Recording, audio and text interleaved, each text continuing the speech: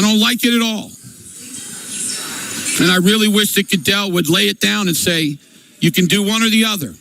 You can be part of an ownership and help people or whatever you want to do, but you're not going to go on TV as one of our main people and talk about other teams and learn about other teams.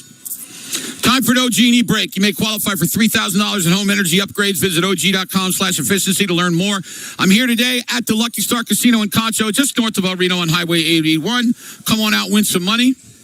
I'm going to have a few minutes to take some calls and text messages when we get back. And then, Fat Jack, top of the hour. It's going to be a great show. I got a good feeling. Plus, I'm going to play some music. Maybe that'll pep me up a little bit, too. I feel good. I don't know. Sometimes I can't figure out what word I want to say. We'll be back. This is the home of the Oklahoma City Thunder, the sports animal. The Sports Animal's brother station, Rock 100.5 The Cat, celebrating 50 years. Hell yeah. And you score the presents. Win free tickets to CatFest 2026, live at Lucky Star Amphitheater, Saturday, August 22nd. Text CAT to 405-900-9957. That's KATT to 405-900-9957. Score all the info and ticket links at thesportsanimal.com or the Sports Animal app. It's back to school time, and the time to get the right truck and SUV is right now. During the back to school sale here at Definitely Ford and Balls Out. Right now, until the end of the month, you can take up to $10,000 off MSRP on new 2026 Ford Explorers with many used cars. And take $10,000 off MSRP on new 2026 Bronco Sport. You can even get 0% on new 2026 Ford F-150s and Broncos. That's $10,000 off new Ford Explorers and Bronco Sports. Or get 0%. And we always give you over market value for your trade, just for making the short drive to save a lot. Plus, to keep the precious cargo on the road, we have mobile service where we can come to you during any season to make sure you don't skip a beat. So come see why more and more truck buyers come to Oklahoma Trucks and buy from Oklahoma's only premier truck and SUV store. And don't forget about our promise. That's my promise of oil changes and engines for life on anything you buy. So put a little down when you travel and head down to Seth Wally Ford in Falls Valley on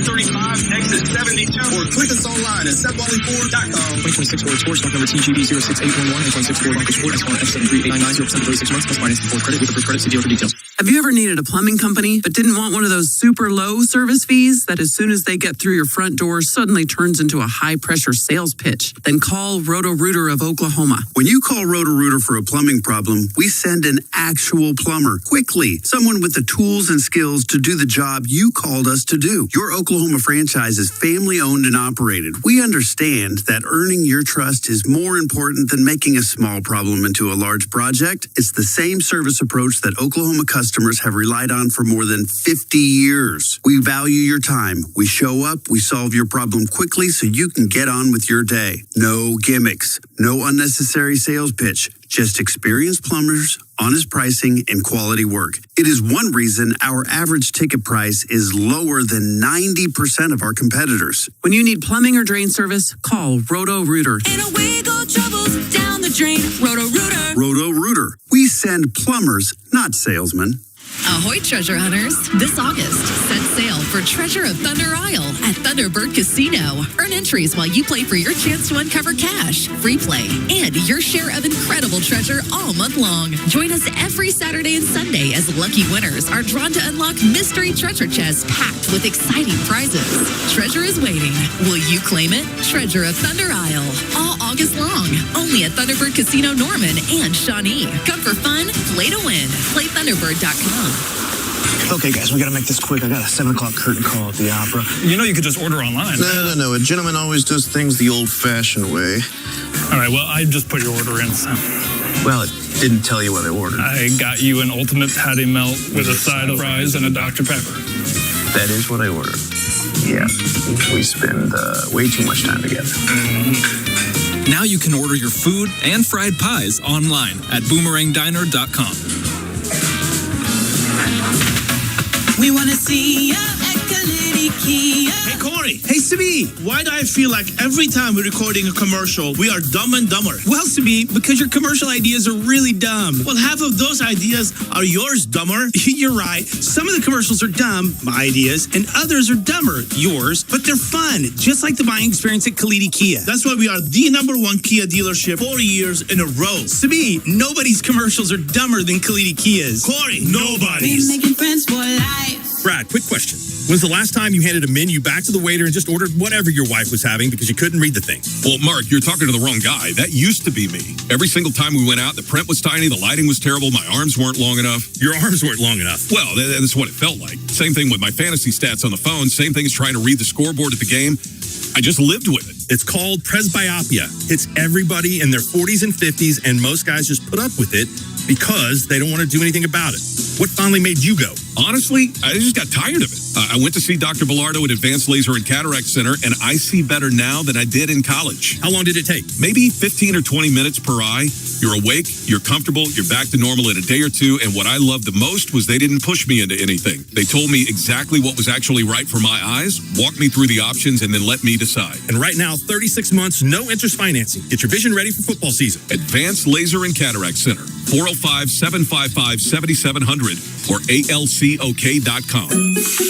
Mr. Rooter Plumbing, a neighborly company. Hey, we got some Sunday Night Baseball for you live from ESPN Radio. This week, it's the Seattle Mariners playing the Houston Astros. Coverage begins Sunday at 6 p.m. on AM 930 WKY, ESPN 640 AM and 98.1 FM, WWLS, the Sports Animal, and streaming live on thesportsanimal.com and the Sports Animal app.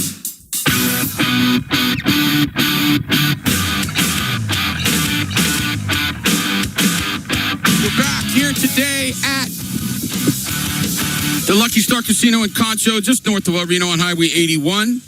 People winning money. The golf is going on. Scotty Scheffler is in the lead. He is tied with Sung Ji Im. And he's having an incredible round, so he is 6 under today. He has 8 birdies and 2 bogeys. All right, 405-900-9957 is the Lucky Star line. If you'd like to get in, it's also the Johnny's Charcoal Broiler text line. And we would love to talk to you today. Don't forget Fat Jack coming up in a little bit. Preston, do we have some people that are on the phone that would like to talk? Let's do it. You're on the Sports Animal. Go ahead, please. Hello. Yeah, okay. Yeah, what's up? Yeah, go ahead. Okay. Yeah. If you're a high school football fan, on August, they moved to Thursday night where everyone can come out. Lincoln Christian, 2-time state champion in 3A versus Jones Longhorns, last year's champion in 2A. And Jones has moved up to 3A, and Lincoln Christian has moved down to 2A. So it should be a great game to start the high school season.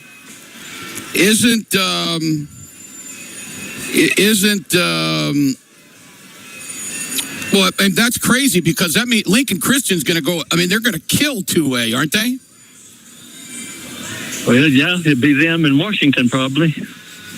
Yeah, that's crazy. I can't believe they moved down.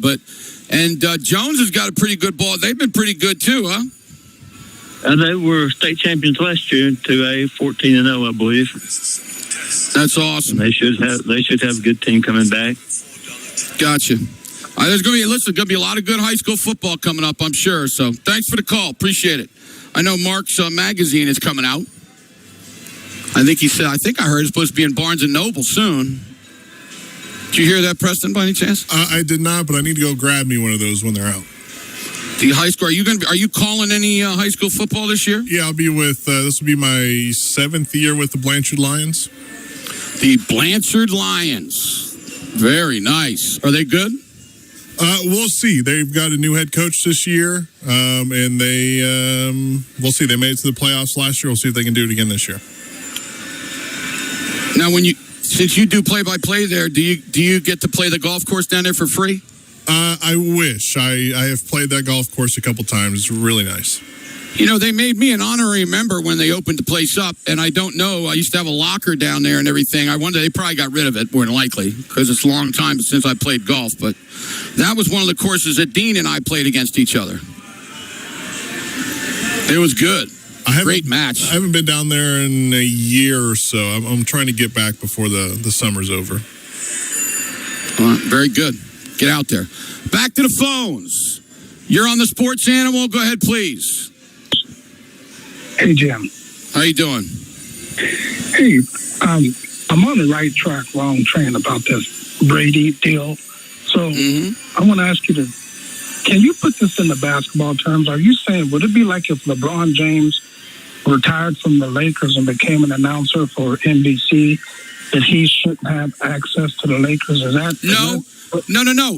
It would be like LeBron James retires from basketball and buys a small share of the New Orleans Pelicans, and then he gets the lead job on ESPN to be their analyst. That's the way it would be. These guys are connected to these teams. Once LeBron James isn't connected to the Lakers anymore at all, right, as of right now. See what I'm saying? He's not with them anymore. But if he were to go to buy some part of another team and then be the analyst, that's what this would be like. Oh, okay. I see what you're saying now. So it's because he has stake in another team. Exactly. Not that he played for that team. No. It has nothing to do. Brady didn't play at all for the Raiders. Okay, I understand. See? Now. And Aikman didn't play for the Dolphins. Yeah, it only has to do with guys that are doing something with another team. Okay? Okay. Yeah, I understand it now. All right. Thanks, brother. Appreciate it. Yeah, no problem. That's I don't know. Maybe I did not explain myself well enough. By the way, Scheffler is he's about 5 feet away for another birdie. This dude, I'm telling you right now, Preston, I know you're not a big golf guy, but he is playing some unbelievable golf today. This, if he makes that, it'll be his 9th birdie. I mean, 9 birdies in 15 holes, man. That's pretty impressive. Pretty impressive. Do we have time to get another call in? Yeah, we got some time. Let's do it. You're on the Sports Animal. Go ahead, please. Hello. Go ahead. Yeah, go ahead, man. Hey, Ben. Hey, this is Dan. This is my first time calling, but okay, what's up? I've been listening to you for a while now. I'm an East Coast guy. I'm up there from New England. Okay, cool. But no, I just like talking to you, you and Al talking about all the stuff back east, and keeps the memory alive of being back home. But it certainly is different. It certainly is different out here, isn't it? Yeah, it sure is. But I've been here for about 10 years now, anyways. But no, I was just heard you talk about Winter Creek. I haven't seen your walker down there at all, but I can take a look and let you know. But if you guys ever want to come out, go ahead. I'm sorry. Want to come out and play around in golf, and we can do it. Well, I appreciate it. I haven't played golf in like 15 years because of all the surgeries and pain that I have. Right. But I did love playing that course. Dean and I had a match that Craig Humphreys was talking about. He was following us around, and he was talking about it on radio, and it was an incredible match. He had me 3 up. We weren't playing match play. We were just playing stroke play. He had me 3 up. He was up 3 on me going into 17, and I eagled 17 and birdied 18 to force a playoff. That's a couple good holes right there. Yeah, but then he beat me. I got to say, then he beat me. So that'll happen. I know, but it was fun. Sounds like golf. That's a beautiful course down there. So thanks for the call, brother. Appreciate it. Yes. Yeah, man. We'll talk to you. All right, man. Time for an OG&E break. You may qualify for $3,000 in home energy upgrades. Visit OG.com/efficiency to learn more. I'm here today at the Lucky Star Casino, and we are watching Scheffler putt to go to 9 under and take the outright lead here. And he has done it. So he is now at 9 under, 1 up on M, and he now has 9 birdies. Crazy. We'll be back, ladies and gentlemen, on this Be Happy Friday. We'll play a little great music, and then we'll talk to the Fat Jack. Right here on the Leader in Sports, The Animal. But first, breaking news. Tap into the WWLS mobile app today for the latest stories, events, podcasts, and news from the sports animal. And now sports. Available for free at the App Store and Google Play. Catch live audio and video streams and much more inside the WWLS mobile app. Powered by Chapel Supply, the nation's leading dealer of American-made cleaning equipment, chemicals, parts, and service. 98.1 FM, WWLS, the sports animal.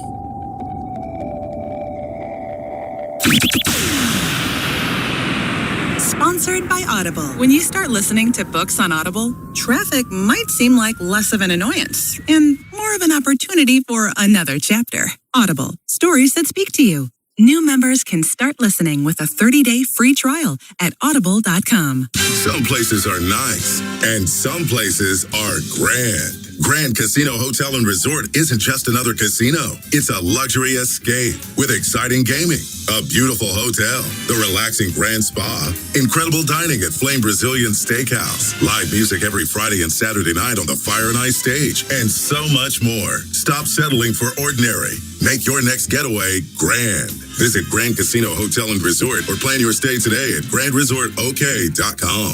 No matter who you are or what your background, we here at Big Tobacco want you to know that we will never discriminate against any age, ethnicity, or gender. You can trust that we will tell you whatever lie is needed to convince you to try smoking. Our messaging will always think of you first. Lying to you. Right wherever you are. Because you are our Number one customer. Big Tobacco wakes up every day ready to get you hooked. Help fight the lies at tobaccostopswithme.com.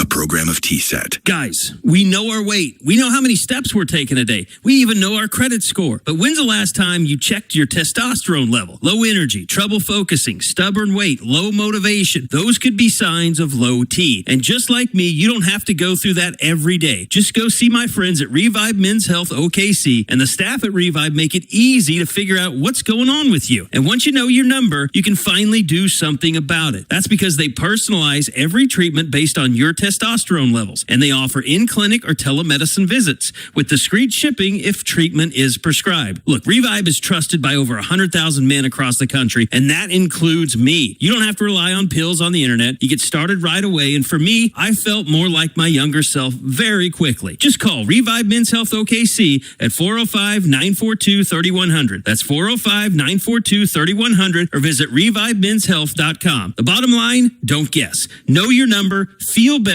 live stronger. Download to see if you qualify. Not all customers will qualify. Transfer fees may apply. No Albert subscription required. Albert is not a bank. Albert Instant Loans are issued by FinWise Bank, member FDIC. Not an actual client. Terms apply. Kylie, what's wrong? I just got hit with a car repair bill. I'm behind on rent, and I feel like I can never save any money. Have you tried the Albert app?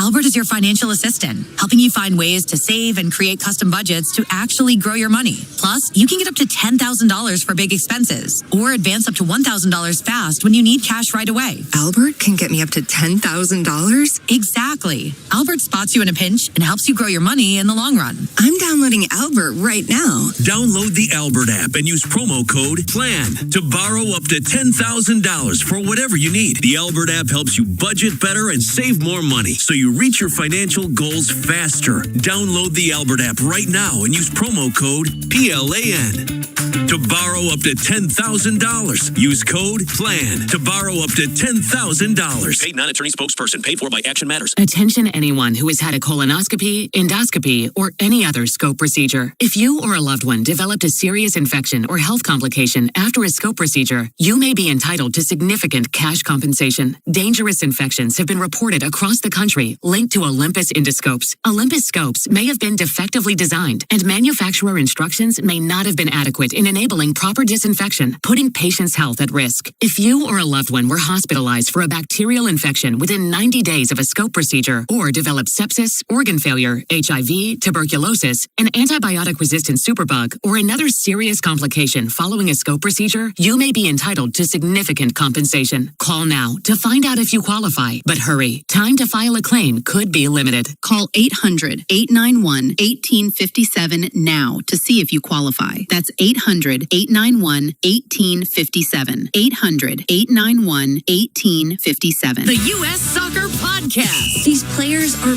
battered and exhausted, but you don't hurt like this if you don't care about this team, about this country, about this game. You can feel the intensity, the goals, the energy, wow, look at us. Here in the U.S., I have got some news for you. There's so much more to come. My name is Megan Klingberg, and we're just getting started. The U.S. Soccer Podcast, presented by Henkel. Follow and listen on your favorite platform.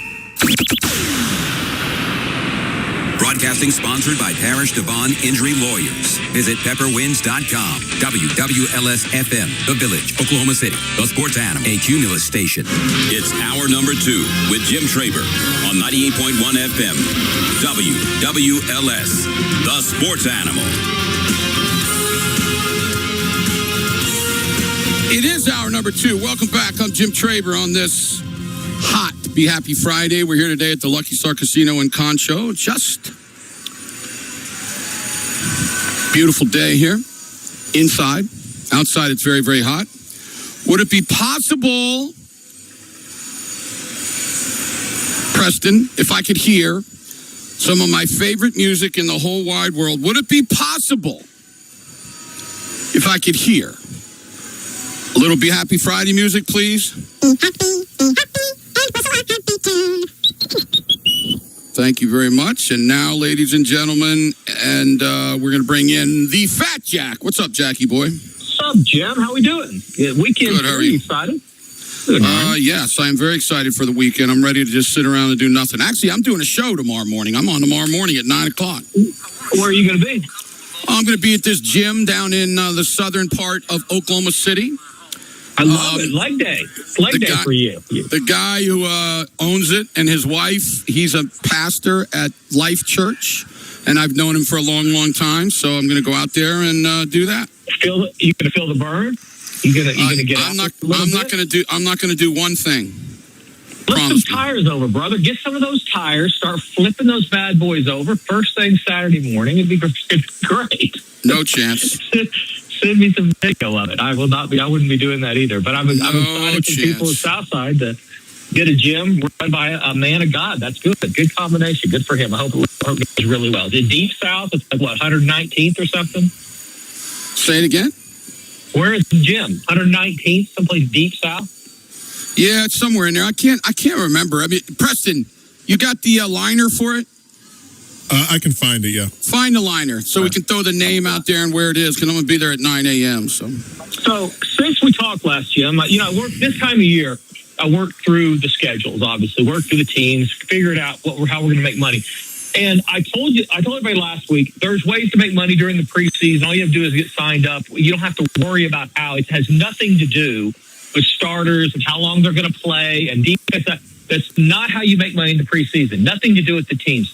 Everything to do with motivation, the culture of the program, and whether the coaches frankly care or not.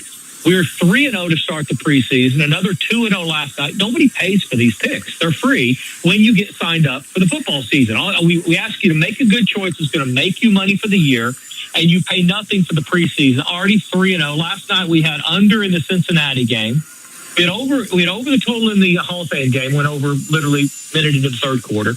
Under last night in the Cincinnati game, and then we had the Chargers plus 1.5 points, and they won by a couple of touchdowns. So easy 3-0 start, and excited about this weekend also. So good time to. And by the way, we talk a lot about those different ways to make money in the preseason on the social media platform. So if you're not following me at Fat Jack Sports on TikTok and on Twitter and on Instagram, you're missing just some fundamental information that will help you make a little bit of money as we head before the season, which a lot of guys right now are Kenny Rogers, Jim, and you know that. They all think they're good at this, and they realize normally by the time we hit Halloween that it's a lot harder. I can at least help them build a little profit before we get to the season. So excited about that, and actually have a couple of teams. I looked at the Chiefs and looked at Tennessee, and I'm going to actually play some futures bets on both of them as we head into the season. You have any thoughts on either of those teams? Say which one's the Chiefs and who? Tennessee Volunteers, the Vols. You know, We were talking about this yesterday. If you look at all what you would consider the top maybe 15 big boys in college football, there's only 2 of them that are going with a brand new freshman type quarterback, Tennessee and Alabama. If you look at all the other big boys, they either got in a transfer in the portal or they're playing a kid that's played before.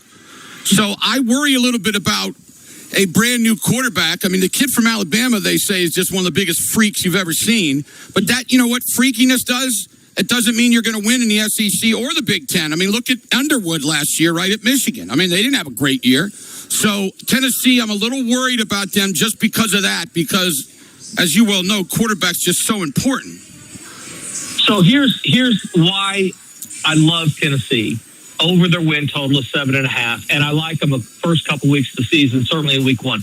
Because, yes, all of those things you just said are why the win total's so low, why you're getting some value looking at a team before the season starts. In college football, with all the turnover and all the transfer portal and all that, you've got to find ways to – you got to have some teams with some doubt on some level and then figure out how you can work through that. The way you work through it with the Vols, it's very easy, actually. In 2 words, and Sooner fans know it. It's Josh Heupel. It doesn't. He is Lincoln Riley, like him or not, like Lincoln Riley or not. Lincoln Riley knows how to coach quarterbacks. Lincoln Riley knows how to put an offense on the field that creates problems for defenses, especially when they're inferior teams. And Josh Heupel does exactly the same thing. He is a quarterback genius. They will start their curve will be so far ahead of a lot of teams they play early in the year, and it is every year, by the way. This is not just new to this year. I mean, he year in and year out dominates the early part of the season. I mean, a couple years ago, I'm trying to find my notes here. Here we go. A couple years ago, they beat Eastern Tennessee State 72-17 in week 1. He doesn't care. And by the way, he doesn't care that you show up with an inferior team. He'll beat you by 100 if he can. That's not the case with everybody. 2 years ago, they won 69-3 against Chattanooga and 71-0 against Kent State. They opened Furman. Their win total is only 7.5, Jim. And if the quarterback play is what I think it will be, which will at least be good, and probably will be above that because of Josh Heupel having nothing to do. And Lincoln, Sooner fans know this. When those offenses stepped on the field, they have guys running wide open. And Tennessee has 8 returning starters on offense and 4 on defense. This is not a team that was decimated by the portal. Everybody loses some, but they weren't decimated. And you're getting some value because that one thing you said, the quarterback is unproven. Well, I'm finding ways to overcome that and then try to take advantage of that before the season starts. I like Tennessee early against Furman. I like them over the 7.5 wins. We talked about this last week, but not every team that's dominant is great in week 1 against the number. Kirby Smart, 0-15-1 against the spread when he's a 38-point favorite or more. He does not cover when he's given over 38 ever at Georgia. They're 46-point favorite against Tennessee State. So I played the underdog and hold on to my hat in that one. But this one here in that week 1 against Furman, and that's what you're trying to do in week 1, Jim, right? I mean, you're not going to know everything about every college team. That's stupid. You just can't do it with all the turnover. So you try to find ways to get ahead of the line, get ahead of the market, figure out where you know things that normal people don't, or at least be able to apply that information, and then take advantage of that as you're building a little profit through week 0 and week 1, which is exactly what my clients and I are going to do. So I actually like the Vols. I think they start out pretty hot, and I think they're undefeated going into Texas. So going into – actually, I think there's a chance they beat Texas. I think they're really going to be good this year, especially if the quarterback turns out okay. And if they get the win and they play Texas at home, going into Alabama in middle of October is going to be a big game for them. And by the way, you will have almost won your bet if they just win the ones they're supposed to. You're probably going to have your money cashed before you even get to the end of their schedule, which is really tough. They go to A&M, they play LSU, and then they close at Vanderbilt. So that's just one of the teams I've been looking at over the last week. It's interesting because I haven't heard anybody else say anything really positive about Tennessee. That's why we like them. We're trying to find places nobody else is, right? Yeah, I mean, the quarterback. I mean, if you got a lot of confidence in the freshman quarterback, it would be hard for me, but that's what you do. That's your business. I don't do it. So, I have a lot of confidence in Josh Heupel. A whole lot of Josh Heupel. Now you're riding on the Chiefs, I guess, because Mahomes is 100%. No, I'm not riding on the Chiefs to win the Super Bowl or anything. I just think there's going to be some value early. Their defense is where they've kind of been decimated. The secondary, a lot of turnover there. But Spagnon's proven that he's a really good defensive mind. So I think, and the offense I do think Ken Walker's an upgrade from their running back by committee that they've had, which should take some pressure off Mahomes. So I think this is a team that early in the year, what I would look to do it with them is anytime they are a 6 or more point favorite, I would play their team total over, because I don't know how many stops they're going to get early. The defense, I think, will take them a little bit of time. But so I don't know if they're going to cover the big numbers, but I do like if you get a team total with them 24, 26, somewhere in there, I go over that more times than not, understanding that even if the defense is lagging, I may not catch the side with the Chiefs, but I'll make money based on the fact that those shootouts are going to help the offense that I do think is going to be good again this year. So just a couple of different, like this time of year, you're trying to figure out ways to make money until you know what the product is across all these teams. And that's one of them, but I think I'm going to lean on a little bit more some team totals with the Chiefs, because if their defense is bad, that's going to help your team totals go up if you're betting on the Chiefs to score a bunch of points. Now, I guess with all these places that you can bet now, I guess like Tennessee and Furman is on the board? Yeah, it is. They're 34-point favorites against Furman, and you can bet it right now, actually. So at least you can't go if you download draft. Like we've talked about this before, but if you're in Oklahoma, they're actually 48-point favorites. Sorry, which I don't care. They 2 years ago they won 136-3 in their first 2 games against teams exactly like this. Like I said, last year 72-17. If he can score 100, he's going to, because Heupel's not about showing mercy or resting people. He's about getting the offense clicking, because he understands he's going to have to score a ton of points. And once he gets into the SEC, so they keep scoring. There are a lot of games last year, they're up 40 at half. And then you may have to sweat it late. Them and Texas Tech both. I had a bunch of games where they're giving big numbers last year, and they're covering the number by halftime, and we're holding on as the third-team defense is in there, but they're still getting there more times than not. So, but yeah, you can bet. And the easiest way, if you're in Oklahoma, you download DraftKings, download FanDuel, download Kelsey. If you download Kelsey, enter Fat Jack as your promo code, they'll give you extra stuff, actually, in any state. But if you download these apps, they're going to directly take you to the prediction market version of their app, which is legal. And nobody has said that you can't bet on that yet. It's available in all 50 states by all these apps that everybody has in all these other states. And you don't have to worry about, am I on a prediction market or am I on a sportsbook market, which is essentially the same thing from a gambling standpoint. They take you because they geofence you, and they know exactly where you are, and they take you in Texas or Oklahoma or California or Georgia, Hawaii. They take you directly to that version of their app so that you know you're in the right place. Wow, that's crazy. I got a feeling that that's going to get beaten down someday. 18, we went over this, but 18 months from now, it will go in front of the Supreme Court. There are states that are coming out and trying to do stays and temporary injunctions, and that those will not work.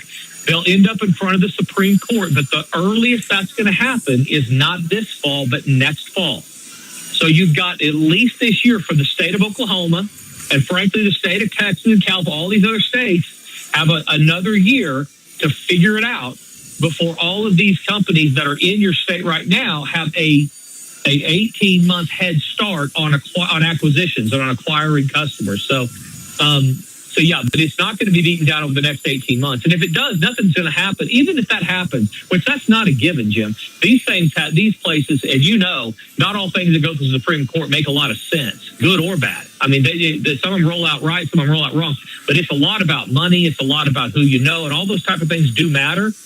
And so there's not a guarantee that it will be beat down. That's not even the consensus right now.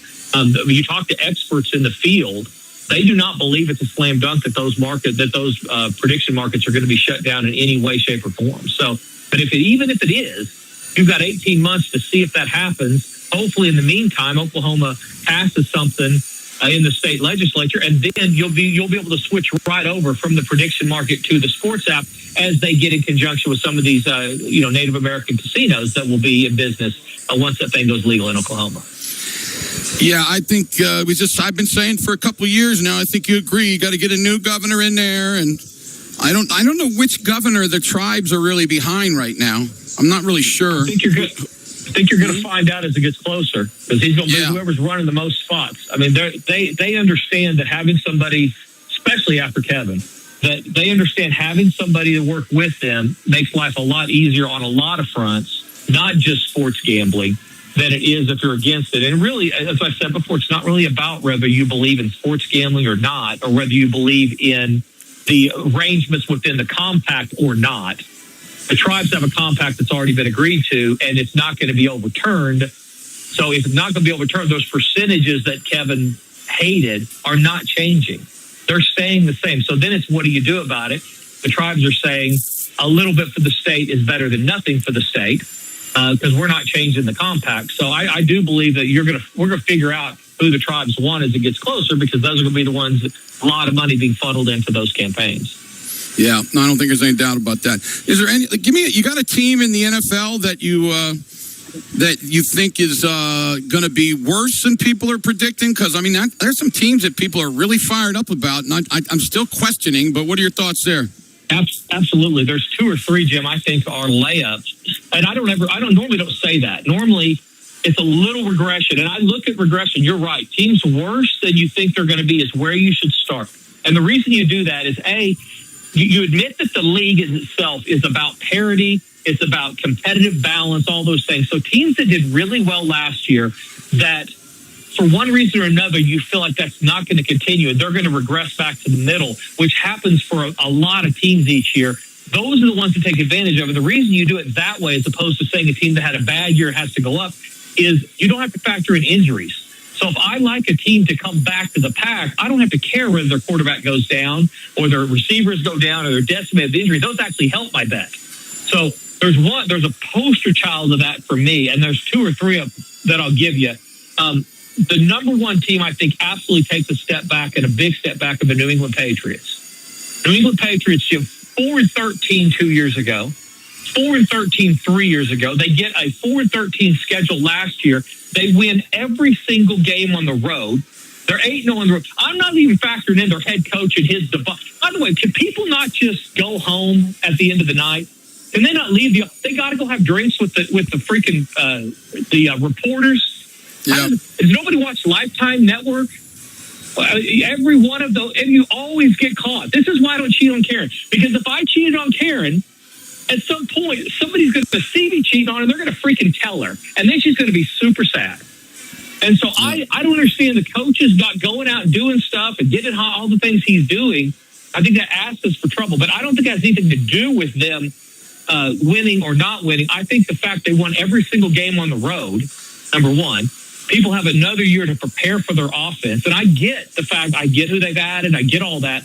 But you don't win every game on the road in the NFL. And you don't go from 4-13 to 14-3 most of the time without a regression the next year. So they're the easy of the, if you want to say easy, they're the easiest for me. The other 2 that are in that similar boat, the Bears and Denver.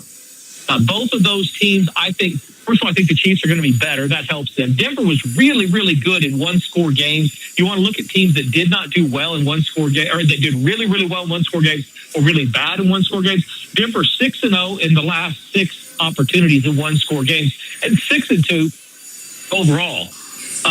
They ran through the play. Then in New England, both, when they got in the playoffs, they're playing teams that were injured and they were hurt. So the perception of how good they are, I believe, is overrated versus what they actually are going to be coming into the new year. So those are just a few. The other one, I think it's Sanford, that the Bears are another team that 5-12, then 7-10, and then they go 12-6-1. But this is a team, 11-6. This is a team that I expect to regress a little bit based on all those close games a couple years ago. And the fact that I'm not totally sold on the quarterback just yet. I don't think he is the guy that's rolling around throwing 80-yard passes and, bailing games out at the end on a consistent basis. Their win total is 9.5. I go under that. I think this is about an 8-win team. Yeah, I can see that. Is there a team that usually is terrible that you think is going to do some really good stuff?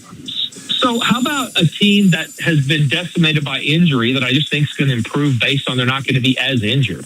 The Cincinnati Bengals are, 30-1 to win the Super Bowl. And I don't think they win the Super Bowl, but we forget how good Burrows and Chase and that offense has been when they're healthy. And you can always say when they're healthy, and everybody wants to dismiss injuries. Well, when you're looking at preseason stuff, those things matter. So you do care about that, because if they stay healthy, this is a team that I think can be really dangerous. And the reports coming out of camp, their defense has gotten a ton better.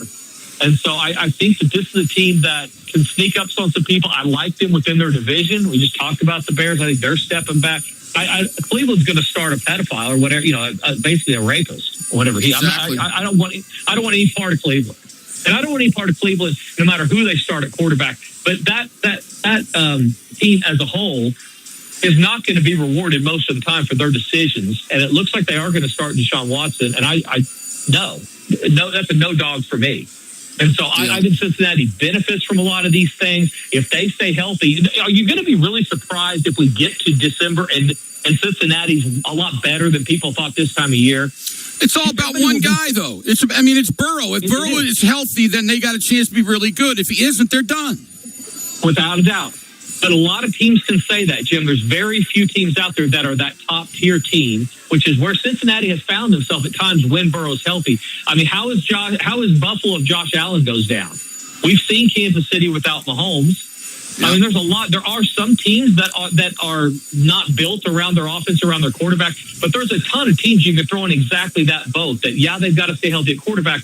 But my thing is that ceiling that we apply to some of these teams if they stay healthy, we don't seem to give that to Cincinnati because they haven't been good in a while. I think enough of the pieces are there if they improve defensively at all, and within their division also. Again, we don't have to get them to the Super Bowl. We just got to get them to the playoffs, and then we'll be in a really good spot. So I think that's certainly a team to look out for. Okay, so now you have put for me, you put 300 down on the Indiana under, 300 down on the North Carolina under. Is that correct? I have not, because somebody else asked me if I had, and I said, I'm going to need you to send, I'm going to text you with a reminder, but I'm going to put you on an app that I could cash out in Vegas. So when we're there, if these cash, I can just hand you the cash. So I'm not getting on an app. You're not getting on an app. I'm getting on the app. I'm going to bet it for you, but I'm going to do it when I go to Vegas. This will be before the start of the season, but I need you to text. I'm going to text you and say, Jim, I need you to send me your bets. And by the way, Al's never been more right. I've called me your bookie or a bookie for literally the better part of 20 years. I'm not a bookie. I've never been a bookie. But at this, I feel like a bookie during this set. But I need you to text me with who you want. And when I'm in Vegas, the next time I'm going to put it on MGM or Caesars, one of those that's not in Oklahoma or not. So that if and when they hit, I'll be able to get the Super Bowl. I'll just be able to hand you cash, and I won't have to. Well, I want to put. I definitely want to put $100 on the Saints to win the Super Bowl, and then if they get to the playoffs, hedge them. You want to do that with me?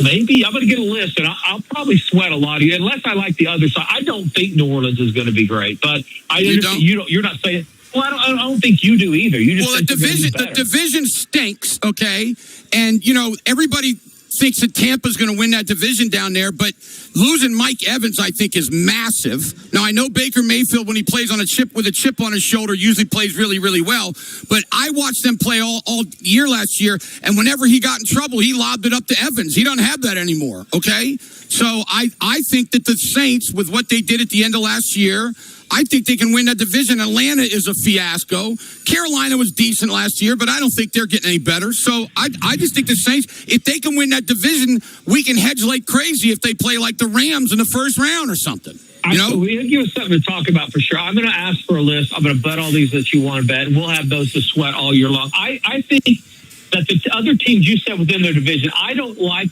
how good they were at the end of the year. I just don't know that we're getting that same team when this season starts. You believe the coaching certainly matters. The quarterback learned a ton. I get it. I mean, I hate it when people beat down a long shot. You give out a long, you like them. They're not 5-1. I mean, they're going to be this team will be 50-1 or whatever. So I don't think they can win the Super Bowl. That's what I'm saying. I don't like it when people say negative things about long shots that I give out, so I don't want to do that to you. They're a long shot for a reason. That's why you like them. So, but you're asking, do I love them? I'm not like at the same level you are, but I'll ride it with $100 for you. I don't care about that. But yeah, I'm going to do all that before we get to the season. Like I said, everybody's 0-0 right now, so we're going to find out. We're getting closer.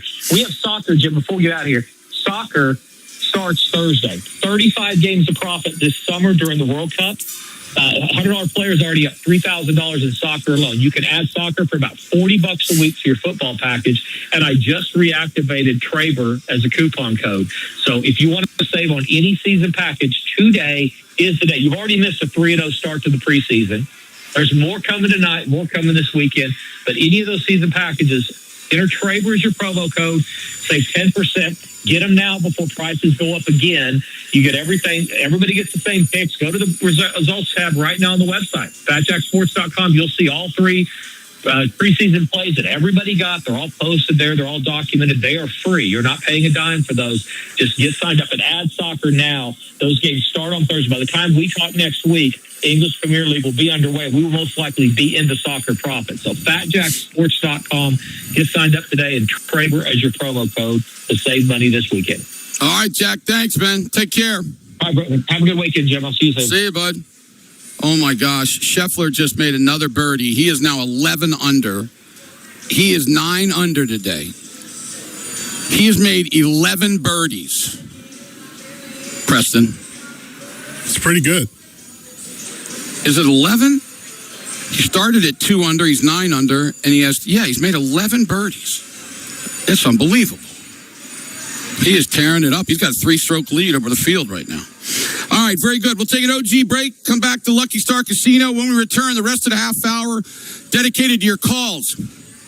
So talk calls and texts. Let's do it. 405-900-9957. Cannot wait to talk to you on the Sports Animal. Click on thesportsanimal.com. Recently redesigned and refreshed for you. Welcome to the internet, my friend. How can I help you? Always your home to stream WWLS and catch up on podcasts. Plus, get the latest headlines from the world of sports. Chime in on sports polls. Score the play-by-play schedule and event info, contests, and much more. All online now at thesportsanimal.com.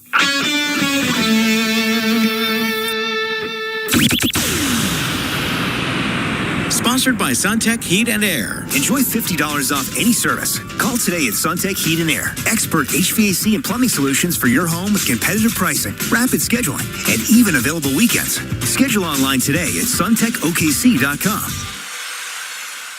It's summer at Metro Shoe Warehouse with the hottest footwear and apparel. Shop your favorite brands like Birkenstock, Bourne, Clarks, Taos, Dansko, Echo, Naturalizer, Dolce Vita, Steve Madden, Mia, Tiva, Chaco, Keen, On, Hoka, Brooks, and Ultra. Complete the look with apparel from Free People Movement, Fiore, UGG, Spanx, and C Supply. Plus, women's regular price shoes are always buy one, get one half off. Some exclusions apply. Shop local today at Metro Shoe Warehouse in OKC and Norman or online at metroshoewarehouse.com. Back to school season is here, and Bob Howard Auto Group has the ride to get you there. From dependable trucks to family SUVs, enjoy cold AC and comfort for every school run, practice, and weekend getaway. Shop the full lineup today at bobhoward.com. Bob Howard, a Group 1 dealer. Oklahoma, let's swap keys. At David Stanley Chrysler Jeep Dodge. Tired of that high car payment? Let's swap you into a new Chrysler Jeep or Dodge and possibly lower your current car payment. Yes, new ride, lower payments, and take the rest of the year off with no payments for 6 months. New Jeeps start at just $349 a month. 0 down. Take title and tax included. Let's swap keys. Think you owe too much on that old ride? Not anymore. Get $18,000 negative equity assistance to swap you into a new Chrysler Jeep Dodge or Ram truck. Oklahoma. If you're tired of that high car payment, let us swap you into a new Chrysler Jeep Dodge or Ram and possibly lower your current car payment and take the year off with no payments for 6 months. $18,000 negative equity assistance. Lower car payment. Let's swap keys. One location only. David Stanley Chrysler Jeep Dodge across from Tinker and Midwest City. Several to choose from. $349 a month for 96 months at 6.49% APR. Plus $649 doc fee on Jeep Compass. No payments for 6 months with Dash Financial. Dealer retains all rebates. Hey, have you been to a Louis Grill and Bar for lunch lately? Because everybody else has. Their Choose 2 combo meals for $10. It has absolutely blown up to the point we're extending it until 4 p.m. now. Listen up. Hit your local Louis. There's one everywhere. And just pick 2 items from the menu of salad, sandwiches, pizza, and more. And it's just $10. And now 11 a.m. until 4 p.m. Amazing. There is always something great going on at Louis.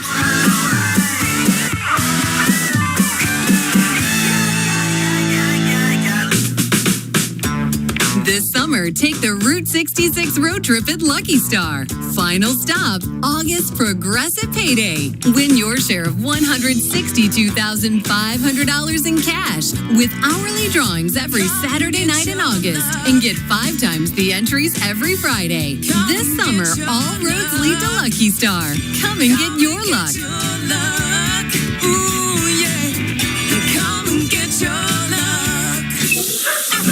Oh, not now. Plumbing issues can put your life on pause. But with Mr. Rooter Plumbing, your life will be flowing again in no time.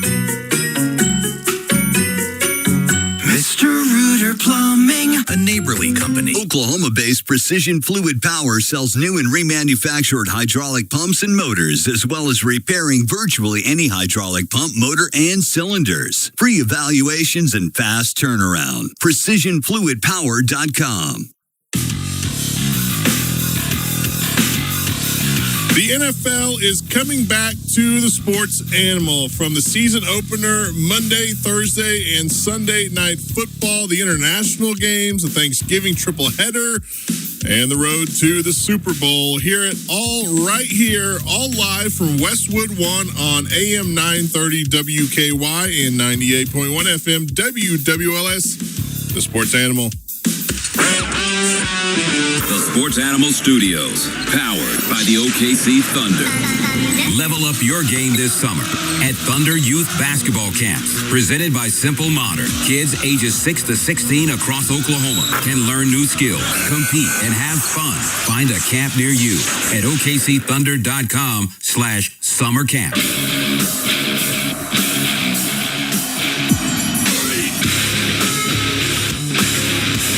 We're back here today at the Lucky Star Casino in Concho. Phones are open. Let's fill them up. Whatever's on your mind, 405-900-9957. That is the Lucky Star line. It's also the Johnny's Charcoal Broiler text line. I have been looking at the Phil Steele magazine, kind of studying up on the college teams, who I like, who I don't. I believe that me and Tram and Al today are going to do the college quarterbacks that have the most pressure on them to have big years. We did that the other day with pro quarterbacks. Maybe, Preston, I'd get your thoughts. Can you give me a couple of quarterbacks in the NFL? It could be because they were hurt last year. It could be because they stunk last year. It could be because they were going to a new team this year. Give me 1 or 2 or 3 quarterbacks in the NFL that you think it's a big year for. I think Josh Allen, number one, because he kind of, in my opinion, spearheaded the firing of his head coach to bring in a guy that he wanted to be the head coach in Joe Brady. And obviously we know his history of coming up short to make it to the Super Bowl so far. That would be one for me. I would probably throw Justin Herbert in there as well after obviously just unable to win a playoff game. I think that's a big one where he needs to go out and prove that he can win a playoff game this season. Oh, and who else? Former OU quarterback, right? Kyler Murray. Yeah, Kyler Murray going to a new team in Minnesota, which is, obviously he just got the starting job there, a couple days ago. So he's got a lot to prove up there to see if he can still do it. Yep. I agree. I think there's a decent amount of them. Just to throw a couple out before we get to the phones, 405-900-9957. I think that it's a big year for Jalen Hurts. Poor guy. He's had like 5 offensive coordinators since he's been there, but he does have a new guy that people are fired up about. And frankly, the Eagles didn't play that well last year. They didn't. Up to what you would think they would. I think that there's a couple other ones that we talked about. What about Lamar? Lamar was high on my list, dude. High on my list. because I'm just telling you that he had a bad year last year. And, he won I understand he won 2 MVPs, but he has played really bad towards the end of the year in the playoffs. You know what I'm saying? Yeah. I mean, so that's a big one. I totally agree with you. What are your thoughts on a guy like Bryce Young, who last year there really weren't any expectations for the Panthers? They go out, they win that division. Now, obviously, they're going to have a tougher schedule this year, but what are your thoughts on a guy like Bryce Young in Carolina? I liked him out of college. I think that, it is a big year for him. You could definitely say that because he's just got to keep getting better. But, it's not like a year where at the end of the year you're going to question whether he's going to be there or anything like that. But, yeah, I'm good with that. I think there's a bunch of them that have questions. You can go all the way around the league. I said Tua just to stay on the field. Poor Tua. Like I've said that if I was his friend or his buddy or his father, I'd tell him, dude, man, I think you need to retire. But he won't. And that's fine. I probably wouldn't either. But what happens if he gets in a hit in the head again? Yeah, getting to it's already been at the dangerous point, but it's very, very dangerous now at this point. What are your thoughts on the Falcons quarterback position? Because they have Tua and Michael Penix, and both guys who have not been healthy so far in their career. Well, I like Penix. Penix is another guy I like. Yeah, 2 left-handers. I like Penix. I don't know why they did the Tua thing. I don't understand it. Tua is just such damaged goods. And I mean, first of all, I love Tua and his faith and everything, but he's a pretty good player too. And I just don't, I don't know, man. I don't know why they didn't just say, okay, this is our guy. We're going with Penix. I don't know why they didn't do that. Because they're not winning anything this year with either one of them, are they? No, which is a shame because the pieces that they have on offense, I think, are very good. Yep, and then they gave Robinson all that money. So there's a lot of quarterbacks that have to make big. They got to do some things this year. Your boy Herbert is at the top of the list. You talk about a dude that can't play in the playoffs, man. That's got to drive you crazy. Wait, so four interceptions last year or the year before? Which one? Was it 2 years ago? It was the year before, but a few of those were in and out of the receiver's hands. Yeah, I hear you. So I don't necessarily blame that, but it's all got to start on the offensive line. Now, he's going to have both of his starting tackles back who are both hurt and out for the season a year ago. They went and they signed a decent center, so I think it's all going to be on the guards for him up there to protect him because, Jim, if you can protect him, the dude can throw it a mile. Yo, he's got a great arm. Great arm, dude. Great arm. Yeah, I love his talent. But he's going to be one of those guys. At least you brought up Josh Allen. At least Josh Allen has won some playoff games. Yeah. So Herbert's got to start winning some playoff games, and he's in a tough division. Don't get me wrong. I mean, the Buffalo Bills have 4 guaranteed wins, right? 4 of them. The Jets and the Dolphins. So that makes it a lot easier. So anyway, good stuff. Let's get a phone call in. You're on the Sports Animal. Go ahead, please. We don't have any phone calls, but we do have some text messages. Okay, what do you got? Nobody wants to talk to me today. What do you got on text messages? So going back to the you wearing a Dallas Cowboys jersey, people are asking if you would wear that in public or if that was just for a photo op. Yeah, I mean, if I have to wear a jersey, I'll wear it to a remote. Sure. It's like a Monday night game that they're playing, and you show up in the jersey for your remote. I could do that, sure. Yeah, we'll do that. And then people come by and take pictures with me in the jersey. It'll be a collector's item because I promise you, the last game of the year, I'm burning that thing. Because I promise you, I'm not going to wear it anymore. So, anyway, back to the phones now. We got some callers. You're on the Sports Animal. Go ahead, please. Hey, Jim, it's Dave. Can you hear me okay? Yeah, how you doing, Dave? What's up?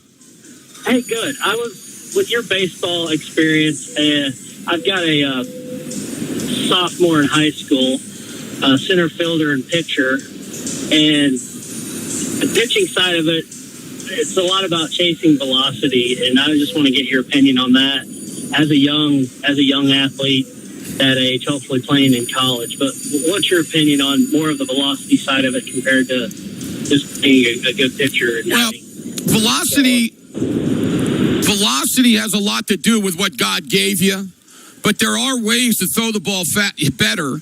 And interestingly enough, I've told people this many, many times. It's not how strong you are. It's how much elasticity you have in your arm. So the number one thing for pitchers that want to gain velocity is to once or twice a week, you got to play long toss, and you got to do it all year round.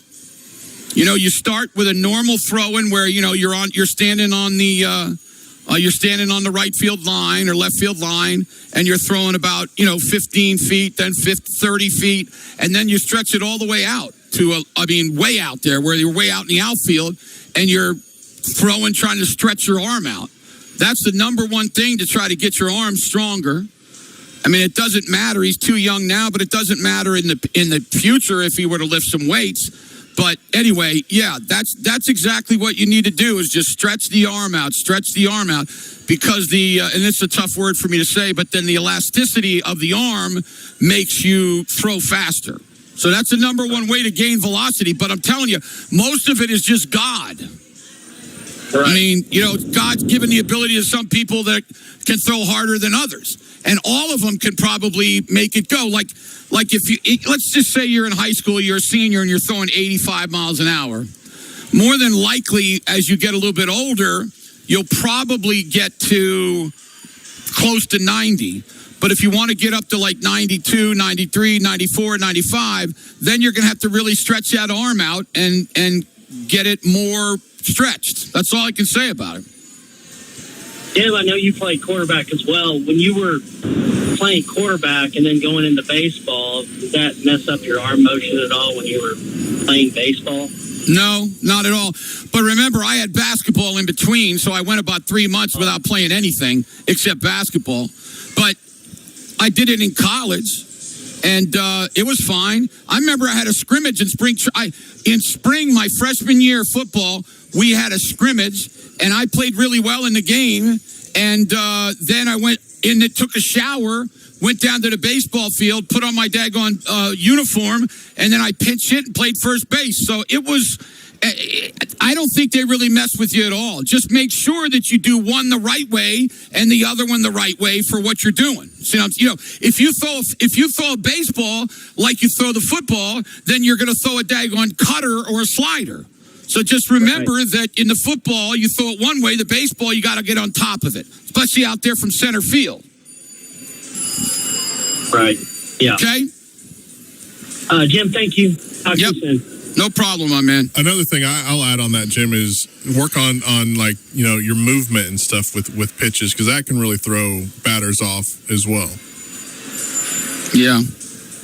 Like your change-ups, two seams, stuff like that to have movement.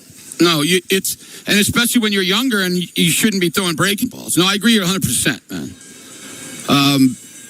If you can figure out a way to take 3, 4, 5 miles an hour off of your fastball, well, that's an entire pitch. And you can grab it instead of grabbing it through the 4 seams, you grab it from 2 seams. And then, just throw the ball and take a little bit off of it, turn it over maybe a little bit. You got another pitch. You can literally have 4 pitches and not throw a breaking ball. You could throw a fastball. You could throw a sinker fastball like we're talking about, a little bit slower fastball where you turn it over. You can throw a changeup, and there's all different kinds of changeups. And then you could throw a knuckleball. Knuckleball doesn't hurt your arm at all. Learn it. I tell kids, man, learn to throw a knuckleball if you're a pitcher. If you can throw a knuckleball, and I'm not saying you throw it 30 times a game, but if you can throw a knuckleball like you get the 0-2 on a guy, throw him a knuckleball. Well, and the knuckleball followed by like a fastball. That fastball looks like it's coming at you about 105 miles an hour. Absolutely. Totally agree with you. All right, let's take that Genie break. We'll come back here to the Lucky Star Casino. People are winning money. Come on out and see us. Stay with us on the Leader in Sports. More calls next on The Animal. A new season of college football is coming. Closer to kickoff. Closer to chaos. Closer to the big games and even bigger expectations. From Norman to Stillwater, the countdown to Saturdays is on. 22 days. The countdown to college football in Oklahoma on 98.1 FM. WWLS, the sports animal, is presented by Rob's Ranch. Now that open enrollment for healthcare coverage has ended, there's still several options to consider that just might benefit you. Need to purchase your own health insurance? Confused about Medicare? Considering offering benefits to your employees? Call the agents at Allison Insurance, featuring 70 plus years of combined insurance business experience. They're able to help clients avoid mistakes when purchasing individual or group health insurance. Call Allison Insurance at 800-580-5587 or 745-2968. They are the experts. I'm a diabetic and I had neuropathy in my feet and I had a lot of pain. Feel like my toes was going to break and it just hurt at night. When I want to go to bed, they start hurting. So I called and I came and I got an evaluation first. I've done 24 treatments now. I don't have no pain. I don't have no numbness. I can walk better and stand better and sleep better. They would treat you real good and take care of you. That's my favorite thing, to come in here. If you're experiencing discomfort, burning sensations, or numbness in your feet, legs, hands, or arms, it could be a sign of neuropathy. Take the first step toward relief. Our treatments are covered by Medicare, Medicaid, VA, and most insurance plans. Feel better in just a few short weeks. Relief is closer than you think. Call 405-674-4949 or visit nerverenewalnow.com. What's waiting for you at the all-new Harrah's Oklahoma Casino in Chandler? One card, over 50 destinations. That's the power of Caesars Rewards, the nation's #1 players card. New slots, endless table games, exquisite cocktails, and memorable dining experiences. Harrah's Oklahoma Casino. Play here. Go everywhere. Must be 21 or older to gamble. Know when to stop before you start. Visit the Caesars Rewards Center for details. I wish we could eat breakfast all day. Fluffy pancakes, crispy bacon. Boomerang Diner serves breakfast all day. Let's go right now. We're here for breakfast lovers all day long. At Boomerang Diner, it all starts here. Big projects start with big plans, but the real story starts underground. In Oklahoma, soils expand, shrink, and shift. And what you can't see beneath your project can impact everything above it. That's where Midwest Engineering and Testing Corporation, METCO, comes in. Our geotechnical engineers drill, sample, test, and analyze the ground beneath your site, giving you the data you need to design smarter, build stronger, and avoid costly surprises. From commercial buildings to schools, roads, industrial facilities, anything with a foundation, METCO helps ensure your foundation is ready to perform for years to come. Don't guess, don't assume, know. Start your project with confidence. Start it with METCO. Archery hunting season is just around the corner and the September rush is coming. That's why you need to bring your bow into H&H Shooting Sports for a preseason service now. Our Archery Pro Shop is the place to be. Our expert technicians will make sure your equipment is in peak condition so you can head into the season with confidence. Don't get stuck in the September rush. Bring your bow in today. While you're here, check out our safe department. We're doubling Browning safe rebates with up to $800 in total savings. Only at H&H Shooting Sports, Oklahoma's headquarters for guns and gear, located just off I-40 and Meridian at OKC. One of the first things that I did was put my cell phone on the normal default font, and that alone was just such a huge wow moment for me. At ClearSight, we want you to experience real freedom from readers and bifocals. Hi, I'm Dr. Luke with ClearSight LASIK and Lens. With custom lens replacement, we can give good distance vision, near vision, and everything in between to allow people to see what they used to be able to see. CLR has completely changed my life. In the past, I would open up my computer and start immediately feeling around on my desk. Where's my reading glasses? I can't tell you the last time I put on a pair of reading glasses. Probably the morning that I had my procedure done, and I haven't put them on since. Tired of searching for readers here, there, and everywhere? Find out if you can lose your readers and bifocals on purpose. Right now, get 0% financing for up to 36 months. To schedule your free consultation, call 405-733-2020 or visit clearsight.com today. Mr. Rooter Plumbing, a neighborly company. Join the ultimate gentlemen, Jim Traber for a special edition of the Afternoon Sports Beat Saturday morning beginning at 9 a.m. live from the Forge training camp. The Forge will be hosting a High Rocks training Half Rocks event prepping for November's competition in Dallas. Swing by Saturday morning at the Forge, 7840 Southwestern in OKC with WWLS, the sports animal. Now it's time for the Air Comfort Solutions winning call of the day. Make the winning call at 405-721-3740. We're back. Here at the Lucky Star Casino and Concho, we'd love to see you. I'm going to be at 6 o'clock. Al Eschbeck's coming in here in a little bit. Can't wait to see him. Our best call of the day, we'll go with that last one, I think. Let's go with the guy who's asking about his son and the baseball stuff. I always like talking about that. It's pretty good stuff. I hope all of you are listening to some of the advice I give you about your children with baseball. Let's get to the phones. You're on the Sports Animal. Go ahead, please. Hello? Yeah, what's up, man? Go ahead, my man. Go ahead. I'm sorry. Are you talking to me? Yes, go ahead. Oh, my apologies. Hey, I'm a frustrated athletics fan.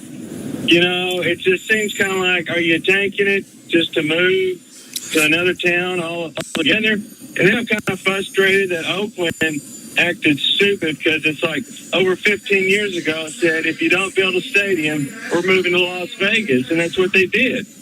Yeah, so I know. Like, damned if you do, damned if you don't. Well, listen, man.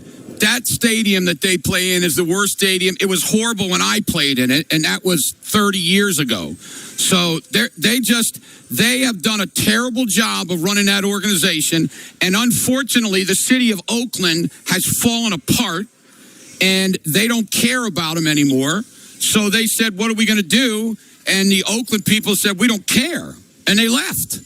So, I mean, you can't keep it. It's like Seattle.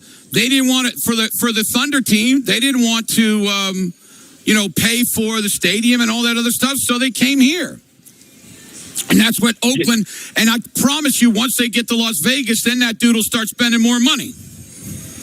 Oh, well, I'm looking forward to it. You know, from Oakland, it seemed like at first they said, oh, you can't take the Athletics name, if I remember right. And it's like, dude, they were at Philadelphia. They went to Kansas City. They went to Oakland. That's right. Don't take their name. Keep the Athletics. I'm ready to root for them. I'm a diehard fan. I stick with my teams, Oklahoma I hear you. Redskins. Anyways, just frustrated about it. I'll bet, man. Thank you, brother. Appreciate it. Yeah, no, I understand. I know a couple of people that are A's fans. They're sick of it. Absolutely sick of it. So I'm hoping at some point they'll get something done, and maybe be better. Maybe there's a chance they're going to be better. We'll see. 405-900-9957. You're on the Sports Animal. Go ahead, please. Is that me, Trevor? How you doing, man? Good. How are you today? Good. Good. Hey, I got a Wade Boggs story for you from yesterday. Okay, go ahead. So, I own a hunting operation in southwest Oklahoma, and Wade Boggs is a big hunter. And I'm down in Florida a number of years ago at a big hunting convention, and I'm standing in line, and I text a buddy of mine from Oklahoma that I know is at the event, and I say, hey, are you here? He says, yeah, and I turn around, and he's right behind me. And I shake his hand, and he says, hey, have you met Wade Boggs? And it takes me a minute to figure out, Wade Boggs, and I look at his hand, and he's got all these World Series rings and Hall of Fame rings on. And I'm like, wow, Wade Boggs, how you doing? Thinking that's the only moment you're going to ever see Wade Boggs in your entire life. So we go sit down, and there's 5,000 people in this convention trying to eat lunch, and we have the only other 2 chairs open. And so they walk up to us, and they sit down, and they say, hey, can we join you? So Wade Boggs sits down, and I spend 45 minutes at lunch eating lunch with Wade Boggs, hanging out, talking about hunting and baseball. And when we left, my buddy said, I never thought I would check off my bucket list lunch with Wade Boggs, but there you go. That is really cool, man. Was he good to you? Was he nice to you? Dude. Oh, he was wonderful. He was doing TV shows back in the day, and he was just down there trying to get sponsors for his hunting shows. Like everybody else was kind of schlepping it through the show, trying to do something cool. But he was super cool. We talked about all his, he played with his college ball, his Boston time. I mean, it was incredible. What an incredible guy. That's cool, man. Well, he could hit. You talked to one of the best hitters of all time. Yeah, well, it's just fun. I thought I'd share that with you. Thank you. I like that. It's good to hear that he was nice. Wade Boggs was nice to me. He was nice to pretty much everybody in the big leagues. But his teammate, Dwight Evans, was one of the biggest jerks I've ever seen in my life. What's the story with Boggs? He drank like 84 beers on a cross-country flight one time. Boggs did that? Have I didn't know heard he did that. I just know that he ate chicken every single day. I think that's a story. Maybe I'm getting it confused with a different player. Well, it doesn't surprise me at all. I mean, I've seen some dudes put down some beers like you can't believe. They get done with a game and then they go in the training room and like in 15 minutes they'll drink 4 beers. You're like, dude, slow down. But they're not going to slow down. They're going to go ahead and do it. Pretty crazy stuff. 405-900-9957. I think we're done. Listen, Preston, great job the last couple days. Appreciate it. What are you going to do this weekend? Well, I'll be. I'm here until 6, and then I'll be working again tomorrow. So, with me? Yes. Now tell everybody again now where I'm at tomorrow. Here, hold on. So I got it here. It's called the Forge Training Camp. And it's at just off of I-240 in Western. Yep, there's a little strip mall there, and it's right in that area, right off I-240. All right, well, that's where I'm going to be tomorrow morning at 9 o'clock. I don't do Saturday remotes very often, so I'm hoping people will come by and check out this brand new gym that I'm going to be at. All right, big boy, great job. See you, man. Thank you. Yep, we'll take an OG&E break, come back to Lucky Star. Al Eschbeck joins us next on The Animal. Don't go away. Ready to sound off on the takes you hear on the air? Call the Sports Animal Lucky Star lines at 405-900-9957. 405-900-WWLS. You drive the conversation. So add us to your contacts. The Lucky Star lines at 405-900-WWLS. 98.1 FM. WWLS. The Sports Animal.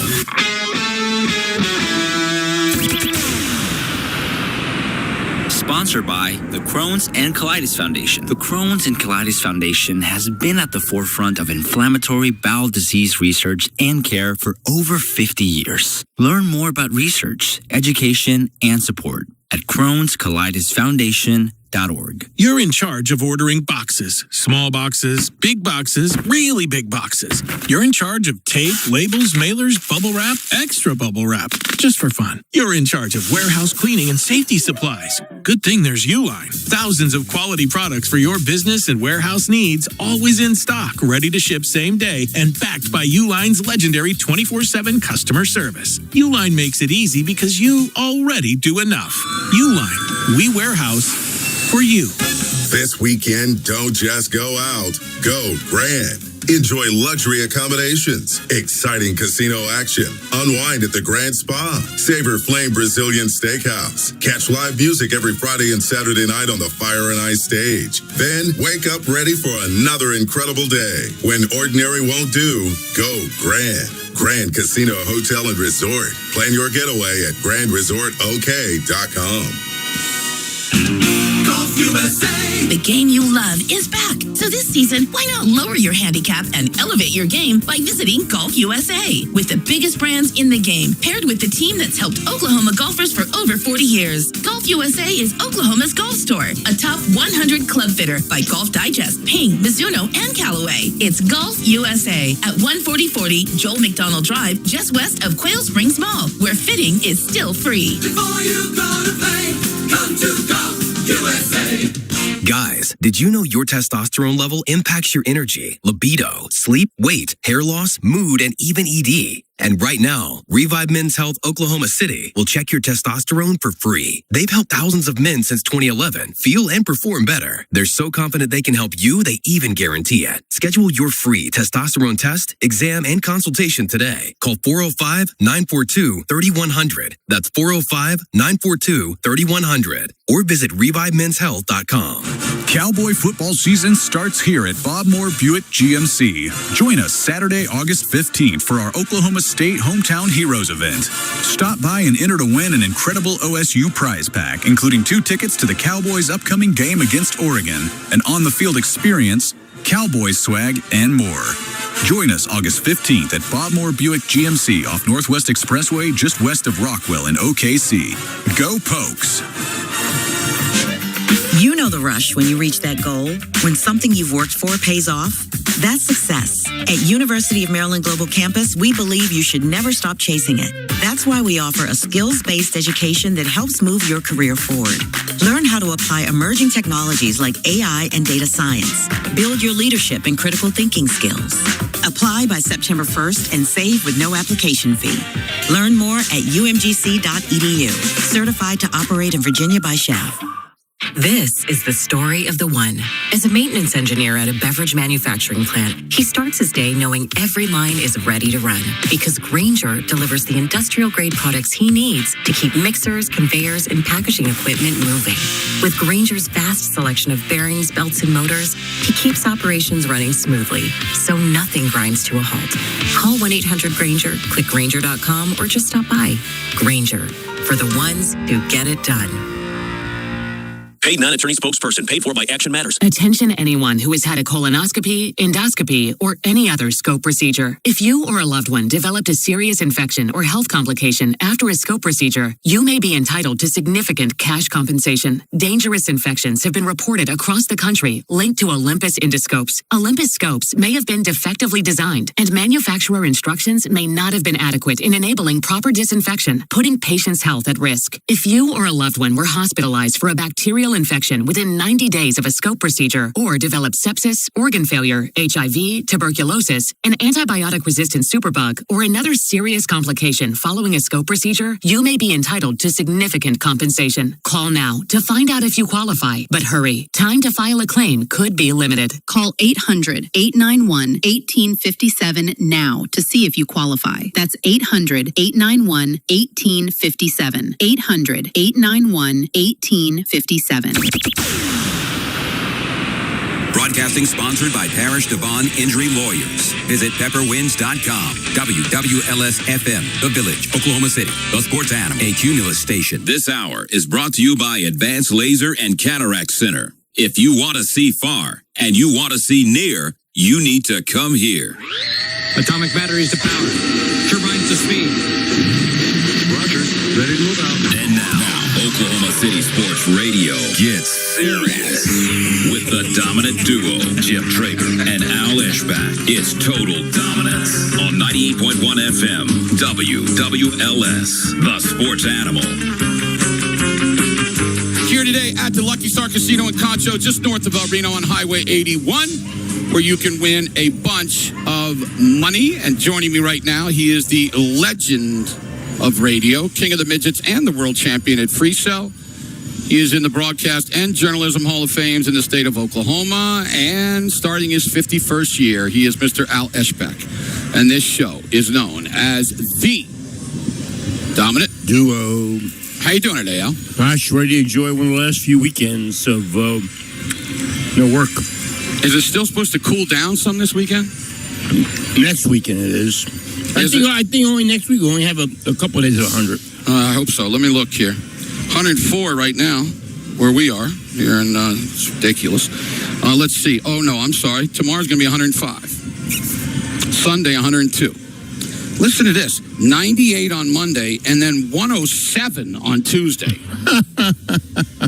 That'll be the hottest if it gets to that. Then 103 on Wednesday.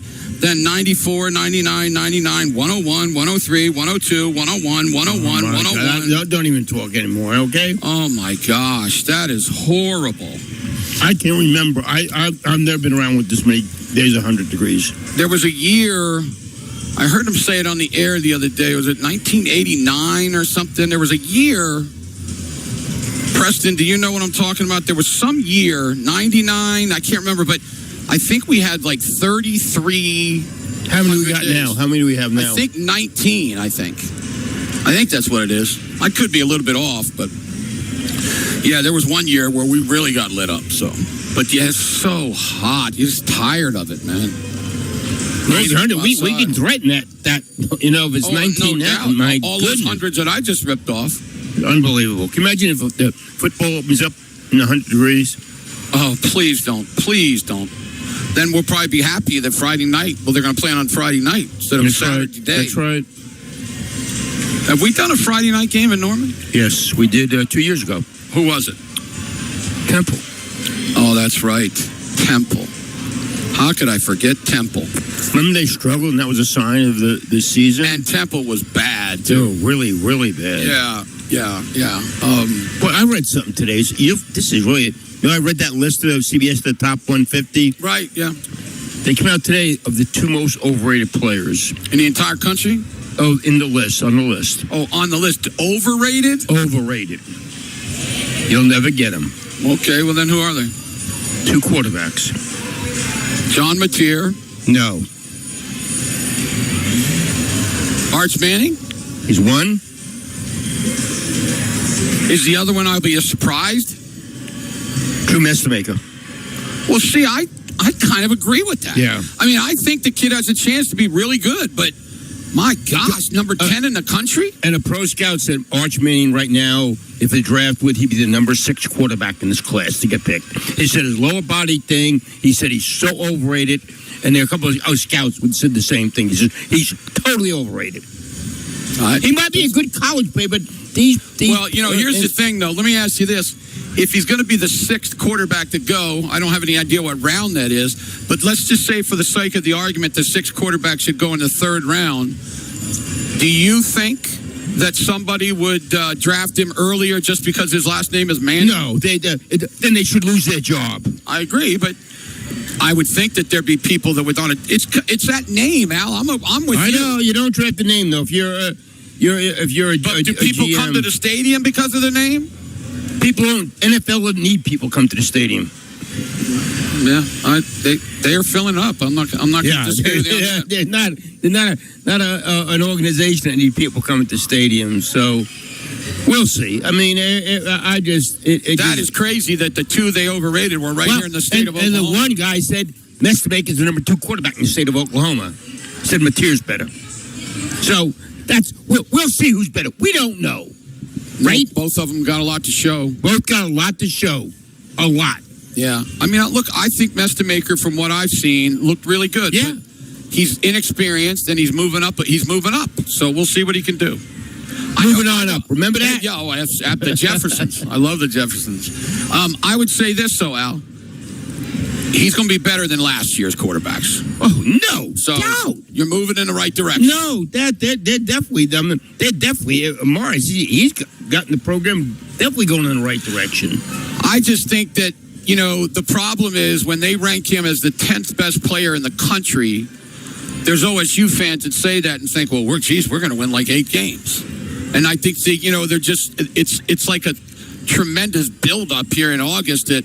It was like Mateer a year ago. Mm-hmm. Yeah, exact same thing. Right. No, you're right. They built him up, too. And then at the game, too, he's a Heisman Trophy favorite. I know. Yep. Then he gets hurt and things change. But he did go to the playoff. I mean, that's good. He was part of the team that went to the playoff.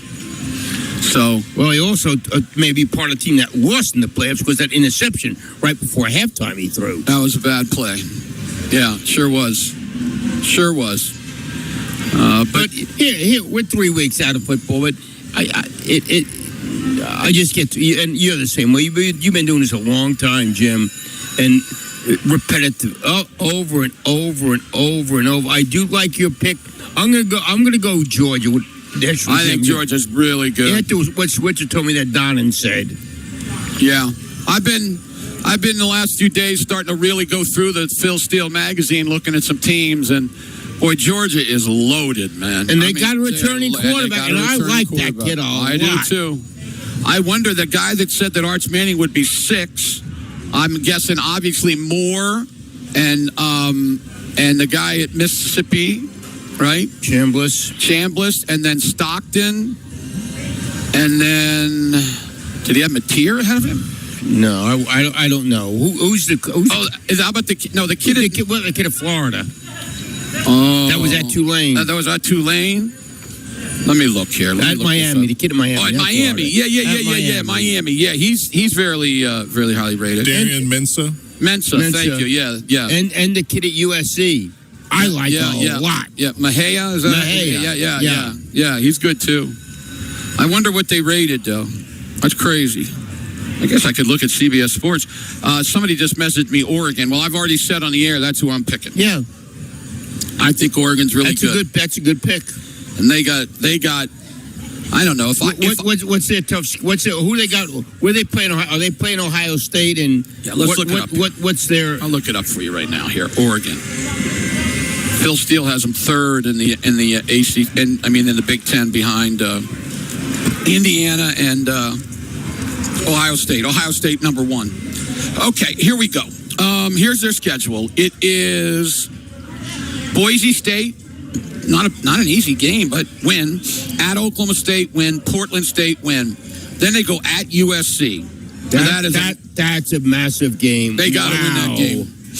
Then they got UCLA at home, Nebraska at home, at Illinois, Northwestern at home. So going into at Ohio State on November 7th, they should be 7-0.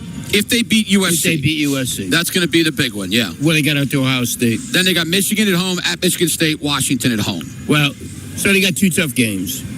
At Ohio State, at USC. Michigan will be okay, but they're at home. At home. So they're going no worse than 10-2 probably. And they got a quarterback. You talk about experience. Give me Georgia. Yeah.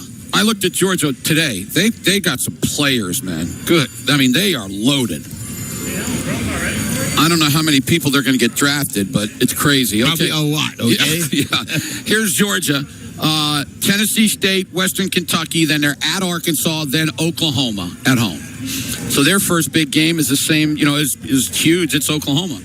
Then Vanderbilt at home, at Alabama. That'll be a great game. Be tough game. Auburn at home, Florida, at Ole Miss, Missouri at home, at South Carolina, and then Georgia Tech at home. They got a good schedule. Yeah, it's a nice schedule. Got to go to Ole Miss. Yep. That'll be tough, but and at Alabama and OU at home. Yep. So, yep. Every year I hear in August that Florida's going to be better. Are they going to be better? The new coach, we'll see. Right? Yeah. I'll tell you what, this Georgia, though, they got some dudes that can play. Did Florida bring in the quarterback from yes. South Florida? Yes. Okay. And he's a good player. He was a good player, yeah. He's a good player. Yeah. Let me find Florida in here.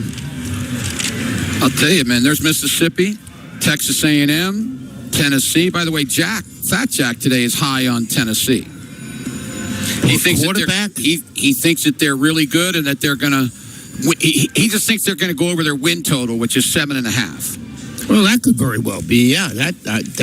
Let me look. Who am I looking for again? In Florida. Florida. Here's Florida. They go Florida Atlantic, Campbell, at Auburn. That's going to be tough. Ole Miss at home. That's going to be tough. At Missouri, they could win that.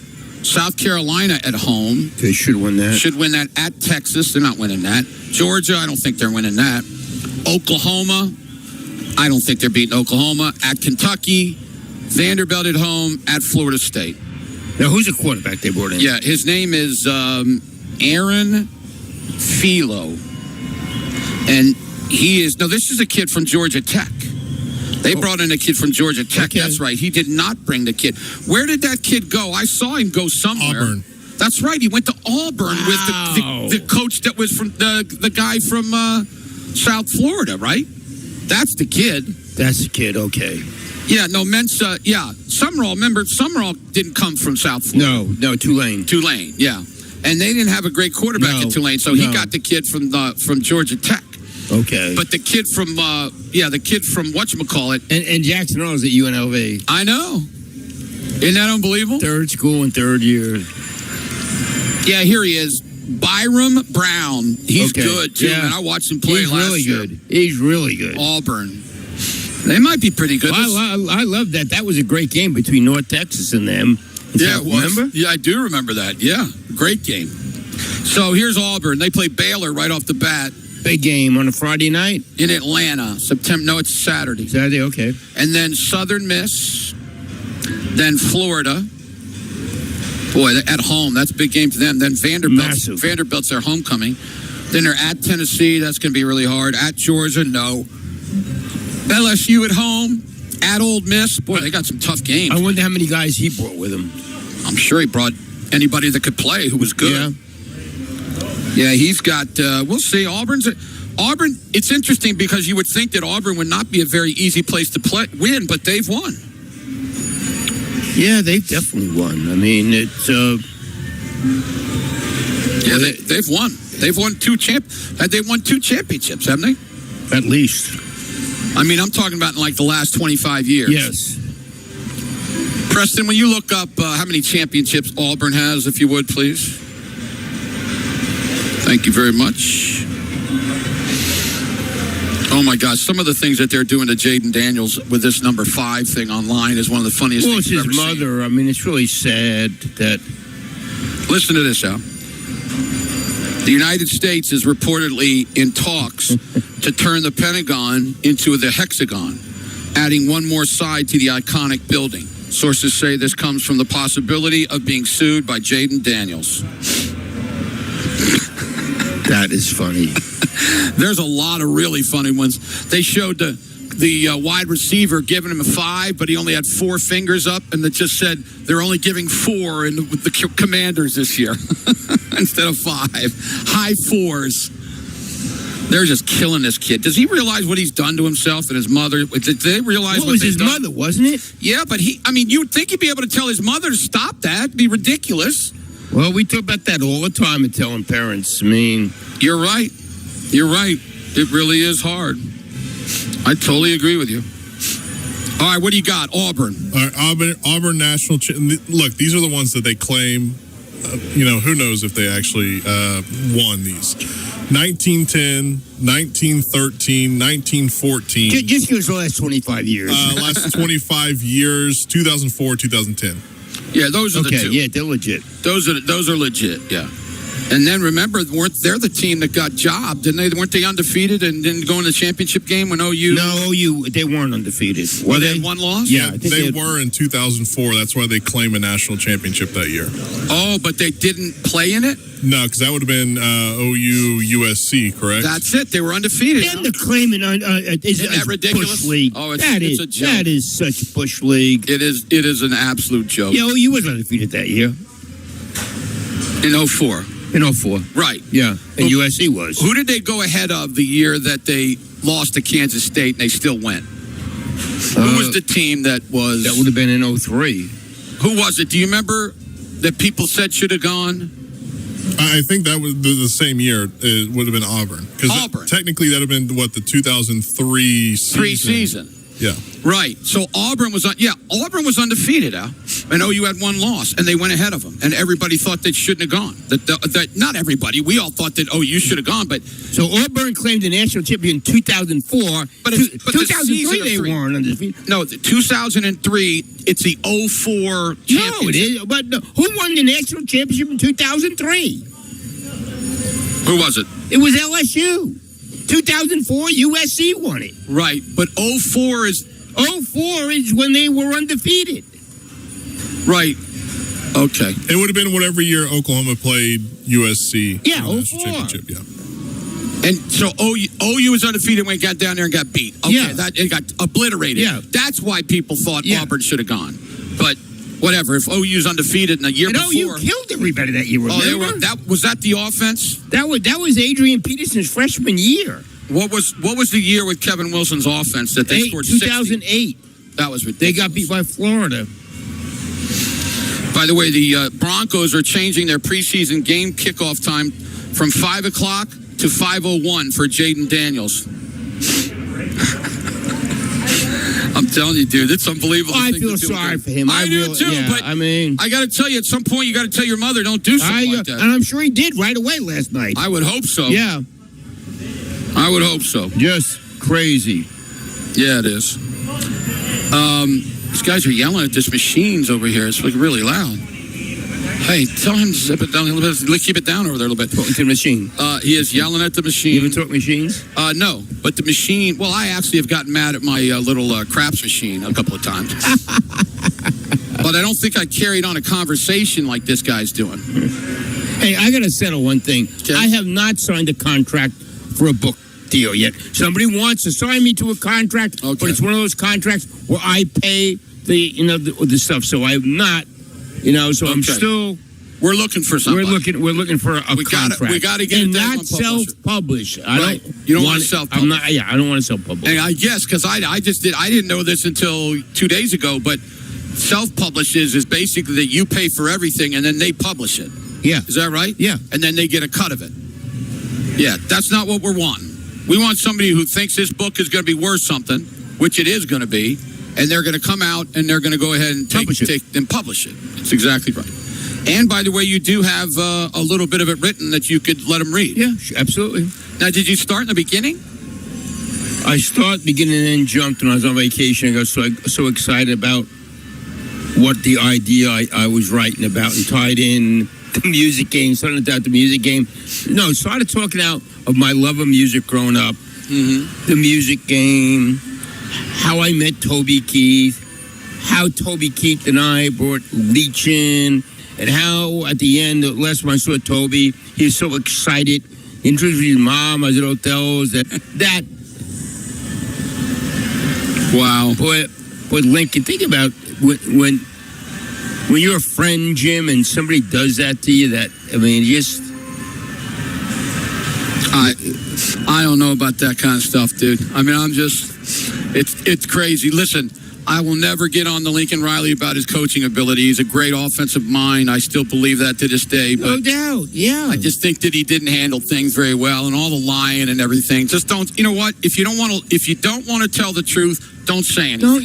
Just zip it. Yeah, just say it came up, and it's a big opportunity for me. Thank you very much. He didn't have to say I talked to him on the way home. No, my gosh. You're trying to make yourself look better. Don't do that. If somebody says, when did this come about? He goes, just recently. That's all you got to say. My agent's been talking to me, whatever. Yeah, exactly. It's a shame. I'm with you. All right, let's take an OG&E break. You may qualify for $3,000 in home energy upgrades. Visit OG.com/efficiency to learn more. I'm here with Mr. Eschbeck at the Lucky Star Casino in Concho. Come on out, win some money. Eat at the Res Restaurant and Bar. And they're giving away a bunch of money on Saturdays, so you can come out and earn entries for that all week long. So tomorrow they'll be giving away big money, so come on out for that as well. Stay with us. We'll talk some more football, I'm sure. Right here on the Leader in Sports, The Animal. This is the dominant duo. The Sports Animal Studios, powered by the OKC Thunder. Level up your game this summer at Thunder Youth Basketball Camps, presented by Simple Modern. Kids ages 6 to 16 across Oklahoma can learn new skills, compete, and have fun. Find a camp near you at OKCThunder.com/summer camps.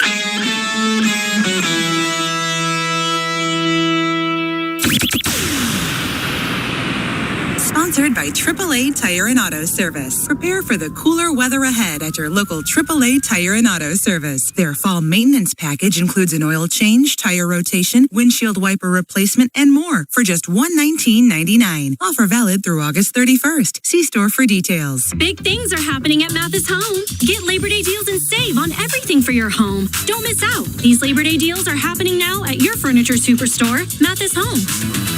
Oklahoma, let's swap keys. At David Stanley Chrysler Jeep Dodge. Tired of that high car payment? Let's swap you into a new Chrysler Jeep or Dodge and possibly lower your current car payment. Yes, new ride, lower payment, and take the rest of the year off with no payments for 6 months. New Jeeps start at just $349 a month. Zero down. Tag title and tax included. Let's swap keys. Think you owe too much on that old ride? Not anymore. Get $18,000 negative equity assistance to swap you into a new Chrysler, Jeep, Dodge, or Ram truck. Oklahoma. If you're tired of that high car payment, let us swap you into a new Chrysler, Jeep, Dodge, or Ram and possibly lower your current car payment and take the year off with no payments for 6 months. $18,000 negative equity assistance. Lower car payment. Let's swap keys. One location only. David Stanley Chrysler Jeep Dodge across Fontinga and Midwest City. Several to choose from. $349 a month for 96 months at 6.49% APR plus $649 doc fee on Jeep Compass. No payments for 6 months with Dash Financial. Dealer retains all rebates. Hey, boss, you got a minute? Sure, Wilson. What's up? Yeah, I've got an idea that could save you money. It's your first day on the job. But okay, let's hear it. We should get an OG&E Advanced AC tune-up for businesses. It can boost comfort and increase energy efficiency by up to 30%. And if you book now, you could save up to $567. Did accounting send you? Just book at oge.com/businessee. You trying to take my job already? This summer, Oklahoma's biggest rock tradition celebrates 50 years. Cat Fest 50 comes to Lucky Star Amphitheater in Concho on Saturday, August 22nd. Featuring Chevelle, I Prevail, Sleep Theory, Aaron Jones, Mothica, Eva Under Fire, plus a local opening. Experience one unforgettable night under the stars. Get your tickets now at luckystarcasino.org/concerts. Cat Fest 50, August 22nd, Lucky Star Amphitheater. At Oklahoma Farm Bureau Insurance, we love what makes this state special. Neighbors showing up for each other. That same spirit powers coats for kids. One coat means a warmer walk to school. One less worry for our family when the cold sets in. Last year, that generosity brought in more than 7,000 coats. This year, you can help. Donate a new coat at any Oklahoma Farm Bureau Insurance office or ask your local OKFB agent. Coats for kids. Because in Oklahoma, taking care of each other is simply what we do. Hi, I'm Dr. Bobby Jacobs. Summer is here, but there's still time to lose weight and look great for the beach. If you're ready, now's the time to start. At my clinic, you won't wait weeks for shipping. You won't overpay. After your consultation, you can start weight loss medication the same day. That means real progress with personalized, affordable care starting at only $175 for the first 7 weeks. There's still time to look your best this summer. Visit drjacobsclinic.com or call 405-840-9441. Let's make a plan to get home safely, Oklahoma. Drivers and cyclists working together. If you're driving, keep your eyes up and look out for cyclists. You're required to give them 3 feet, but it's good to give a little more. If you're biking, remember the law treats you just like a vehicle. So ride with traffic in a straight path. Obey traffic lights and signal before you turn. Get home safely for the people who love you. And let's get there together, Oklahoma. Brought to you by the Oklahoma Highway Safety Office. Our brother station, Rock 100.5, The Cat, is celebrating 50 years, and you score the presents. Win free tickets to Cat Fest 2026, starring Chevelle, I Prevail, and more at Lucky Star Amphitheater, Saturday, August 22nd. Enter to win at thesportsanimal.com or text CAT, that's KATT, 405-900-9957. Tickets on sale now, and all the info is on thesportsanimal.com or on the Sports Animal app.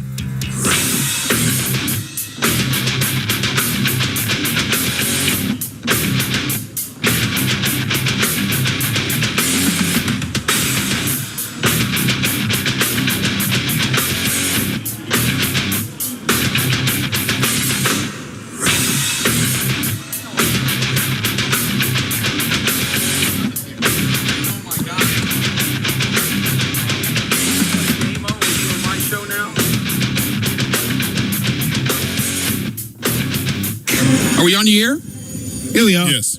Okay, I'm sorry, man. We're out here talking up a storm. We're talking about Big Al's book. We're going to get it thing. Somebody just messaged me on Instagram and said, could you do it? University of Oklahoma That's Press. what I want to try, but one of the things when I was on vacation, I reached out to somebody who knows, and he said he would be very surprised that it would be something that they don't want to do. But that would be perfect. Oh, it would be the best. I mean, Yeah. I mean, you're a daggone. You work down there. Yeah. I can't believe. I would assume that we got to figure that out somehow. We got to figure out how we can get them to do this. I wonder what I got to do. I guess we got to figure out somebody that we know. There's got to be somebody. The power of the sports animal. I know. There's got to be somebody listening right now. Somebody's got to be listening. Absolutely. Someone's got to be listening. Because if we could just get them to publish this would be beautiful. And you could start it back up again. Yeah, absolutely. Yeah, it's going to be. I'm looking forward to the farewell tour. We got a lot of things going on. It's going to be a lot of. We are going to have a lot of cool things. A lot of cool things. A lot of people on the text line are asking if we could get Al to do the audiobook as well. Oh, I am going to do it. I talked to Galen about that. I am going to do an audiobook. It's going to be incredible. That is 100%. I'm going to do an audiobook. All you people out there, that's what I'm going to do. I'm going to buy the book, and then I'm also going to get the audiobook so that I can listen to it. In Al's voice. Can you imagine him, Preston, ripping that book off? It'd be pretty funny, yeah. Wouldn't that not be beautiful? Me reading the book. Are you kidding me? Let me ask you, Al, you haven't had a chance to be fired up about your Giants in a while. Are you fired up? Yeah, I am. I am. That's why I said Jackson Dart. I mean, there's going to be, and there shouldn't be pressure, but if you're a quarterback with the Giants, you got a new coach. I mean, just the fact that you got Harbaugh coaching there. Scatterboo, stay healthy. Yeah, he's good. They got receivers. Neighbor's a great receiver. Yep. So defense, they're good on defense. Yeah, I think that. I'm telling you what now. I think that entire division is going to be really interesting this year. I really do. Yeah, we'll see how the Commanders, if they can bounce back. Yeah, it's going to be about the quarterback. I mean, this is what he's done with this stupid jersey thing. It just bothered. If I'm a fan of them, I'm just really concerned about this. Yeah, but I'm not, because the mother did it. If he did it, I would be. I'd be questioning his personality. But since he didn't do this thing, so yeah. Let me ask you this though: if your mother did this, what would you have done? I said, "What are you doing? Don't do stuff like that." I know, but it's unbelievable. Wouldn't somebody come out and say, no, we're just, we're fine, whatever. We're just, I don't understand. They're just going to stay by it, And I guess the guy's parents who's got the jersey. I know, yeah, he said he was making, Yeah, he said he's going to wear it no matter what. Yeah, so. It just, and I'm sure Jaden got to come out and say, hey, wear the thing. That's exactly right. That he has to do that. Yeah, he has to buck his mother. I don't know why, that was interesting. You didn't say a bad word. I know. That's why I said it. I thought what I said. Okay. Man, that was really good. I think Preston was starting to look for the button. Yeah, this big red button was had my eyes on it. The only time I didn't even bleep me one time for something. That was totally innocent. Really? And he bleeped me. I have in 34, coming up on 30. I guess people are telling me. I guess you're telling me now it's coming up on 34 years. I've been counting wrong, but 34 years of radio. I 2 times have had to. I said a bad word by mistake. And that's unbelievable. And they got both of them for me. When I told Tony, said when we started, I think in '88 to go full sports, we had Dale Day working. Yep. Remember Bill Moakley? I don't remember him. He was a real friend of Dale's, and me and Tony. Now, who came? Junior? Was Junior there when you came? Yep. Junior was already there. Okay. Yep. And was Tony still there? Tony was there when I was there, yep. Okay. Absolutely. Tony had taken over for Dale Day, I think. Okay. Because I think Dale was there right when I got there, and then they let him go, and they put me in there from 2 o'clock to go leading into you. You know where Tony's son spent his first semester of college at? Where? Seton Hall. Did he really? Yeah. How'd he do? Party too much. Went back east. That's funny. Well, okay. What would be a bigger adjustment? You and I coming out here, right? Or like Tony's son going back to Seton Hall? And that's right outside of Newark, man. Right across. I think that it'd be worse going out there. Because you come here and people are just really nice. You go back there and they're not nice. Yeah, and the traffic and everything. Oh my gosh! It is. That would be tough. That would be. Yeah. And you know they're going to make fun of you. Where are you from? Of course. Oklahoma? Oh, my gosh. Yeah, if you go out and start talking with an accent, yeah. they will tear you up. That would be really tough. Why did he decide to go there? I forgot what he told me. I asked him. He was going to major in something stupid. So, where'd you go after that? I think he's just finishing up and it's something crazy he's majoring in. So, but sounds like you didn't listen to what he was talking about. I listened, but it was loud. It was really loud in that place. Sure had a good crowd, man. Did you see Keith from Brothers? Yeah, I talked to him after he stayed, and I talked to Keith Allen. I haven't seen him in. It's got to be over 20 years. See, I seen him a couple times at Othello's. Yeah, well, you lived down and there. And his wife, I hadn't seen his wife in I saw her for. She was in what's Florida? She was in Cayo. She was a Cayo. Cayo. It's off the bed we go. Oh my gosh! I wonder if they still sing those. And I mean, they probably never have stopped. What were your thoughts when I tell you, when I came out here and saw Fraternity and Sorority, I go, what is this? I didn't know what they were. I didn't know. I had no idea. Really? None. You didn't know? None. I didn't know either. None. I didn't know either. I really didn't. I never went down to the University of Maryland and partied in high school. Remember, I was 17 years old, so I couldn't do anything.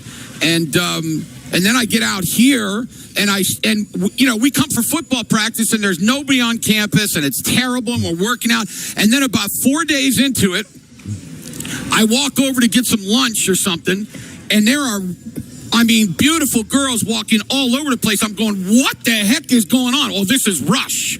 I'm like, what? Yeah. Rush? What does that mean? Yeah, what's Rush? I said, I hope they're rushing over to our dorm. My gosh. And you know how, the women in Oklahoma are beautiful. And then I go, first football game I go to, they're wearing dresses and suits. I'm going, what is this?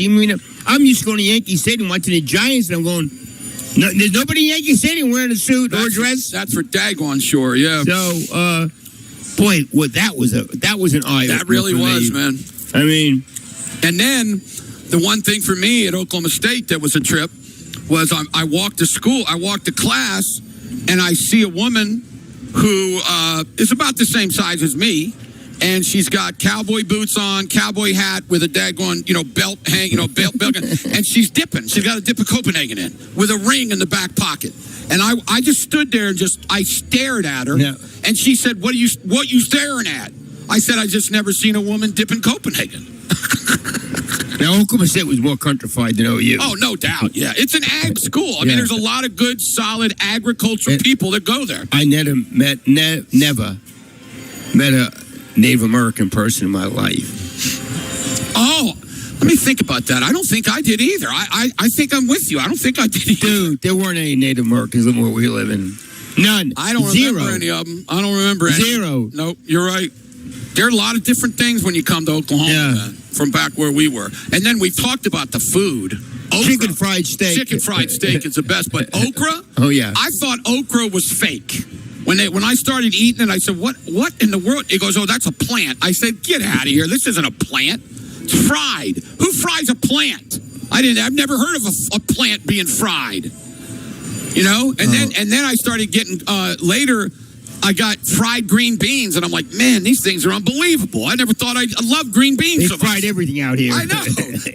back where we come from, they don't fry anything. Never heard of okra before in our lives. Yeah, and chicken fried steak was, amazing. Oh my gosh, I couldn't believe it.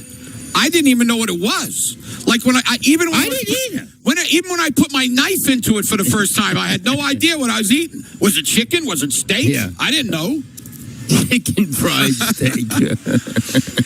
Oh, that's beautiful. That is absolutely beautiful, man. Now, let me ask you, how was the food? You had a jock dorm cafeteria, right? We had unbelievable food, man. Oh, great food. I told you when I was on basketball scholarship at OU. Wasn't it good? It was great. You know what was really good is that, because we had so many cattlemen that were alumni, we had the best steaks you've ever eaten in your life, dude. Oh, my gosh. And, like, for pregame, we'd have pancakes, eggs, steaks, and those big linemen would eat, like, 5 steaks and stacks of pancakes. Oh, my God. Al, you wouldn't believe it. What do athletes eat now pregame? Oh, they eat all that stuff that's good for you crap. You know? You know what I'm saying? They got all the nutritionists now and everything. We didn't have any nutritionists back then. There were no nutritionists. I mean... Did you have the deals where you could get the chocolate milk out of it? Yeah. Oh, my gosh. Yeah. I used to wear that chocolate milk out, man. And I told you, the worst thing that we could eat, if you didn't like what they were having, they always had roast beef. Every day, if that was the day, they had roast beef. Oh, I go, okay. It was so roast good, beef man. with gravy there. I got a great story. We should have Julie on for this one, but Julie, she went to school, you know, at Liberty. Okay. And she only went there for a semester. And you know how little she is. She's a little tiny thing. But she went there and she had that chocolate milk. And you could get the chocolate milk anytime, day or night. So she said she just kept drinking the chocolate milk and she gained like 15 pounds her first year. So you can't find a picture. She has no pictures of her in that semester or after that for a while before she lost the weight. I said, I would love to see you like chubby. And she goes, no, you're never going to see it. She's tiny. She is tiny. But isn't that beautiful? That is fun. Did she get to meet Jerry Falwell? Yeah, she met Jerry Falwell. Yep.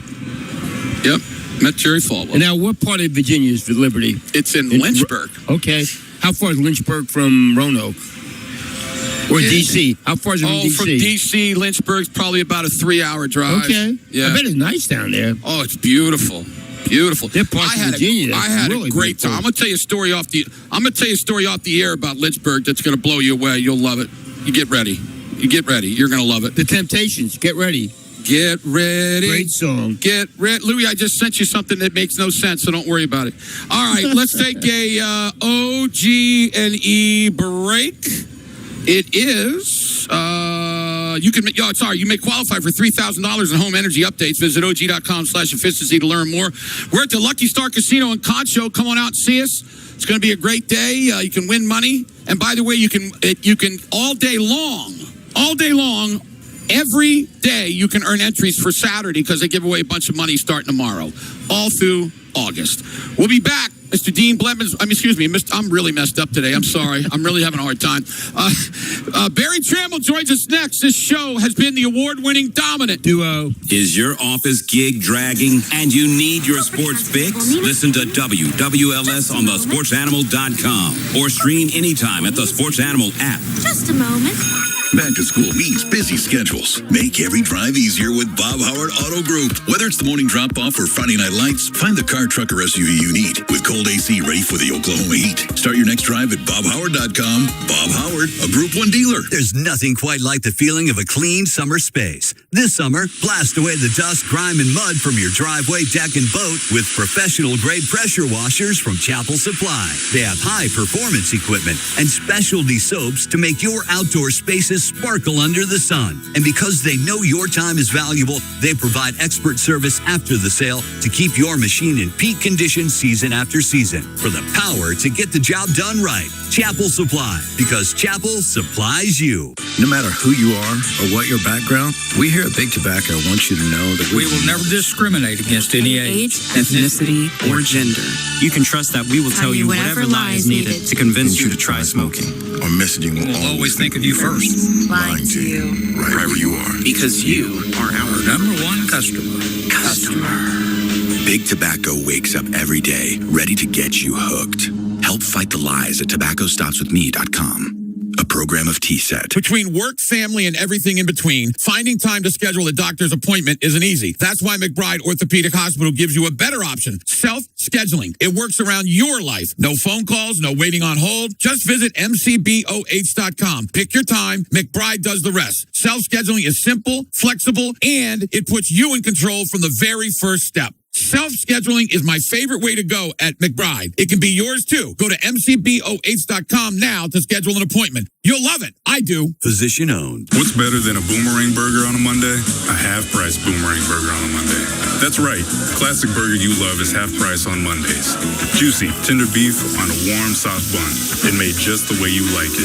Boomerang Diner. It all starts here. Jason White here with Alert Plumbing, Leak Detect, and Drains. Now part of the Air Comfort Solutions family. Summer means showers, more cooking, and more people in the house. And that can put a lot of stress on your drain. Got slow showers or standing in ankle-deep water when you're trying to cool off? Yeah, that's a problem. If your drains are sluggish, grease, hair, and buildup could be blocking the line. And ignoring it can lead to a messy backup fast. The expert team at Alert will get your pipes flowing smoothly again. For a limited time, call Alert for a $99 drain clearing and camera inspection. Visit alertplumbingok.com to schedule yours today. Alert Plumbing, Leak Detect, and Drains. Now part of the Air Comfort Solutions family. Well, the slab looked level yesterday.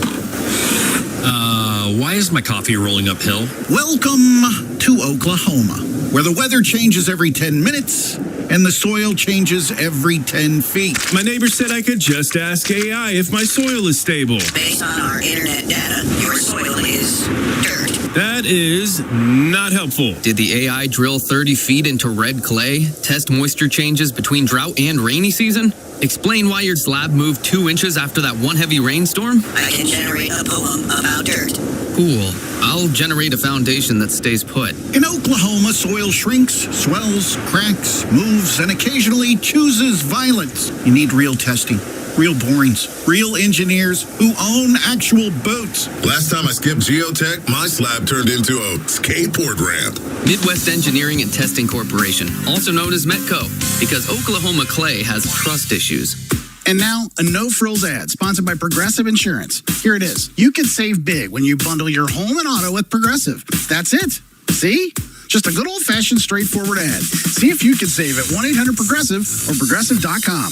Hey, this is the Fat Jack, and it is football season. Are you fired up? I'll tell you who might not be fired up is that lady friend in your life. Guys, always remember, it's not the gambling that she hates, it's the losing. Go to FatJackSports.com and let me help with that. For the last 25 years, I've been helping players just like you turn a profit betting on sports. Consistent winning plays sent to a private portal that will make you money this football season. FatJackSports.com. No tricks, no gimmicks, just winners. Mr. Rooter Plumbing, a neighborly company. Get ready for a night of non-stop action. Husky Fat Promotions and K1 present Road to Tokyo Part 2, Friday, August 28th at the Young Family Athletic Center in Norman. 8 elite kickboxers will battle in a one-night tournament with one coveted spot in the K1 World Grand Prix in Japan on the line. Get your tickets now at huskyfat.com or let the sports animal hook you up for free. Text FIGHT to 405-900-9957. That's FIGHT to 405-900-9957. Good luck. Now, Barry Trammell from the Tulsa World joins Jim Traber and Al Eschbach. Barry is furnished by Mathis Home, featuring the largest selection of stylish furniture with unbeatable prices. Visit a Mathis Home store or mathishome.com. This is Total Dominance on 98.1 FM, WWLS, The Sports Animal, thesportsanimal.com, and the Sports Animal app. And we're back. We're here today at the Lucky Star Casino with Mr. Al Eschbach. And Mr. Barry Trammell's joining us now, and this show's known as the Total Dominance Hour. Tram, how you doing today? Not too bad, not too bad. Good, very good, very, very good. We been talking a lot about some different things today. Do you guys want to do those quarterbacks today? Sure. Yeah, let's do it. Let's do it at the top of the hour. Top of the hour. That sounds good. Yeah, so we'll have time to figure it out. You know, Al and I have already picked our national champions for this year. I'm going with Oregon. Al's going with Georgia. Have you already got one? Are you still thinking and working, Tram? Well, I have not thought terribly about it or worked on it, but I also have not picked one. So I'll. Well, whenever you decide, make sure you let us know who. What do you think? Yeah, you know, Miami's not a bad pick. They've got about the easiest road. Miami and Notre Dame's got the easiest. Notre Dame got the easiest because they got Miami at home. But you're right. Yeah, Miami does have an easy road. Yeah. Because both of them whoever loses that game has a great chance to go 11-1, and whoever wins it's got a great chance to go 12-0, right, Trim? Yeah, and I actually think Notre Dame's got the second toughest out of the two games, and that's at BYU. Yeah, you're right. BYU. Well, you know what? Let me pull up Miami's schedule real quick so we can do this real quick. We might as well talk about it. Tell you what, Al. I used to like the guy. Then he made the dumbest move we've ever seen. But he is. I mean, Cristobal is showing that he knows what he's doing. Now they're spending a lot of money down there. Don't get me wrong. Yeah, no. Here's their schedule: at Stanford, win; Florida A&M, win; at Wake Forest, win; Central Michigan, win; at Clemson. No, that'll be tough. Definitely, that'll be tough. See, you think at BYU is harder than at Clemson? Oh, yeah. Wow, you way down on Clemson? Yeah, most people are. Like down as in like not winning a national championship? Because, I mean, No, Phil Steele down has as them. in not a top 20 team. Well, Phil Steele has them third in the ACC, probably to show how bad I guess the ACC is, right? Yeah, who's he got second? SMU. Yeah. I say that next year that'll be a tough game for OU going to SMU. That's what Al said. Second game of the season. You know that won't be easy, Tram, down there. In Jerry's world. Now OU will have a bunch of fans in the stadium. They did a good job, Joe did, of getting that game at AT&T Stadium. Yes. I mean, because So there's more people that can go, right? Yeah, I mean, you don't want to go to their bandbox. You couldn't get that many Sooner fans into the place because, you know, it's SMU would sell that out. Well, last time OU played regular season game, they got beat, right? That was when Jason White got hurt, right? No, Bradford. I'm sorry, Bradford. In Yeah, 2009. At Jerry World, yeah. Okay, so at Clemson, then it goes Florida State at home, Pitt at home, at North Carolina. I hope they win that game by 100. Then at Notre Dame, which is obviously probably going to be a loss. Duke at home, Virginia Tech at home, Boston College at home. What in the world? They got like 50 home games. Their worst schedule is probably 9-2. I mean, excuse me, 10-2. My bad. Yeah, they don't. And if you win your conference, you don't even have to. You know, if Notre Dame somehow, if they lost to to BYU and Miami, they would rely on the kindness of strangers to vote them in. But Miami could stumble twice and still go to the ACC title game and win, and they're in. Well, they will. They probably will. You know, I mean, that's almost a guarantee. Yeah, if you want to bet a team in the country right now to say who is going to get to the actual playoff, I mean, I think that Notre Dame and Miami would be the top two that you should bet. Oh, without a doubt. I don't even think it's close. You agree with that, Tram? To bet what again? To get to the playoff. Texas Tech. Oh, that's a good one. Because their schedule's really easy. So you think that that's the easiest one then? Yeah, it's easier than Notre Dame. They don't play BYU. They don't play Utah. I mean, their toughest road. You want to know where their toughest road game is? Payne County. Oklahoma State. Oklahoma State. Their toughest road game. Hey, real quick. Here's Notre Dame. Wisconsin at home. Rice at home. Michigan State at home. At Purdue, who's horrible. I think Odom made a big mistake by taking that job, fellas.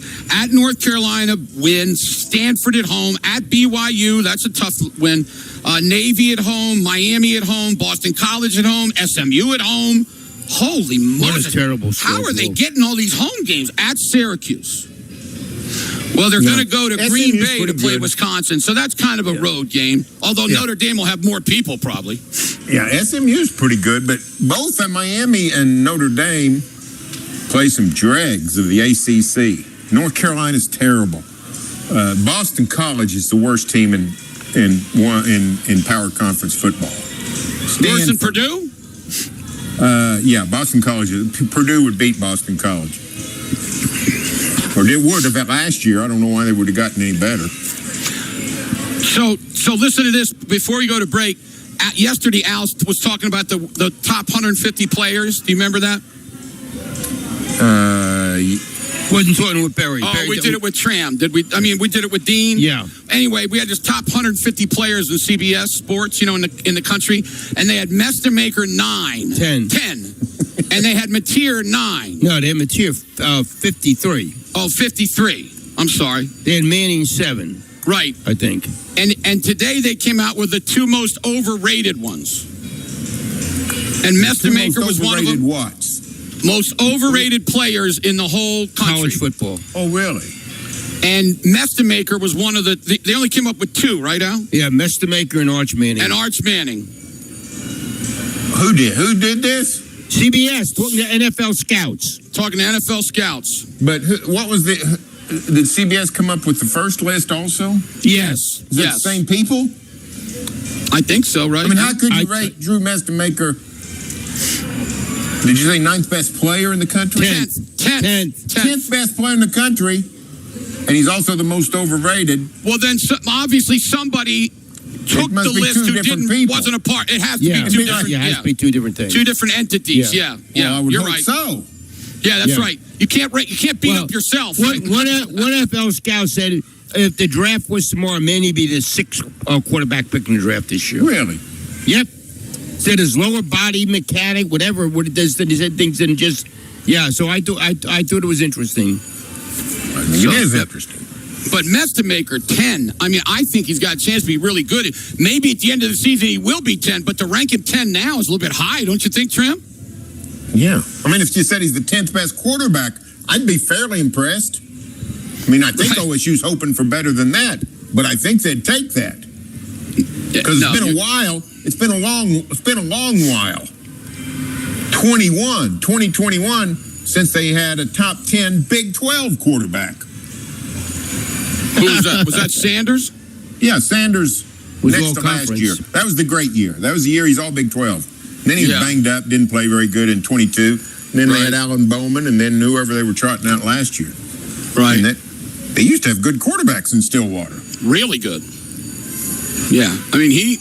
He's probably going to be the best quarterback since Sanders for sure, but if he is really good, then he might be the best since Mason Rudolph. But he's going to have to be better. I mean, like you said, Spencer Sanders made all Big 12. Yeah. And by the way, that was when the league was tougher than it is now. No doubt about that. Right. Yep. Time for an OG&E break. You may qualify for $3,000 in home energy upgrades. Visit OG.com/efficiency. To learn more, we're at the Lucky Star Casino in Concho. Come on out, win some money. Don't forget that on Saturdays they give away a bunch of money, and you can earn entries all week long by playing the games. We'll be back with Mr. Al Eschbeck and Mr. Barry Trammell. This show's known as the Total Dominance Hour. The road to another Thunder season starts now.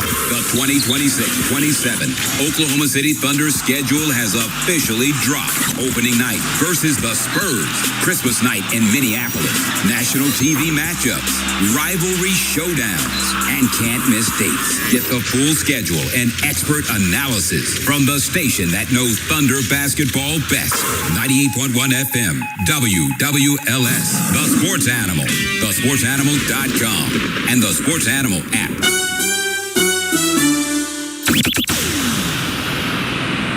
Can you say Red River Fence 5 times fast? Red River, I can't do it. This is ridiculous. Go on it. This is ridiculous. Red River Fence. Red River Fence. Red River Fence. Red River Fence. Red River Fence. How does Mark do this? Hard to say. Easy to use. Call Red River Fence today. This summer, Oklahoma's biggest rock tradition celebrates 50 years. Cat Fest 50 comes to Lucky Star Amphitheater in Concho on Saturday, August 22nd. Featuring Chevelle, I Prevail, Sleep Theory, Aaron Jones, Mothica, Eva Under Fire, plus a local opening. Experience one unforgettable night under the stars. Get your tickets now at LuckyStarCasino.org/concerts. Cat Fest 50, August 22nd, Lucky Star Amphitheater. Back to school season is here, and Bob Howard Auto Group has the ride to get you there. From dependable trucks to family SUVs, enjoy cold AC and comfort for every school run, practice, and weekend getaway. Shop the full lineup today at BobHoward.com. Bob Howard, a Group 1 dealer. Paid for by Marr Law Firm, 3100 Northwest 149th Street, Oklahoma City, Oklahoma. Last week, the Oklahoma Attorney General filed a lawsuit against State Farm for violating Oklahoma's consumer protection and anti-racketeering laws by using secret internal schemes to deny or reduce paying its policyholders for storm damage to their homes. If State Farm wrongfully denied or underpaid your homeowner's insurance claim, you need to call the Marr Law Firm immediately and claim victory. Call 1-800-435-8558. Again, that's 1-800-435-8558. Tractor Store ain't got no carpet on the floor. Tractor Bob's Tractor Store ain't got no expensive decor. Folks, are you ready to upgrade your property? Tractor Bob's has a deal for you. Yanmar SA 425 tractor with loader, box blade, and grapple for $24,900 cash or $275 per month. The industry's best 10-year powertrain warranty from the dealership that has your back. Tractor Bob's, I-240 in Shields, Oklahoma City. TractorBob.com. TractorBob.com. Download to see if you qualify. Not all customers will qualify. Transfer fees may apply. No Albert subscription required. Albert is not a bank. Albert Instant Loans are issued by FinWise Bank, member FDIC. Not an actual client. Terms apply. Kylie, what's wrong? I just got hit with a car repair bill. I'm behind on rent, and I feel like I can never save any money. Have you tried the Albert app? Albert is your financial assistant, helping you find ways to save and create custom budgets to actually grow your money. Plus, you can get up to $10,000 for big expenses or advance up to $1,000 fast when you need cash right away. Albert can get me up to $10,000? Exactly. Albert spots you in a pinch and helps you grow your money in the long run. I'm downloading Albert right now. Download the Albert app and use promo code PLAN to borrow up to $10,000 for whatever you need. The Albert app helps you budget better and save more money so you reach your financial goals faster. Download the Albert app right now and use promo code PLAN to borrow up to $10,000. Use code PLAN to borrow up to $10,000. Guys, did you know your testosterone affects everything in your system, including how you feel and perform every day? Right now, Revive Men's Health Oklahoma City will check your testosterone for free. Knowing your T levels is the first step in understanding if you have low T. Your testosterone level impacts your energy, libido, sleep, weight, hair loss, mood, and even ED. Maintaining an appropriate T level can change your whole life. Most men start to see changes in their hormone levels in their 30s. Experience and results matter. So what are you waiting for? Get your T levels checked today by local, experienced, and trusted men's health experts. They've helped thousands of men since 2011. They're so confident they can help you, they even guarantee it. Call Revive today and schedule your free testosterone test, free exam, and free consultation. Call Revive Men's Health at 405-942-3100. That's 405-942-3100. Or visit ReviveMen'sHealth.com. Texting enrolls you in a recurring automated marketing text messages. Consent not required to purchase. Message and data rates may apply. The team's looking good this season. I think so. Man, I miss playing football. Ever since I turned 40, I just can't find that fire I used to have. Think it could be lower testosterone? What do you mean? I was feeling the same way. After 40, the body has less testosterone, and men lose their edge. That's why I take Nugenix Total T2. That's the testosterone booster, right? Yes, but Total T2 is their brand new formula that skyrockets nitric oxide levels in as little as 3 hours. Since I started taking it, I've been lifting like when we played for Coach Carter. My energy is way up, and it even spiced up things between me and the missus. Are they still giving out complimentary bottles? Yep, just send a text. Text HIM to 215-215 for your complimentary bottle of Nugenix Total T2, the next generation testosterone booster. Text now and we'll include a bottle of Nugenix Thermo X, our newest, most powerful fat burner ever, absolutely free. Text HIM to 215-215. That's HIM to 215-215. These statements have not been evaluated by the FDA. This product is not intended to diagnose, treat, cure, or prevent any disease. Paid for by Adaptive Health. Broadcasting sponsored by Parish Devon Injury Lawyers. Visit pepperwinds.com. WWLS-FM, The Village, Oklahoma City, the sports animal, a Cumulus station. And now, more total dominance. On 98.1 FM, WWLS, the sports animal. And we're back. Back here at the Lucky Star. So many things going on. I'm going to be telling you about it. And back with a show known in Laverne as a total dominance hour.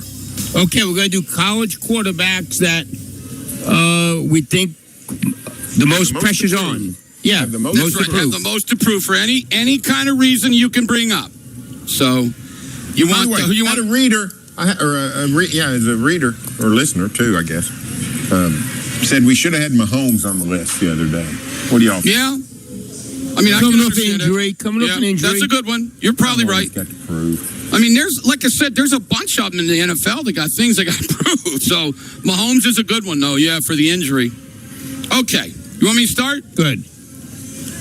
Well, I think all three of us are going to have this guy. I mean, I think it's John Mateer. I mean, I think last year he played decent at the beginning, that he did not play very well at the end, but he still got to the tournament.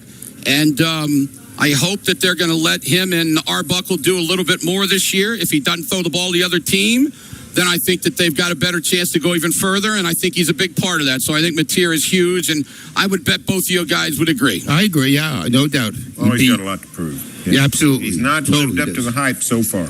Yeah. By the way, Al brought this up, I think today or yesterday. Let's not forget that after the Michigan game, he was Heisman Trophy favorite. He was the Heisman Trophy favorite. Tram? Yeah, it was crazy, wasn't it? Yeah, it really was. So, okay, good, Tram. You got one? Yes, and I'm going to stay with the theme of the last 15 seconds. I think this guy's got tons to prove, and that's Bryce Underwood at Michigan. Yes. He came in as the nation's #1 recruit. Michigan got him away from LSU thanks to corporate money. The Oracle guy's wife, it's a Michigan grad, gave him a bunch of money to, sign Bryce Underwood. He had the job clearly from the start, and just as most freshmen do, but when you're getting paid that much money, it still matters. He didn't play very well. So can he be better in his second year? We'll see. I'm going to go with the most hyped player in the history of college football, and that's Arch Manning. This dude, #1 player picked in the draft, Heisman Trophy favorite for the second straight year, may I say. So let's see if Mr. Incredible, how good he's going to be this year. It's really a shame, too, because you hear from everybody that he's just an unbelievably great kid, And these people put all this pressure on him because of his last name, Tram, and now it's almost like people don't like him. It's really crazy how people don't like him, and they don't even know him, right? There seemed to be a fairly substantial amount of venom in Al's voice as he was describing. Well, he's just tired of it. He's sick of it. I mean, he's the most hyped player of all time with him. I thought he played very well down the stretch last season. He played better. He did, and he played very poorly early in the year. I think he's going to be a really good quarterback and somebody that the Sooners are going to have to deal with. Would it be nice if people talk more about Chambliss than they talk about him? Maybe they do. I don't know. Chambliss, I don't hear anybody talking about Chambliss. It's like people are mad at him because of what he did. But I think Arch Manning's a good one. He does have stuff to prove because he's been hyped so much. It may not be his fault, but he's been hyped. Okay, my next one is Sam Levitt at LSU. He was on my list. And you want to know my main reason? I'd like for both of you guys to give your reasons. My main reason is, like him or not, Lane Kiffin is a quarterback whisperer. Whether you like it or not, he can coach quarterbacks. I mean, look what he did last year with Chambliss. I mean, and so you would think a guy who last year didn't play as well, 2 years ago played really well. If he goes to Lane Kiffin, you would expect him to have a great year. And he's going to a tougher conference. So we're going to see how good he is. So Sam Levitt is on mine. And what was your reasoning, Al, for having him on yours? The same reason. I mean, he didn't have a great year, and he's being hyped and everything. And I think he's a reason why people think LSU is going to be so good despite a very difficult schedule. Yep. Okay, Tram, did you like that one? I think that's a good one, yeah, because he was so good 2 years ago. He's the All-Big 12 quarterback. They had Texas beat in the playoff, and they gave up a 4th and 13 in overtime. So he was big time going into last season. Then he was hurt and just never really got it going. Yep, I agree. All right, Tram, your turn. I like this pick. Josh Hoover. You stole mine. That's where I was going to go, you thief. And here's why. He's been a very good college quarterback for 3 years, done all kinds of things. But he jumped to Indiana, which is, unbeatable.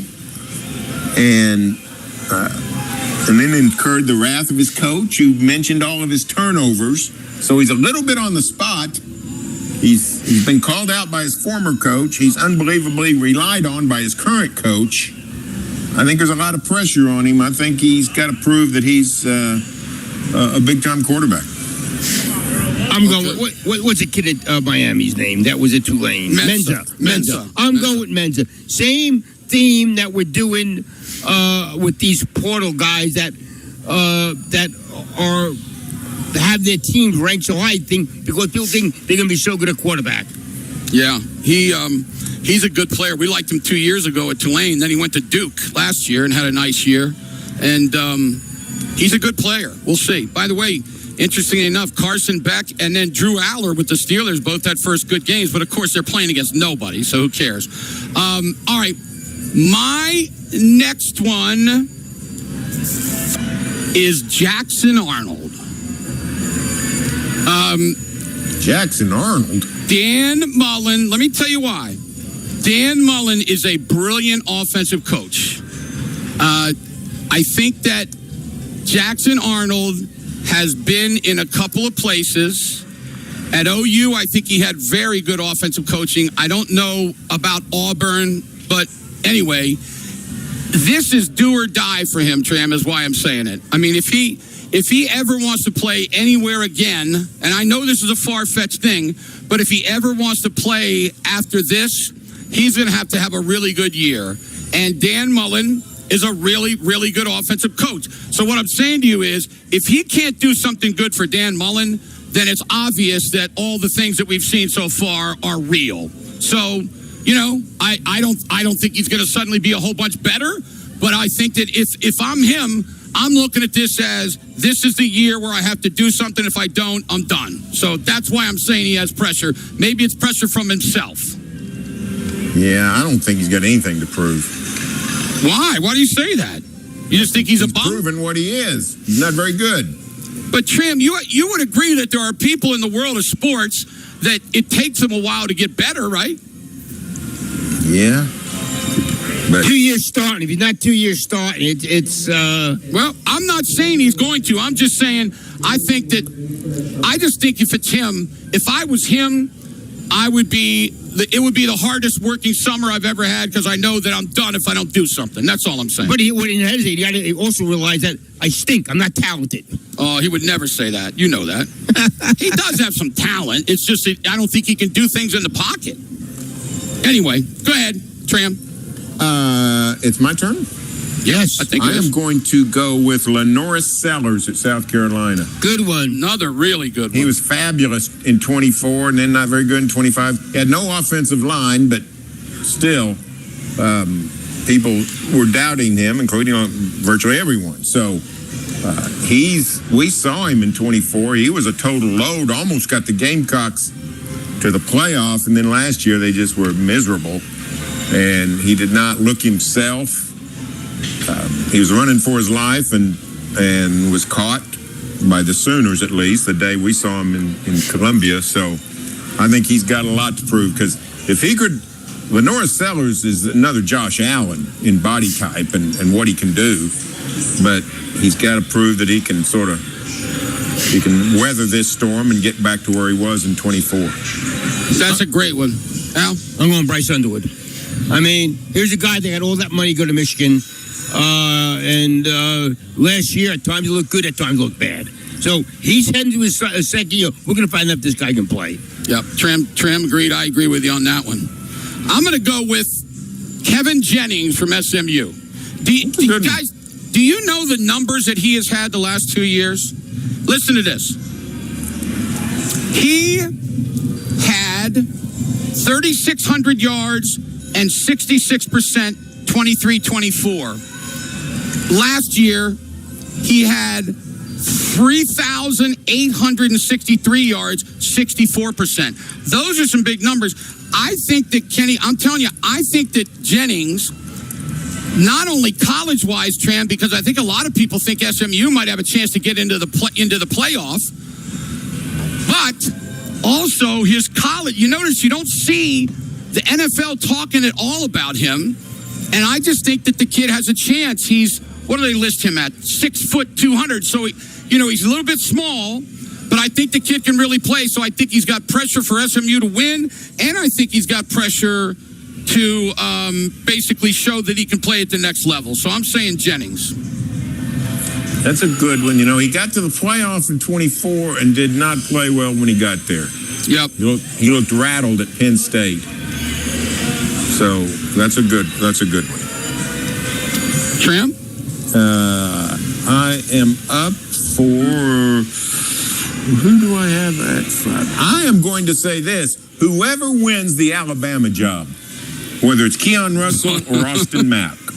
That's a great pick. That Bama's had a string of quarterbacks who have been had really good seasons, been highly picked in the draft, but these two guys, no one has emerged yet. We don't know who's going to start. Most people think it'll be Keon Russell. They say he is a freak of nature. Yeah, but lots of pressure on whoever has that job. That's a really good one. I'm going to go Drew Mestermaker. When you're ranked the number 10 player in college football, which CBS did, and all the hype and everything, and so I think there's pressure on not to just be. He got to be really good because people are expecting him to be really good. Totally agree. I agree with you. I think he does have pressure, and boy, Oklahoma State is yearning for a good quarterback, aren't they, Tram? Yeah, I mean, like we said, 5 years of no better than mediocre quarterbacking. Sometimes worse than that. You're right. Okay, here's another one for me. I'm going to go with Michael Hawkins at West Virginia. And not because he's got something to prove, but I guarantee you he and his family and everybody else who thinks he should have started at OU, they probably think there's a lot of pressure for him to do what he can do. Including players at OU thought he should start. Well, I was going to just say you're exactly right, including there were players that thought he should start. So anyway, I'm it's just... a good one. It's not like pressure like, is he going to the NFL or anything, but... How good is this kid, Tram? We don't know, and I think there's pressure for. And by the way, another really good offensive coach in Rich Rod, right? Yeah, he's a Rich Rod clone. I mean, he's exactly what Rich Rod generally likes. Unlike most coaches, Rich Rod swims upstream, and if it comes down to it, he'll take a guy who runs better than he throws. Most coaches will want him to do both, but will take the thrower over the runner. Rich Rod is prone to like a Michael Hawkins, so I think he'll get every opportunity. Okay. Al? There he goes. He just did it.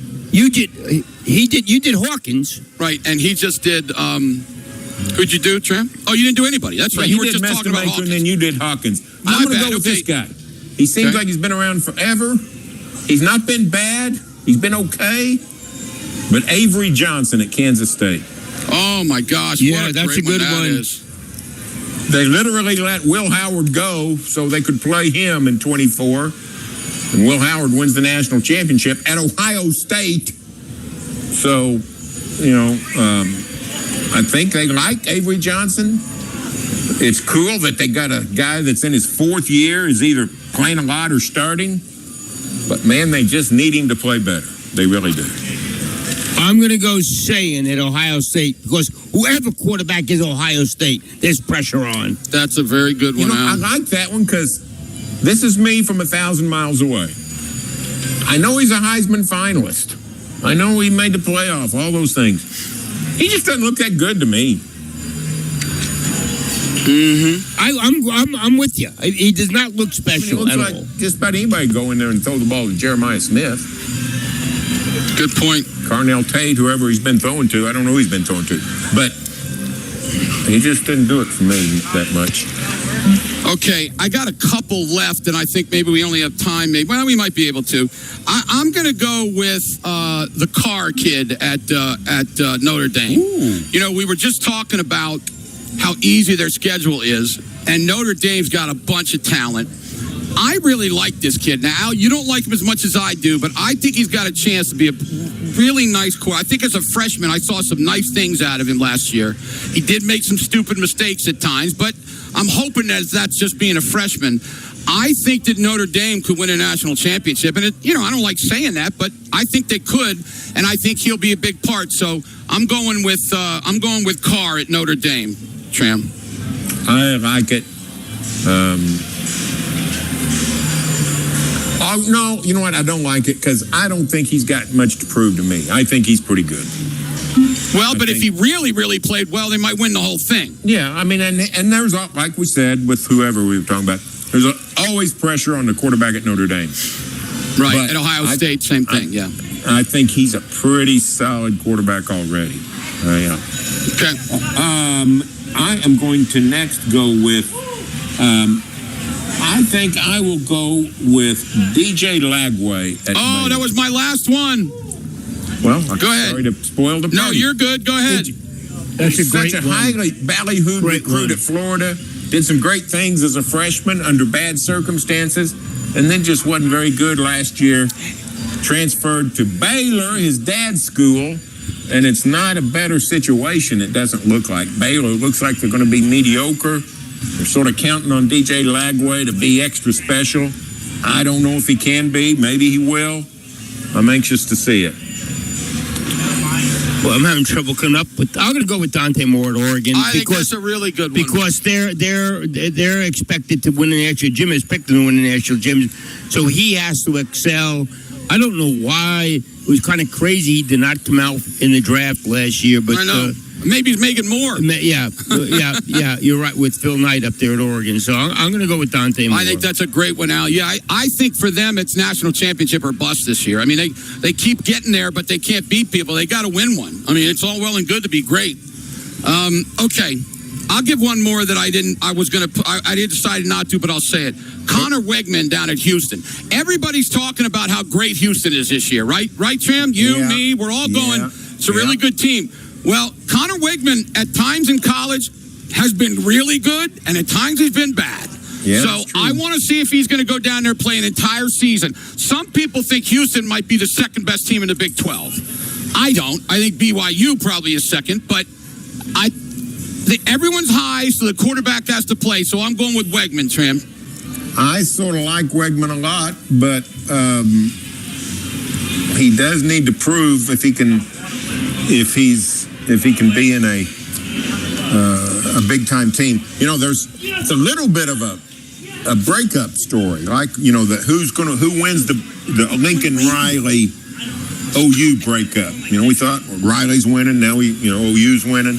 It's a little bit that way with Wegman because he left A&M because he thought they were going to go with, and they did go with Marcel Reed. Yeah. And Reed's played well, got him to the playoff, but Wegman's actually played about as well as Reed, so that breakup thing is still a good story to look at. I got a couple of good ones still left to go. Go ahead, fire him out there. Nico Amalivia. Oh, my gosh. He's like Jackson Arnold. He just needs to be able to prove that he can play. That's right. That's exactly right. The difference is he's still on a fairly big stage, UCLA. Not that UNLV wouldn't beat UCLA. But this is a guy that gave up, went to Tennessee for a lot of money, didn't like how much he's getting, tried to hold him ransom. Josh Heupel, to his credit, said, "Hit the road, Jack." He goes to UCLA, and they were not very good. And he just doesn't have much left going, I don't think. He's got a lot to prove just to get some credibility back. So, and one of my favorite stories of the year is down in Fort Worth, where TCU replaced Josh Hoover with a quarterback from Harvard. Now, what's better than an Ivy League quarterback trying to make it in the Big 12? And Jaden Craig is apparently a really good player. I'm just fascinated to see how he does in a place like TCU, where they've got good quarterbacking, they've had good teams, they've got good offensive culture. I just think it's fascinating. I'm anxious to see how the Ivy Leaguer does in Cowtown. It is interesting. I mean, not many Ivy League quarterbacks go to other big schools and play well, you know? I'm going to go with the last pick, Marcel Reed, because the Aggies think they're going to win national championships every year, and so we'll just see what some people think he's really good, some people don't. So whoever's quarterback at A&M, there's pressure on it, so it's pressure on Marcel Reed. Somebody messaged me Chambliss. I don't think Chambliss has any. I mean, I guess for the NFL, but they lost their coach and everything else. I don't know. You think Chambliss? What? Yeah. Pete Golding more than Chambliss, I would say. That's exactly right. I totally agree with that, yeah. So, well, that was good stuff. That was good stuff, Tram. Thank you. All right, now, Monday we're going to do the high school quarterbacks who have something to prove. Oh, get out. I don't even have any idea who that is. Tell us about Mathis Home, Barry. Mathis Home, legacy company here in Oklahoma. Decade after decade outfitting Oklahoma homes. Mathis Home price drop alerts are happening now. You can save big on every room in your house. Watch out for the price drop alerts at Mathis Home.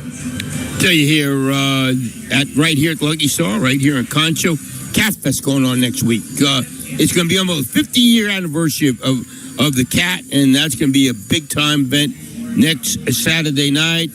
Come on out to get all your favorite games out here. Have some fun and win some money at the Lucky Star. When they come back, how much you going to save in efficiency with OG&E, Jim? $3,000. $3,000. Check it out, OG&E.com/efficiency. 98.1 FM. Dennis Sports Animal. Up next, Dean, and more of the total. Dominance Hour.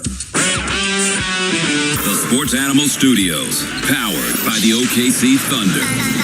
Level up your game this summer at Thunder Youth Basketball Camps, presented by Simple Modern. Kids ages 6 to 16 across Oklahoma can learn new skills, compete, and have fun. Find a camp near you at OKCThunder.com/summer camp.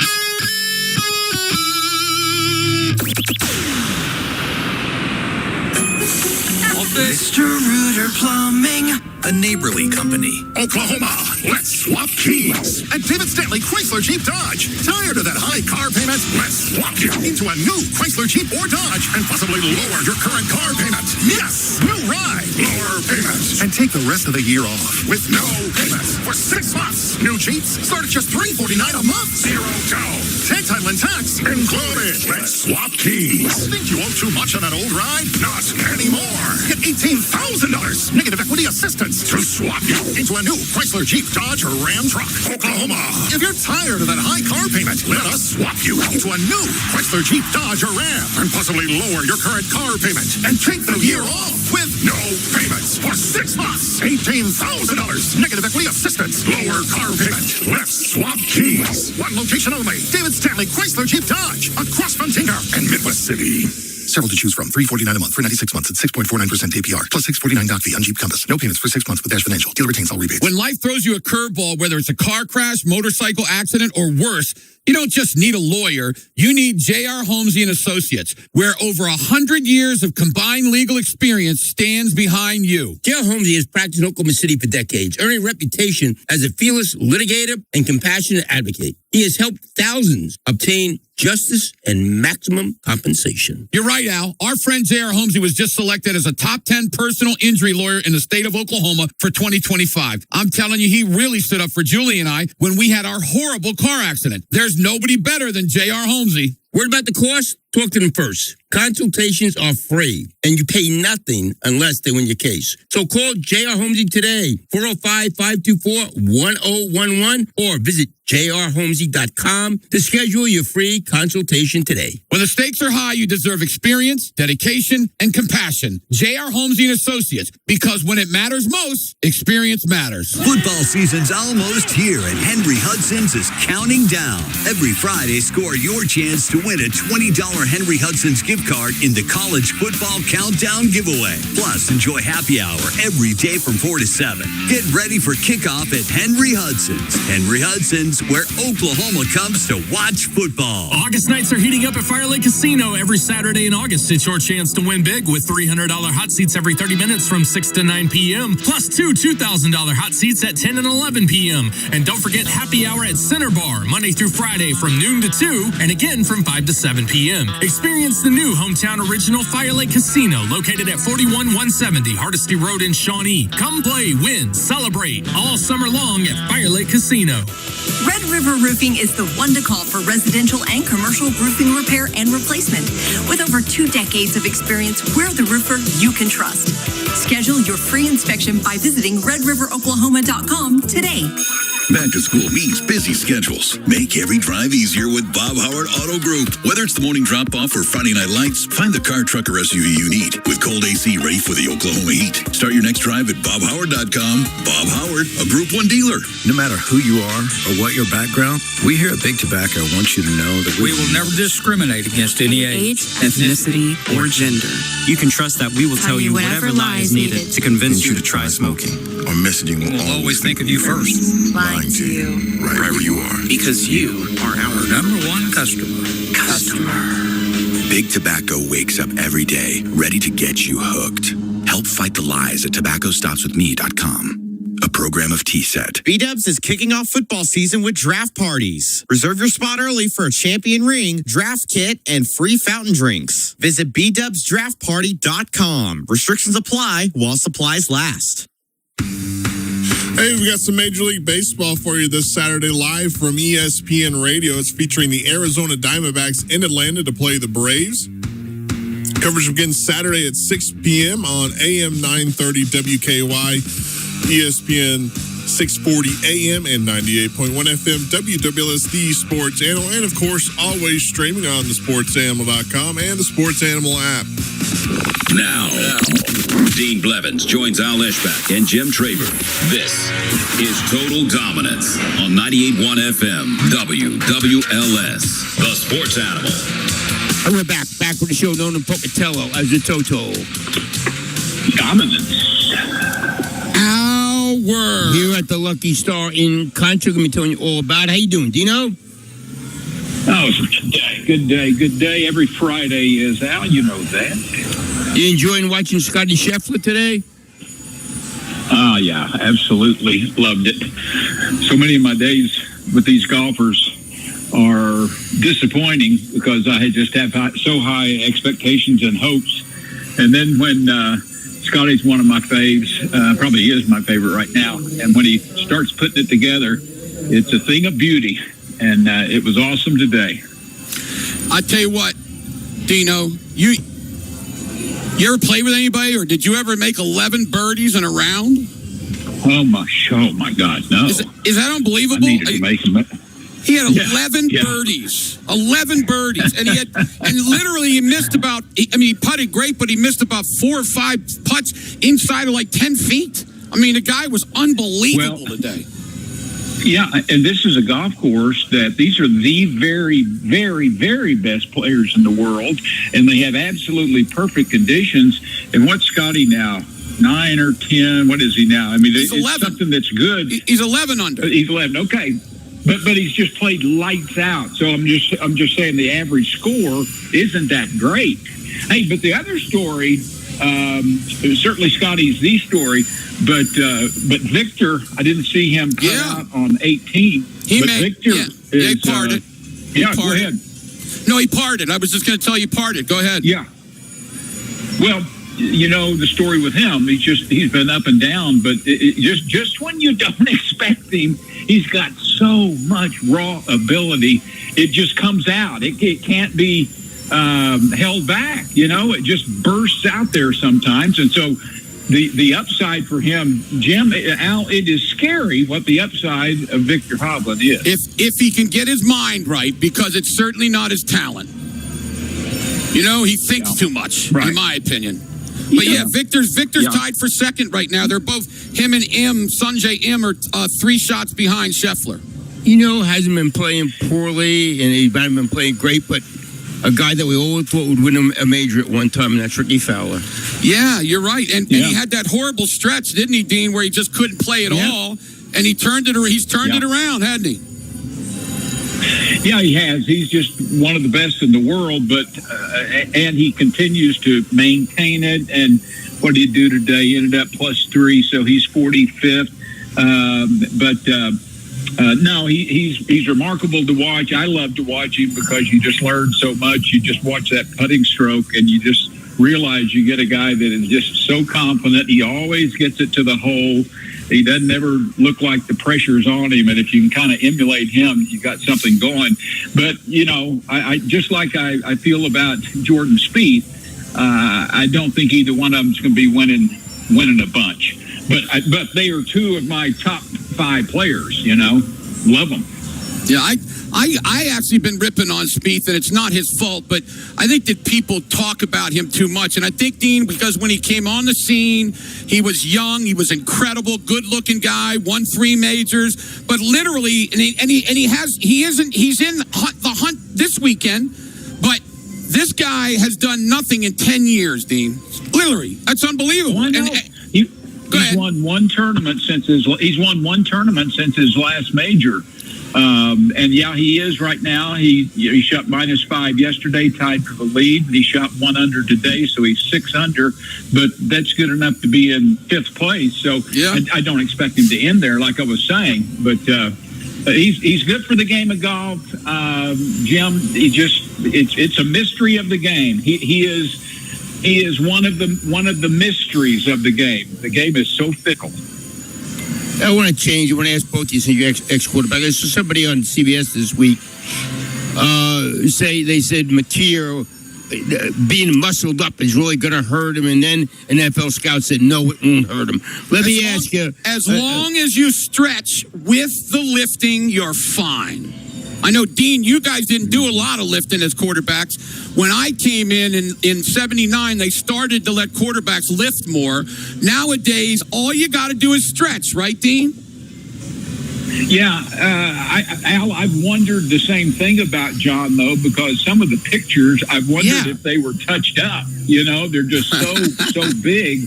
But Jim's exactly right. If you're sinewy, if you're stretched out, and you aren't held back, your flexibility, the arm motion, you don't. I mean, I don't like a complete muscle bound guy, but at the same time, if it doesn't affect his throwing, it should be fine.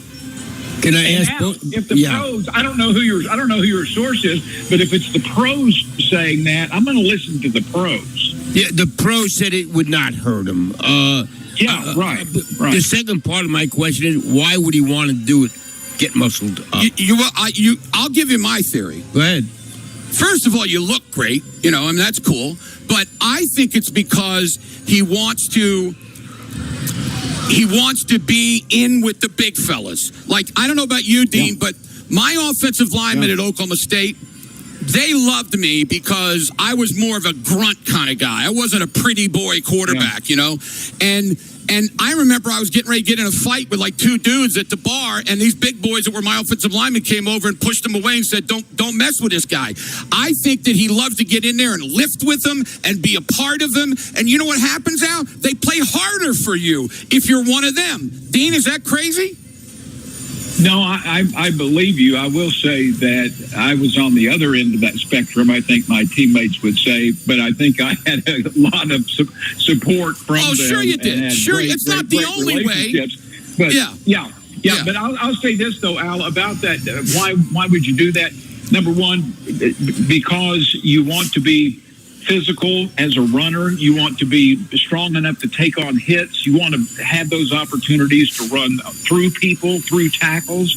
That's probably the biggest thing. But Jim says the other 2 things. Obviously, you want to look good, but you want to impress your teammates. He set a record, didn't he, Jim? Do you remember what it was? It was lower body. He set a record, squats. And that video's beautiful. Yeah, it was beautiful. You see it, Al? I had not seen it. Oh, Al, it's unbelievable. All his teammates are around him. Okay. I will watch it. His teammates are around him, and he's sitting there just squatting, and they're all going, come on. And, I mean, it's incredible, man. I mean, and that's the best feeling in the world. And quarterbacks do not normally do that. You know, they just don't. And as Dean was talking, you know who you remind me of? Who's that? Jalen Hurts. At the game, he went and lifted. That's a great point. Yeah. And I'm telling you, as long as you stretch after it and then throw, then you're fine. I've seen some quarterbacks that got too big in my life. I've seen that I think they got too big and too tight. So, listen, we're going to see the first few games how he's throwing the flexibility. You have the flexibility. Got to be flexible. Yep. You got to have that arm. They've got a new head trainer down there. They've got a new strength guy. They will be doing a lot of the exact same things, but they got people to get him to do the things you're talking about, Jim, in terms of stretching and that kind of stuff. They should be very, very well coached up. So I think anybody that tries to make it... the biggest thing, all you need to do, to answer your question, why does he do it? Just look at that video clip, Al, when you get off the air. Look at that video clip, and there's your answer. Yeah, it's 15 awesome. 15 seconds of video. There's nothing better, man. Yeah, I was a fairly decent lifter, not like him. I got my bench up to about 350 pounds, and I'm telling you, the linemen loved it when I lifted with them, Al. Loved it. They thought it was a great, because, nobody ever talks about offensive linemen. A lot of people, you don't even know who they are. But, man, if the quarterback gets in there, running backs or something, they think that's great, man. They really do. Yeah. So, good stuff. And I think Matera's done all the off the field thing with the offensive linemen. They love the guy. I think Dean brings up all the time. He's a great leader. A great leader. Yeah. Now he's just got to put the ball in where it's supposed to be, right, Dean? Yeah, and part of that leadership is in the weight room as well. It's just everywhere that you interact with your teammates. And he seems to be, well, no, I don't even need to say seems to be. He is I've been around him enough to say he's a genuine guy. I've seen some guys, especially at quarterback, come through here and other places that are full of BS, and you can see it when they come through. You're right. A lot of them don't end up staying here, but you don't have to worry about that with a guy like him. The word is prima donnas. Yeah, a lot of them. Yeah, a lot of them. I mean, and nowadays it's even worse with social media and everything. So, well, my coach that I had at OSU. I think he goes out of his way, Jim. I think he goes out of his way because he makes so much money. Well, that's another thing too. Yeah. I mean, I think he did what Dylan Gabriel did. He bought everybody some really nice headphones and stuff. That's the way you do it, man. The quarterbacks, man. Look what happens in the NFL. Like Mahomes, the year they won the Super Bowl, their last year, he bought every one of his offensive linemen a brand new ATV. I mean, the thing was like incredibly beautiful. You're making more money than them. They're the ones that are getting hurt and grunting in there, and you're the one that's getting interviewed. I'm telling you, man, you treat your offensive lineman well, you're going to be okay. It's important. I totally agree with that. I love that about this kid. Listen, I'll go down the tubes. I still think he's going to be good. I really do. Is he as good as maybe some people thought, like the best quarterback in the country? No. But I think if they let him go a little bit, I think he's going to do some good things. If I'm wrong, I'm wrong, and I'll say it, Dean. Yeah. I'm in the same boat with you. He's an easy guy to raise, an easy guy to root for.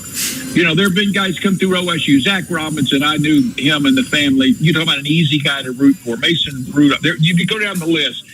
Brandon. There are lots of guys that are easy to root for, but there are a lot of prima donnas, a lot of dogs out there. But he's a guy that's easy to root for. And he is talented. I mean, no doubt. What he got to do mentally, he can't. It's the interceptions. Yep. And listen, Al, the word is that he's worked in the off season with some people about his footwork and maybe his arm angles and things like that. One of the main reasons why people throw interceptions is they don't get their feet to where they're supposed to quick enough. When you're throwing an out, Dean, when you're throwing an out route and these DBs are breaking on the ball, you can't miss half a second. You've got to throw it when it's supposed to be thrown. And if you're messing with your feet or you're thinking about it, it's just got to be boom, boom, bang, and gone, Al. You know what I'm saying? Yeah. And I think that's one of his things that he's been working on, Dean. I started to say something that I really meant, but then I realized how foolish it would be. And I was going to say Oklahoma fans should really this year not be quick to jump on, especially the Boo Birds, on this quarterback. He's going to have mistakes. They're going to lose some of these games, but I speak from experience. Don't pounce unfairly. But you know what? How silly is that to say? You think that converts anyone? Hey, I'll tell you what. If he doesn't play well, who do they have? Yeah. They don't. I know. Neither one of you said anything. That shows they you. Don't. So the OU fans, you better fight for this kid, because if he doesn't play, who knows what your record's going to be. The fact they tore Landry Jones apart leaves me no hope they're not going to tear him apart. Well, that's a great point. That's a great point. So, Dino, have a great weekend. See you, Dino. All right, guys. See ya. Right? I mean, you're right on the money. No, they're fickle. I mean, when you guys tell me that they booed Steve Davis, I mean, it's ridiculous. One game. The first game we lost. Yeah, I mean, it's just crazy. But when you win, you expect to win. Let us take an OG&E break. Save $3,000 efficiency. Check out OG&E.com/efficiency to save some money. 98.1 FM to the Sports Center. We'll come back with one more segment of the Total Dominance.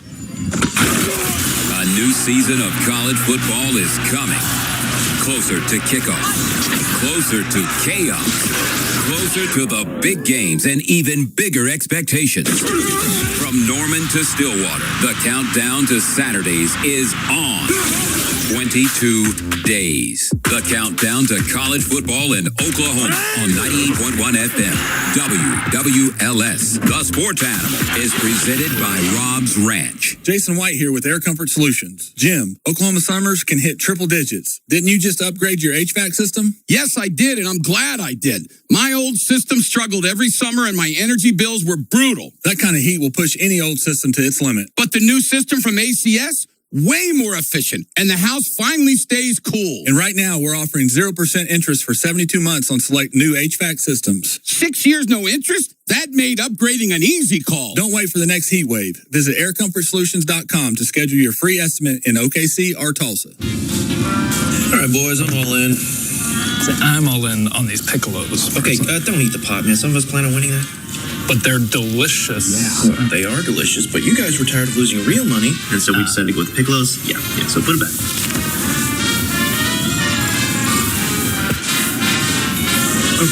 I'm gonna fold. Is that good if they're all spades? You can eat the piccolos. When you're craving piccolos, always bet on Boomerang. Boomerang Diner. It all starts here. Big things are happening at Mathis Home. Get Labor Day deals and save on everything for your home. They have hundreds of sofas and sectionals with styles you love at unbeatable prices. And we're the only place with top name recliners starting at just $149. Check out the latest looks in bedrooms and dining rooms and save big. Plus, with our new 60-month financing, you can take your purchase home today and make easy monthly payments. Don't miss out. These Labor Day deals are happening now at your furniture superstore, Mathis Home. So fellas, hair thinning out? Your barber's pretending not to notice? Take back your confidence with the help of Dr. Tim Love at HKB OKC. Natural looking results and only $4 per graft. Visit drtimlove.com before your hat becomes permanent. Oklahoma-based Precision Fluid Power sells new and remanufactured hydraulic pumps and motors, as well as repairing virtually any hydraulic pump, motor, and cylinders. Free evaluations and fast turnaround. PrecisionFluidPower.com. August nights are heating up at Fire Lake Casino every Saturday in August. It's your chance to win big with $300 hot seats every 30 minutes from 6 to 9 p.m. Plus two $2,000 hot seats at 10 and 11 p.m. And don't forget happy hour at Center Bar, Monday through Friday from noon to 2 and again from 5 to 7 p.m. Experience the new hometown original Fire Lake Casino located at 41170 Hardesty Road in Shawnee. Come play, win, celebrate all summer long at Fire Lake Casino. Foundation problems start below the surface. Midwest Engineering and Testing Corporation provides geotechnical engineering to help ensure your project is built on solid ground. Before you build, know what's below. Midwest Engineering and Testing. Confidence from the ground up. Cowboy football season starts here at Bob Moore Buick GMC. Join us Saturday, August 15th for our Oklahoma State Hometown Heroes event. Stop by and enter to win an incredible OSU prize pack, including 2 tickets to the Cowboys' upcoming game against Oregon, an on-the-field experience, Cowboys swag, and more. Join us August 15th at Bob Moore Buick GMC off Northwest Expressway, just west of Rockwell in OKC. Go Pokes! Download to see if you qualify. Not all customers will qualify. Transfer fees may apply. No Albert subscription required. Albert is not a bank. Albert Instant Loans are issued by FinWise Bank, member FDIC. Not an actual client. Terms apply. Kylie, what's wrong? I just got hit with a car repair bill. I'm behind on rent, and I feel like I can never save any money. Have you tried the Albert app? Albert is your financial assistant, helping you find ways to save and create custom budgets to actually grow your money. Plus, you can get up to $10,000 for big expenses or advance up to $1,000 fast when you need cash right away. Albert can get me up to $10,000? Exactly. Albert spots you in a pinch and helps you grow your money in the long run. I'm downloading Albert right now. Download the Albert app and use promo code PLAN to borrow up to $10,000 for whatever you need. The Albert app helps you budget better and save more money, so you reach your financial goals faster. Download the Albert app right now and use promo code PLAN to borrow up to $10,000. Use code PLAN to borrow up to $10,000. Who fights for your rights? Who gets you the settlement you deserve? For 50 years, one of the state's most respected, trusted, and successful law firms. Luke Abel with the Abel Law Firm. We're celebrating 50 years of fighting for your rights to get the settlement you deserve. 50 years as Oklahoma's personal injury law firm. We're ready, we're willing, we're able. Named Oklahoma City's best personal injury law firm. The NFL is coming back to the sports animal from the season opener, Monday, Thursday, and Sunday night football, the international games, the Thanksgiving triple header, and the road to the Super Bowl. Hear it all right here, all live from Westwood One on AM 930 WKY and 98.1 FM WWLS, the sports animal. We're back here at the Lucky Star. Great things going on. Cat Fest is going to be out here a week from tomorrow. 50-year anniversary of the cat. We are back with the show known in Mongolia as a total. Dominus. Are you had Mongolian hot pot? Yeah, I've had it. Sure, yeah. Really good. It if I remember what it is. They put the beef in there. And, yeah, it's really good. Some way of cooking it. I had one down in Miami, Florida that was really good. Mongolian food. One time, and that hot pot is good. Yeah, too bad we didn't have that Italian restaurant food. That makes me so mad. Gosh, I wanted you to eat there so bad. So good. 26 years ago. Is that when it was? 2000. The 2000 National Championship. You and Mark Rogers. That is unbelievable. You're right. That is a long time ago. Really long time ago. Yeah, I've heard Mongolian hot pot. What do they cook the beef a certain way, right? I guess. I don't know. I mean, don't ask me. I just know it tasted really good. Hey, you know what I wanted to say to you? Did you see that the ESPN rated the Thunder's schedule the easiest in the NBA? Yeah, Sam was talking about that last night. Oh, was he? Yeah. Yeah, isn't that crazy? It's crazy. You never know, though. You never know. You're exactly right. How do they go by that? They go by that by last year's? Yeah, you don't. Last year, go by last year's team? Yeah, what do you do? I don't understand. I don't. What's crazy, think of it. 2 years ago, not last year, 2 years ago, Thunder only lost one game in the East. Yeah. The East changed so much since then. Oh, yeah. It's going to be a little bit tougher now. Oh, my goodness. Are you kidding me? Definitely a little bit tougher now. Yeah, you're right. You go to New York, you go to Philly, you go to Boston, Atlanta, Detroit, Indiana. Yeah. I mean, no, Miami. You're right. I mean, with Antetokounmpo and Adebayo, that's going to be they're going to be pretty good. I don't think they're going to win anything, but they're not going to be easy. You're right. No, you're exactly right.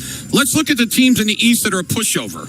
The Wizards could be decent. They're going to be better. No doubt they're going to be. The Bulls are going to stink. The Bulls go, yeah. Aren't they? They're going to stink. They're going to be horrible. Who else? Charlotte. Charlotte. They made that move. I don't know what. They got rid of Ball and they picked up, what's his name? Nas Reed. We love Nas Reed, so they're not going to be easy either. No. Who else? Preston, is there anybody else in the East that is going to just be a dog? The Nets. The Nets, of course. Yeah. Anybody? Other than that, no, because the Wizards previously, I think they'll be, okay. I think they'll be better. You got Davis, you got Young, and you got my guy, the number one pick. Yeah. The East is going to be tougher this year, isn't it, Preston? Yeah, no, 100%. And the Thunder have the easiest schedule. It's kind of dumb to me because every team plays the same exact teams anyway. Although what the reason why they do that though, they have it, is because their teams that they play in the tournament, that thing, what's it called? Oh, the in-season tournament. Yeah. In-season tournament. They're horrible. Yeah. All they have to do is beat Minnesota, and they're going to be in the semifinals. Well, they got the Pelicans, Memphis. Who's the other one that's in there with them? Somebody really bad. Another bad team. I think it's the Timberwolves. I think there's only 4, right? Or is there 5? No, I think there's 5. 6? Is there 8? What is there? Is there? I think there's just 5. There's 5. So there's one more that's terrible. Yeah. Who is it? Figure it out before. The Clippers. Yeah, the Clippers are going to be horrible. So, yeah, they're all they have to do is beat Minnesota. They're going to get in. And if Minnesota were to lose to somebody, then heck, they might even have to beat Minnesota. What's going on with Kawhi? What should happen or is going to happen? Well, they nullified the trade, so something obviously is going to happen. Well, in my opinion, the dude should be suspended for a year. And I think that Ballmer should unload on him. Like as in no first round picks. I don't know if you told me on the air or somebody else that that Bus got after her and criticized Bomber. Who did? Jeannie Buss. Really? Yeah. I did not know that. Yeah. Well, she just sold out. I guess she can say whatever she wants to absolutely. now. She's going to be rich as can be. Is Phil Jackson still dating her? No, I don't think so. Well, I guarantee you she's single. There's going to be a lot of men that want to date her because she's going to have a bunch of money. Well, by the way, guys, that sale, that did not include the Buss family portion of the Lakers. That was only whatever the other guy owned. I thought he bought the whole thing. No, that the Buss family still has a small share of the Lakers still. So they sold a maximum amount to them for $10 billion and kept some. Do you know what percentage they have? I can look that up real quick. Yeah, why don't you? Because I did not know. I thought they sold the whole thing to that family. Interesting. That means that they're having even more than $12.5 billion. That's insane. That is wow. Looks like about 17%. Oh, that's a decent amount. It is a decent amount. Wow, that's about. So I guess she can say what she wants to say. Yeah, she can do whatever she wants to do. But they're not running it though, right? Of course, right? No. They're silent partners. Minority owners is what they are. Yeah, minorities owners. Okay. But since they nullified that trade, there's something coming down. Well, they better. I mean, Silver is the biggest sissy in the world. Yeah, no doubt. So, but he did nullify the trade. He did nullify the trade. So let's see if they do something. How's Toronto going to be? Well, they're up. They got to be massively upset. I mean, they thought they were getting their superstar back. Yep. That's another team in the East that'll be not great, probably. Although they weren't bad. They got last a couple year. good players. Oh, they certainly do. I wonder how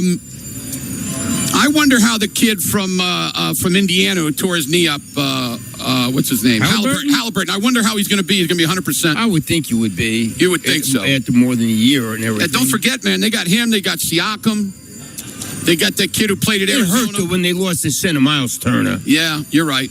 You're exactly right. So, but they're going to be good. Yeah, and we mentioned Detroit, but no one talks about them. They got Isaiah Joe, and they got who else they bring in? They brought Collins. Yeah. Yeah. No, I think Detroit's going to be good. They did lose. Nobody talks about Detroit. Yeah, they lost Beef Stew, the big kid. Where did Beef Stew go? You remember, Preston? Did he go to Memphis? Let me look that up because I forget off the top of my head. How about? Did you see John Morant? He's up in Portland now. No, but did you see what he did? No, what'd he do? His entire teeth, all of his teeth, he did in gold. What a moron! Wait till you see that. Preston, did you see the picture? I did not see that. No. Preston, listen, do me a favor. Go online, put in John Morant. He'll show it. He'll be smiling, and it's incredible. Send it to Al so he can see it. Okay. Okay. By the way, Beef Stew with the Grizzlies now. Yeah, Memphis. Well, he'll be just like Randolph used to be down there. Not as good as Randolph. No, not as good as Zach Randolph. Randolph and Gasol. How good were they? Were just so good, man. Oh, my goodness. And Tony Allen. Yeah. Man, the Thunder had some battles with them. Conley, they were good, man. Oh, my gosh, were they good. They're really good. Now they stink. Have a great weekend. All right, you too, Al. See you. See you, Preston. Good job. Gonna come back one more hour. Right here at Lucky Star, 98.1 FM to the Sports Animal. Football is back. The biggest stars, the biggest plays, the biggest nights in sports. Hear every NFL primetime game all season long, plus the playoffs and the Super Bowl. Live from Westwood One Sports. If it's a game everybody's talking about tomorrow, you'll hear it right here. 98.1 FM. WWLS. The Sports Animal.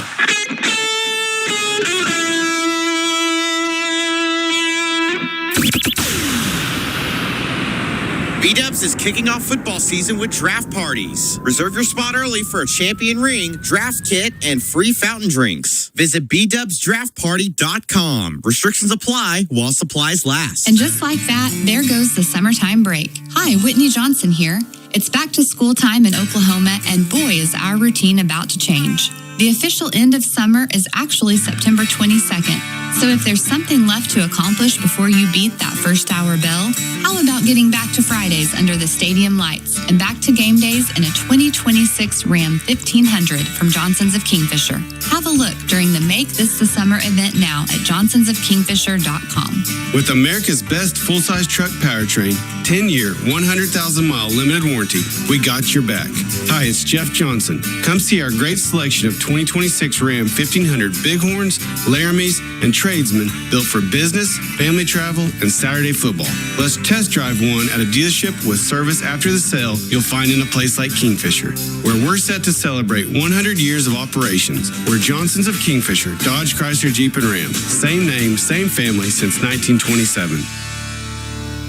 Fix urgent foundation problems now. Get Easy Pay financing, including same as cash and reduced interest loans. Call 405-787-9229 today. Ramjack American Leveling, a lifetime warranty from a lifetime company. This is Tony, owner of Secure Pavement. Need a parking lot or got one that's embarrassing to park on? Call Secure Pavement. We do it all from dirt to paint. We can do anything from full replacement or even slap some lipstick on a pig. Our experience dates back to the 1900s, well before the smartphone took over. Visit our website for more info, or don't. It's your own asphalt. I need to check my Facebook. Call Secure Pavement. We do it all from dirt to paint. Secure Pavement. Pave the world. Oh, no, not the sink. Not now.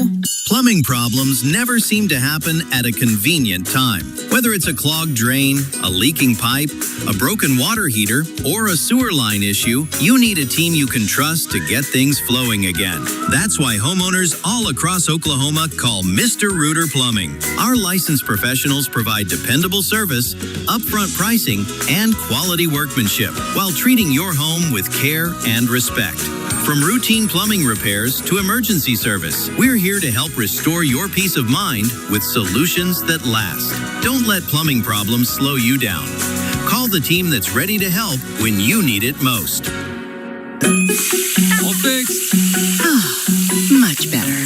Call Mr. Rooter Plumbing today at 405-947-3100. Mr. Rooter Plumbing, a neighborly company. A new school year means new schedules, new activities, and a whole lot of miles. Seth Wadley Ford wants to make sure your family is ready for all of it. Seth Wadley Ford has the selection and the deals to make sure you're ready. Stop in and see us at any of our locations in Falls Valley, Cary, and Ada, and let us help you find the right fit for your family. School is back in session, and so are the savings. Get 0% APR on all new 2026 Ford F-150s, Broncos, Bronco Sports, and Explorer. Start the school year in a brand new Ford with 0% APR. Whether you're hauling kids across town, loading up for after-school practice, or just trying to keep up with everything the fall season throws at you, your family deserves a ride that can keep up.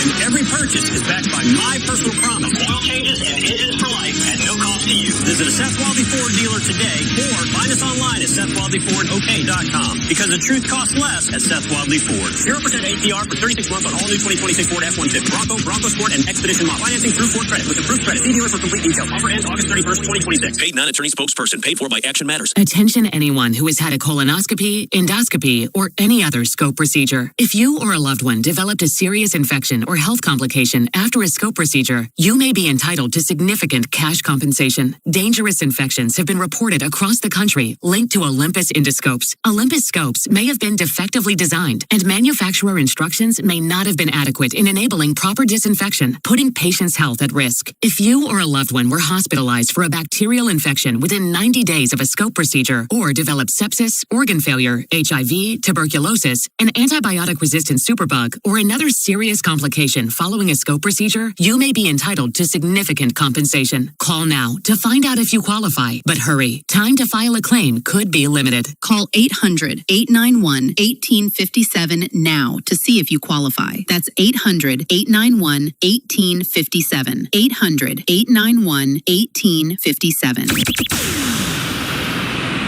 Broadcasting sponsored by Parish Devon Injury Lawyers. Visit pepperwinds.com. WWLS-FM, The Village, Oklahoma City. The Sports Animal, a Cumulus station. It's time to go inside. Inside the stats. Inside the game. Inside the mind of Al Eschbach. Hello! Can anybody hear me? It's Inside Sports on 98.1 FM, WWLS, the Sports Animal. I'm back here at the Lucky Star, right here in Concho. Don't forget Cat Fest out here next Saturday. Massive 50th anniversary for the cat. Really, really cool. Cat Fest always good out here. How you doing, Sam? I'm doing good. I hadn't put two and two together just until right now that you started when the cat started. I guess so. Now, when did it go officially? What date did the cat start? I have no idea. I guess I can look that up. I love Google. You can find out anything. It'd be so much easier going to school now than it was when I was in school. Although now they have AI to prevent cheating too. That would suck. Oh, let's see here. September 16th. Okay, so 1976. I plus a little bit. September 16th, 50 years ago. September. That's really cool. Did you happen to see, I talked about it yesterday, the CBS came with a list with the top 150 players in the country, football. I have not seen that. In college football, you're saying? Yeah. No, but and I can today, look that up.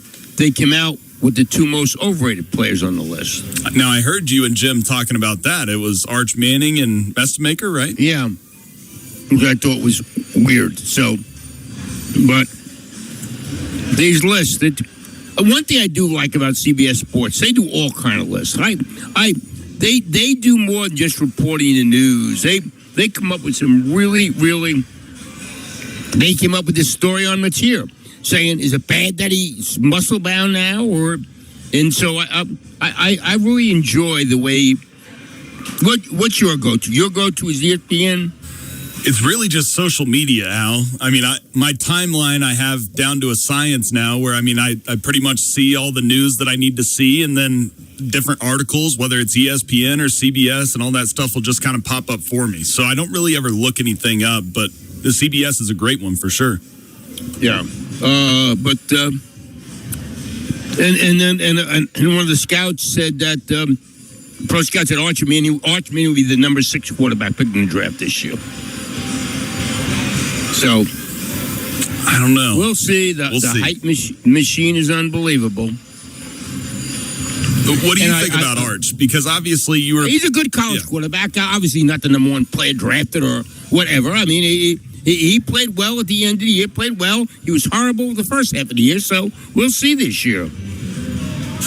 I'm with you. I saw some video of Arch at practice this morning. It seems like he's got some confidence to him that he didn't necessarily have when he was starting out last year at the start of the season for sure. You know what? I watched him at practice this year early. He looked really good in practice. Then when the game came, it didn't quite look so good. So, You're exactly right about that. I think he's a decent quarterback. I mean, should he be hyped more than Chambliss or a lot of these Dante Moore? No, he shouldn't be. No, there was a case that Dante Moore could have been the first pick this past draft. And he decided to stay at Oregon. Obviously he got a lot of money, but compared to the NFL, he ain't getting near that type of money. I mean, that was an interesting decision that he made staying, because it was not a good year for quarterbacks in the draft.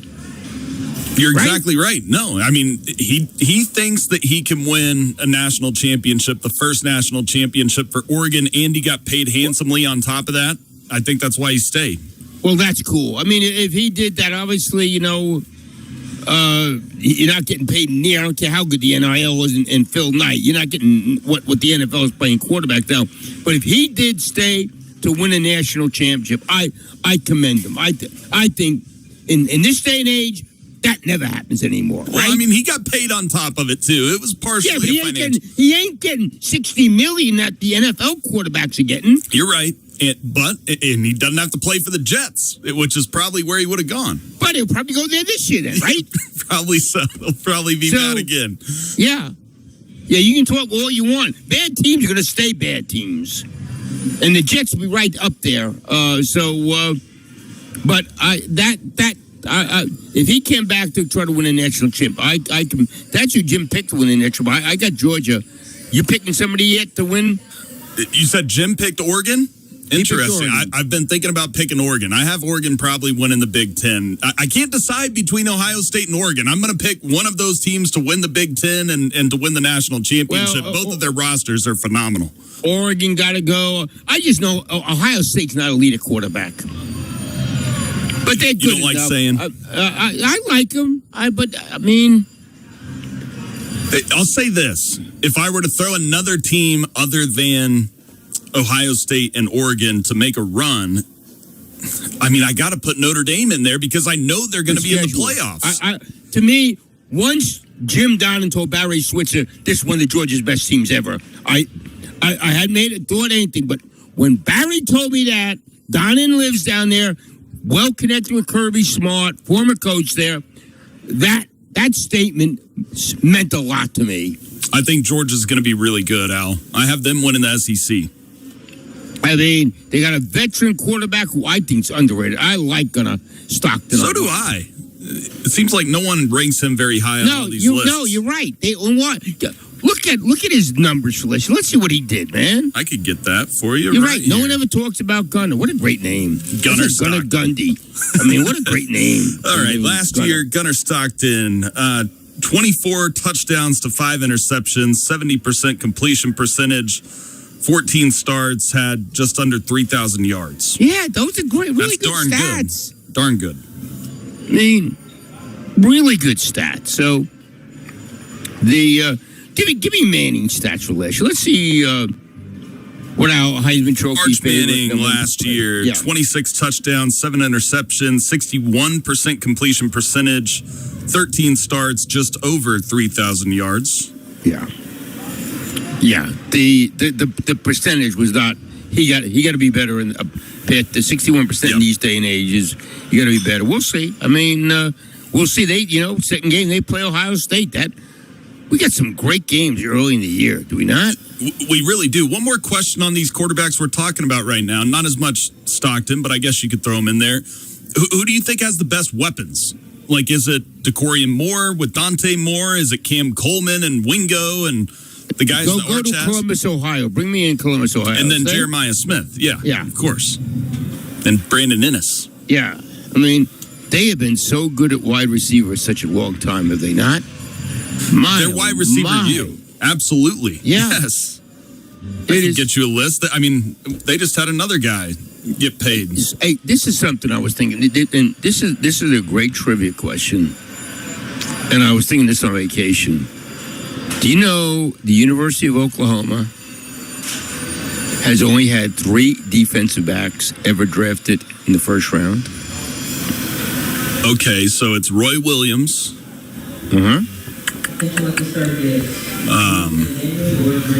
Okay, help me out, Al. My brain's going numb. Ricky Dixon and somebody played with Roy Williams. Help me out. Andre Woolfolk. Okay, gotcha.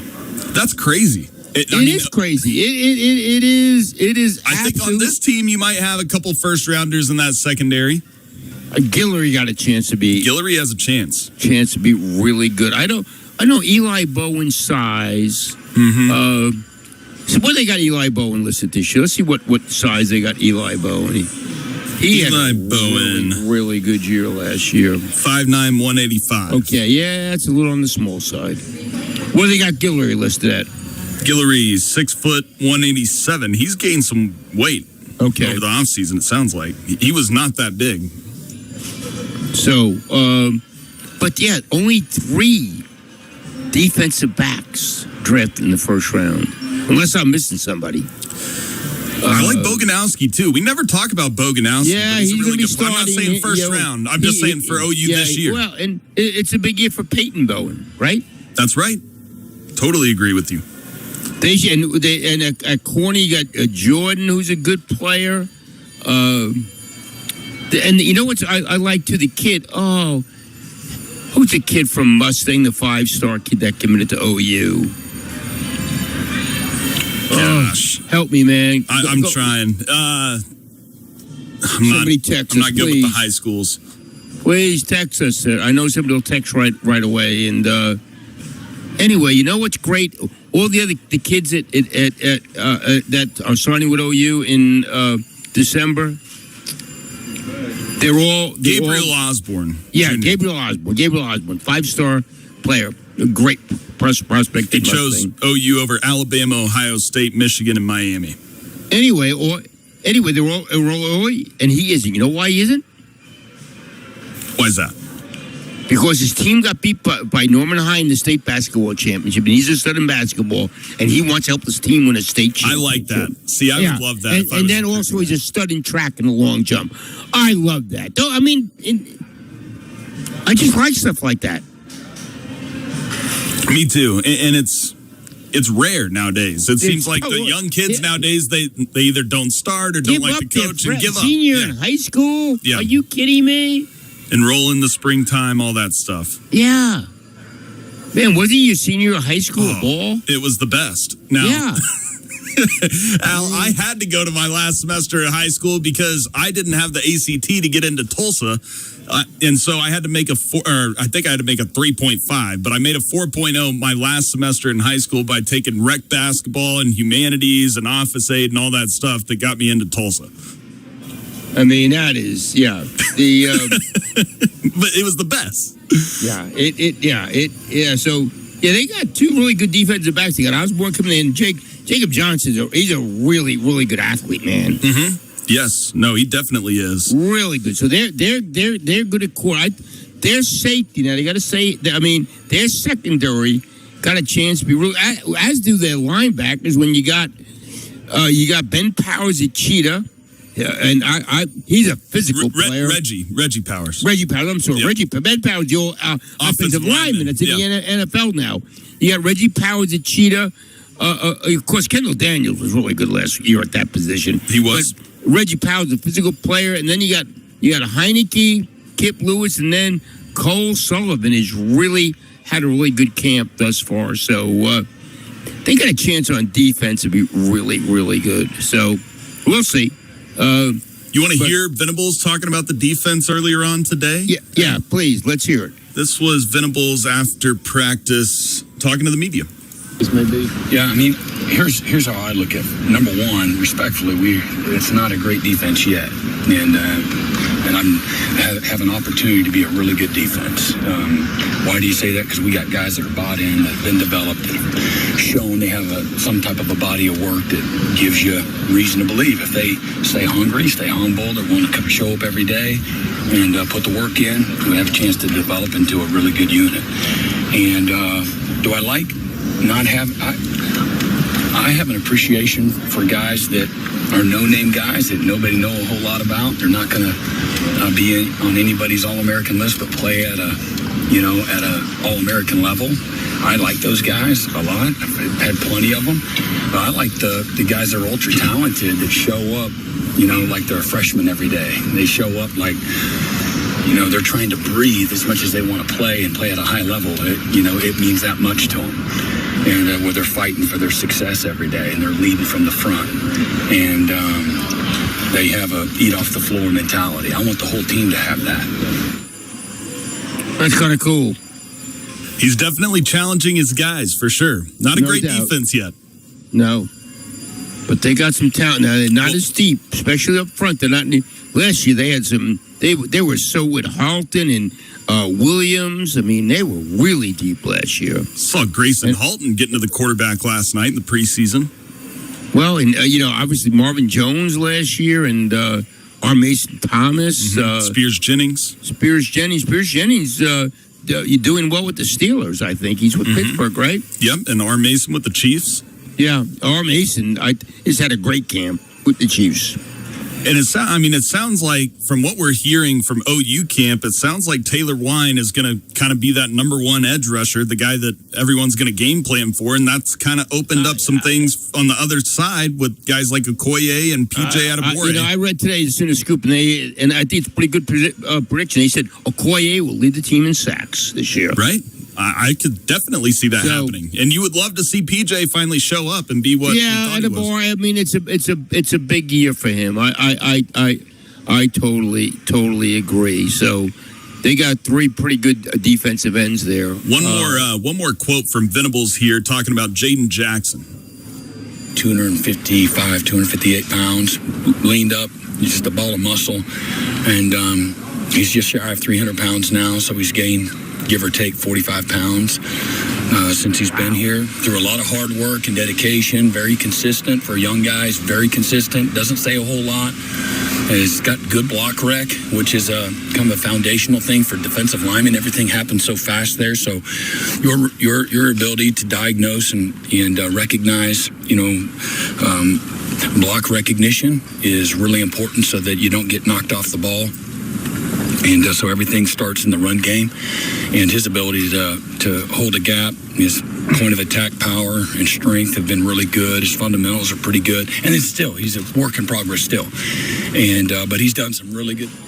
Okay, I apologize, Al. That was the wrong clip. But he was talking about the freshman Tank Carrington on that clip. I apologize. Later on in that video, he talked about Jaden Jackson. And the quote that I was trying to play was, Jaden Jackson's been throwing around men in practice. But that's a great quote. That's a great bite. We don't talk enough about Jaden Jackson, I don't think. I agree with you. He was hurt last year. He played hurt, but as a freshman, remember, he came in and started from day one. I think he's just as good as Stone is. I think you're right. Yeah, Stone seems to be getting all the national notoriety. Yeah. I think Jaden Jackson is, he said Tank Carrington is at nearly 300 pounds now. Yeah, and he was saying pure muscle. And that's when I realized it was the wrong clip, because Jaden Jackson is not pure muscle. He has a little big boy on him. No, not at all. So what? Well, we're going to be 3 weeks away, right? I'm excited for it, Al. It's going to start fast, right? I mean, the first 5 games of the season, we're going to know how all our predictions are. My goodness, it's unbelievable when you got Michigan and then Patsy and then you got Georgia and Texas. I mean, are you kidding me? Going to Georgia? That's why. You ever been there, Al? I've never been to Athens. So, place I've not been in the SEC. I've not been to the Mississippi schools. I've not been to Florida. Been through Gainesville. Haven't been on the campus. Haven't been to Georgia. Where else have I not been? Been to LSU? I have not been to LSU. I've been to South Carolina, but to cover basketball, I've been to Auburn to cover wrestling. I've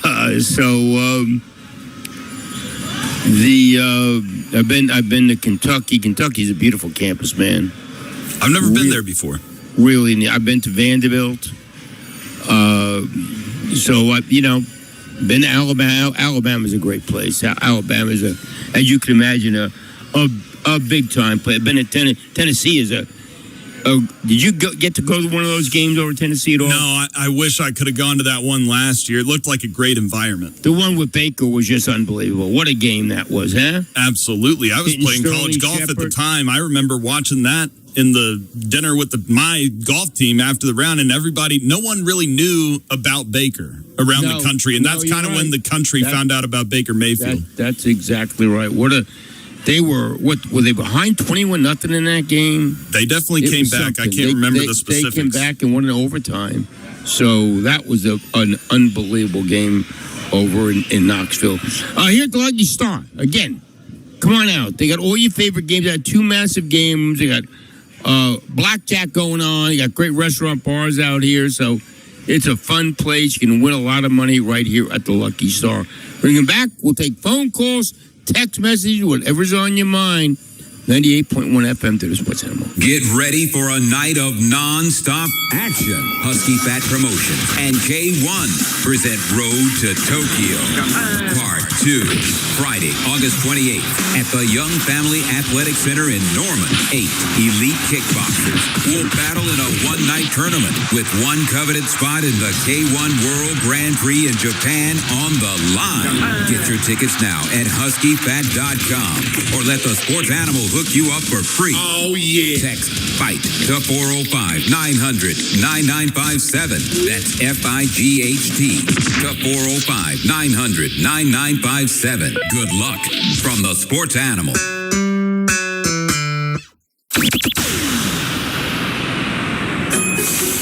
Mr. Rooter Plumbing, a neighborly company. Oklahoma, let's swap keys. At David Stanley Chrysler Jeep Dodge. Tired of that high car payment? Let's swap you into a new Chrysler Jeep or Dodge and possibly lower your current car payment. Yes, new ride, lower payments, and take the rest of the year off with no payments for 6 months. New Jeeps start at just $349 a month. Zero down. Tag title and tax included. Let's swap keys. Think you owe too much on that old ride? Not anymore. Get $18,000 negative equity assistance to swap you into a new Chrysler Jeep Dodge or Ram truck. Oklahoma. If you're tired of that high car payment, let us swap you into a new Chrysler Jeep Dodge or Ram and possibly lower your current car payment and take the year off with no payments for 6 months. $18,000 negative equity assistance. Lower car payment. Let's swap keys. One location only. David Stanley Chrysler Jeep Dodge across from Tinker and Midwest City. Several to choose from. $349 a month for 96 months at 6.49% APR. Plus $649 doc fee on Jeep Compass. No payments for 6 months with Dash Financial. Dealer retains all rebates. This is Phil Nzinga for my friends at Zero Res. You know, it's not too early to start thinking about back to school, which means it's time to take back your home. The kids are getting settled back into their school routines at the end of the month. Get your home carpets, area rugs, tiles, and upholstery restored to look like new with Zero Res. Hey, with nearly 3,200 Google reviews and 400 Facebook reviews, no other carpet cleaning company is better received and reviewed than Zero Res because it's a smarter, lasting clean. No harsh chemicals, no soap residue, faster drying times. Your carpets stay cleaner longer. And because Zero Res uses no harsh chemicals, that means pure safety for your family and your pets. And, of course, they've got a great deal going on right now. 3 carpeted rooms plus a hallway for just $149. Call them now, 405-606-7030. Or book online at ZeroResOKC.com. Zero Res. Spell it backwards or forwards. It's the right way to clean. Hi, thanks for calling Uline. Wait, did the phone even ring? Nope. Okay, so you answered before the ring. But now you're going to put me on hold, right? We don't do that here. We're real people answering the phone, ready to help with your order when you are. Uline has thousands of quality products for your business and warehouse needs. Always in stock, ready to ship same day. And backed by Uline's legendary 24/7 customer service. Uline, we warehouse for you. Archery hunting season is just around the corner and the September rush is coming. That's why you need to bring your bow into H&H Shooting Sports for a preseason service now. Our Archery Pro Shop is the place to be. Our expert technicians will make sure your equipment is in peak condition so you can head into the season with confidence. Don't get stuck in the September rush. Bring your bow in today. While you're here, check out our safe department. We're doubling Browning safe rebates with up to $800 in total savings. Only at H&H Shooting Sports, Oklahoma's headquarters for guns and gear, located just off I-40 and Meridian at OKC. Grand, magnificent, impressive, exceptional. That's exactly what you'll find at Grand Casino Hotel and Resort. From luxury accommodations and the Grand Spa to Flame Brazilian Steakhouse, exciting gaming, live music every Friday and Saturday night, and entertainment around every corner. Everything is designed to live up to its name. Grand Casino Hotel and Resort. Experience what grand really means at GrandResortOK.com. Back to school season is here, and Bob Howard Auto Group has the ride to get you there. From dependable trucks to family SUVs, enjoy cold AC and comfort for every school run, practice, and weekend getaway. Shop the full lineup today at BobHoward.com. Bob Howard, a Group 1 dealer. The Sports Animal Studios, powered by the OKC Thunder. Level up your game this summer at Thunder Youth Basketball Camps, presented by Simple Modern. Kids ages 6 to 16 across Oklahoma can learn new skills, compete, and have fun. Find a camp near you at OKCThunder.com/summer camps. And we're back. Back here at the Lucky Star. Just looking at a clip my buddy Galen White sent me. Just wrote a book on the Mad Russian. Really, really cool. What do we got now? Johnny's text line. They were helping us out with that Gabriel Osborne. Okay, I knew they would. I do have a list for you. Back to the Ohio State receivers. I mean, listen to this, Al. The money that these current wide receivers are making in the NFL coming from Ohio State. JSN is the best, and obviously we saw that with their Super Bowl run last year. Almost $170 million. Olave just signed the deal for $132 million. Garrett Wilson is making $130 million with the Jets. Scary Terry McLaurin is making $97 million and about to get paid again. Carnell Tate, who had his debut last night, $51 million. You have Marvin Harrison Jr., who is making $35.5 million, and then Emeka Ibuka with Baker down there in Tampa Bay making $18.2 million. I mean, that's a heck of a, what is that, 7 guys? They're wide receiver U. I mean, Jeremiah Smith. I mean, just... Now, again, the two best, Chase and Jefferson, did go to LSU, but... You're right. But the list is unbelievable. It really is. And compare that to kind of what OU's had recently, it's not close. No, I mean OU under Stoops and Lincoln, and Mims is the last one that's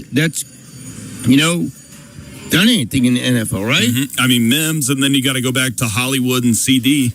Yeah, and then DD, and then obviously Sterling Shepard. Broyles got hurt. Broyles, he would have had a heck of a pro career if he did not get hurt his senior year. Help me out, Al. I don't remember why Malcolm Kelly never really made it in the NFL. Look up and see what he did. Let's see what Malcolm Kelly did. Kenny Stills, another one that was really, they were two big receivers too, Malcolm Kelly and Stills.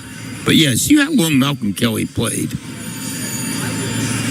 He only played for 2 years, only played 3 games in 2008, played 18 games in 2009, had 26 catches for just under 400 yards. What was he drafted? I don't think he was. Maybe he was. Golly, that'd be surprised if he was not drafted. I mean, something. Oh, yeah, he was. He was second round. Yeah. 51st overall. Yeah. So he had to have an injury then. He had to be an injury program, yeah, for him. So, and we forget CeeDee Lamb. CeeDee Westbrook. CeeDee Westbrook won the Blitnikoff. He was great. Yeah. They really. Now we're gonna see. I like Satania a lot. I mean,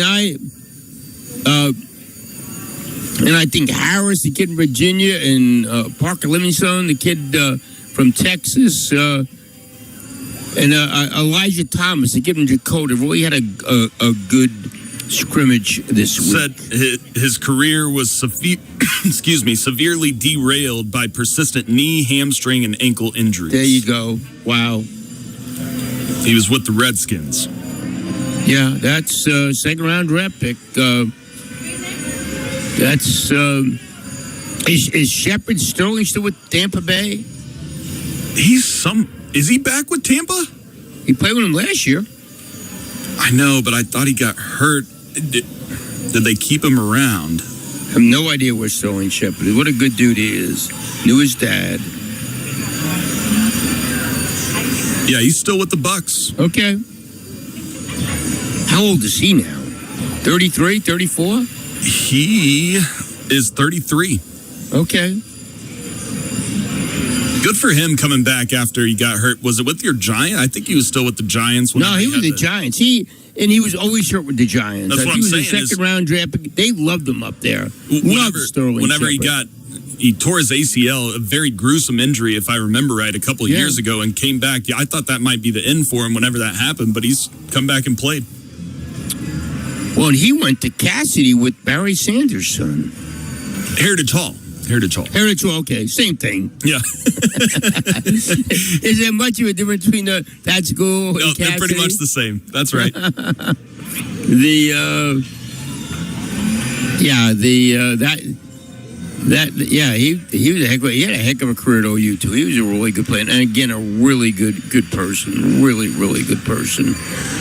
So we'll see what these OU receivers do this year. I mean, it's. Let's go, Jeff. You're up, Jeff. Joe, let's go to Joe. Let's go, Joe. You're up, Joe. Hey, Al, how are you? Good. How you doing? I'm doing good. Hey, I wanted to see if you guys talked about this. I apologize, but it's not a reputable site, I don't believe, but Red River Football is a site that I follow, and it says here that Venables kicked Eli Bowen off the team today. Yeah, I think you need to get a better source, okay? I do too. It's like a big story and everything with it seems like it's well done, but that doesn't mean nowadays you can do that on a laptop, But I'm sure that's rumor. It said that he questioned Venables' intensity during training camp, and it turned into a really highly escalated situation. I'm reading here. That was a fake story done by AI. It also says that Bowen had missed time due to a lower body injury, but he remains an active and key part of the Oklahoma Sooners roster. I figured you guys would be talking about it already. I've been listening for a while. So yeah. Anyway, yeah, man, I'm fired up for the first game. I kind of liked it. It's on Friday too. What do you think about it? Oh, I do too. I do. Give me a chance to watch football all day Saturday. I like that a lot. So 3 weeks from tonight, exactly. we'll be getting after it. So I'm excited. And then the next week on 11 a.m. Saturday morning at Ann Arbor will be a lot of fun. It's going to be great. And then I know you've talked to Jim about it, or at least heard everything going on with him picking a new team or whatever for the Rob's Ranch deal. And he said he would root for Dallas if they donated a total of $10,000 for Rob's Ranch. On the radio, he'll be rooting for him. And privately, he'll be saying, lose, lose, lose. Oh, I'm sure that I know you're right. And then a guy called today, and asked him if he would wear the jersey, and he said if we raise $30,000, yeah, I heard him. Dallas, it's a great remote. It's a great cause what he's doing. It really is. So it's really cool. No, it is. That's exactly right. Well, all right, guys. Look forward to seeing you during football season. Yeah. I don't care who's coaching the Pittsburgh Steelers. Jim's going to want the Steelers to win. I'm with you on that. You don't grow up all your life and everything as a passion. I do think the Cowboys are going to be good. Why do you say that? Because of the additions to the secondary on defense, a new guy calling the plays, Christian Parker coming from my Eagles, who did a great job with the secondary with Quinyon Mitchell and Cooper DeJean coming to call the plays for Dallas instead Every of year I hear the Cowboys are going to be good. Every year. I got you, but their offense was good last year. And so if you can have any sort of defensive play to go along with that, they're going to be good. Every year. You know what, Sam? They're going to be mediocre. You know why? Because every year they're hype. Just like you said, they're hype. So we'll see. That's going to be an interesting division, though. Let's see what your Eagles do. That offense. Oh, the play calling last year was some of the worst play calling I ever seen. It was awful. It was just terrible. Got this quote from Jerry Jones today, by the way. Jerry said on rookie Caleb Downs, said, quote, "This guy is one of the best players all around that any of us have ever seen." The hype machine continues. You gotta love it. Are they not the most hyped pro organization? Are they not? Year in and year out? Year in and year out. Yes, they definitely are. Let's get a phone. Let's go to Jeff. You're up, Jeff. How are we doing this evening? Good. How you doing? Oh, I'm doing all right. That's old news. I'm tired of it, man. Well, I've lived there all my life. I'm used. Well, I don't ever get used to it. Well, we have it. I think what Jim was saying, this might be the worst since 89. So, in fact, we have a chance to break that. Well, I think they said like 1980. They showed days of 100 or over. I think 2011 was like 40-something. I think that might have been consecutive. It was a bad summer, 2011. So that's what I saw on Channel 4 last night. Okay, it's anyway, bad. Yeah, it's bad. Oh, follow that right quick. My son used to work with me. Had a Dodge pickup, had an outside temperature. So what the temperature was about this time here, maybe a little earlier. We was out there working, was halfway between Guthrie and Kingfisher. At the moment, it hit 117. I mean, we was kind of back in the boondocks, and he said, "Dad, is it that on?" I said, "Where we're at, stuff could be." I mean, it was brutal. So anyway, that's not what I called. Is any of the running backs down at OU doing any separation right now? I mean, who they're injured. I mean, so Xavier Robinson came back and he's number one now. How about the kid from Colorado State who they thought would just be special teams help and everything? He's number two because Blaylock and Hatton are hurt. Well, I was going to ask you how Blaylock done with that hamstring. Well, he heard it last week, so I'm not sure with a hamstring. You don't want to rush anybody back. And Hatton has all the ability in the world. Yeah, I mean, they won't need him, Blaylock, in the first game anyway. So that give him. That's a good point. Good point. Well, You're right about that. Can really jack when you sound like, man, him things are terrible. So like with the Thunder, what those guys they had kept recurring, So yeah. Anyway, all right, Al. Talk to you later. See, let's go to Bassmeister. What's up, Bassmeister? Hey, Al, this is Bassmaster, but that's close enough. Same thing. What's up, man? No, I'm just kidding, brother. Hey, I've got a really big request of you, and I've been listening to you. I'm 58 years old. I've been listening to you since I was literally in Little League football. I feel sorry for my man.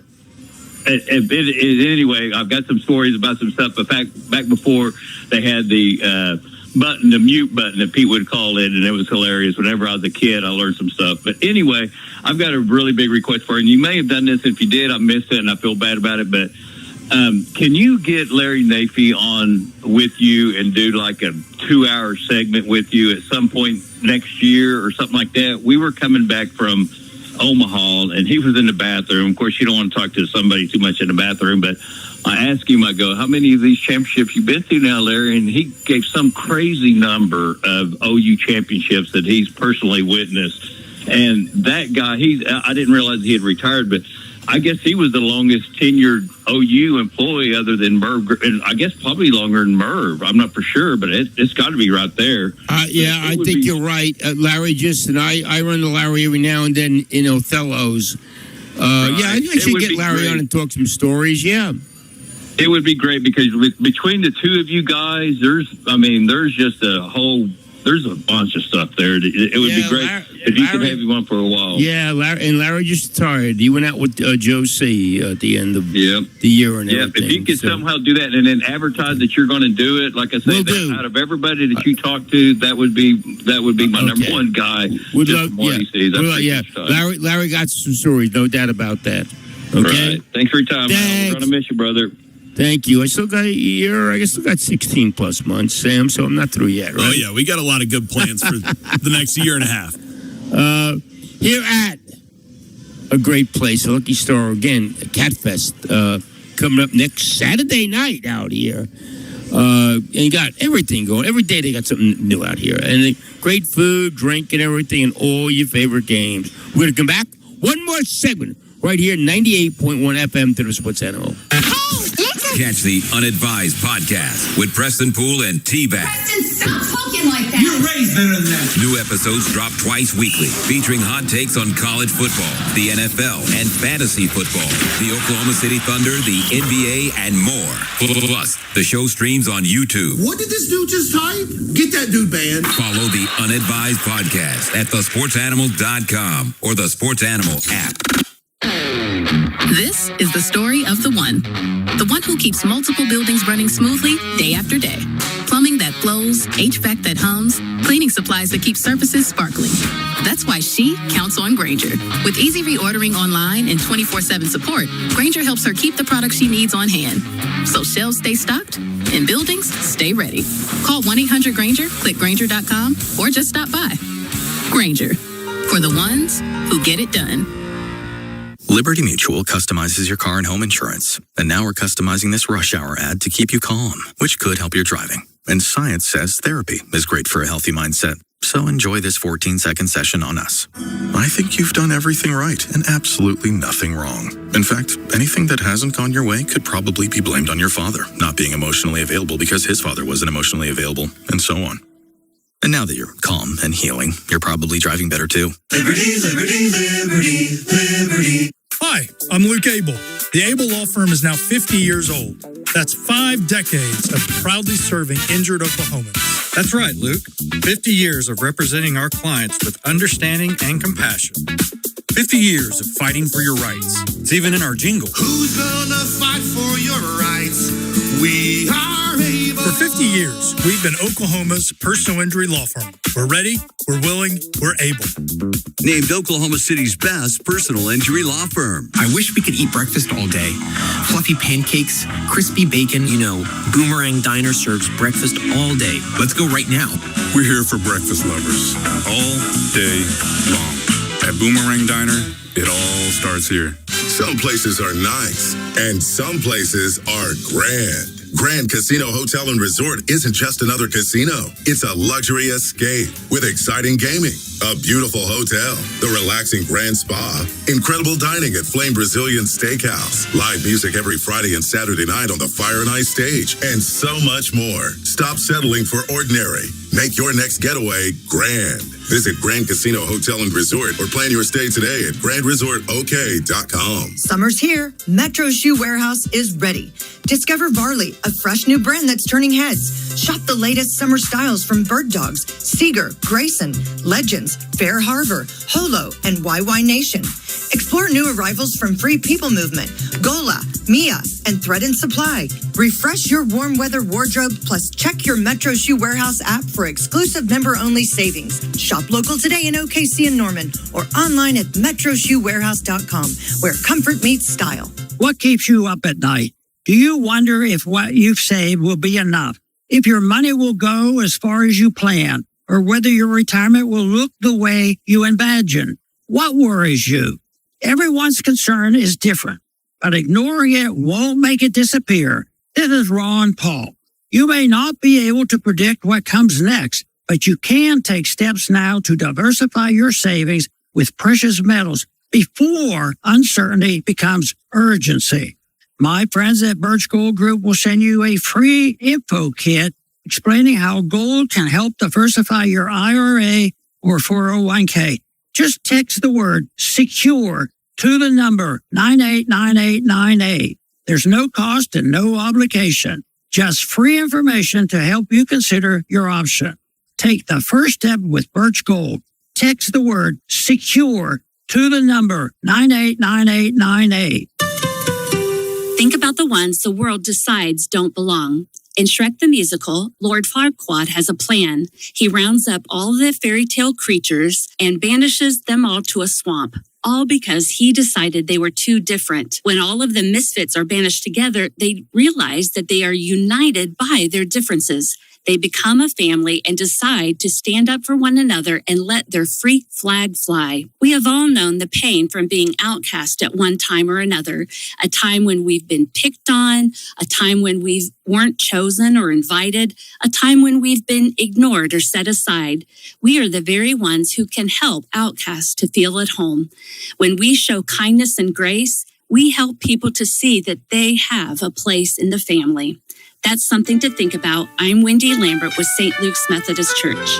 Learn more about St. Luke's on Broadway service times and locations at stlukesokc.org.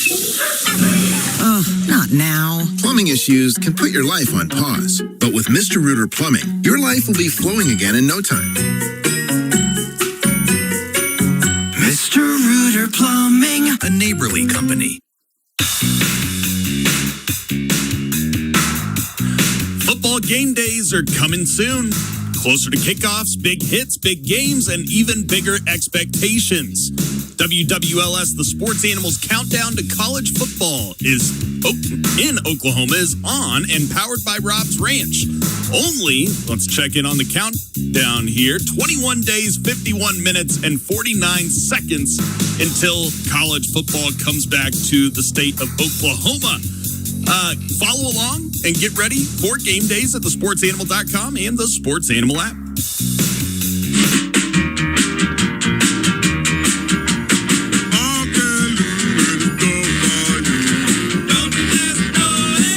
Yui Piano Smith and the Clowns. What a great name group. Huey Piano Smith and the Clowns. Gotta love it. That was featured in, I think, Bronx Tale, that song. Either that or Goodfellas. Both had good music. Do you like Goodfellas, Sam? Yes. I mean, I'd probably put The Godfather ahead of Goodfellas, but I like them both. Yeah. Yeah, I watch Goodfellas on the plane going there. I mean, if it's there, it's one of those movies, you're on an airplane, and you go, okay, that's something I got to watch. I'm with you. No, for sure. I haven't seen it in too long. I need to watch it again. Yeah, I mean, it is just riveting. It was just Pesci. Pesci was such a madman in that movie. Yes, he was. Yes. What's your favorite sports movie? That's a great question. I don't know. Remember the Titans is up there. I know it can be cheesy at times, but I love that movie. It's a great movie. It's the problem with that movie is, and I always do a lot of research on movies that are supposed to be real. They really Hollywooded it a lot, and a lot of the facts were not. Really? I had never heard that, but that makes sense. Yeah, but it was a good movie. No, I loved it. I mean, I thought it was a tremendous movie. So I as far as serious ones, I liked Friday Night Lights, the movie too, with Billy Bob Thornton. I go back 42. I think was really good. That was a great one too. Jackie Robinson. Yeah. So a lot of great sports movies. Now, if we're going silly sports movies, Happy Gilmore is my all-time Happy Gilmore is a really good one. Happy Guy. The original. Yeah. Yes. Another really good silly one was Major League. Oh, one of the all-timers. I might put that ahead of Happy Gilmore. Yeah, I'd put that ahead of Capybara. I love it. Willie Mays Hayes. He said, "You may run like Hayes, but you hit like." Yeah, he goes, "I run like Hayes, I hit like Mays." I mean, that was a really, and I tell you, Charlie Sheen was unbelievable. I saw him help me. I saw a young Charlie Sheen in a movie. It was a John Hughes movie. Ferris Bueller's Day Off. Ferris Bueller's Day Off, yeah. Yeah, he was in Ferris Bueller's Day Off. I heard him talking about that. He was doing some media tour last year, and he was telling different stories about all those movies. And I guess Charlie Sheen, the girl actress in the movie, I can't remember her name right now, but she asked Charlie to come be her boyfriend for this small scene in Ferris Bueller's Day Off, and he didn't really care about the gig. The reason why there were bags under his eyes and kind of the bad boy in the movie, the reason why he looked like that is because he was coming off an actual bender the night before and showed up late to the set and all all of that, but it turned out to make him famous. He did look, he did. That's it. I hadn't seen it. Now that I remember watching the thing, you're right. He just looked like he was just out of it. He said that was real. Yeah. Oh my God, that is so funny. And that's the role that made him famous. And then he did Major League, and it was off from there. But. So it was. He did another one when he was young. There was another one. What was the other one? I gotta look it up now. Yeah, look it up, please. There was one other that I think that he had a role when he was young. But so that was Platoon.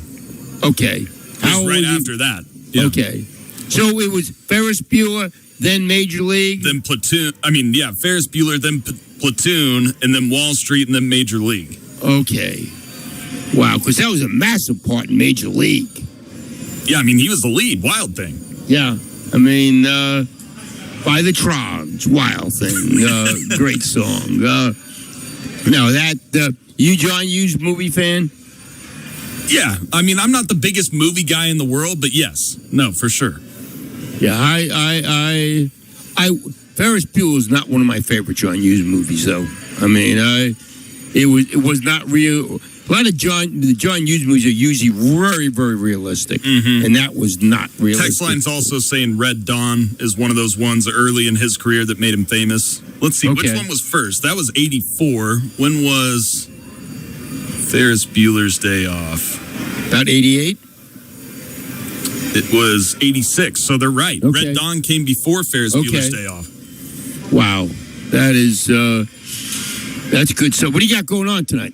Gonna talk a little fantasy football. Guys are getting ready for their drafts. Yeah, dive into some of that stuff. Is fantasy football still as big as it always been? It's the biggest I think it's ever been. Okay. I mean, people are playing for loads of money. I mean, Fat Jack and I, we're not just talking about player props. We're talking about who you should draft in fantasy leagues. I think it's probably why the NFL is so popular, Al.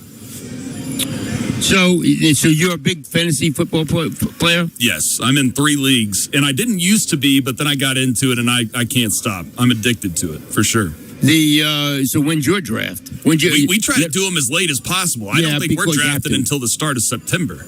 You don't want to draft until and then the NFL starts a week after the college football and everything. So.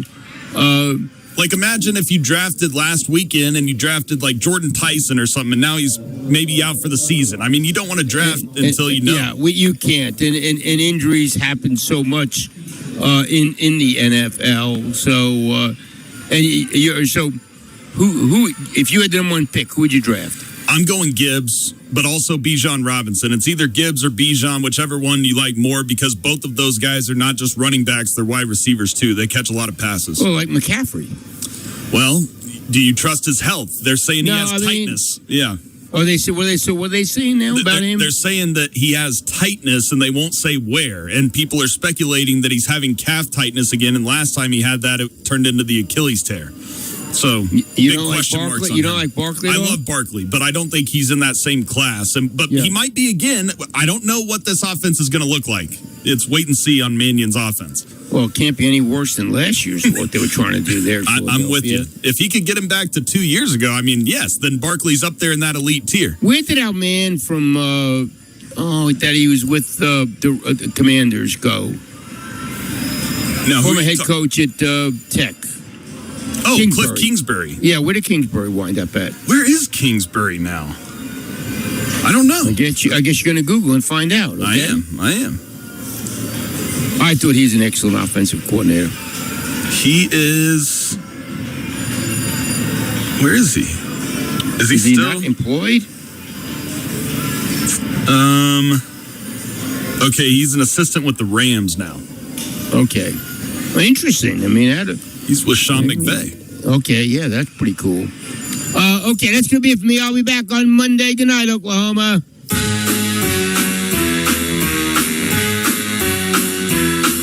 Hit the road, Jack, and don't you come back no more, no more, no more, no more. Hit the road, Jack, and don't you come back no more.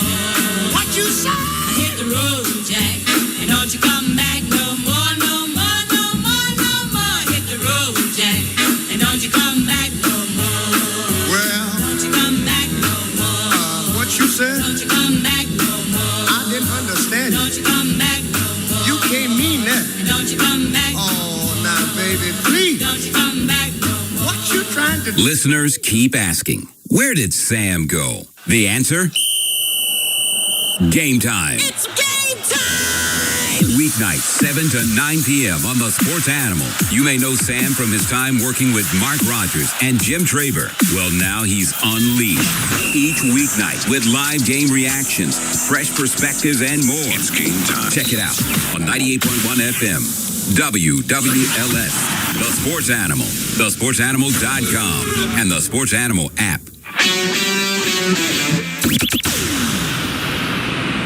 The U.S. Soccer Podcast. These players are battered and exhausted, but you don't hurt like this if you don't care about this team, about this country, about this game. You can feel the intensity, the goals, the energy, wow, look at us. Here in the U.S., I have got some news for you. There's so much more to come. My name is Megan Klingberg, and we're just getting started. The U.S. Soccer Podcast, presented by Henkel. Follow and listen on your favorite platform.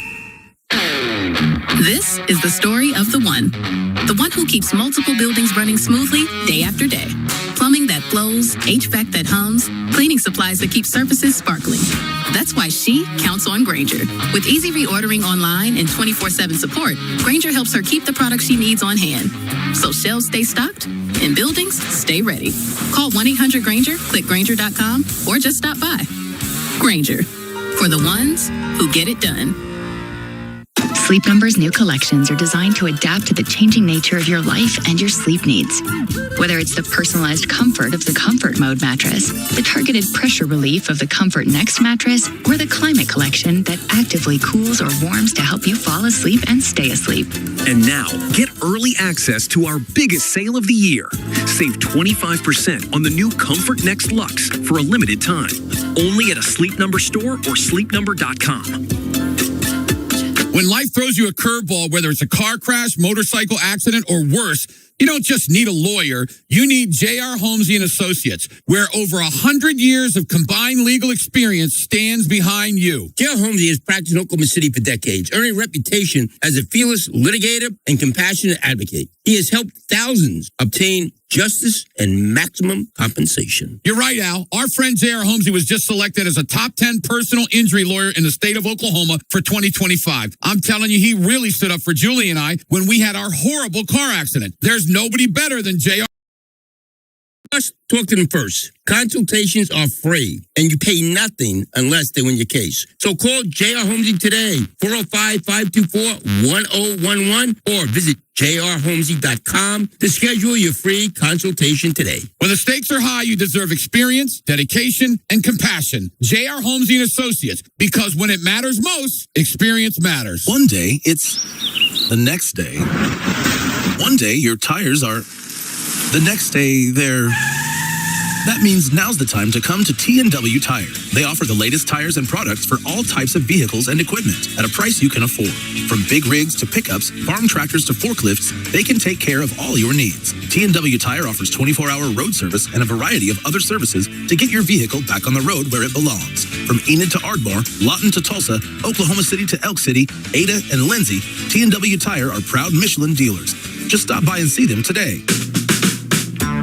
This summer, take the Route 66 road trip at Lucky Star. Final stop, August Progressive Payday. Win your share of $162,500 in cash with hourly drawings every Saturday night in August and get 5 times the entries every Friday. This summer, all roads lead to Lucky Star. Come and get your luck.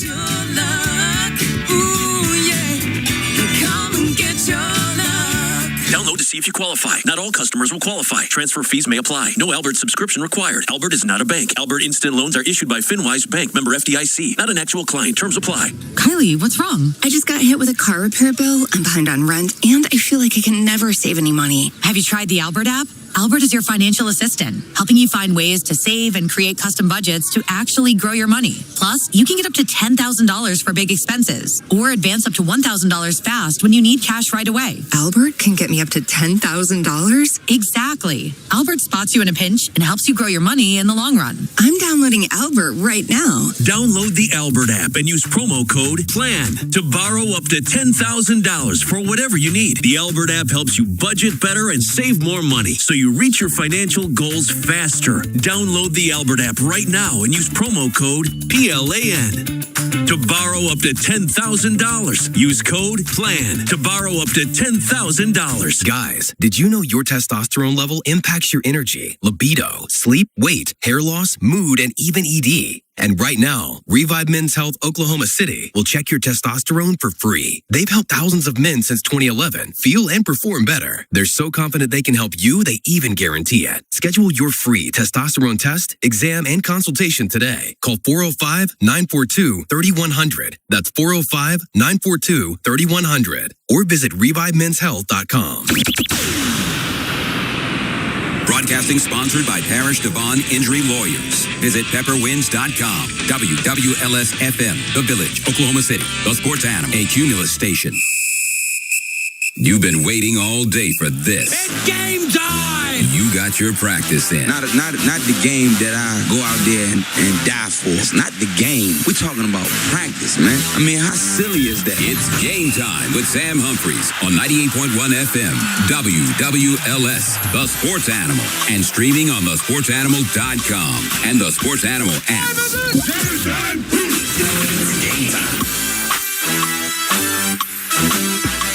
That's right, Oklahoma City, it is game time here on the Sports Animal. Sam Humphreys riding solo on this Friday night until 9 p.m. Last chance for you guys to talk to me for the week. So you can direct the direction of the show if you call in. 405-900-9957 is the Lucky Star line. It's also the Johnny's Charcoal Broiler Text Nation line. I would love your interaction on this Friday night. We got a lot to get into. I saw where the 2K ratings came out. Some Thunder players disrespected in these 2K ratings. Again, it's a video game, but I do think you got to put some respect on some of these NBA players' names. We'll talk about that later on in the show. Fantasy football is coming up, and the drafts are coming up. And so I'm going to break down who I think might be a steal in certain tiers of players and who I might fade and stay away from in certain tiers of players. If you have a fantasy question, I'll try to help you out on that. Preseason football last night and tonight. Let's update the people on what's going on in the NFL right now. Right now, the Broncos are up 17-0 on the Atlanta Falcons. Jarrett Stidham, 8 for 11 for 130 and a touchdown for the Denver Broncos. The Buccaneers, let's see, they're tied 10-10 right now with the New York Jets in MetLife. And Cade Klubnik is 5 for 7 for 56 yards. Bailey Zappi did throw an interception just now. So no Baker in that one tonight. Let's see what else is going on in the NFL. The Dolphins are up 7-3 on the Commanders, and Malik Willis is 4 for 5 for 43 yards. And Achan, who is already taken out of the game, but he had 7 carries for 39 yards and a touchdown. We'll dive into some other stuff that I thought was interesting from last night in the NFL preseason. Also had some thoughts on some of the ugliest uniforms that I've ever seen in my life. And it comes from an SEC team that people around here love to hate. We'll break that down later on in the show. Maybe send in some of your ugliest uniforms that you've ever seen. But man, good cause, bad uniforms for this team that we'll talk about later on in the show. And then I got to send out a PSA to a quarterback who has a new wide receiver that wide receiver might already be causing some drama. We'll talk about that later on in the show as well. But I got to start things off tonight with the best thing I've seen so far today. And that's the show that Scotty Scheffler was putting on today in the FedEx Cup playoffs at the FedEx St. Jude Championship in Memphis. Went out there today and shot 9 under par in the second round. Even made 2 bogeys and made 11 birdies in this round. Listen to this. He birdies 1 through 5, adds another one at 7, makes a bogey at 8, but then birdies 10, bogeys 12, and then coming down the stretch, I watched every shot of this. I mean, he birdies 13 and 15 and 16 and 17, and 17 is not an easy hole, but Scotty had the putter working, something that had not been working for Scotty the way that it had been last year so far this year. And again, Scotty Scheffler has played great golf this year. He just hasn't won as much as obviously he has the last 3 years. But you start looking at what he did this year. I mean, in 17 events, and I got to shout out Brad Lund for sending me these stats. He loves the stats and the Excel spreadsheets and all of this, but he sent me some great stuff earlier on today. So far this year, Scotty Scheffler has finished top 5 in 11 out of the 17 events that he played.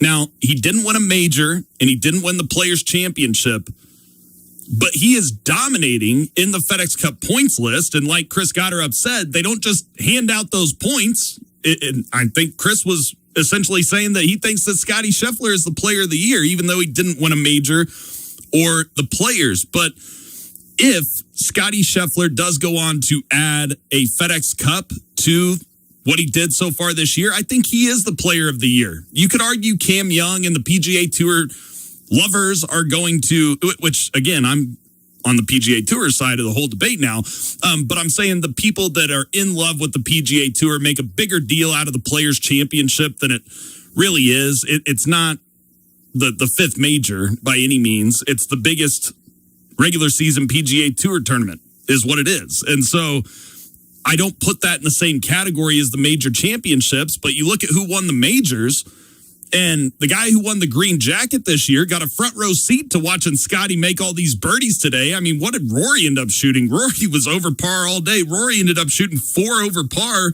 for the golf tournament. And if there was a cut, he'd miss it. But shot even in the second round today. But Rory didn't really do anything after he won the green jacket. You had Aaron Rye win at Aronimink. Great story. I was rooting for Aaron Rye down the stretch at Aronimink in Philly, but he's not going to win Player of the Year. Wyndham Clark, now a 2-time major champion, the most majors out of anybody to ever come out of Oklahoma State.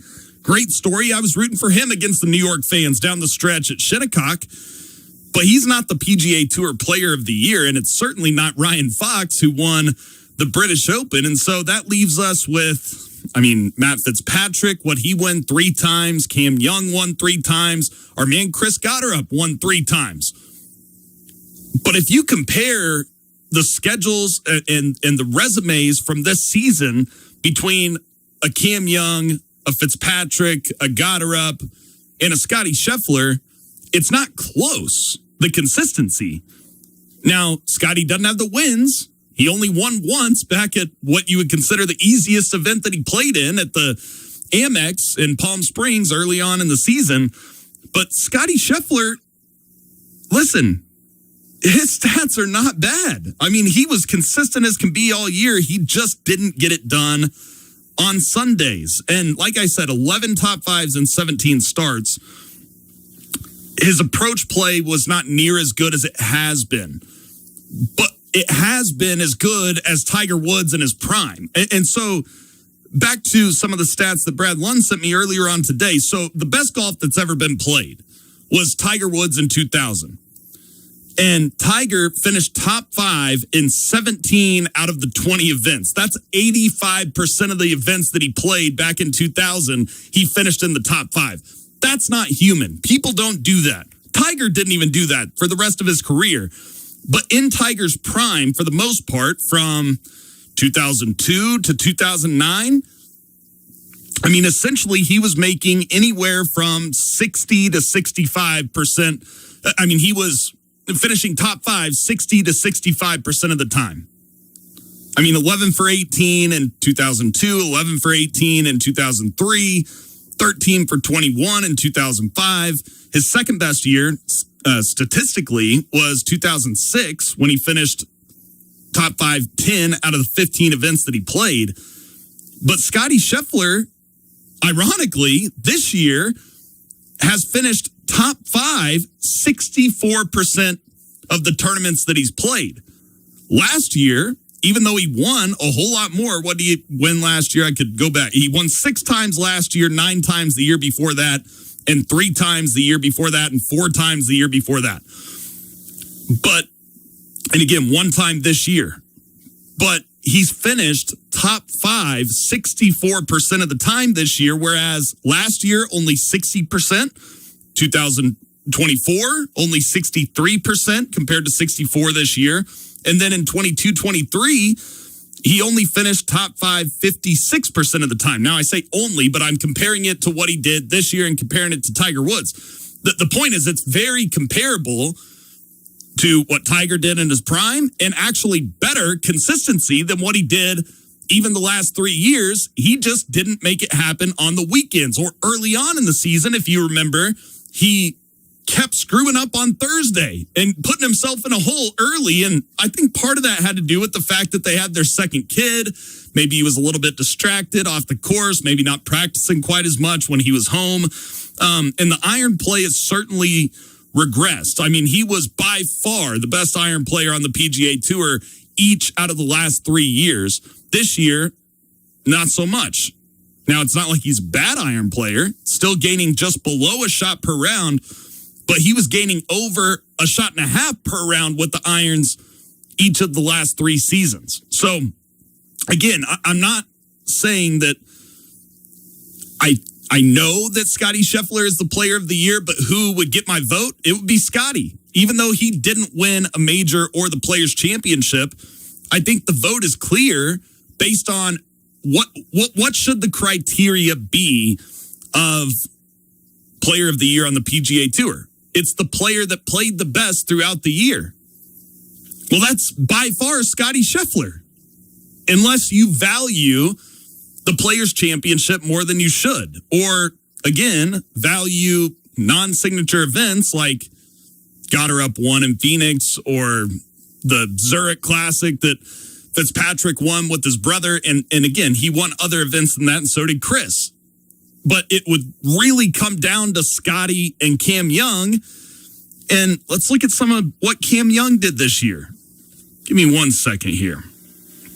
So Cam Young, who, by the way, is 2 under par, tied for 27th in Memphis this week, he's only finished top 5 times in his 17 events compared to Scotty's 11.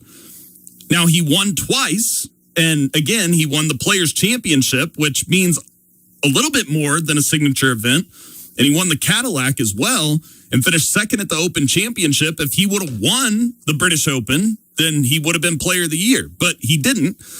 And again, he had some other good finishes, top 10 at the Truist at a tough course, top 8 at the Rocket a couple weeks ago.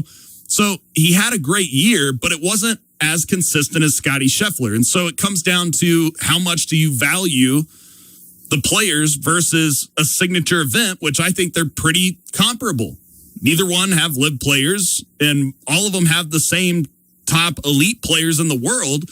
It's just played at TPC Sawgrass. And so for the guys like Brandel that want to make the players a bigger deal than it is, I just disagree with that. And so, in my opinion, the guy that should win PGA Tour Player of the Year is Scotty Scheffler. So, again, even if he wins, even if he doesn't win the FedEx Cup playoffs or this week, I think that he's still the Player of the Year regardless. And if he adds the FedEx Cup trophy on top of that, then it's certainly going to be Scotty Scheffler to win the Player of the Year. I just thought that was an interesting discussion and the most interesting thing that I saw today. But like I said, Scotty Scheffler putting on an absolute show in Memphis. Some other storylines from that golf tournament are, first of all, my picks have been horrible on the 73rd hole so far this year as far as our one and done pool and our best bets for these golf tournaments. But I do have to give it up to myself. I picked Sungjae Im this week, and right now he's sitting tied for second, 3 shots back, tied with a former Cowboy and a guy that lives out at Oak Tree National, Victor Hovland. So Sungjae Im playing some really solid golf recently and loves putting on Bermuda greens like you see when he plays well at the Florida Swing every single year. But Victor Hovland and Ludwig Oberg right there in second, tied for second and fourth. And so 2 young guys that I absolutely love. No better guy out there than Victor Hovland. Just as down-to-earth of a superstar as you will ever meet. Obviously, he won the FedEx Cup, 3 years ago now? And so trying to find that form again, but he shoots 6 under par today, 8 under for the tournament. I would love to see Javi get on one of those runs again. And again, he's not going to be in the President's Cup this year, but he is one of those guys that if he could get out of his own way and stop tinkering and remember that he is Victor Hovland, I think that Javi could go out there and win 5, 6, 7 major championships. And be, like I said, what Wyndham Clark is right now, the guy with the most major championships from Oklahoma State. And then Ludwig Oberg this year, he's been one of the most consistent ball strikers on tour all year. But the thing that he has struggled with the most is the putter. This guy, at the Scottish Open, he lost over half a shot on the greens. Same thing at the Travelers, actually over a full shot per round on the greens. At the Open Championship, was right around zeros, which is field average on the greens, as opposed to his ball striking being in the top 5 to 10 every single week, especially with the irons. And so if this guy could ever find any consistency on the greens, and again, I think part of it is he is one of the only guys out there on the PGA Tour that still uses a blade putter. Everybody is using a mallet except for Ludwig Oberg. And so maybe he needs to look into that over the offseason. There's a reason why everyone is switching to these mallet putters, because they're easier to putt with. But if he would have putted better at the PGA he would have won. If he would have putted better at the Masters, he would have been in contention. If he would have putted better at the Open Championship, he would have won. And so don't sleep on Ludwig Oberg as we head into next season as well. Speaking of some Europeans and Scotty Scheffler, obviously it's a President's Cup year, which I still believe that even though Cantley's playing pretty good this week, that the U.S. should take one of the young guys like Thorbjornsen or Koiven or Michael Brennan, or one of these young guys that has been playing really good recently, to kind of give them some practice in team golf before the Ryder Cup next year that we actually care about. But I did see today, and this is big news, that Jim Furyk, let me pull this back up.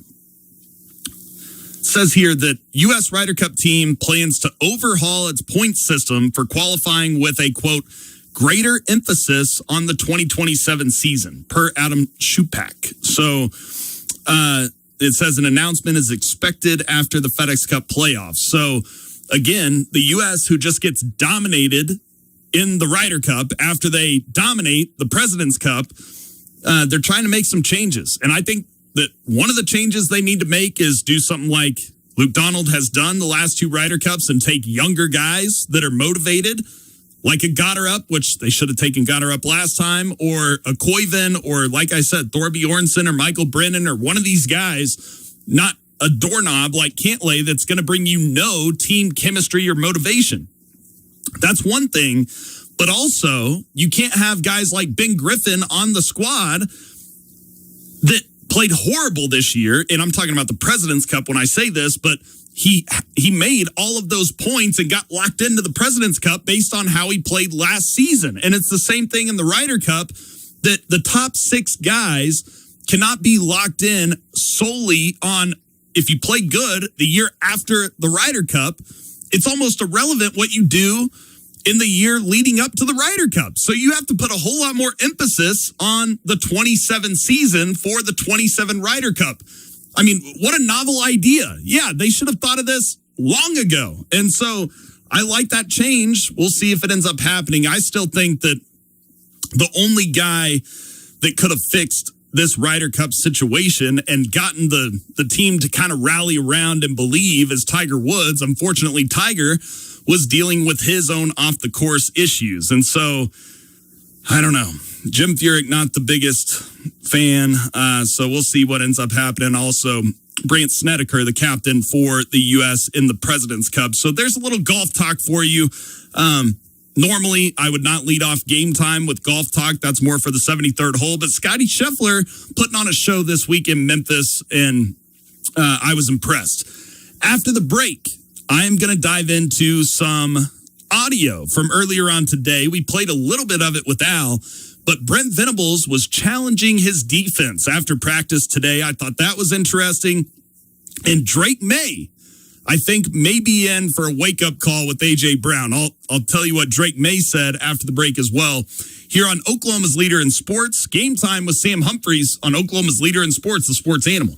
Saturday on ESPN Radio. It's a National League showdown in the ATL. Swung on by Matt Olson, a deep shot to right center field, headed way back. Matt Olson and the NL East leading Braves welcome Nolan Arenado and the Arizona Diamondbacks, who are in the thick of the wild card race. Nolan Arenado. The Diamondbacks at the Braves. Coverage begins Saturday at 6:30 Eastern, with first pitch at 7:15 Eastern on ESPN Radio. Presented by Progressive Insurance.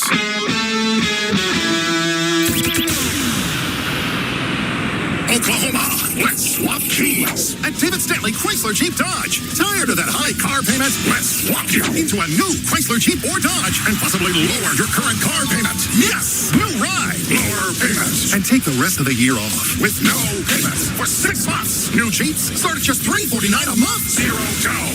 Take title and tax included. Let's swap keys. Think you owe too much on that old ride? Not anymore. Get $18,000 negative equity assistance to swap you into a new Chrysler, Jeep, Dodge, or Ram truck. Oklahoma.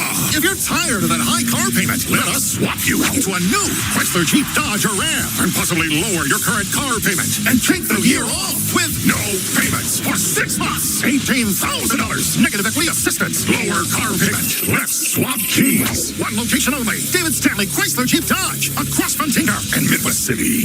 Several to choose from. $349 a month for 96 months at 6.49% APR plus $649 doc fee on Jeep Compass. No payments for 6 months with Dash Financial. Dealer retains all rebates. No matter who you are or what your background, we here at Big Tobacco want you to know that we will never discriminate against any age, ethnicity, or gender. You can trust that we will tell you whatever lie is needed to convince you to try smoking.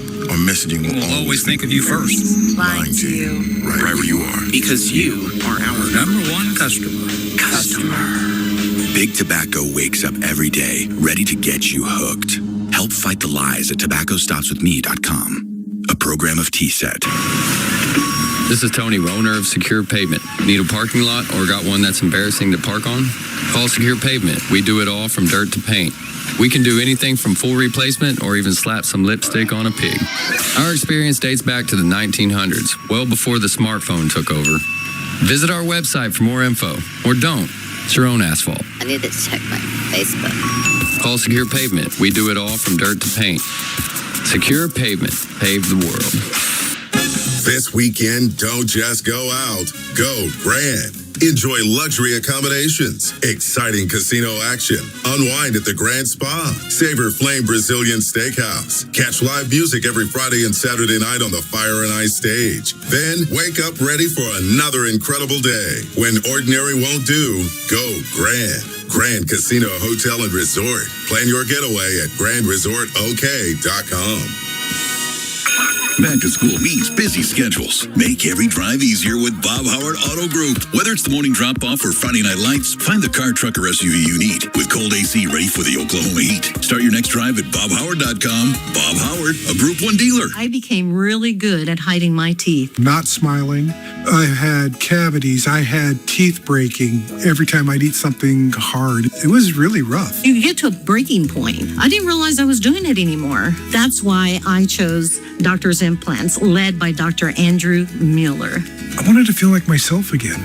Missing or failing teeth don't have to define your life. Full mouth dental implants from Doctor's Implants are a permanent solution that lets you eat the food you love, smile confidently in every photo, and leave behind the endless cycle of root canals, crowns, and temporary fixes.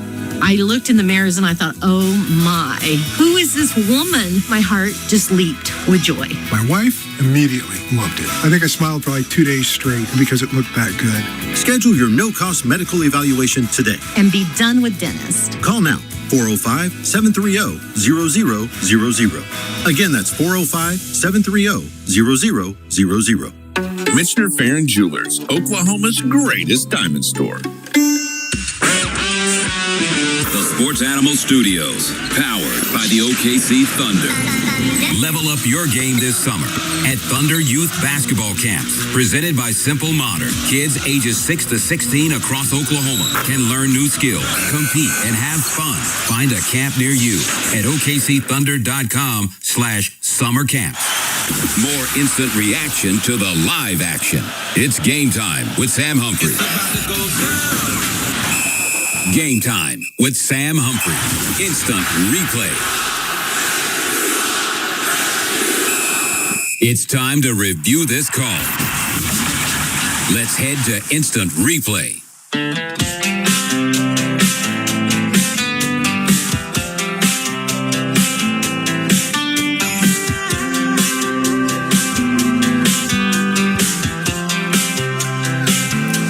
We're back here on Game Time with Sam Humphreys, live and local until 9 p.m. If you want to call in, I would love that. 405-900-9957 is the Lucky Star line. And that's right, big voice guy. It is time for Instant Replay, where we react to audio from throughout the day. And there's a lot of good stuff that came from Brent Venables after practice at media availabilities earlier on today. And we've talked a lot about the tight ends. We've talked a lot about the offensive line. But let's talk about what he has seen from Trell Harris, who is the transfer wide receiver from Virginia, who hadn't really been practicing yet because of the cleanup procedure in his knee. It sounds like he had a big day today and at practice and 7-on-7 drills. Take a listen to what Brent said about Trell Harris earlier on today. Just, again, more precise, more explosive. Trell Harris, and I think it was a 7-on-7 period. He got behind the defense, made an explosive play down the field today. That was great to see. Making competitive plays when there's turbulence. And this, like, we faced 8 defenses last year in the top 30, 35 in the country. And so you're going to get some sticky coverage, and there's going to be some turbulence. People are going to be rerouting you, at the line of scrimmage. And then on the way, as you're crossing the field, there's going to be some bumping and elbowing across the field. And you got to be able to make plays, in tight windows and when people are hanging on you, the competitive plays. And we've been better at that. And the defense is good too. Those guys are well coached. They got a lot of pride. They like to win.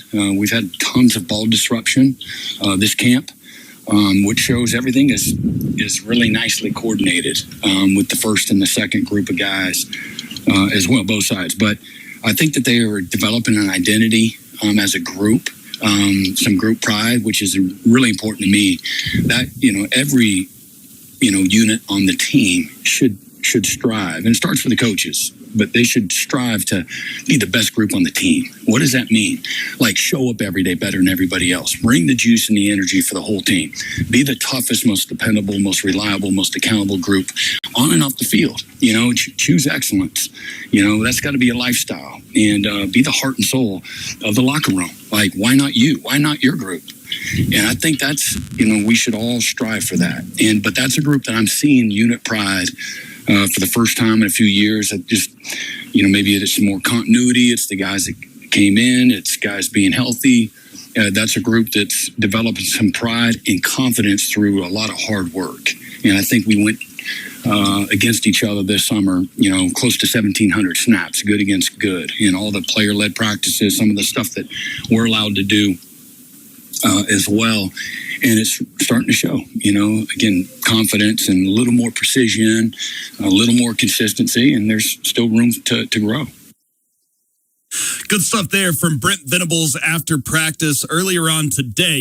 That got under Brent's skin a little bit, had to have, that Trell Harris got over the top of the defense in that 7-on-7 drill. But Trell Harris, good news. Sounds like he's healthy. And remember, this guy was second team All-ACC last year and now headed to the SEC. And 5 touchdowns last year, just under 1,000 yards, but 14.4 yards per catch. So again, I don't know, in my opinion, per game, but in my opinion, Trell Harris was a great weapon to get on the other side of Satania. Both guys a little bit undersized. Satania probably the fastest or one of the fastest wide receivers in all of college football. You got Livingstone with a little bit more size, more of a sideline guy, but I think you're going to see a lot of Trell Harris in the slot. And like he just said, he got over the top for some big plays as well in practice. So good stuff there from Brent. Also, we haven't talked a whole lot about Jaden Jackson. Now, at the start of this clip, Brent is talking about Tank Carrington, the freshman defensive tackle who Brent sounds very high on. Also mentions that David Stone is special, but I loved the quote about Jaden Jackson in this clip from Venables here as well. Listen to what Brent says about the defensive line. 5'5", 258 pounds, leaned up. He's just a ball of muscle.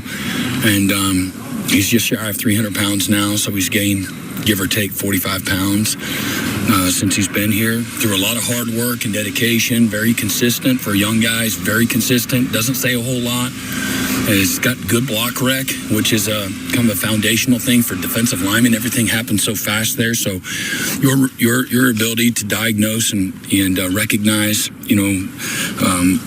block recognition is really important so that you don't get knocked off the ball.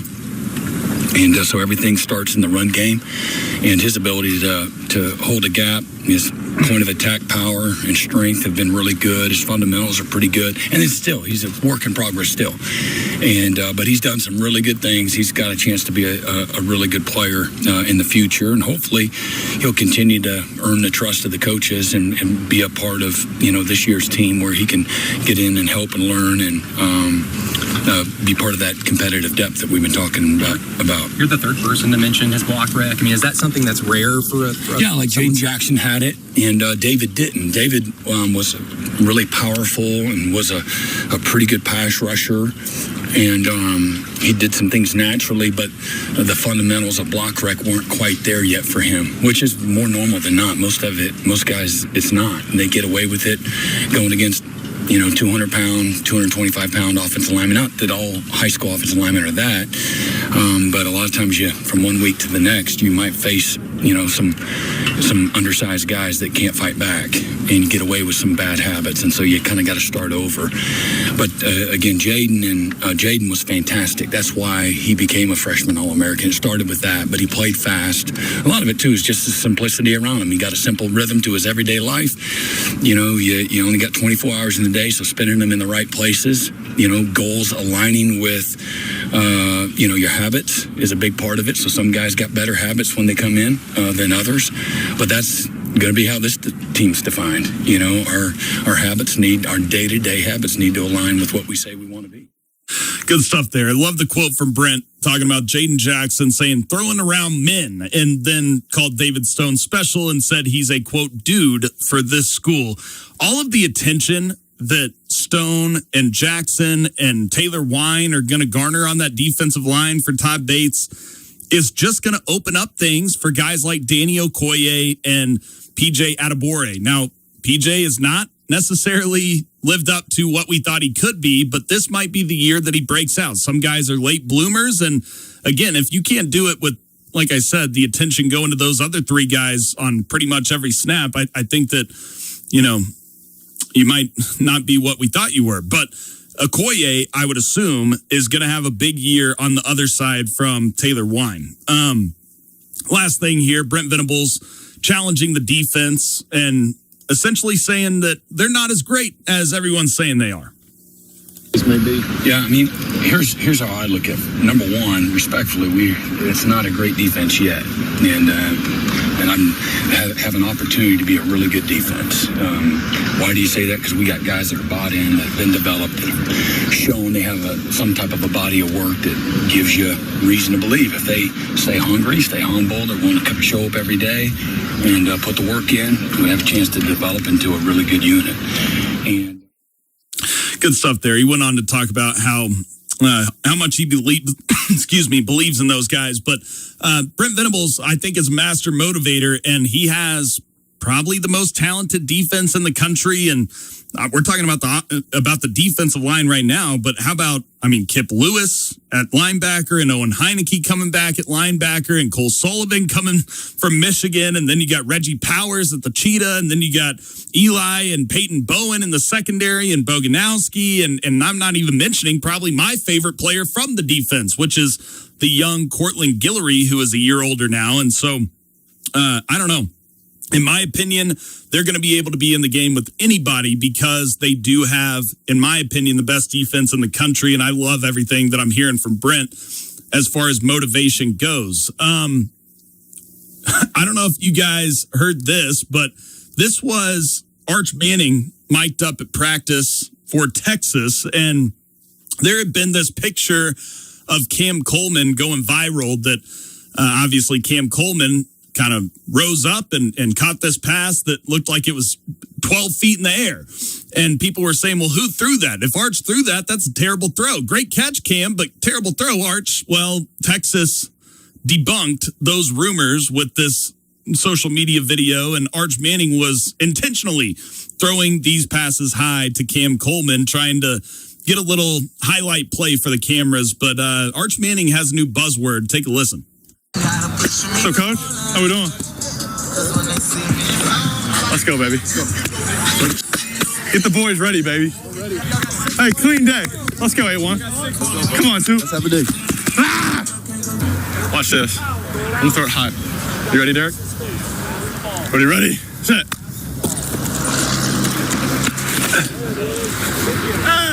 Smooth as butter right there, baby. Butter.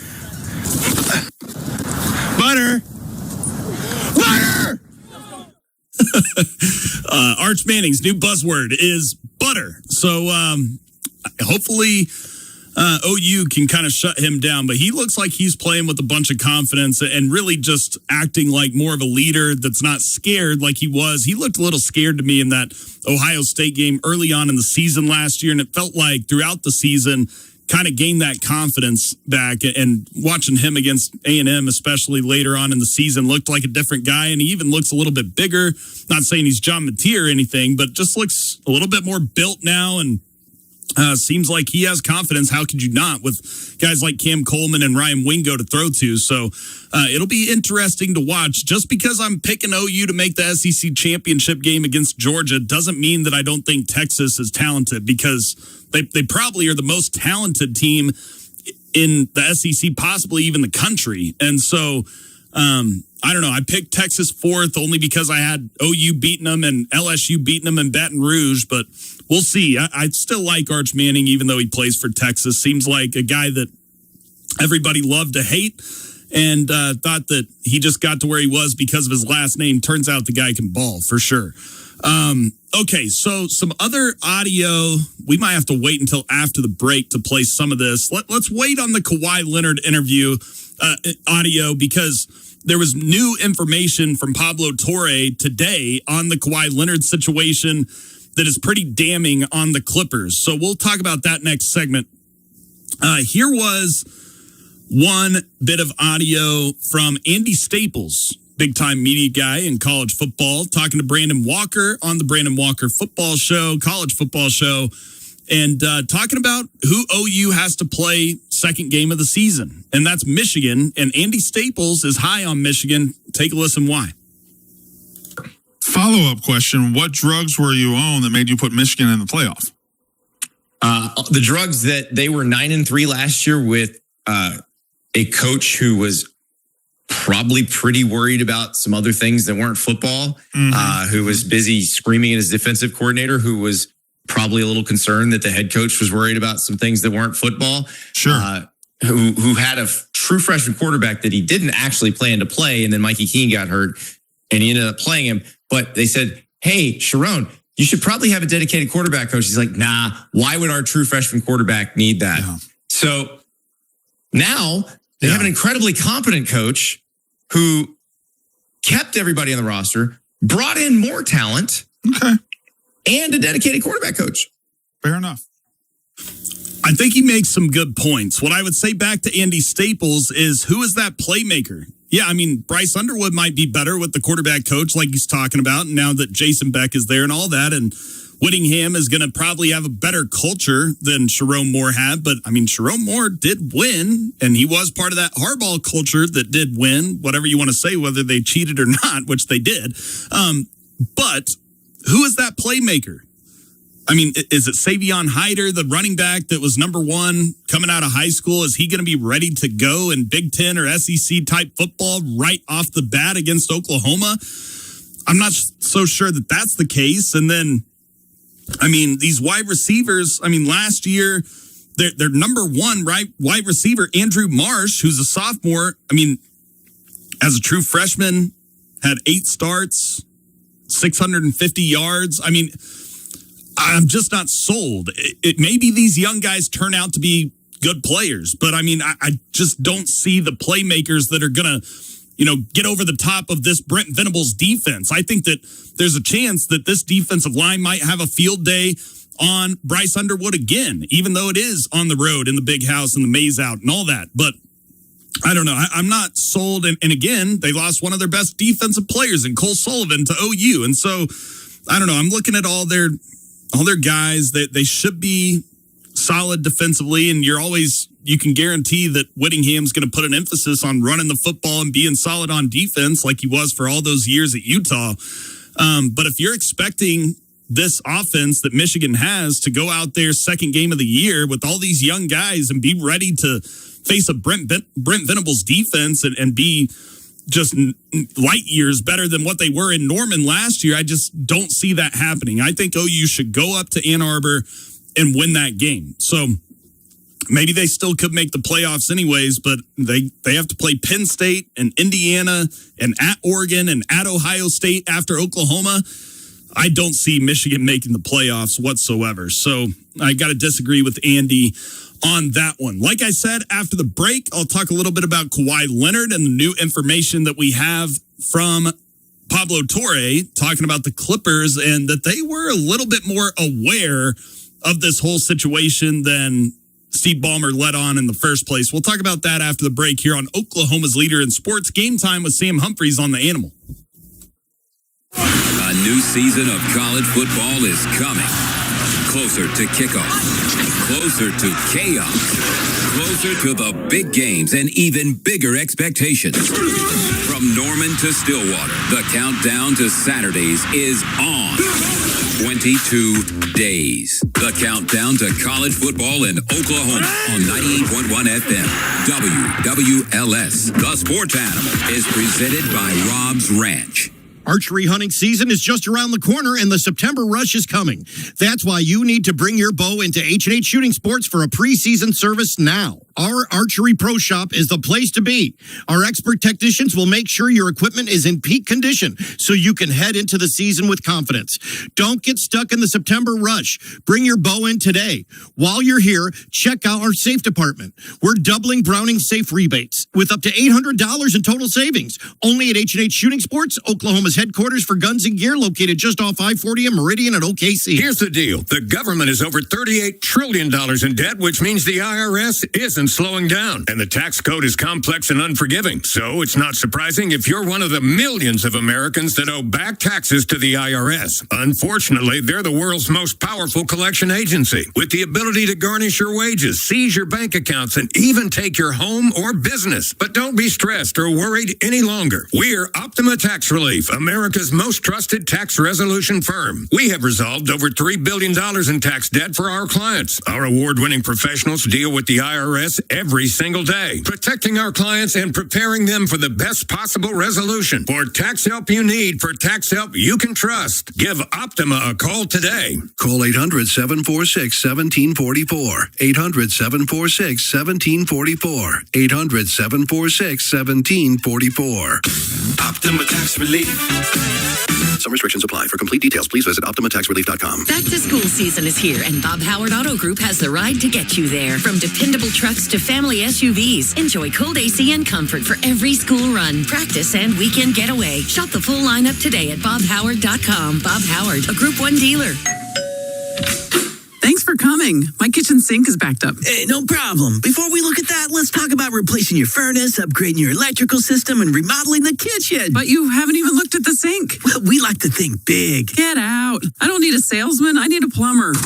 I'm calling Roto-Rooter. When you call Roto-Rooter with a plumbing problem, we send a plumber, an actual honest-to-goodness plumber. For more than 50 years, our family-owned franchise has specialized in plumbing and drain service right here in Oklahoma. We're not a jack-of-all-trades company. We focus on plumbing because plumbing is what we do. Our plumbers arrive ready to diagnose the problem, explain your options, and get the work done quickly and efficiently. We don't turn a small repair into a huge project. If it can be fixed, we fix it. It is the straightforward approach that has earned Roto-Rooter the trust of Oklahoma customers for generations. And away go troubles down the drain. Roto-Rooter. Paid for by Marr Law Firm, 3100 Northwest 149th Street, Oklahoma City, Oklahoma. Last week, the Oklahoma Attorney General filed a lawsuit against State Farm for violating Oklahoma's consumer protection and anti-racketeering laws by using secret internal schemes to deny or reduce paying its policyholders for storm damage to their homes. If State Farm wrongfully denied or underpaid your homeowner's insurance claim, you need to call the Marr Law Firm immediately and claim victory. Call 1-800-435-8558. Again, that's 1-800-435-8558. Download to see if you qualify. Not all customers will qualify. Transfer fees may apply. No Albert subscription required. Albert is not a bank. Albert Instant Loans are issued by FinWise Bank, member FDIC. Not an actual client. Terms apply. Kylie, what's wrong? I just got hit with a car repair bill. I'm behind on rent, and I feel like I can never save any money. Have you tried the Albert app? Albert is your financial assistant, helping you find ways to save and create custom budgets to actually grow your money. Plus, you can get up to $10,000 for big expenses or advance up to $1,000 fast when you need cash right away. Albert can get me up to $10,000? Exactly. Albert spots you in a pinch and helps you grow your money in the long run. I'm downloading Albert right now. Download the Albert app and use promo code PLAN to borrow up to $10,000 for whatever you need. The Albert app helps you budget better and save more money so you reach your financial goals faster. Download the Albert app right now and use promo code PLAN to borrow up to $10,000. Use code PLAN to borrow up to $10,000. All tires aren't the same, and neither are all tire dealers. So find a dealer who carries Michelin and BF Goodrich tires. Michelin offers safe, fuel-efficient, long-lasting tires that provide exceptional performance and extraordinary value. BF Goodrich tires are built for drivers looking for high performance and aggressive styling. Next time you need tires, don't deal with amateurs. See the tire experts. For the best tires, advice, and service, visit the experts at T&W Tire in OKC, Tulsa, Enid, Ardmore, Lawton, Elk City, Ada, and Lindsay.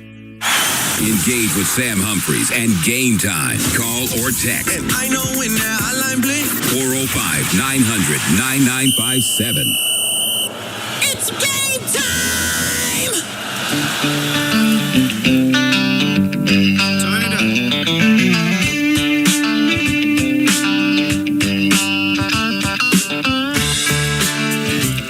And we're back here on Game Time with Sam Humphries. Live and local until 9 p.m. on Oklahoma's leader in sports, the Sports Animal. Been talking about this Kawhi situation for a long time, and a lot this week with the new information that came out earlier on in the week that Kawhi Leonard not only had the deal with Aspirations that was a no-show endorsement deal to circumvent the salary cap, but also had another deal to circumvent the salary cap that he never endorsed or never did any commercials for, any of that stuff. And that was with Daktronics, a scoreboard manufacturing company. Not sure why they need a celebrity endorser for that when only giant stadiums buy scoreboards. But that is why Pablo Torre, who finds out stuff on Pablo Torre Finds Out, got curious about this whole situation. And realized that this was another deal, just like Aspirations, to add to the whole investigation that was already going on. And so today, Pablo Torre finds new information that, if you remember, when this story first dropped, Steve Ballmer went on ESPN with Ramona Shelburne on that interview and essentially said that, and he was speaking about the Aspirations deal at this time, but he was saying that the Clippers had no involvement and no knowledge of a endorsement deal to circumvent the salary cap, that a no-show endorsement deal with Kawhi Leonard. Well, today, Pablo Torre found out that there was a long email trail of the Clippers organization emailing Daktronics, essentially trying to get them to put Kawhi Leonard, whether it was an autograph session or a commercial or something like that, the Clippers trying to at least put together a trail in writing saying that, you know, you need to have him, you know, do these endorsement deals and all of that, which Kawhi Leonard obviously never did. But that brings us back to the original point of Steve Ballmer allegedly lied about knowing nothing about these endorsement deals and having zero involvement. So take a listen to what Pablo Torre had to say on the Dan Le Batard show earlier on today.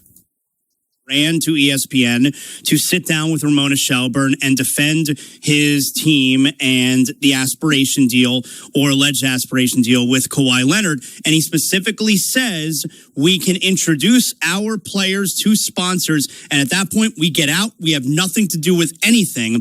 And you're showing here via email the Clippers aggressively reaching out to Daktronics to continue to work with Kawhi Leonard. So is it fair for me to now officially say we have evidence that Steve Ballmer is a liar? We have been fact-checking Steve Ballmer for a year, and we expose false statements quite often on this show. And so in this case, What Steve Ballmer was speaking about was aspiration, right? Tellingly, Zaz, to answer your question directly, he has not publicly commented on Daktronics. Daktronics does not respond to our request for comment anymore. There was a crisis PR firm that they had hired, which we revealed upon questioning of the crisis PR firm that they had actually previously worked for Steve Ballmer. They don't talk to us anymore. So the Clippers have not commented on Daktronics publicly. Daktronics has not. Kawhi and his representatives, we get sort of requests for comment for all of them, and none of them have commented. And so the reason I say it's so important to know, that was his position on aspiration, is that if you went through this entire saga with Daktronics and you wind up in a scenario like aspiration, where the first thing I reported is that this was known backstage as clear cap circumvention, but not known publicly, it's a hell of a thing to find yourself in the same quagmire twice in the span of months when you know exactly what you needed to avoid this being the quagmire. Great stuff there from Pablo Torre. Great investigative journalism. But what I would say is what makes this so dumb is that all Kawhi Leonard had to do was do a few commercials for Aspirations or Daktronics, but he never did anything like that. Just like he never really played for the Clippers either, always load managing. But here was Pablo talking about that fact as well, that this was pretty easily avoidable if you wanted to at least put together a trail or some evidence that this was not to circumvent the salary cap. That was easy to do, but they didn't do it. Here was Pablo talking about that. It raises questions that become very interesting, by the way, because Daktronics, again, according to one key Daktronics executive, first started talking about the Halo board back in 2019. I think the initial conversation started early as 2019, and then we got on board as a partner with the Clippers in 2020. When the free agency of Kawhi Leonard was taking place. Also, even more interesting, when you remember that in 2021, the Clippers, per the emails that you read for us, were annoying Daktronics in writing with those very friendly reminders to connect with Kawhi and Uncle Dennis months before ground would be broken. It's so important to note that if you're trying to make sure that you're not circumventing the cap, allegedly, you need to make sure there's a trail of Kawhi actually doing stuff to earn the money that he's allegedly getting from Daktronics. Yes, there are two levels to which this story, for us, in our point of view, have become glaring. One is, wow, that's a lot of money for autographs, or for, in the case of Aspiration, nothing we can discern. But the other level of it is, if you just give us something, anything, we can kind of make this work. But if you don't, it becomes that much harder to spin at some point in the future in the event of, let's say, an NBA investigation, as happened in 2015 and 2019. But this is what our reporting is crystallizing here for us, David. I would not want my marketing department annoying Daktronics the way the Clippers marketing department was, because the trail is too easy to be found in an investigation. There are many other ways to do it without leaving a trail when you want Daktronics to make sure that they have a plausible reason for giving Kawhi money. Good stuff there from Pablo Torre on his podcast. Again, like I said earlier on in the week, whenever this all dropped, the punishment has to be severe for Ballmer and for Kawhi Leonard. I know that the CBA, I guess, says that the team has to be punished, not the player, whenever it's salary cap circumvention. But this, you cannot set a precedent that, Kawhi Leonard's contract is just voided and he can sign as a free agent anywhere he wants to go, like Toronto, if Toronto could get off that big contract with Brandon Ingram. You have to suspend him. And you also have to at least suspend Ballmer for a year. A fine is not going to do the job on this one when there is two smoking guns that Pablo Torre did a great job of finding out, and a clear video with Ballmer lying to Ramona Shelburne saying that they had no information or no knowledge and no involvement with these companies and all of that, and no involvement with these endorsement deals. There's a paper trail of emails that the Clippers organization were actually bugging and annoying Daktronics, saying, get involved with Uncle Dennis. They literally say in the email, Uncle Dennis and Kawhi. So they clearly knew about it. And this was clearly to circumvent the salary cap. And so if you're a Thunder fan or a fan of a small market team, you should be just as pissed as can be about this, that the richest owner in the league in a huge market is not, playing by the rules, right? I mean, the Thunder just had to trade Lou Dort and Aaron Wiggins and Isaiah Joe to stay under that second apron. If teams are allowed, or they're just going to sweep this under the rug, and teams are going to be allowed to, pay big time stars under the table, that is going to murder small market teams. And so that's why this is a massive deal.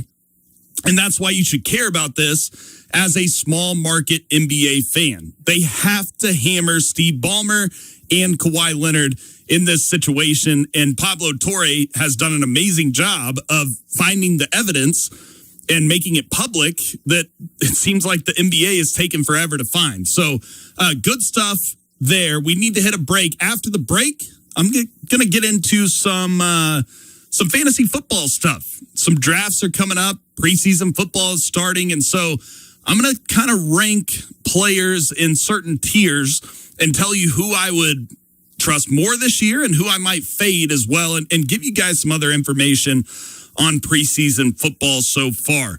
If you want to weigh in, 405-900-9957 is the Lucky Star line. It's also the text line. And we'll get to that after the break here on Game Time with Sam Humphreys on Oklahoma's leader in sports, the Sports Animal. Sunday Night Baseball on ESPN Radio. It's a critical showdown in the AL West. A line drive home run to left center for Alvarez. While the Houston Astros are fighting for the top of the division, the Seattle Mariners are lurking a few games back, and they go head-to-head this weekend. Julio Rodriguez, a two-run blast. The Mariners at the Astros on Sunday Night Baseball. Coverage begins at 6:30 Eastern, with first pitch at 7:20 Eastern on ESPN Radio and on the ESPN app. No matter who you are or what your background, we here at Big Tobacco want you to know that we will never discriminate against any age, ethnicity, or gender. You can trust that we will tell you whatever lie is needed to convince you to try smoking. Our messaging will always think of you first. Lying to you. Wherever you are. Because you are our number one customer. Big Tobacco wakes up every day ready to get you hooked. Help fight the lies at tobaccostopswithme.com. A program of T-Set. Straight Talk Wireless presents Pickup Truck Wisdom. If you're only good to your new friends, you're not going to have any old ones. Straight Talk gets it. That's why new and existing customers get free 5G phones on Verizon's 5G network. Pretty simple, really. You keep good people by being good people. Find us at straighttalk.com and Walmart. Straight Talk Wireless. Straightforward. Always. Taxes and fees apply. Plan purchase required for free phone offers. Copyright 2026 Verizon. I know that hiring can be challenging. You need someone to match your role perfectly. Well, now you can meet them fast on ZipRecruiter. Build your team. Build it sooner. Meet your match on ZipRecruiter. Just head to ZipRecruiter.com/free right now to try for free. That's ZipRecruiter.com/free. Meet your match on ZipRecruiter. Try it free. Grand, magnificent, impressive, exceptional.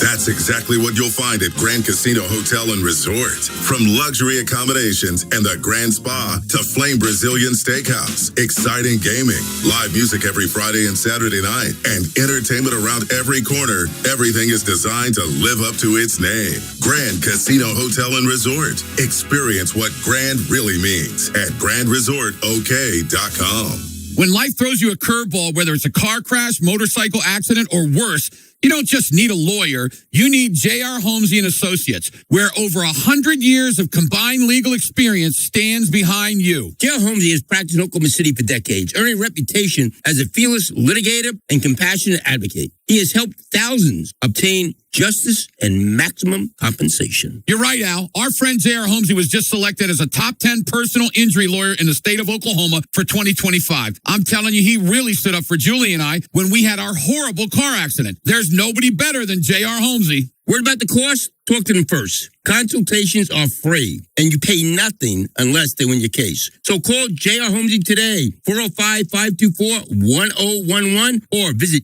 jrholmesy.com to schedule your free consultation today. When the stakes are high, you deserve experience, dedication, and compassion. J.R. Holmesy and Associates, because when it matters most, experience matters.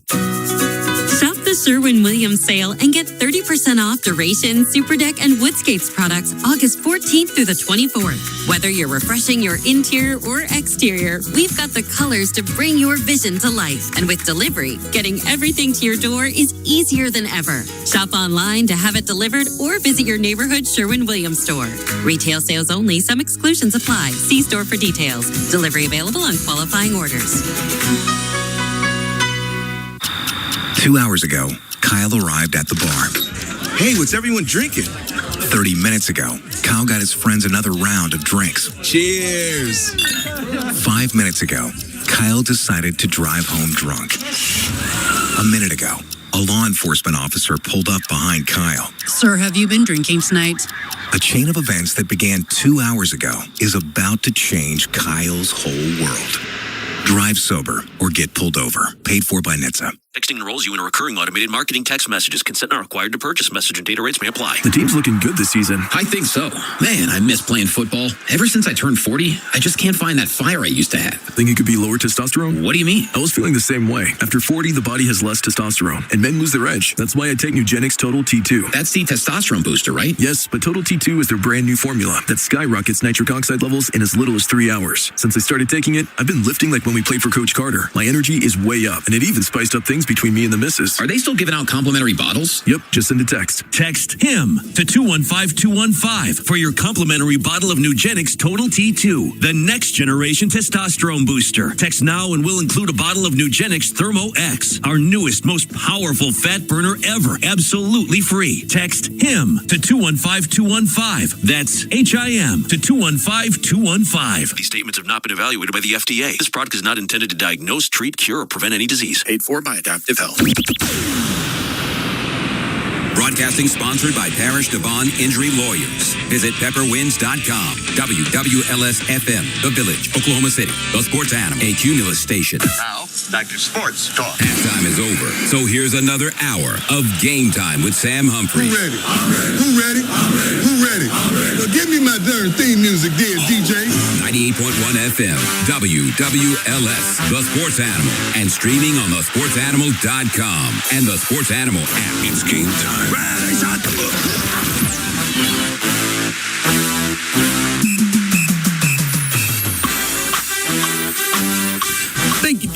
Thank you, Dion. I am ready for hour two here on Game Time with Sam Humphreys, live and local until 9 p.m. on Oklahoma's leader in sports, the Sports Animal. And we are going to talk some NFL this segment, talking about some preseason football and then dive into some fantasy football. And if you want to weigh in, 405-900-9957 is that lucky star line. Would love to hear from you on this Friday night.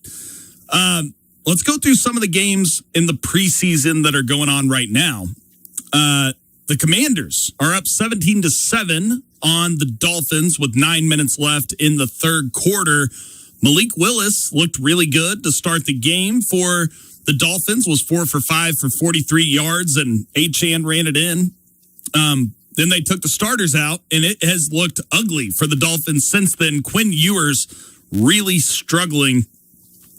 Is 1 for 8 with an interception for only 27 yards. A quarterback rating, listen to this, of 1.6 so far.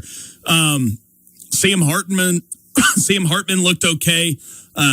He did throw an interception, but he was 9 for 15. Marcus Mariota 1 for 2 so far. He's in the game right now for the Commanders. Let's go to the Buccaneers and the Jets. The Bucs are up 17-13 on the New York Jets.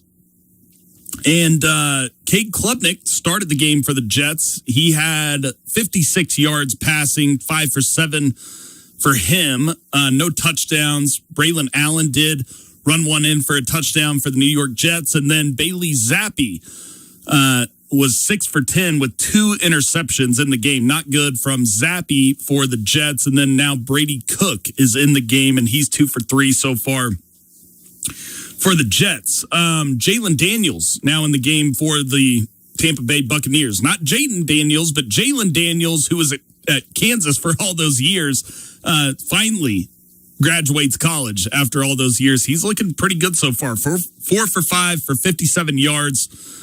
So we'll keep an eye on that as we go along. Josh Williams ran one in for Tampa Bay, and then the Broncos are just all over the Atlanta Falcons, up 24-0 on Cooper Rush. And Tua only played 1 drive, was 3 for 5. Cooper Rush is 7 for 19 with 2 picks in this game. Jarrett Stidham looked really good at the start of the game, and then Sam Ehlinger has looked really good so far as well. 4 for 4 so far for Sam in this preseason game. And let's see, Adam Prentice ran one in for the Broncos. And who else scored the touchdown? It was Jaleel McLaughlin caught a pass for a touchdown, and Stidham ran one in for a touchdown as well. So I guess that was a rushing touchdown. Sorry, not watching this game, but they're up 24-0 on the Atlanta Falcons. A couple things from preseason last night that I found interesting. Saw this about the Bengals and Joe Burrow. He was pressured on almost 30% of his dropbacks last night, and the Bengals fielded their entire starting lineup while the Lions only played backups. So look out for their offensive line. They've kind of shored up some things on the defense, or at least a couple things on the defense, bringing in guys like Dexter Lawrence. But if they can't protect Burrow and he gets hurt again, it's another lost season for Zach Taylor, and he's going to get fired. His leash is probably up if they can't get the job done this year. Another thing from preseason last night that I saw, it was Jeremiah Love.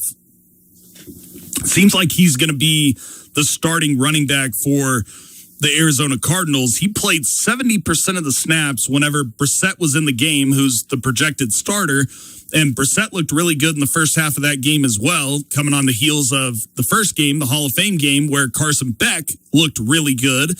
And Gardner Minshew also looked good last night as well for the Cardinals. Now, again, the Cardinals are projected to be the worst team in the league, but Jeremiah Love played 70% of the snaps, essentially with the ones, and Love also played 100% of the third down snaps when he was in the game, and 100% of the snaps inside the 10-yard line with the ones on the field. Tyler Algier only played 30% of the snaps and none coming on third down or inside the 10-yard line. So why that's important is if you play fantasy football, the guy that's going to be running those touchdowns in the end zone, it looks to be Jeremiah Love and not Tyler Algier, who has spent all that time behind Bijan in Atlanta, now, like I said, in Arizona. So keep an eye on that for your fantasy drafts. Another fantasy note, Jordan Tyson, it seems like he might be out a lot longer than some people think. Said his timeline to return to the Saints after, he was first-round wide receiver taken this year in the NFL draft, but I guess he's been dealing with a hamstring injury, and they're going to get other medical opinions on this. And I saw a doctor on Twitter, Jesse Morse, MD, who comments on a lot of these NFL injuries. He said, quote, "You don't seek multiple medical options for a simple, mild hamstring strain." So he said, put Jordan Tyson on your do not draft list. Again, this is one doctor's opinion, but never good to see hamstring injuries or calf injuries or Achilles, God forbid, injuries in the preseason with some of these guys. And that's one of the reasons why I say stay the heck away from CMC this year. He's already talking about tightness. And I mean, we see what happens with CMC whenever he gets those nagging injuries. And the tightness, you better hope it's not in the calf. That turned into a brutal Achilles injury for CMC last time we saw that. So I would stay away from Christian McCaffrey. As far as my tier lists and fantasy football, I would say if you're in a PPR league, the top tier guys would be Gibbs and Bijan and Jamar Chase. You would have to put Puka in that tier. Now, I'm about to get to Puka here in a second. JSN is definitely on that elite tier list. And then Amon-Ra St. Brown. I mean, the guy catches so many balls from Jared Goff. And so I put him in that elite tier. And the way that I would kind of rank that, and I would also, in my opinion, put Justin Jefferson in that tier. And the reason being is last year, his numbers were not down because of him. His numbers were down. Well, last 2 years ago, it was for injury. And then last year, it was because J.J. McCarthy couldn't get him the ball. This year, I believe in Kyler Murray. I think that Kyler is going to be a massive upgrade on J.J. McCarthy. And so I believe in Jefferson this year. I think you got to put him in your tier 1, making him one of the more valuable picks in that first round. Puka.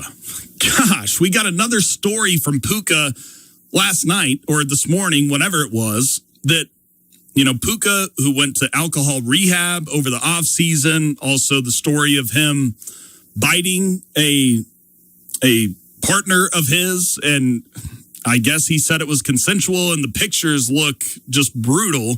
But I guess he will not face any legal issues with the biting situation, but still could face some suspensions. By the way, we'll get to some suspensions that the NFL announced earlier on today. But, you could see Puka end up getting suspended 6 games for conduct detrimental.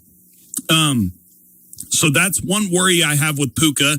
And then today, this story comes out about Puka that I guess he was at the white party for Michael Rubin and walked into or ran into a glass door or window or whatever it was and cut himself up and was bleeding like crazy at this white party. It seemed, and that was on right before July 4th, after he had already gotten out of rehab. So not the best look for Puka Nacua. So I don't know what's going on with Puka, but it seems like he might be a little bit distracted. Last year, he was the most reliable receiver in the NFL. I mean, Stafford was throwing it to him all the way down the field, and then they would throw it to Adams in the red zone. But this guy is essentially what Cooper Kupp was for the Sean McVay offense. And he's just going to get touch after touch after touch. But I worry about where his mental state is heading into this season. And so, I don't know. I would kind of stay away from Puka, but that could come back to bite you in the butt later on in the season. Another guy that I like a lot is Drake London. We never talk about the guy. And Bijan, of course, is going to be the main focal point of that offense.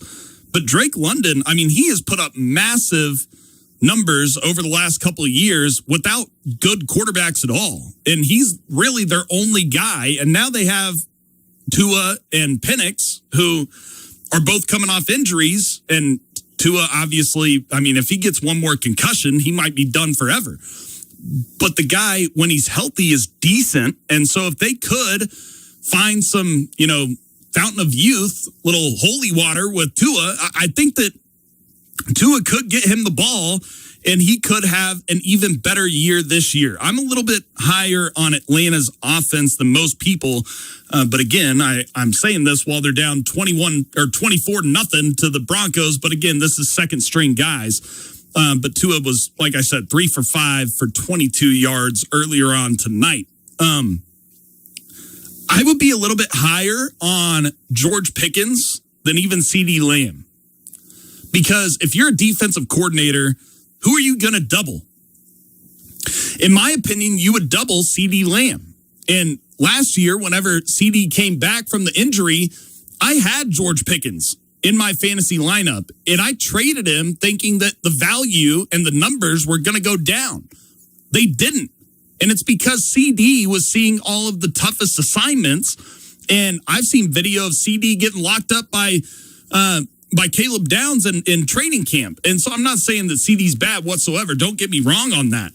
But I do think that out of the two, I would rather have Pickens than CD as far as fantasy goes, because CD is a little bit better than Pickens, and he's going to see a tougher assignment. So, and it's another contract year for Pickens as well, since they franchised him.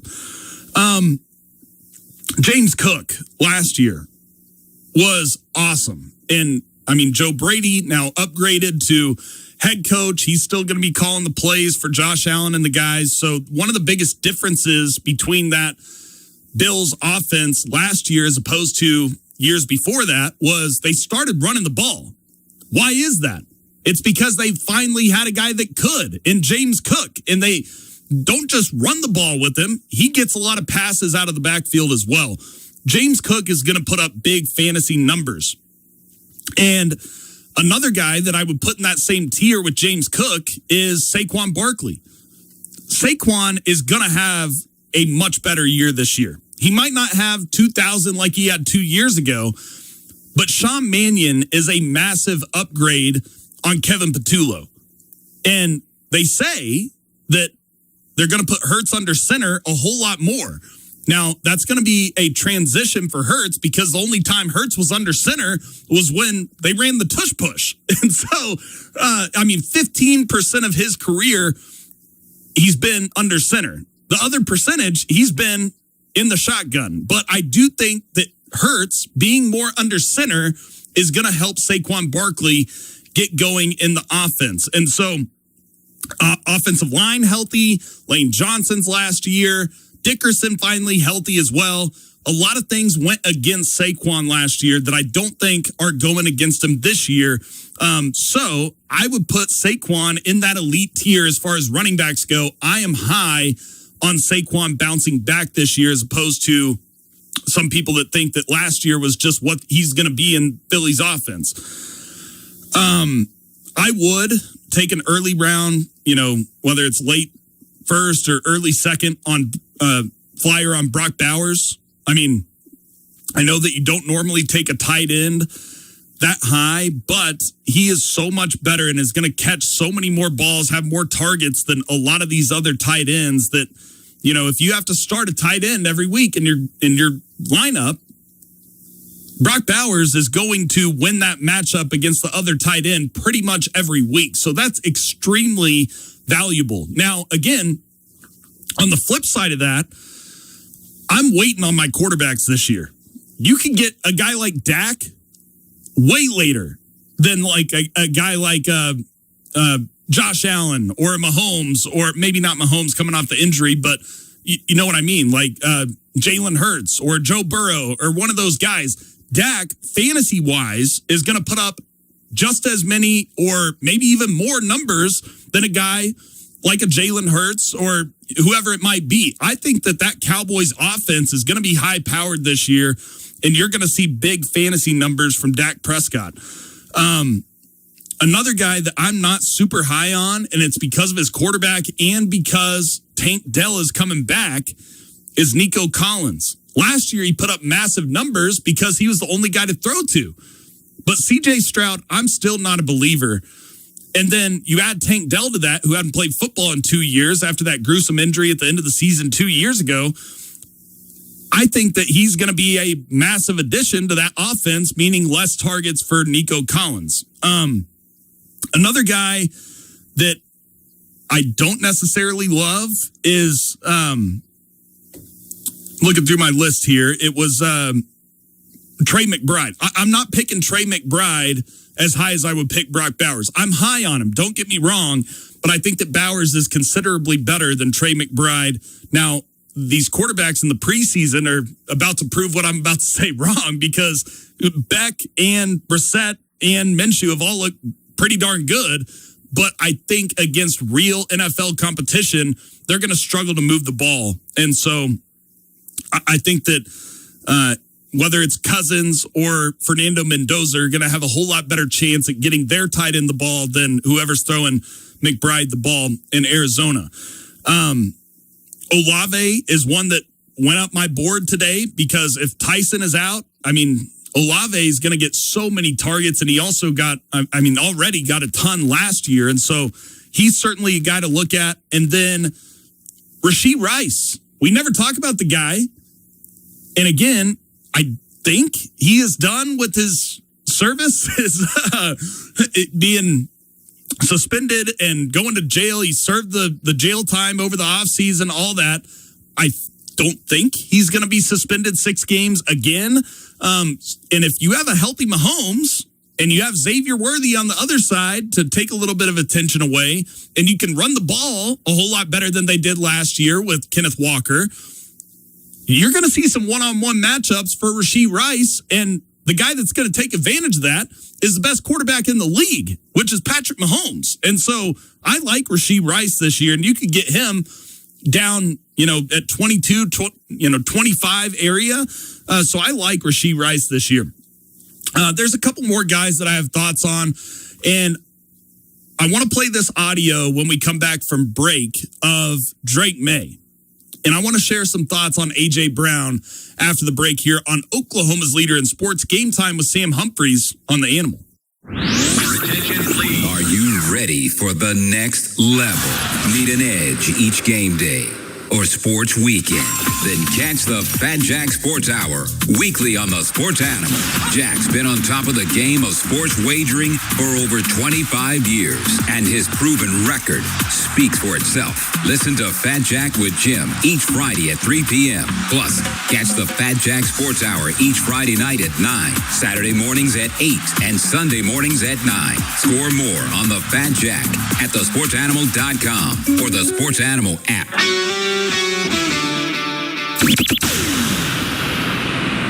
Oklahoma, let's swap keys. At David Stanley Chrysler Jeep Dodge. Tired of that high car payment? Let's swap you into a new Chrysler Jeep or Dodge and possibly lower your current car payment. Yes, new ride, lower payments, and take the rest of the year off with no payments for 6 months. New Jeeps start at just $349 a month. Zero down. Take title and tax included. Let's swap keys. Think you owe too much on that old ride? Not anymore. Get $18,000 negative equity assistance to swap you into a new Chrysler Jeep Dodge or Ram truck. Oklahoma. If you're tired of that high car payment, let us swap you into a new Chrysler Jeep Dodge or Ram and possibly lower your current car payment and take the year off with no payments for 6 months. $18,000 negative equity assistance. Lower car payment. Let's swap keys. One location only. David Stanley Chrysler Jeep Dodge across from Tinker and Midwest City. Several to choose from. $349 a month for 96 months at 6.49% APR. Plus $649 doc fee on Jeep Compass. No payments for 6 months with Dash Financial. Dealer retains all rebates. When life throws you a curveball, whether it's a car crash, motorcycle accident, or worse, you don't just need a lawyer. You need J.R. Holmesy & Associates, where over 100 years of combined legal experience stands behind you. J.R. Holmesy has practiced in Oklahoma City for decades, earning a reputation as a fearless litigator and compassionate advocate. He has helped thousands obtain justice and maximum compensation. You're right, Al. Our friend J.R. Holmesy was just selected as a top 10 personal injury lawyer in the state of Oklahoma for 2025. I'm telling you, he really stood up for Julie and I when we had our horrible car accident. There's nobody better than J.R. Holmesy. Worried about the cost? Talk to them first. Consultations are free, and you pay nothing unless they win your case. So call J.R. Holmesy today, 405-524-1011, or visit jrholmesy.com to schedule your free consultation today. When the stakes are high, you deserve experience, dedication, and compassion. J.R. Holmesy & Associates, because when it matters most, experience matters. Archery hunting season is just around the corner, and the September rush is coming. That's why you need to bring your bow into H&H Shooting Sports for a preseason service now. Our Archery Pro Shop is the place to be. Our expert technicians will make sure your equipment is in peak condition so you can head into the season with confidence. Don't get stuck in the September rush. Bring your bow in today. While you're here, check out our safe department. We're doubling Browning safe rebates with up to $800 in total savings. Only at H&H Shooting Sports, Oklahoma's headquarters for guns and gear, located just off I-40 and Meridian at OKC. Oh, no, not the sink. Not now. Plumbing problems never seem to happen at a convenient time. Whether it's a clogged drain, a leaking pipe, a broken water heater, or a sewer line issue, you need a team you can trust to get things flowing again. That's why homeowners all across Oklahoma call Mr. Rooter Plumbing. Our licensed professionals provide dependable service, upfront pricing, and quality workmanship while treating your home with care and respect. From routine plumbing repairs to emergency service, we're here to help restore your peace of mind with solutions that last. Don't let plumbing problems slow you down. Call the team that's ready to help when you need it most. All fixed. Much better. Call Mr. Rooter Plumbing today at 405-947-3100. Mr. Rooter Plumbing. A neighborly company. Some places are nice, and some places are grand. Grand Casino Hotel and Resort isn't just another casino. It's a luxury escape with exciting gaming, a beautiful hotel, the relaxing Grand Spa, incredible dining at Flame Brazilian Steakhouse, live music every Friday and Saturday night on the Fire and Ice stage, and so much more. Stop settling for ordinary. Make your next getaway grand. Visit Grand Casino Hotel and Resort or plan your stay today at grandresortok.com. At Seth Wadley Dodge Ram Jeep in Pauls Valley, we're about to close out this summer with a record. During the Make This the Summer event, you can get some of the best prices of the year with heat discounts on new Ram trucks and new Jeeps. Right now until the end of the month, you can take $12,900 off MSRP on new select 2026 Ram 1500s, Bighorns, and Lone Stars. Or get 0% for 60 months. That's $12,900 off MSRP on new Ram Crew Cab 4x4 1500s. You heard the discount. $12,900 off or get 0% for 60 months with many Rams to choose from. Plus, make no payments for 90 days. All backed by America's best full-size truck powertrain warranty of 10 years and 100,000 miles. And always get Seth's promise. Tell him, Seth. That's my promise of oil changes and engines for life on anything you buy. The truth costs less at Seth Wadley Chrysler Dodge Jeep Ram I-35 exit 72 Pauls Valley or click SethWadleyDodge.com. Stock number D1970550 0% for 60 months. Must finance through Stellantis Financial Services. Think about the ones the world decides don't belong. In Shrek the Musical, Lord Farquaad has a plan. He rounds up all the fairy tale creatures and banishes them all to a swamp. All because he decided they were too different. When all of the misfits are banished together, they realize that they are united by their differences. They become a family and decide to stand up for one another and let their freak flag fly. We have all known the pain from being outcast at one time or another, a time when we've been picked on, a time when we weren't chosen or invited, a time when we've been ignored or set aside. We are the very ones who can help outcasts to feel at home. When we show kindness and grace, we help people to see that they have a place in the family. That's something to think about. I'm Wendy Lambert with St. Luke's Methodist Church. Learn more about St. Luke's on Broadway service times and locations at stlukesokc.org. The Sports Animal Studios, powered by the OKC Thunder. Level up your game this summer at Thunder Youth Basketball Camps, presented by Simple Modern. Kids ages 6 to 16 across Oklahoma can learn new skills, compete, and have fun. Find a camp near you at okcthunder.com/summer camp. Still live, still local, and still talking sports. It's game time with Sam Humphries. Game time. Let's find out who's ballin'.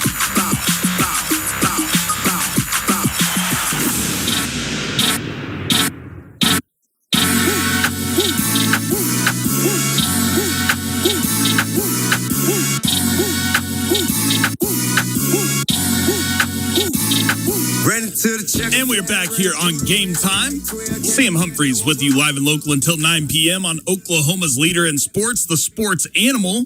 If you want to call in, it's your last chance for the week. 405-900-9957 is the Lucky Star line. But we're going to stick with talking about some NFL football and who's balling in training camp so far. It's got to be the rookie, Caleb Downs. I don't know if you guys heard this, but on Up and Adams, that K Adams show, Jerry Jones said, quote, "This guy is one of the best players all around that any of us have ever seen." Hey, I was the guy that said, a lot of people were trying to say Mekhi Lemon was the biggest steal in the draft. No, it was Caleb Downs. As far as football players, this guy might not have the fastest 40 or the biggest hand size or whatever. I mean, the fastest shuttle driller, all that stuff. This guy is a football player. And on a team full of studs at Ohio State, he was the best player on that defense, in my opinion. And he apparently has been locking down guys like CeeDee Lamb from the safety position in practice. So I'm super high on Caleb Downs, and I thought it was interesting that Jerry just straight up came out and said, quote, this guy is one of the best players all around that any of us have ever seen before he even plays a preseason game as a rookie. Let's stay in the NFC East real quick. Well, for part of this discussion. Let's talk about what Drake May said earlier on today. And Drake May came out and talked about how, I think he was asked, how do you keep your wide receivers happy? Well, he said winning. Let's hear the full quote here. I think it's the best thing, for that is winning. I think nobody really, tries to complain when you win games. And I think nobody's, really, that, prideful in this sport about, personal stats or achievements when we're winning games. So that's our job as a team, and come together and try to win games. So I think that's the biggest thing that coach is preaching, and we're trying to be second voices of him and knowing that protect the football team and do things the right way. But no, I think my job isn't to try to make everybody happy. I think my job is to have the offense move up and down the field and score points. Quote, nobody really tries to complain when you win games. I think nobody's really that prideful in this sport about personal stats when you're winning games. Who was the Patriots' biggest addition over the offseason? It was A.J. Brown. And can I remind you of some of the things that A.J. Brown did in his last stop in Philadelphia, or 2 stops ago when he was with Vrabel, this head coach in Tennessee? They gave him away to the Eagles for a bag of chips because he was such a locker room nuisance, a cancer. And there was a honeymoon phase with him and Jalen Hurts. Then obviously they had the fallout over the girl. We don't have to get into that. But Drake May, I don't think, understands that the day after A.J. Brown won the Super Bowl, he put on Instagram that winning a Super Bowl didn't live up to his expectations, that he wasn't fulfilled at all. And why is that? Some people might say, well, yeah, he's talking about his faith there. I don't think he was talking about that. He was talking about the fact that they won the Super Bowl, but his stats, his personal stats, were not up to his standard because they kept running the ball down people's throats with Saquon Barkley. And remember, A.J. Brown was reading books about therapy on the sidelines during that Super Bowl run. He was making it about himself, saying, look at how many times they're not passing me the ball. Well, A.J., it was because Saquon was unstoppable. And I think it bugged A.J. Brown that the biggest play of that Super Bowl was also Devontae Smith and that dagger from Jalen Hurts. But again, last year, the Eagles were 8-2. Whenever A.J. Brown started complaining so much that, he needed more touches, all of this crap. And it got so bad that they put a positivity bunny in the locker room 2 games later after they lost 2 straight games, and it obviously didn't work. And then they were 8-4. But then in the playoffs, they were ahead whenever A.J. Brown dropped the pass that would have given them a 10-point lead, and then dropped 3 more passes after that, after bitching about not getting not getting targets over and over and over again. You can't drop 3 passes, really 4, but 3 big-time passes that would have been huge plays in the playoffs after complaining about not getting targets. But my point is, to Drake May, be careful what you ask for. It's going to be great in the beginning with A.J. Brown, maybe all year this year. But A.J. Brown eventually is going to be a malcontent, and he is not happy by the team winning. He is happy when A.J. Brown gets A.J. Browns, when he gets his. And so, I don't know. As far as Drake May's quote there, I think he has a lot to look forward to.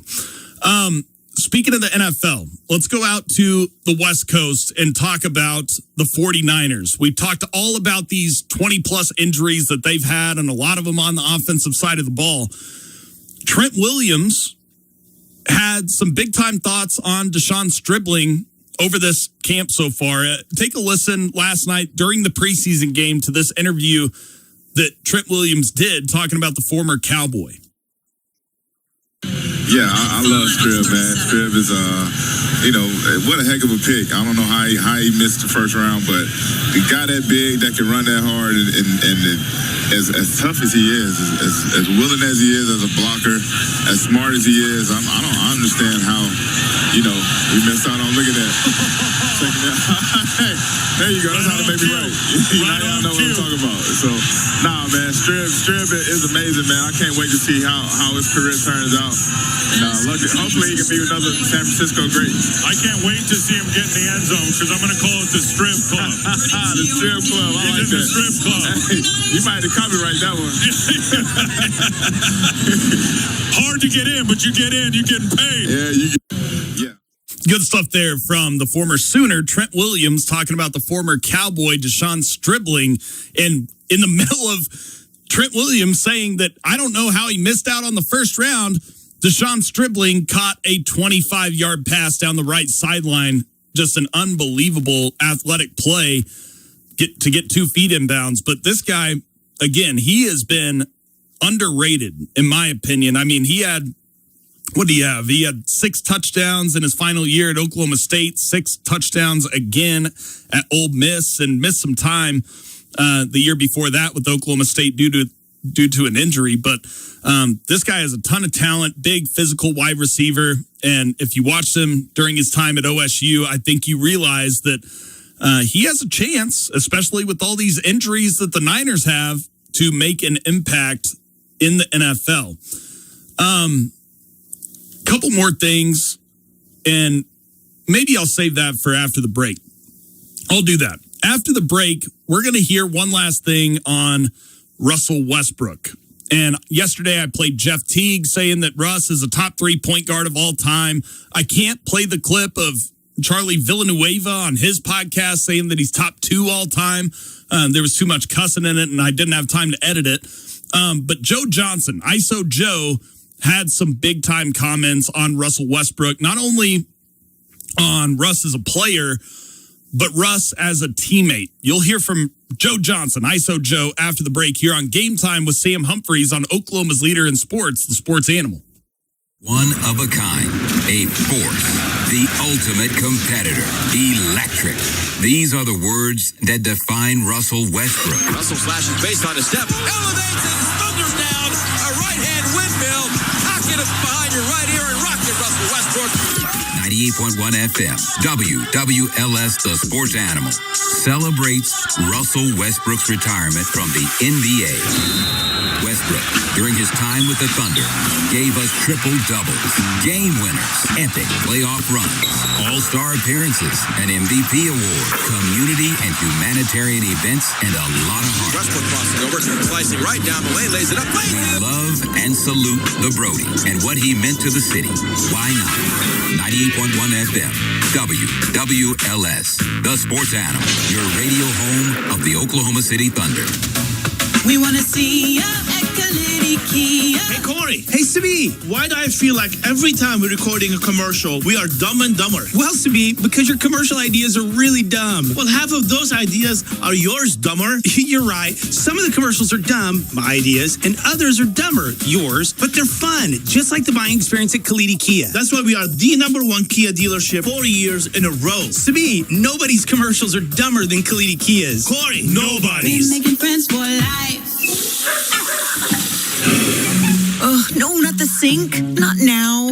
Plumbing problems never seem to happen at a convenient time. Whether it's a clogged drain, a leaking pipe, a broken water heater, or a sewer line issue, you need a team you can trust to get things flowing again. That's why homeowners all across Oklahoma call Mr. Rooter Plumbing. Our licensed professionals provide dependable service, upfront pricing, and quality workmanship while treating your home with care and respect.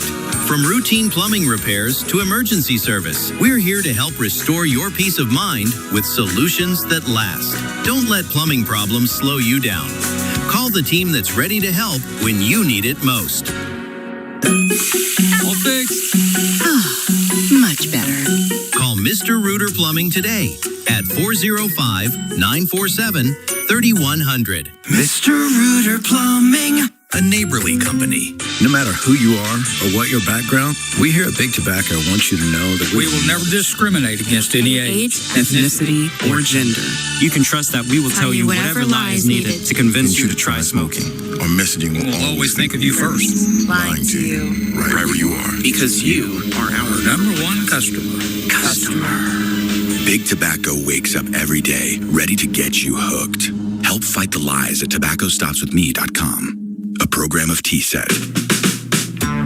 This summer, take the Route 66 road trip at Lucky Star. Final stop, August Progressive Payday. Win your share of $162,500 in cash with hourly drawings every Saturday night in August and get 5 times the entries every Friday. This summer, all roads lead to Lucky Star. Come and get your luck.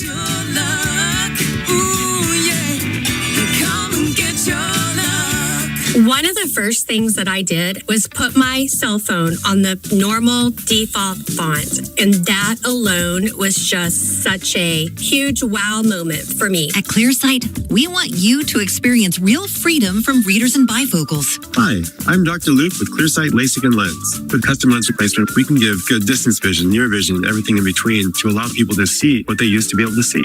CLR has completely changed my life. In the past, I would open up my computer and start immediately feeling around on my desk. Where's my reading glasses? I can't tell you the last time I put on a pair of reading glasses. Probably the morning that I had my procedure done, and I haven't put them on since. Tired of searching for readers here, there, and everywhere? Find out if you can lose your readers and bifocals on purpose. Right now, get 0% financing for up to 36 months. To schedule your free consultation, call 405-733-2020 or visit clearsight.com today. Think about the ones the world decides don't belong. In Shrek the Musical, Lord Farquaad has a plan. He rounds up all the fairy tale creatures and banishes them all to a swamp. All because he decided they were too different. When all of the misfits are banished together, they realize that they are united by their differences. They become a family and decide to stand up for one another and let their freak flag fly. We have all known the pain from being outcast at one time or another, a time when we've been picked on, a time when we weren't chosen or invited, a time when we've been ignored or set aside. We are the very ones who can help outcasts to feel at home. When we show kindness and grace, we help people to see that they have a place in the family. That's something to think about. I'm Wendy Lambert with St. Luke's Methodist Church. Learn more about St. Luke's on Broadway service times and locations at stlukesokc.org. Jason White here with High Tech Plumbing, Leak Detect and Drains, now part of the Air Comfort Solutions family. Summer means more showers, more cooking, and more people in the house. And that can put a lot of stress on your drains. Got slow showers or standing in ankle-deep water when you're trying to cool off? Yeah, that's a problem. If your drains are sluggish, grease, hair, and buildup could be blocking the line. And ignoring Ignoring it can lead to a messy backup fast. The expert team at High Tech will get your pipes flowing smoothly again. For a limited time, call High Tech for a $99 drain clearing and camera inspection. Visit hightechplumbingokc.com to schedule yours today. High Tech Plumbing, Leak Detect and Drains, now part of the Air Comfort Solutions family. This is the Sports Animals version of an extra large or a super-sized combo meal. Doing it big. More live sports talk now. It's Game Time with Sam Humphrey. It's about to go down. It's time to look ahead. This is the agenda, and this is Game Time with Sam Humphreys.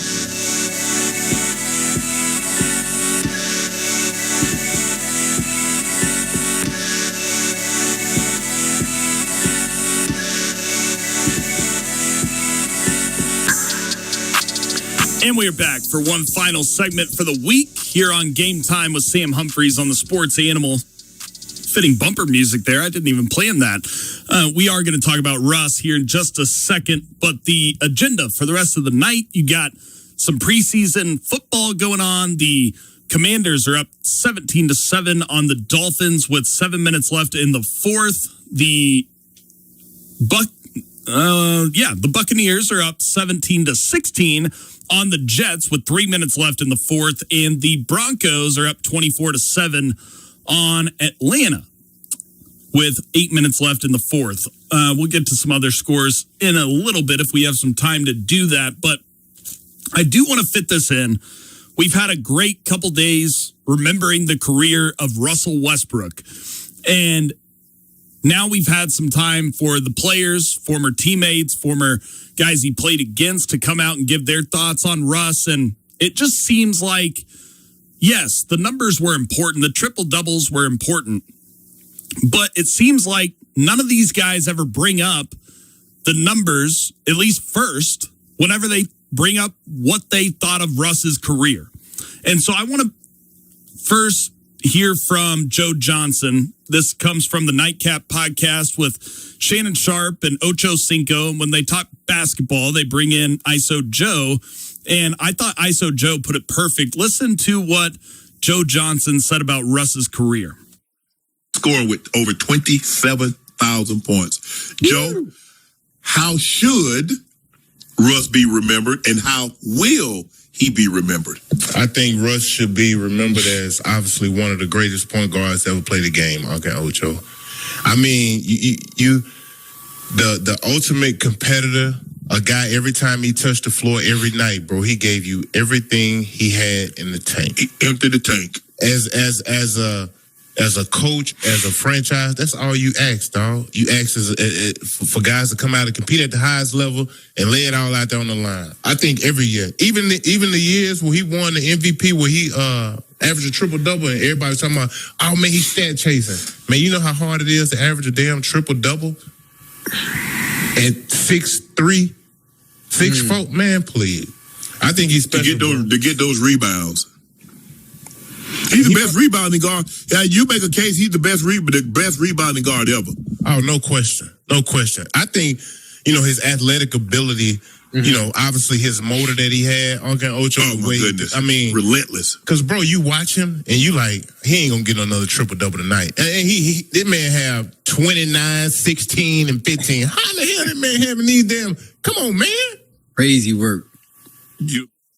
Good stuff there from Joe Johnson, like I said, on Shannon Sharp and Ocho Cinco's podcast, Nightcap, talking about Russell Westbrook. And the first thing that all these guys bring up is the competitiveness, the will to win. And then they bring up the numbers. And like he said, people don't value those numbers like they should. It's not stat chasing. Russ is the first guy in the history of basketball for people to rip him for passing the basketball.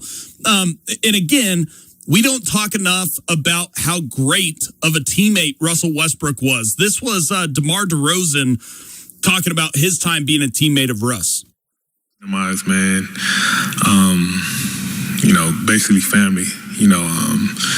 We came from the same place, same type of upbringing. As kids, man, we had a dream to represent where we come from at a high level. And if you was to ask us when we was young, we'll be in this position in our careers, accomplish things that we accomplished, I guarantee you, we wouldn't believe it. So to be here, from a friend, to watch his career, and now be able to play with him, one of my favorite highlights of my career, playing with an all-time great, and knowing where he come from, knowing his family, seeing him, become a father, everything, man. It's amazing to be able to sit next to, somebody where exactly where he come from, and to see how much we accomplished, man. It's amazing, man. I appreciate him more than, he will ever know. That's if he get in a fight with 10 elephants, I'm fighting with him. So that's my dog. It was a blessing because I would say in many ways, like, when you coach greatness like that, it's not easy. It can be difficult. But Russ was willing to share of his knowledge. He was willing to bring the young players and the team in particular together many times, dinners, different things. And that's what leadership is about, especially. And he's seen it at the highest level. He's played and been in it at the highest level. So for me to watch him and be a part of that was big time. That second voice you heard was Doug Christie, his coach with the Kings, talking about his time coaching Russ.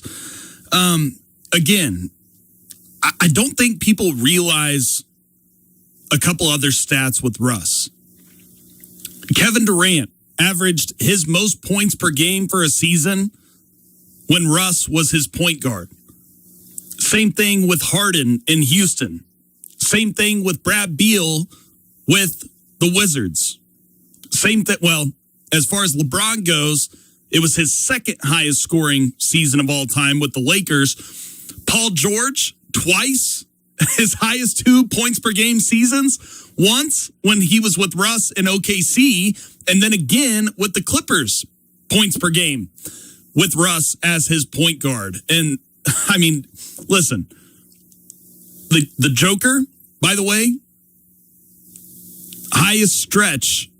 his highest scoring stretch of his career were the 34 games that Russ was the starting point guard for the Denver Nuggets.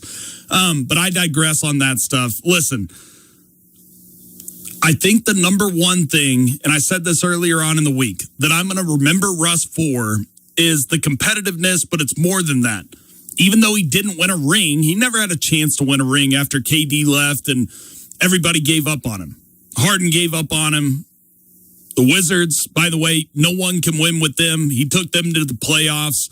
Kawhi got hurt. PG got hurt. LeBron called him a vampire, all that stuff. So the ring doesn't matter as much to me as some people want to make it out to be.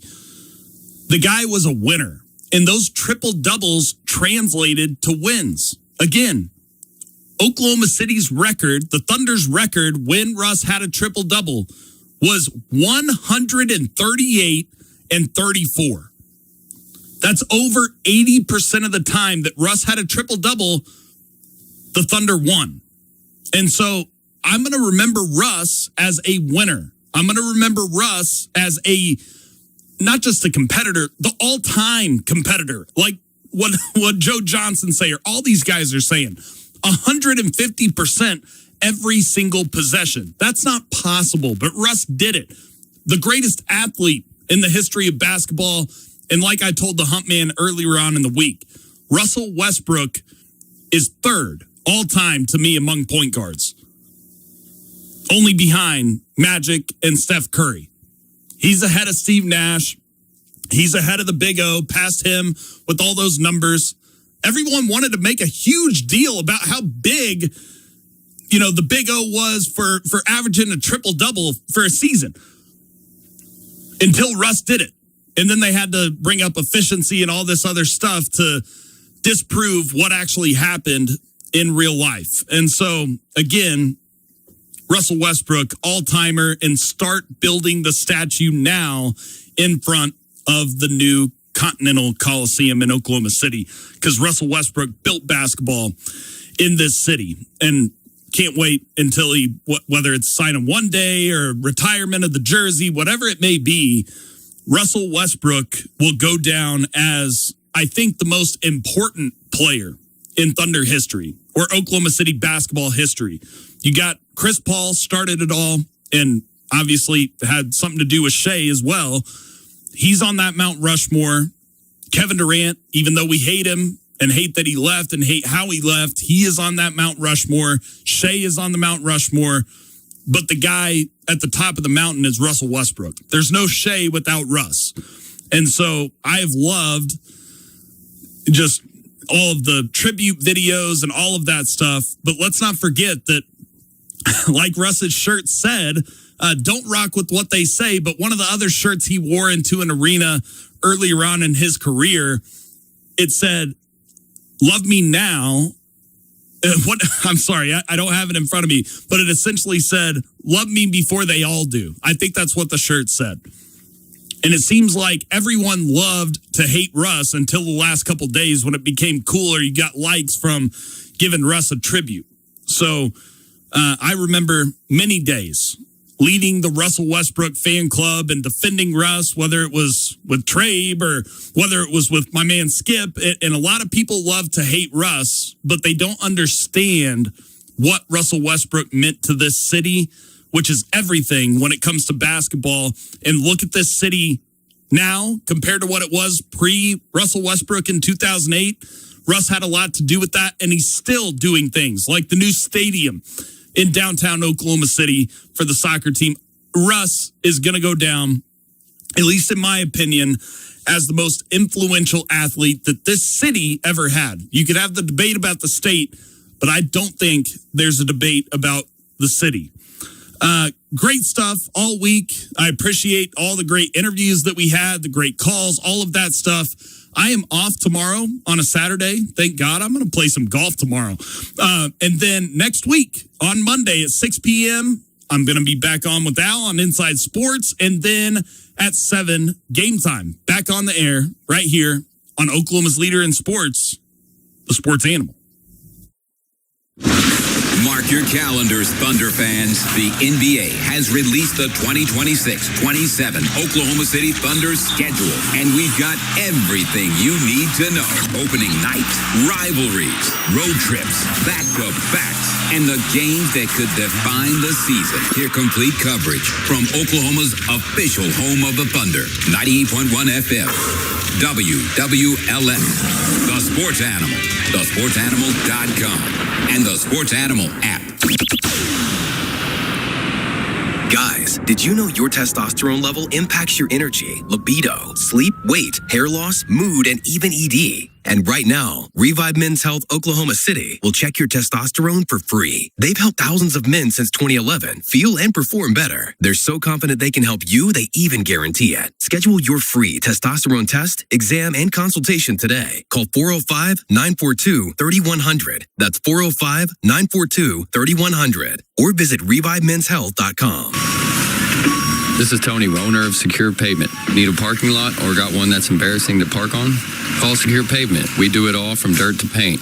We can do anything from full replacement or even slap some lipstick on a pig. Our experience dates back to the 1900s, well before the smartphone took over.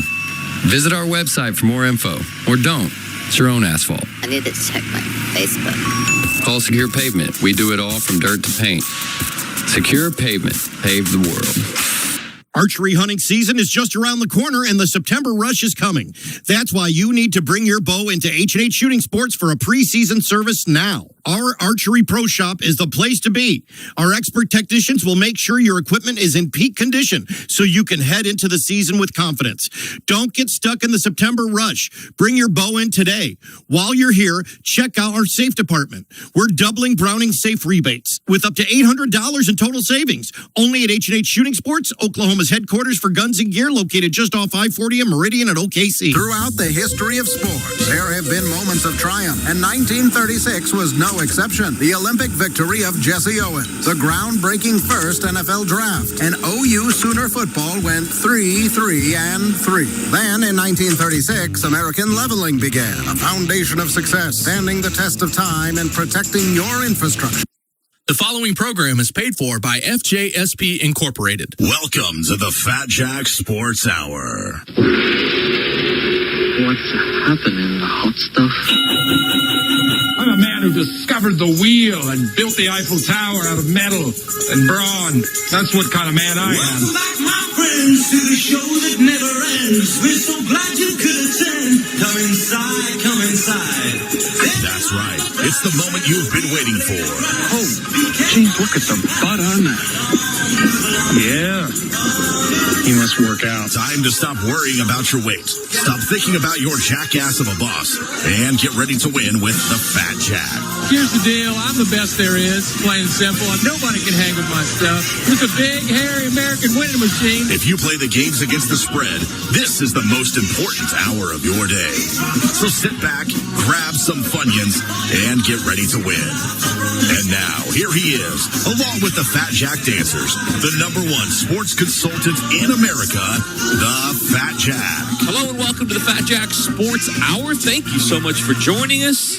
It is the weekend. It is football season. If you're gambling on sports, this is the most important hour of your day. Thank you so much for tuning in. I'm your host, the Fat Jack, and along with Mr. Brandon Rush from Louisville, Kentucky, we're going to get you ready to make some money, not only this week in the preseason with the English Premier League soccer coming up.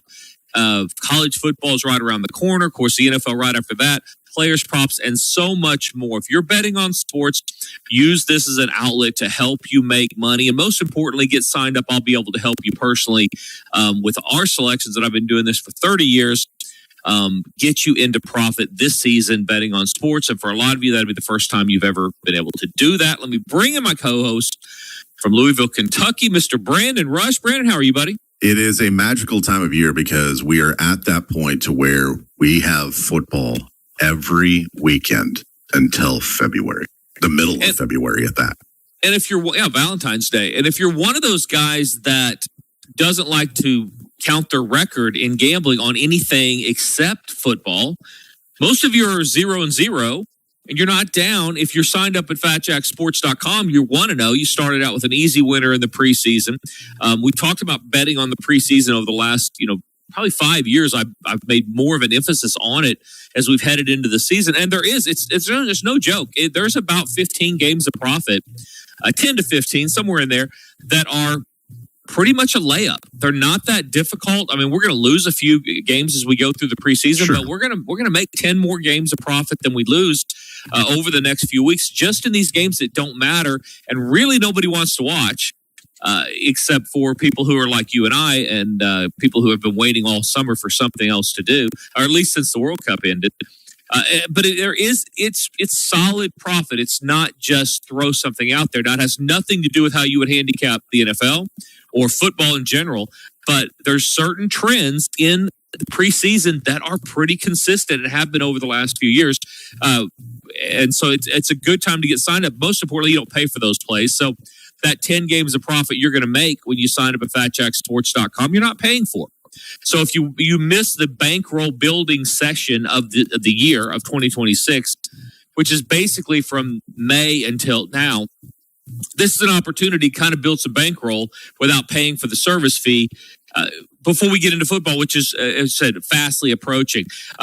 That bankroll building session we went through over the summer was the best we've had in 25 years. With the World Cup, there were 30 plus games of profit that everybody made that signed up for the World Cup over the summer. That the most important part about that's not where do you win on summer vacation, whether you got to do the fast pass at Disney or not. It's basically, are you able to build profit? So when you get into football season, you're not having to worry about bankroll, worry about where's your money coming from, worry about signing up for another week, all those things that the average player goes through. To put it in real terms, $100 player is up about $3,000 already just with the soccer. So a great summer, and we're excited about that continuing as we head into the fall. The World Cup, English Premier League plays, Brandon, start on the 21st, right? Yeah, that's this coming Friday. That is coming up super quick. So the fact that we had that summer session of bankroll building with the World Cup and now with the NFL preseason going, we get 2 to 3 weeks of Premier League play before the NFL even kicks off. So there's still some opportunities to build the football bankroll just with free stuff, with preseason plays and then Premier League going. It's a good good opportunity to build the bankroll, as you mentioned, right before football season kicks off. That's you're like, Jack, how do I do that? Well, you go to fatjacksports.com, you look at the packages. There's if you just want football with the soccer, there is a package with just football and the soccer. You'll find when you go to the website, you are going to get a big discount on these sports when you add them to football now versus adding them later. So if you sign up for football and got the preseason early bird discount in January and then didn't add soccer, you're paying a little bit more to add soccer now than if you had added all of that back in January or February. You've been rolling through the year making extra money with soccer. I'm never going to say on the pitch. It just doesn't sound right. It doesn't feel natural to Americans. Yeah, sounds like I'm too much of a fan if I say that. Or it's that old thing of, someone goes to France once and all of a sudden they're pronouncing croissant differently. Yeah. You can't, it doesn't matter how much soccer I watch and have been watching, I can't say religiously, but very enthusiastically for the better part of half a decade now, I still struggle with saying on the pitch. So yeah. It's a hot girl that lives next door. She's not your girlfriend. All right. She's not your wife. She's just somebody you're admiring. You're looking at, you respect her the way she dresses, the way she carries herself, but you're not inviting her into your house. I'm not saying pitch. I'm not saying match. But yeah, I get your point. I can't go there, but I do love the profit. And that's really the point. FatJackSports.com, that soccer profit has been incredible. And I'm not saying football. It's too confusing, especially this time of year. But the profit is no joke. The guys that we have handicapped the soccer, very, very good at what they do, and they will make you extra money. Add it now and save a ton. If you're confused by the packages, you're a football guy only right now, but you think about adding things, shoot us an email. You can go on there, press contact us. We'll tell you there are consolidated numbers that you'll pay that are less than if you're just going to bet soccer alone. If you're just adding soccer a la carte, the price is about $40 a week. This is not expensive. Players props, NFL players props. Now's the time to add that. Same thing, not expensive, about $40-$50 a week, somewhere in there. Those plays win 4 out of every 5 weeks on average. So adding those now is going to save you versus waiting a couple of weeks.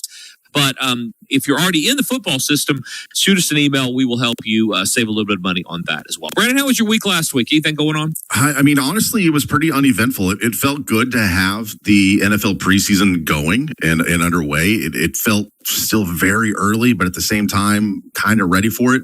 UFC had a nice little weekend, and I've been watching a lot of these preseason friendlies for Premier League teams and other leagues that are just kind of ramping everything up. So it was a nice way to kind of dip my toe back into getting into the grind of everything that is, a week of the Fat Jack Sports Service, but also a week of being a sports bettor that's plugged into everything. Because, like I said, we're going to be doing this for the next 5.5, 6 months. I'm like a sophomore in high school that doesn't play football. I hate this time of year. I hate it. It's so much work, and I'm getting ready, and I'm dialing, and I'm excited. And it turns into excitement the minute the bankroll starts going up again, which it did last week and will this week. But it's like sophomores in high school have to go back to school. If you're not a football player, I played football, so I don't really know what that's like. But I remember thinking all the guys that didn't play football were pretty crappy. Had a little bit of an attitude. Even like basketball guys or guys I knew that played sports. They're like, we got to go back to class. Nothing to do. Yeah. I got to get these stupid folders. The backpack, my backpack broke. And just sit. I got to learn what my locker is. They're just spicy. And a sophomore is like, you're not the senior, you're not the star, you're not moving into high school. So it's just kind of what are we doing? That kind of thing. That's August for me, the first part of August. It's a lot of work. I'm waiting on the games. I'm waiting on, that type of stuff. And it can't get here quick enough. I'm just a spoiled only child, per se, before Christmas. So what, though? Self-reflection is important. To have that awareness of yourself and where you stand many people have been undone by not being aware of their situation. I get, it's definitely better than not, but it might be too late, Brandon. I just don't know that I'm going to change at all. I mean, I keep every August, and my family will tell you I'm the worst, But they'll tell you in August, I'm not the easiest person to be around because I'm literally like, when is football going to get here? What are we doing? So does it get worse the closer it gets to football season? Because I can imagine after February rolls around, we still got a little bit of March Madness and then the NBA, and so it ramps down. But I would imagine that you're a much different personality wise in August than you are, say, in April. Yeah, April. I'm still working. There's a lot of work, but the money, the satisfaction of getting people into profit betting on sports, the money I've made from betting on the games, those type things, that carries you into. And March Madness, by the way, is very profitable. We'll make 25, 30 games in March a lot of times, and that's one of my favorite times of the year, especially from a watchability standpoint, watching the games. So I really like that. This time of year, the World Cup helped. Because I was overseas, I was busy every day. I'm making money pretty much every single day betting on soccer.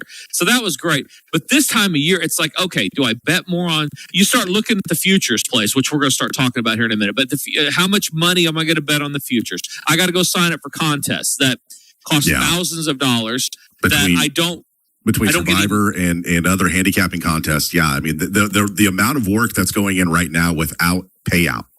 Without the payout. It's I'm an instant gratification guy. I've always said if I didn't do anything ever, I just drive Uber just for fun because I would enjoy driving somebody around, but getting paid immediately. Just because you're always doing something and then also always getting paid. Yeah, and this is more about you have to wait because unless you make some bad choices, and that's option 2, which I don't like to do. Baseball's been fine. I mean, we've been up and down. We'll go down. We'll have 5 to 7 days of bad play, but then we'll have 5 to 7 days of good play. I think we're up about 20 games on the year. Not great, not horrible. We've had this before where we ended up with 55 or 60 games of profit, but it all came late. It's nice when you consistently build profit in baseball all year long, but there's a reason why I don't charge for baseball. They're free. When you sign up at fatjacksports.com, you don't pay for the baseball. So it's, do you make bad decisions on sports that have more volatility that I'm not as profitable in? Not going to do that. Do I bet more on the futures? Because there are some futures. We're going to talk and give away a few for free today. Of these futures plays, I really like. I think there's some exposure to the books based on their lack of knowledge with some of these teams that they don't know. You just don't know, especially in college football, what you're getting. So much turnover, so much NIL, teams being able to mold themselves together or not, the chemistry, all those things. And there's ways to take advantage of that. Most of those are with under the win totals. And I'm going to send out a bunch this week by the time this show runs in college football. Everybody's already received, 10 or so, maybe 13. More. I just counted about 13 NFL futures that are already out.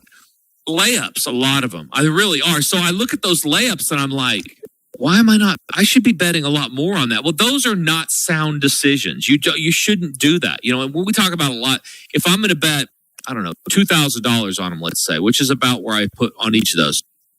If I go up to 5, I'm going to be $50K into this thing. We just got started. You know what I mean? We haven't done anything. You're not going to see a dime of that money until at least November or December on some of these, depending on if it's super low or super high win totals. It's only for fun. It really is. I mean, we're going to win. My clients will win a bunch of money. Again, those are free. Nobody paying for those at fatjacksports.com. But those type things are fun. But it's hard. I don't like to be disciplined. And it's easier to be disciplined when you have sports that I know are going to make money over the course of the month, the season, the week, even most of the time. It's much more easy to be disciplined. Right now, I'm like, it's like back to food. It's, do I eat the cupcake? Do I not eat the cupcake? Or and I hate do you eat a cupcake or do you eat 3?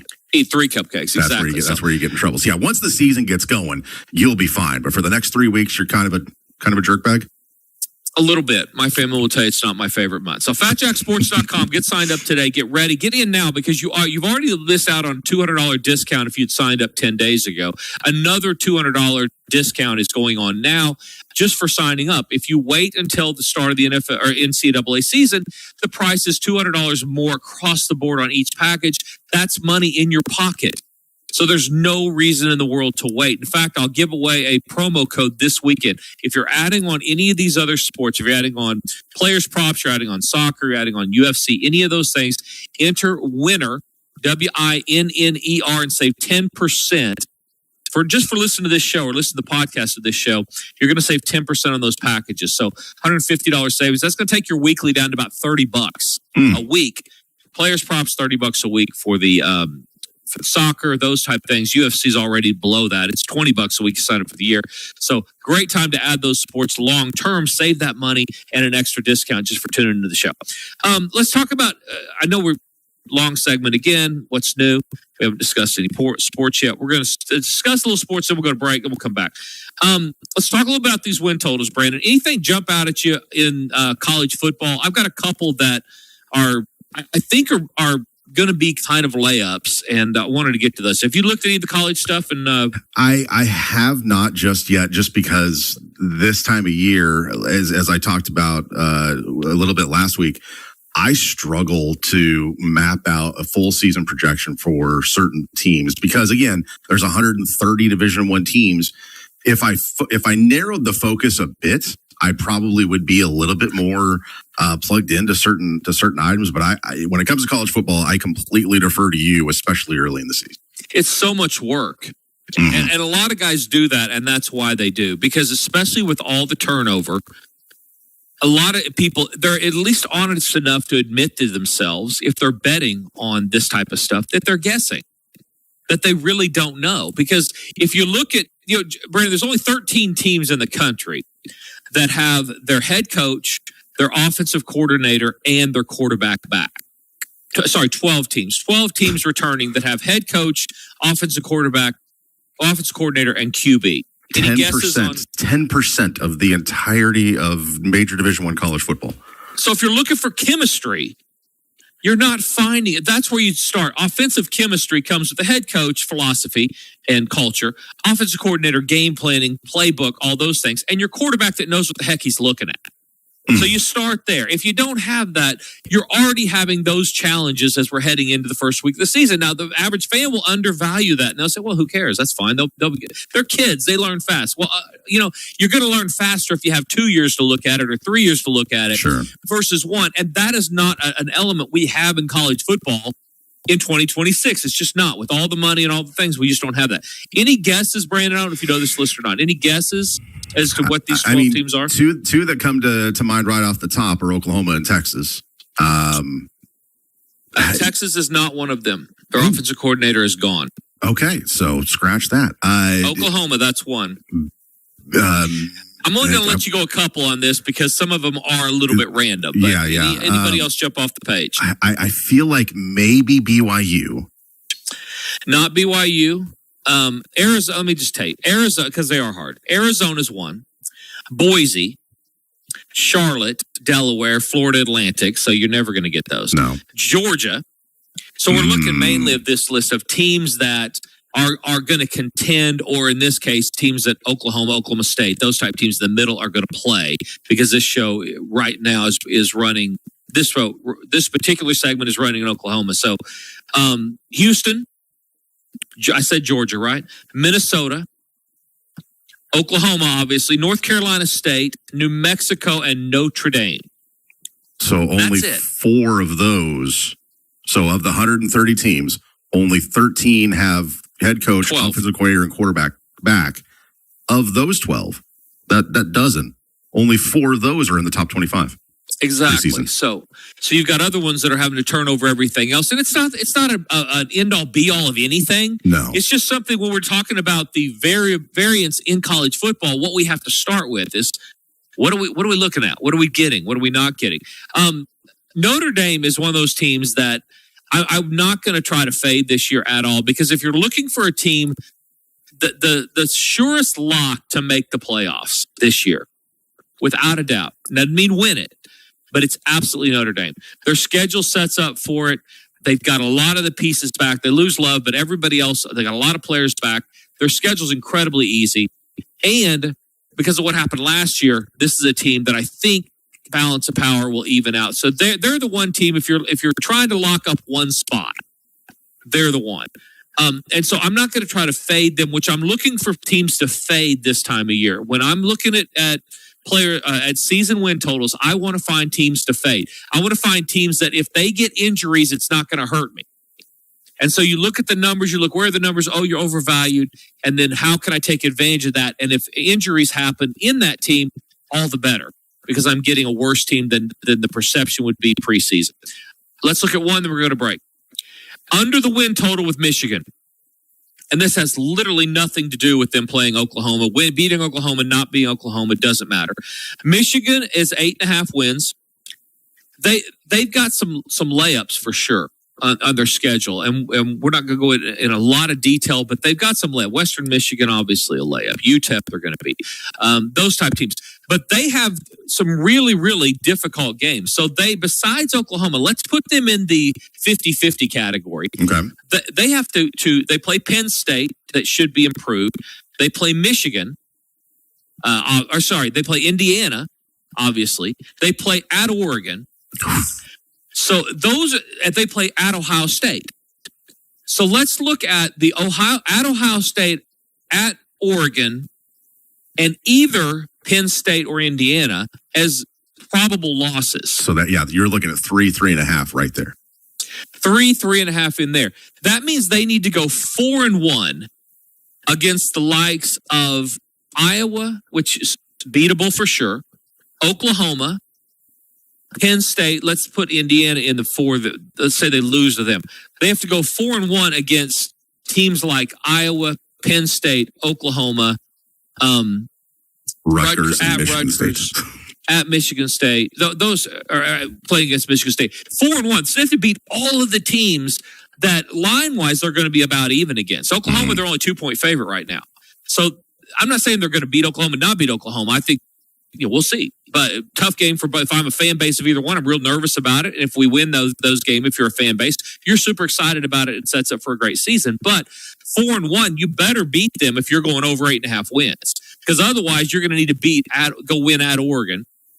Go win at in November, by the way. Exactly. And the reality of the team is, if you lose Oklahoma, what are the odds of you turning that around to be able to go get a win at Oregon or go get a win at Ohio State? Those type games become so much more monumental if you lose that game against either Oklahoma or Iowa 2 weeks later. At Minnesota. Minnesota's not horrible. I mean, they're going to be better. Minnesota's going to be better this year. So I just think under 8.5, that's your first free win total of the season. Many, many more to come. Let's take a break. We're going to come back. By the way, FatJackSports.com. While you're at the break, go there, get signed up, get dialed in. Follow us on social medias at FatJackSports. If you're new to this show, you definitely want to be doing that. It doesn't cost anything. You get free winners, a lot of insight, a lot of information from somebody that's betting these games and has been doing this for 30 years and is not going to BS you. I'm going to give you good information. It's going to help you make money on those socials at FatJackSports. And now, 2 minutes to win it with Murray Parrish of Parrish Devon Injury Lawyers.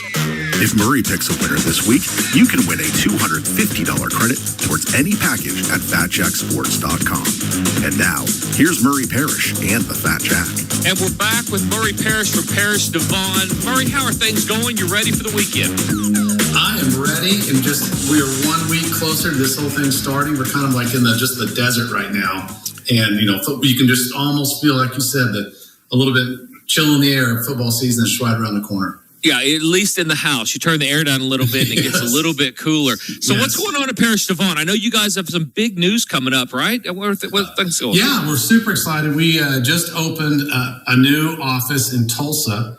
I have a new Tulsa phone number, 918-400-4000. We're planning to really be a big presence in Tulsa. We've been talking with the Thunder. We're going to do some joint branding there. And so we're just really excited to be in Tulsa. Tulsa's such a fun town. And I don't get enough opportunities to go up there, so I'm really excited about it. And we have a ton of great listeners in Tulsa, the Tulsa area. And I listen, Mark, you know this, Murray, but my mom was a court reporter in Oklahoma and Cleveland County for 35 plus years. I know a ton of attorneys. This is a deliberate relationship that we have with you guys. You are incredible at your job. My sister's been in 2 different car wrecks, neither her fault. You guys are handling both of her cases, incredibly professional, great. The only call you need to make, if you're in the metro or you're in Tulsa and you're in an auto accident, don't sign anything, don't do anything.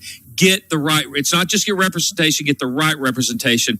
People at Parrish Devon will take care of you. And now in Tulsa, more than ever, expanding statewide. So Oklahoma State, getting ready to new head coach, new team. might as well be in Denton, Texas, right? I mean, a lot of the players there have shipped up. They're going to take over the Big 12. What do you think of this team's? And we should start this with, although you have Brent Venables' ear, as we talked about last week, at the track meets, at least in high school, which is over now. You are an Oklahoma State grad, so there might be a little bias in this opinion. But what are your thoughts on Oklahoma State this year?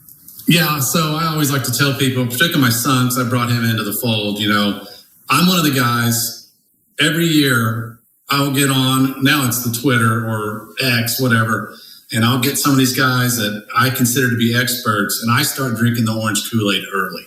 Wow. And so experts that care about your school. That is the most fun person to listen to. They'll have some type of OSU reference in their tagline, and maybe a little picture of some sort, an icon. And so that's really the qualification for me if I'm going to believe them. They have to have that.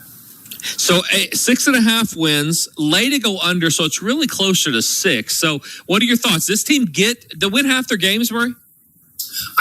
Well, like I said, I'm a little biased, but I think they got a shot. I think this new quarterback and the new offense they have is interesting. I've heard kind of mixed reviews on the defense, but I think they have a shot. I'm going to pick them to go over, just because I can't help it. So over the 6.5 wins, how many people, I know we got to get out of here, but how many people do you know that did, because we should study the brains of these people, but you, Kevin Stitt, and many others that went to Norman High School, graduated from Norman High School, and then shipped up to Stillwater to continue your education / college career. You could put together a pretty good Hall of Fame of people that did that, I would assume. I think so, and I just think if you look at Governor Stitt, I mean, he's been very successful, which tends to indicate some higher level of intelligence. I've been fortunate that my law firm has done okay, and so I think that there's a correlation there. So we just need to go further education. At least with two of you. I'm gonna see if we can put together a basketball team of people that left Norman High School, went to Stillwater, and then have become successful. So stay tuned for that in future episodes of Parish Devon. So over the total, we can do that in the summer. Perfect. Now we've got some time fillers, a clickbait for everybody that's thinking about doing it. Over the Oklahoma State Cowboys, Murray, have a great week. I'll see you soon. All right, see you guys. Murray is not a professional handicapper, but is the only call you need to make if you've been injured in an auto accident. Call Murray and the gang 24/7 at 404-444-4444 or simply go to pepperwins.com. Follow us on all the socials at Fat Jack Sports. Like the post containing Murray's pick, and if it hits, you can win $250 in credit to the Fat Jack Sports Service. More of the Fat Jack Sports Hour when we return. Hey, this is the Fat Jack, and a new pizza joint is in Oklahoma City, and I can't wait to tell you about it. Daddo's Pizza, Oklahoma City. It's on May Avenue on the east side, just north of Hefner Road. It's New York-style pizza. They actually transform Oklahoma City water to make it New York City water. It's amazing for the rise and fermentation of the dough. It's New York City-style pizza in Oklahoma City. Go by and see them at 10942 North May Avenue, or give them a call, 405-367-8707. Some of the best pizza in Oklahoma City. Tell them the Fat Jack sent you, and get yourself an actual New York slice right here in north side of Oklahoma City. 10942 North May Avenue, Oklahoma City, or give them a call, 405-367-8707. Daddo's Pizza, OKC.com. Daddo's Pizza, the place to go for New York-style pizza in Oklahoma City. Picking the right contractor makes all the difference. At Ramjack American Leveling, we understand this more than most. To have your foundation repaired the right way, give Ramjack a call at 405-787-9229. Unlike our competitors, we can back our lifetime warranty up and don't charge hidden fees after your first year. And our family has been serving the Oklahoma community for 3 generations. Call Ramjack American Leveling at 405-787-9229 or visit us at ramjackokc.com. Testing. Any better? Keep going down. How about now? Is it actually changing anything? I can't tell. Go a lot. He may took it all the way. I can't hear him.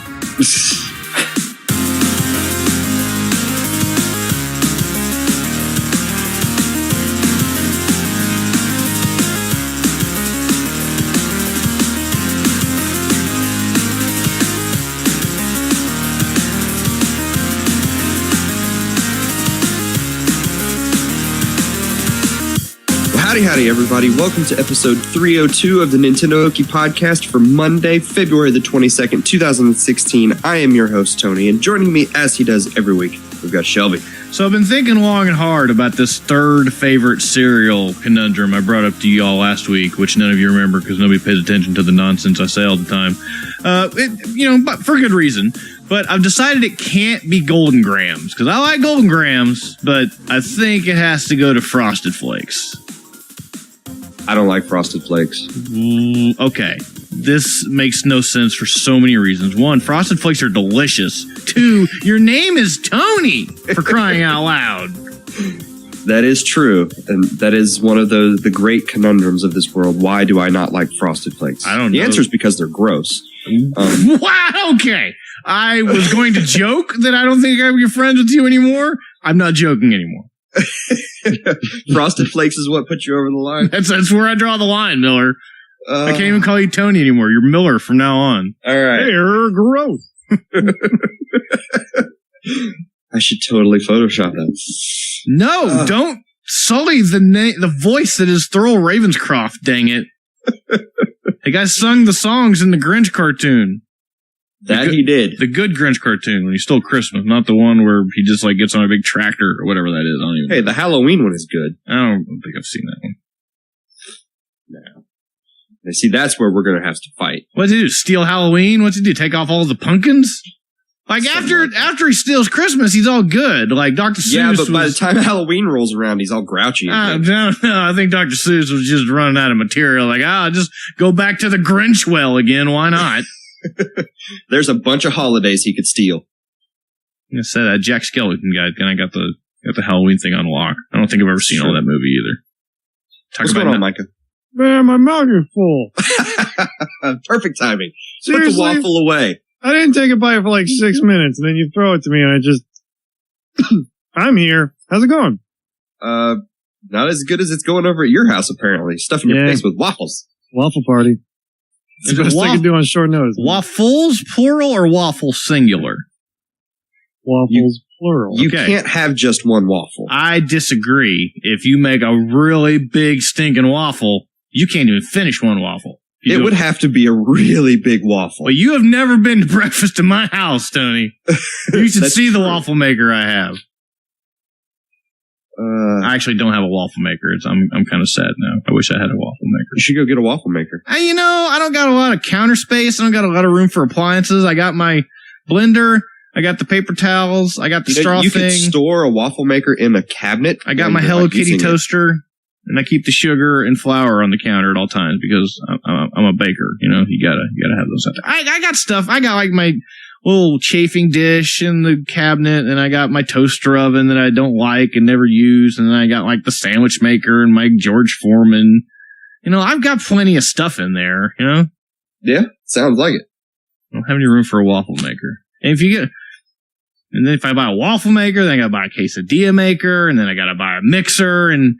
It's, just limited counter space. You gotta make choices. You could just make quesadillas on the stove. I make quesadillas in the George Foreman, actually. It works fairly well. That's an interesting way to do it. Yeah. How does Shannon make quesadillas? I have a quesadilla maker. See? How much counter space do you have, though? It's a problem, isn't it? It stays under the counter. Mm-hmm. Even when he's making the quesadillas, which is a real problem. No. When I'm making quesadillas, it sits on top of my dryer. Plugged into the wall. Dryer. Right. See? Yep. Telling you, Tony, you got to prioritize these things. Things I make the most are toast and smoothies. Therefore, I have a toaster and a smoothie. What do they call it? Blender. That's what they call it. Around here, if my wife runs out of counter space and shelf space in the kitchen, I just make her more shelves so she can put more things in there. I don't have more wall to put more shelf on, Tony. I don't live in a mansion like you do, apparently, where I just can just magically build onto things. I have an island. You have to have some empty walls somewhere in that house. No. There's a lot of Gundams in very important places. I'm really thinking about taking the Gundams down, actually, because they're dusty and I need to get them down. Well, all right. I don't know where to put them, though. Maybe I should put them in the quesadilla maker. That might not be a very good idea. I mean, just an option. Just saying. You don't got to. I mean, I don't know. A Gundam quesadilla might taste delicious. Man, I bet they got those at the Gundam Cafe. They do. It was too busy. We didn't go in there. We went in the little one. I don't like coffee though, so I just bought like some Gundam cookies and a pin of a goof with a chef's hat on. It was hilarious. I have everything in Japan. I do. Dang it. All right. Well, we've had our food talk for the day. We've got to get that out of the way. Let's take a quick break, and we will come back and we will talk about some video games.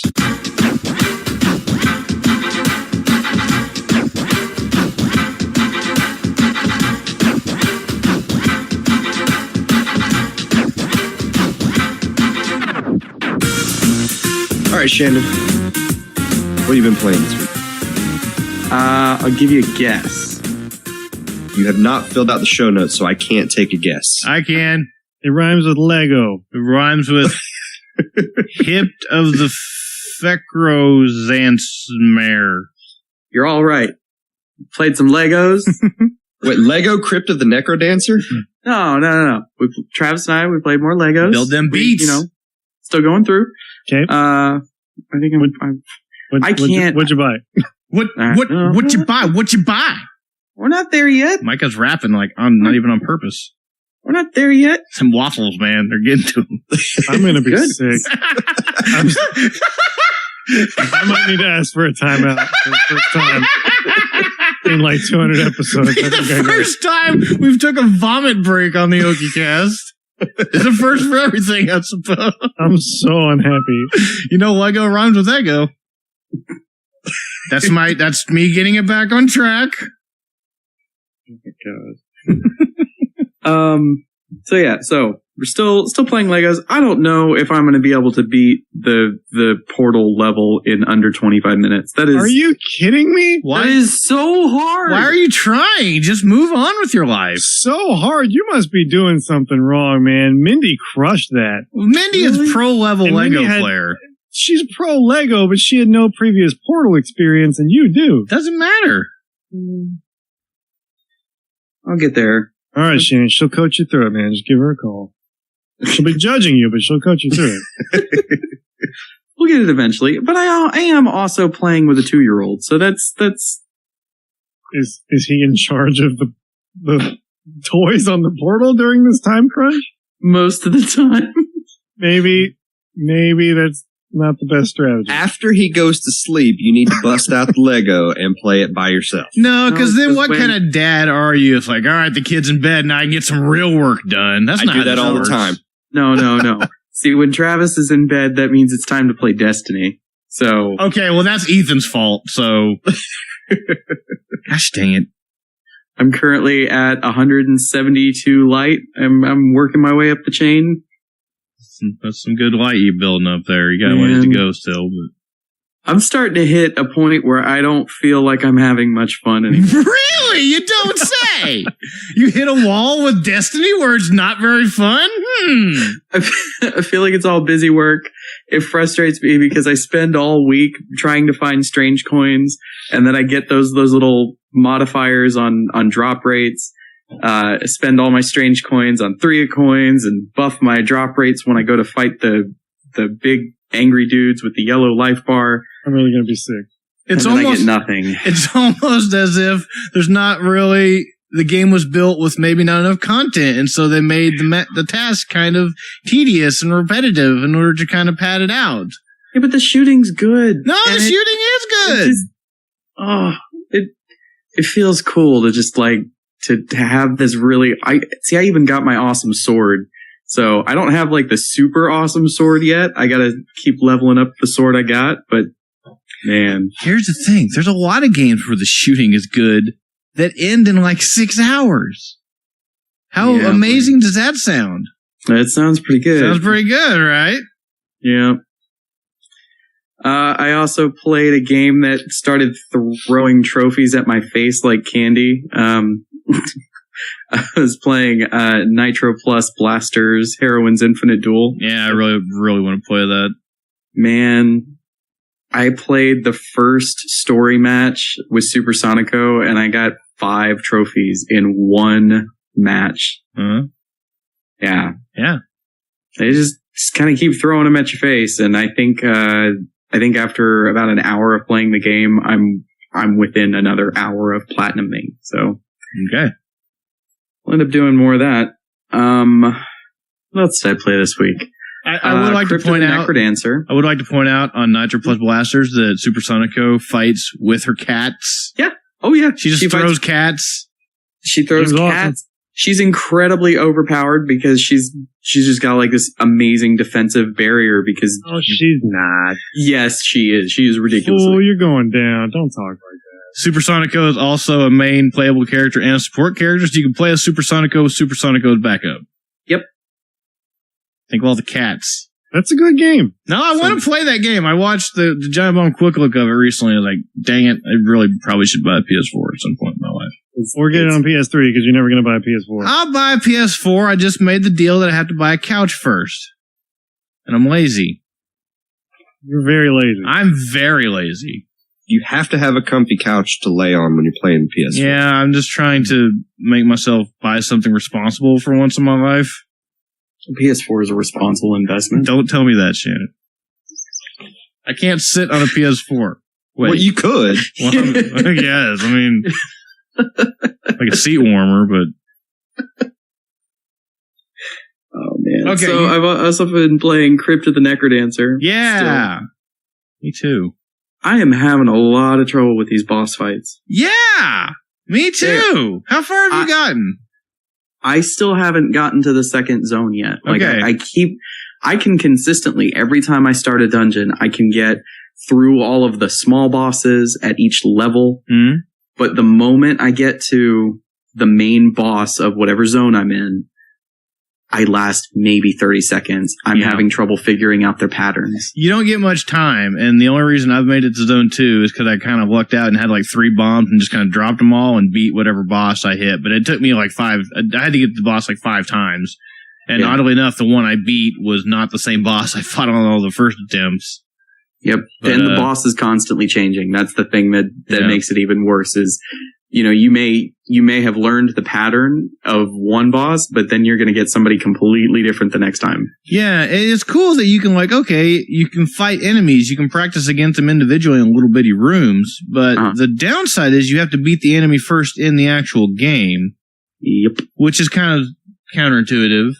And then like the mini bosses and stuff, and even the bosses, you can fight, but you have to pay in-game currency to unlock that fight first, which also is kind of counterintuitive.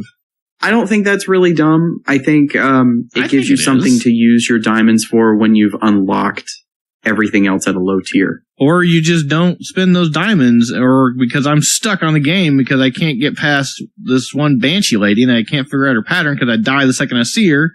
And I can't fight her because I don't have enough diamonds. I don't know. It's kind of dumb. Like, okay, fine. I get it. Whatever. I wish it wasn't that way, but the game is still cool. I just can't get past the second zone. Yeah. I found myself sitting down watching a Let's Play to try and figure out some of these boss patterns. So yeah, that's a good point. I guess I could just get on the internet and read about them, I suppose. So there are ways around that kind of thing. Yeah. Good call. I'm hoping to continue to work my way through it. I am still having fun though. One trophy, I don't know why I care about trophies. Why I'm I don't either. I have to get killed. I have to get killed by a green slime. How do you get killed by a green slime? I tried running into it unarmed. What else do I need to do? Because that doesn't work. Can't do it. Are you running into it on the beat? Yeah. Stop. Yeah, I don't know how you would do that. I don't know either. I'll figure it out. Stop caring about trophies. I'm with Micah. Yeah. You have better things to do. How much time have you put into that game? Because I think I've only probably played it 2, maybe 2.5 hours. Not very much. Say maybe 4 or 5 hours. Okay. Most of it being on the Vita, but I also did play a bit on the PS4 in the living room with the stereo. So yeah, that sounds pretty cool. I've only played on my Vita because I don't have a PS4, as aforementioned. But does the cross save work well? Yes, it doesn't do it automatically though. You have to manually send it up. Yeah, you have to manually send it up to the cloud, manually bring it back down. Do you guys like the game? Yes, I like it a lot. I think you should check Give it it a out in shot. some way. I don't know if you should necessarily dump money into it because it is pretty hard. I played it. Have you played? Okay, well then you already know. I don't know. The runs are pretty short. I mean, you can die pretty quick. So, I mean, but I think that the run that actually got me through the boss of the first zone was probably like, I don't know, 10 minutes. Tony, did you end up checking out that demo on the Japanese PSN? It's all in English. I It's still all in need English. to download it and check it out. I remember you telling me about it, but I forgot. That's where I download it. played it. I was surprised because the picture had some characters in it, but it was all in English when I actually fired it up. It probably detects your system language. I also, I don't even know if I want to talk about that.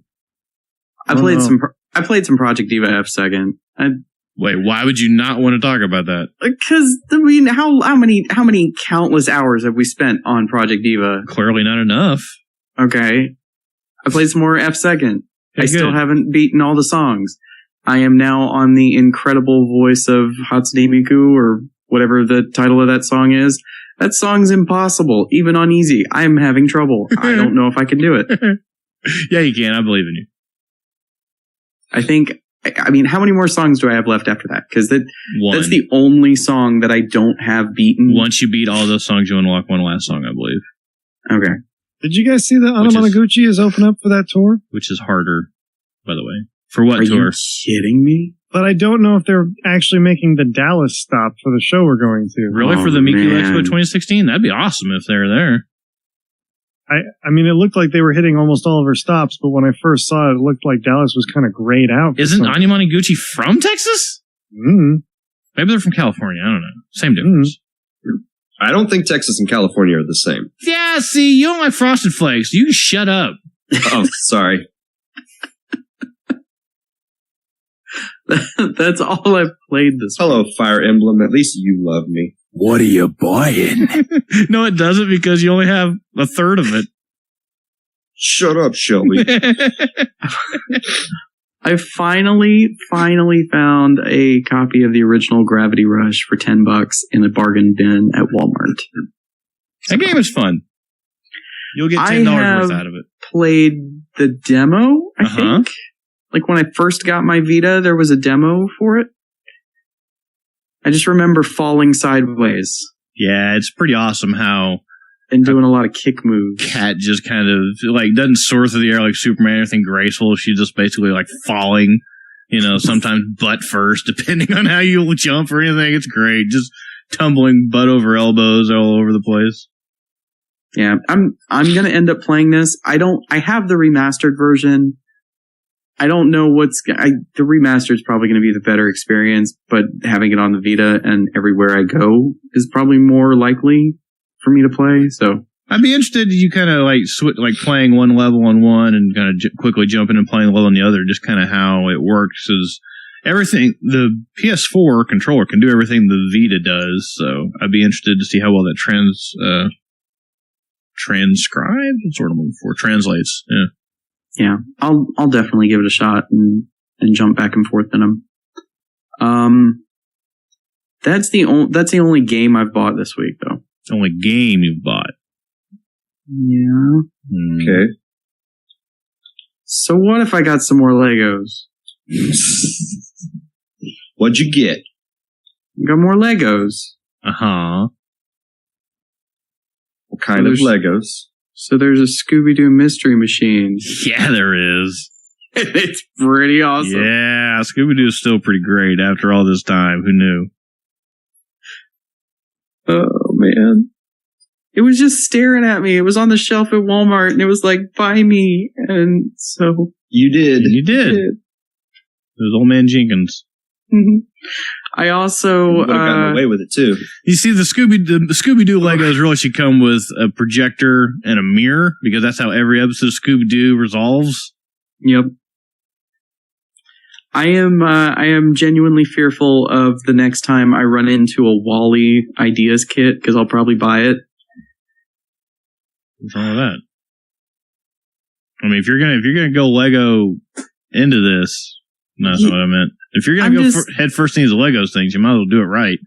Yeah, but I'm like, I'm losing myself to Legos and I don't know what's going on. I'm pretty sure that's their mission statement, right, Micah? Yeah. Yeah.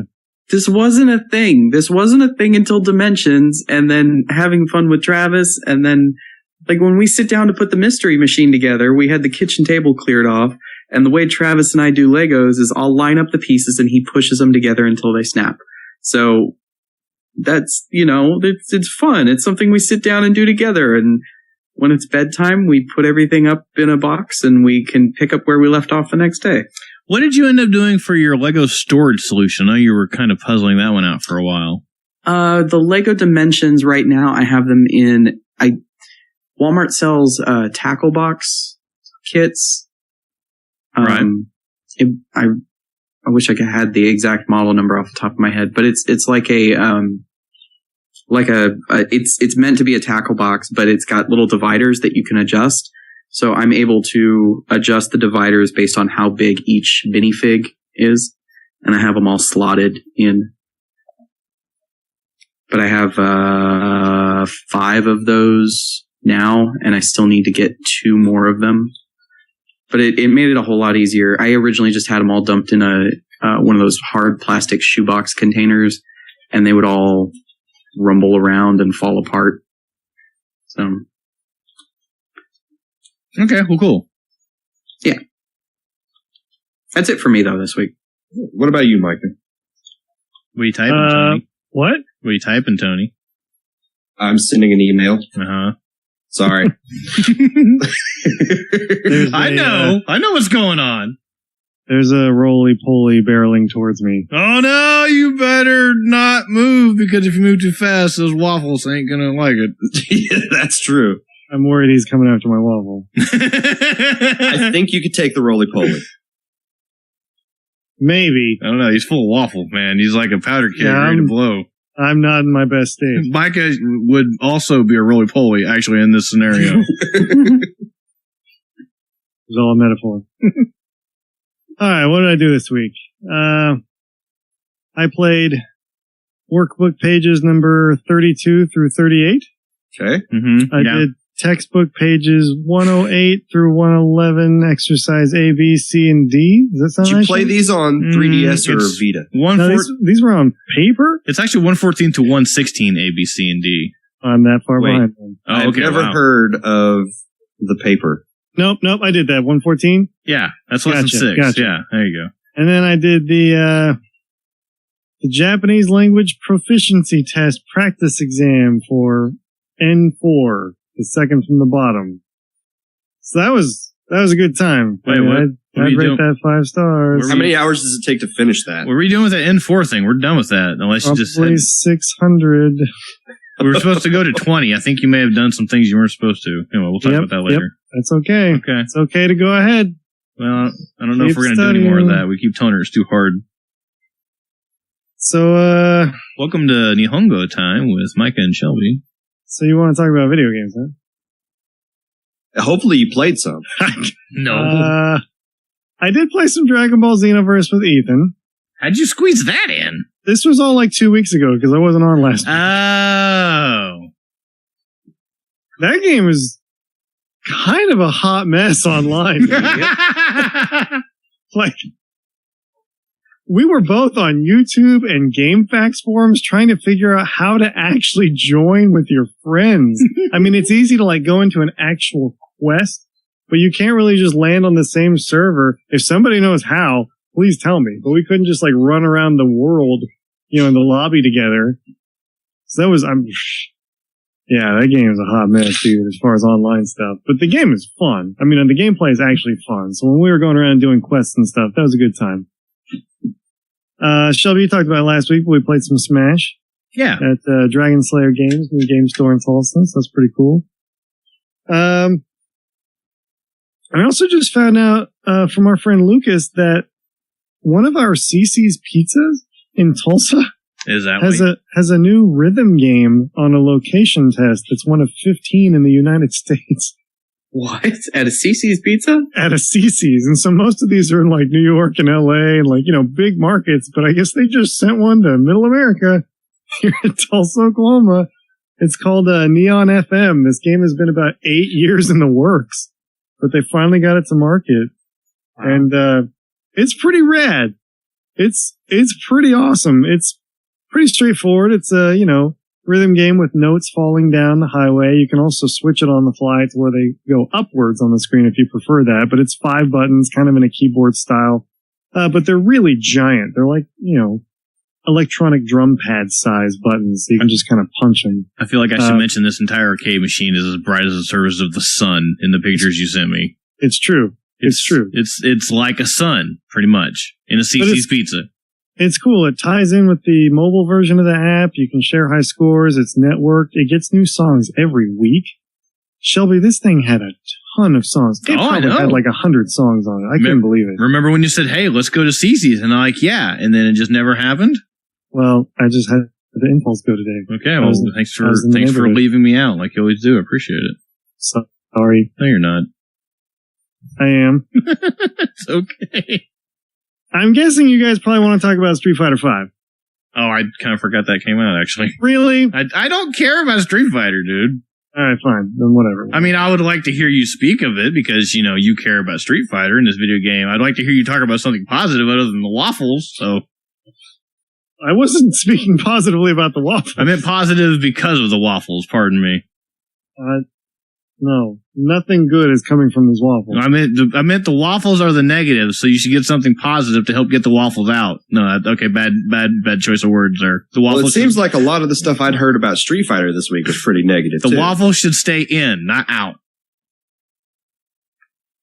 How is Street Fighter? Are the waffles coming out now? What happened? It's really fun. Okay. I really like it. I've really only played it local. Last night I played it with a lot of the friends that I really played Street Fighter 4 with over the years. So I really haven't taken it online.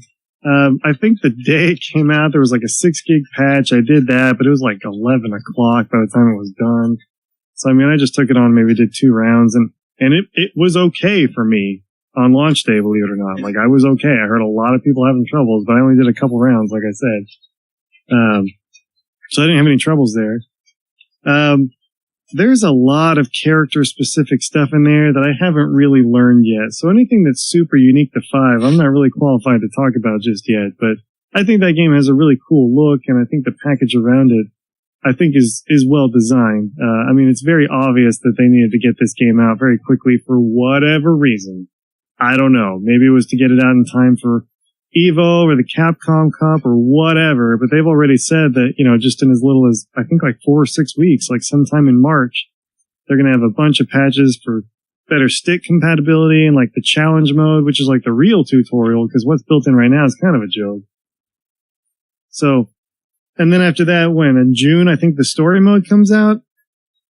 So, I don't know, the game's coming out really piecemeal, which is less than ideal, but I mean, all that stuff's free, and I'm sure there was some real business decisions behind them needing to get it out so quickly. So whatever. If that bothers you and you want to wait, go ahead, but I don't think people should wait for like a super or an arcade edition or an ultra, because they've pretty much made it clear that it's going to be one disc, and they're just going to keep updating it.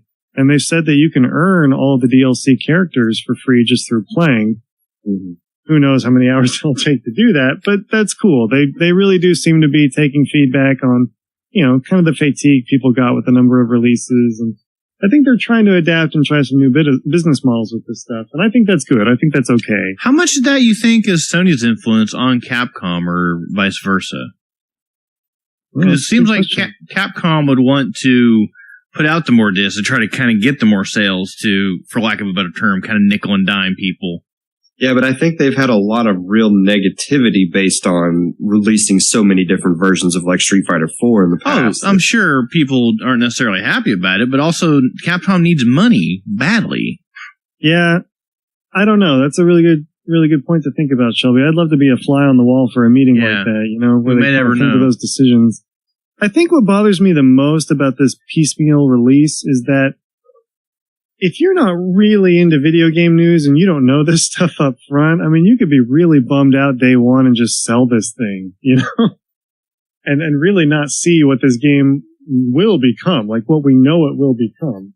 And I think furthermore, if you really do play this in a if you're a tournament organizer, for example, this is kind of a nightmare to prepare because nothing's really on the disc. You're going to have to patch and get DLC and just always keep this thing up to date.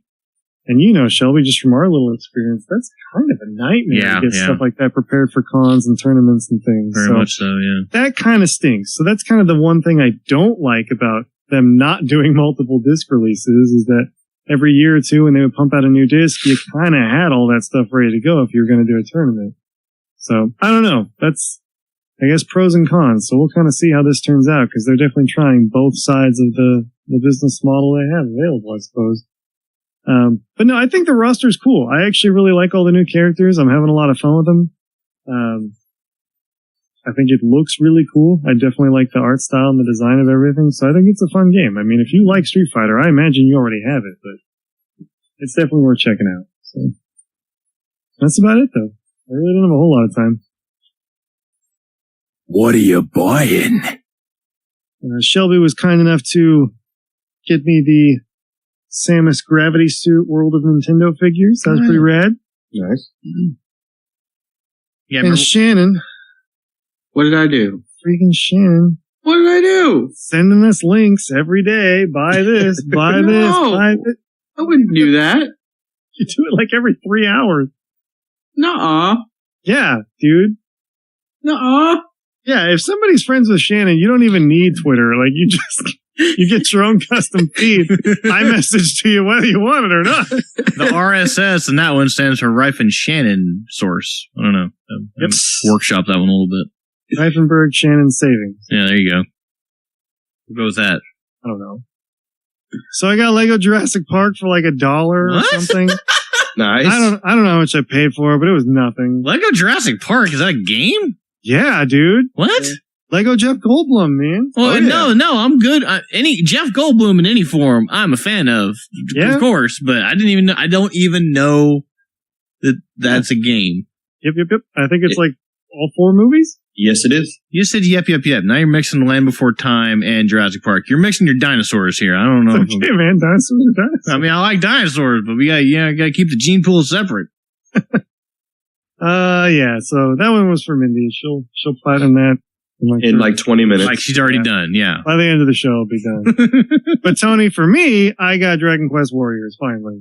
Nice. Yay. So that was a good deal too, Shannon. Thank you very much. Happy to help. Thank you. And Now you then need to play it. Yep, I will play that. And I also intend to play Project Cross Zone 2, which I also bought. Someday, I will play that game. Someday. I might just play the demo, because like you said, the Yakuza stuff is in that demo, and I bet that's Let's be honest. only That's Yakuza stuff. the number one reason you want to play that game. Oh, yeah, dude, absolutely. Duh. Who knows how long it'll Cosmo's take even on you- the cover. Yeah, I'm gonna say, how long will it take you to get them the actual game? You probably should just play the demo. In the demo, it's level 2. Okay, in the game, it's probably like level 97. So, Do you have the full game, Tony? No, I haven't picked up the full game yet. Dang it. Okay, I wonder if, like, the Yakuza slice is just taken out of No, the game. there was more important things to play what's this the week. time to Yakuza in Project Frost Zone X? Let us know, Lang. We know you playing it. Yeah. So that's gonna happen soon. And then Street Fighter 5. And you'll be proud to know I didn't buy the Suckers edition of Street Fighter 5. Is there a reason? Was there not a Ryu toy coming with that one? There was. I'm just trying to be strong. Okay, No good. no Good on stick. you. Okay, now hold on. Are we going to find out in like 3 weeks? I did not buy the Suckers edition of Street Fighter 5. Okay. I trust you. I've been hurt before, though. Yeah, but he could do that tomorrow. And I mean, that's okay. This is what trust is all about. I didn't think anything in there was super compelling. Even with that awesome 20% off Amazon deal. I'm really running out of room in this room. I know. I have a lot of Street Fighter swag. We're really running out of room in the kitchen cabinets, too. You can just build another one, apparently, if Tony's to be believed. Like, she doesn't know already. 1, she can't hear me. 2, she doesn't listen to the show. 3, she already knows. Is that waffle juice leaking out? What does that sound? Stop talking about the waffle. What skeletons are in your closet, Shelby? I guess the kind that dance to the beat, as I have been playing Crypto the Necrodancer as well, but we already spoke about that a little bit. That's kind of all I've played. Like I said, I've only played that for maybe 2.5 hours this week. Not a lot of time have went towards video games, because I've also been playing page 114 through 116, A, B, C, and D, and yada, yada, yada, and all those fun single-player They're not very good games. No, they're not. They're really bad tutorials. I don't really know what's going on. It's almost like it's in a different language, honestly. Imagine that. I did last night after trying to do the test. By the way, there's a test for an hour. Just finally giving up and going and sitting on that couch I spoke about before. The old ones, not the new ones. And I was sitting on that couch going, man, this couch is comfortable. Why don't I sit on this thing more often? And so I turned on the TV and I got on Netflix and watched the second Persona 3 movie. And that's awesome. But I'm a fan of Persona, so, you know. I believe that's on Netflix. Only the second movie is. I was thinking all three of them were, but apparently only the second one is, so. Yeah. If the first one was on there, I would totally start watching it. But. Yeah, they're pretty good. But don't just watch the second one, because you're going to dump in the middle of the story and things are going to happen. You're not really going to know what's going on, so I would not recommend it unless you just really, really want to. I mean, don't let me stop you, but it's not the most optimal way to watch it, that's for sure. But I really liked it, and it reminded me of how awesome Igus is. And reminded me why I have so many robot toys in my house. 2 of which are Igus. Because she's pretty awesome. I forgot to mention something. Okay, go ahead. So Project Cross Zone 2 came with some DLC as like a pre-order bonus. Okay. And they're formatted like Nintendo eShop codes. Okay. When I went to go redeem them in the eShop, it says, no, man, you have to go redeem them in the game.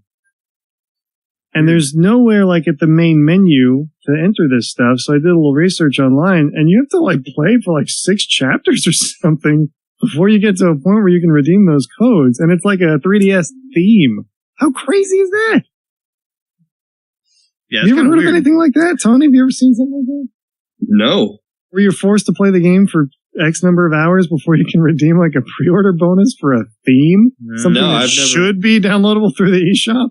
A lot of games like the Fire Emblem things, you have to play a good portion of it before you can access any of the DLC, but I've never heard of it for like a pre-order bonus or anything like that. This is super crazy. I never heard of it either. That's weird. Yeah. Sorry to interject, Shelby. Just thought that was a pretty crazy, strange thing. What I was saying wasn't interesting anyway. What are you buying?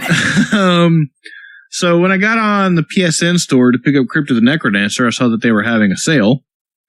And this is the reason I don't get on. Was it a flash sale? Yeah, it was. I didn't tell you about it because 1, I thought you already knew, and 2, it was Valentine's Day. I was like, you need to be spending time with Mindy. Well, I know about it. Okay. Remember, I got that RSS feed. Yeah. But so I picked up Crypt of the Necrodancer. That was not on sale. But what was on sale, I picked up a few games here. Tales from Space About a Blob, which is a little puzzle game, kind of platformer with a blob dude that's super cute. Those are great. Yeah, I picked that one up. I really like games. those. That's a fun kind of little co-op game, so that's probably going to be some sort of go-round type video at some point. Also picked up Girl Fight, which is just kind of a weird fighter game that I remember seeing a while back that was like $2. Like, yeah, I was interested enough to kind of drop $2 on that. Also picked up, I think, for maybe less than $5, TMNT Out of the Shadows, because Micah spoke highly of that. What are we doing? Let's go. All right, let's wrap this up. And then also picked up a couple PS4 games because they were on sale pretty good. A couple things that also, whenever I get a PS4, will be go-around type videos. Capsule Force and Towerfall Ascension. I like both of those games. Yeah, and I've played Towerfall at Micah's place with various people. That game's fun. And Capsule Force I haven't played yet, but I've seen video of. Looks really fun. Want to try both those out. That's all for video games. Buying a lot of them, not playing a lot of them. I did get a new toy in this week. Let's get a little anime here for a second, so just bear with me. Nico Yazawa from Love Live fame. Nico Ni, for those in the know. I got an SHF for her. Okay, throwing too many acronyms out. An SH Figure Arts toy, which is we'll just say the Bando line of toys that are like Figmas. This one is much more posable than the previous Maki figure, so kind of makes me more excited about this line of toys because there are 9 characters in this line. And yeah, it's cute. It's a fun toy. I like toys. And now I have 2/3 of BB. Nobody knows what I'm speaking of. Tony, your turn. What's up? Why don't you tell me about Mega Man? Because I want to know. You want to know about Mega Man first? I want to know about Mega Man. Mega Man Legacy Collection is probably the greatest collection of retro video games I've ever played. What else is on this list? Okay. I read your review. I read that statement. You got some explaining to do. The packaging around this game, not only is it 6 awesome Mega Man games, the stuff that's in this package is also really, really nice. Not only you get the American versions of the game, but you also get the Japanese versions of the game. See, I didn't even know that. I know it's got a bunch of like bonus art stuff that gets me the most interested just because I don't see that stuff. No, you get to choose. Do you want to play the American versions of these games, or do you want to play Rockman? Cool. Not that there really is any difference, but okay. There's a little bit of difference. The Japanese versions of those games are harder. Really? Yes. Oh, okay. I can see that. I guess they'd tone it down for us people that can't play the real Mario 2, I suppose. Yeah, in some of the past Mega Man 1, maybe Mega Man 3 might have been the first one that did this. I don't remember. You had normal or you had hard on the American versions of the game. The hard version is the Japanese version of the game. You don't get to choose in the Japanese versions of the game. Okay, yeah, I remember hearing about that now. Okay. You've got this huge database of every enemy in the game. Yeah. And you get this nice hand-drawn art for all of them, plus you get information and, just little text bits about all of them. If you're having trouble with bosses, you can go to the database and you can fight that boss from the database with all of the weapons that you have and just test out different strategies against these bosses before you go back into the game and actually play it. Awesome. Who made this game? Capcom. No, it wasn't. Couldn't have been. I don't know if somebody else worked on this specific version of the game. Inafune put on a hat and a trench coat and just sneak into Capcom through the back door because his code still works? It's possible. I don't know. But it is a really, really good collection of these 6 games. It's pixel perfect recreations, but they're bright, they're vibrant, they look beautiful. This is why Mighty Number 9 was delayed again, because he was working on Mega Man. Yeah. Wouldn't that be a strange twist? So you've got the huge database of all the characters. Then you have hundreds and hundreds of pieces of concept art, just stuff that they've probably found in a drawer somewhere. They're like, oh, hey, let's put this in the game. Yeah, that's what I want to see, because it sounds like from what I've seen, there's some stuff in there that's not in those Mega Man art book things that Udon put out or whatever a while back, because I have the one that's the X and X, the Mega Man and the X stuff together with 9 and 10 in it. Yeah. That's kind of like the most complete of all those books or whatever, and some of that stuff, some of the stuff I saw in videos for the Mega Man Legacy Collection stuff is not in those books. So yeah, I want to see that stuff. You can, and the best part about it all is that all of this is unlocked from the very beginning. Yeah. You don't have to unlock any of it. They're just like, here, take it. Enjoy Mega Man, because we're not making any more. I don't have to go beat Needle Man, just unlock Mega Man 6 you didn't have or whatever. To say that, though. Say enjoy Mega Man. I mean, just leave it there. I didn't even hear that part. I just pretended like it didn't happen. It's got amiibo support. Yeah. The Mega Man amiibo unlocks 11 challenges that other players won't be able to play. These challenge things are really cool too. All of these are okay. This is the one part that's not completely unlocked. You get like 6 of these challenges, and then as you finish challenges, more of them unlock. They're NES Remix style sort of challenges where it puts a bunch of little pieces of all of the different games together.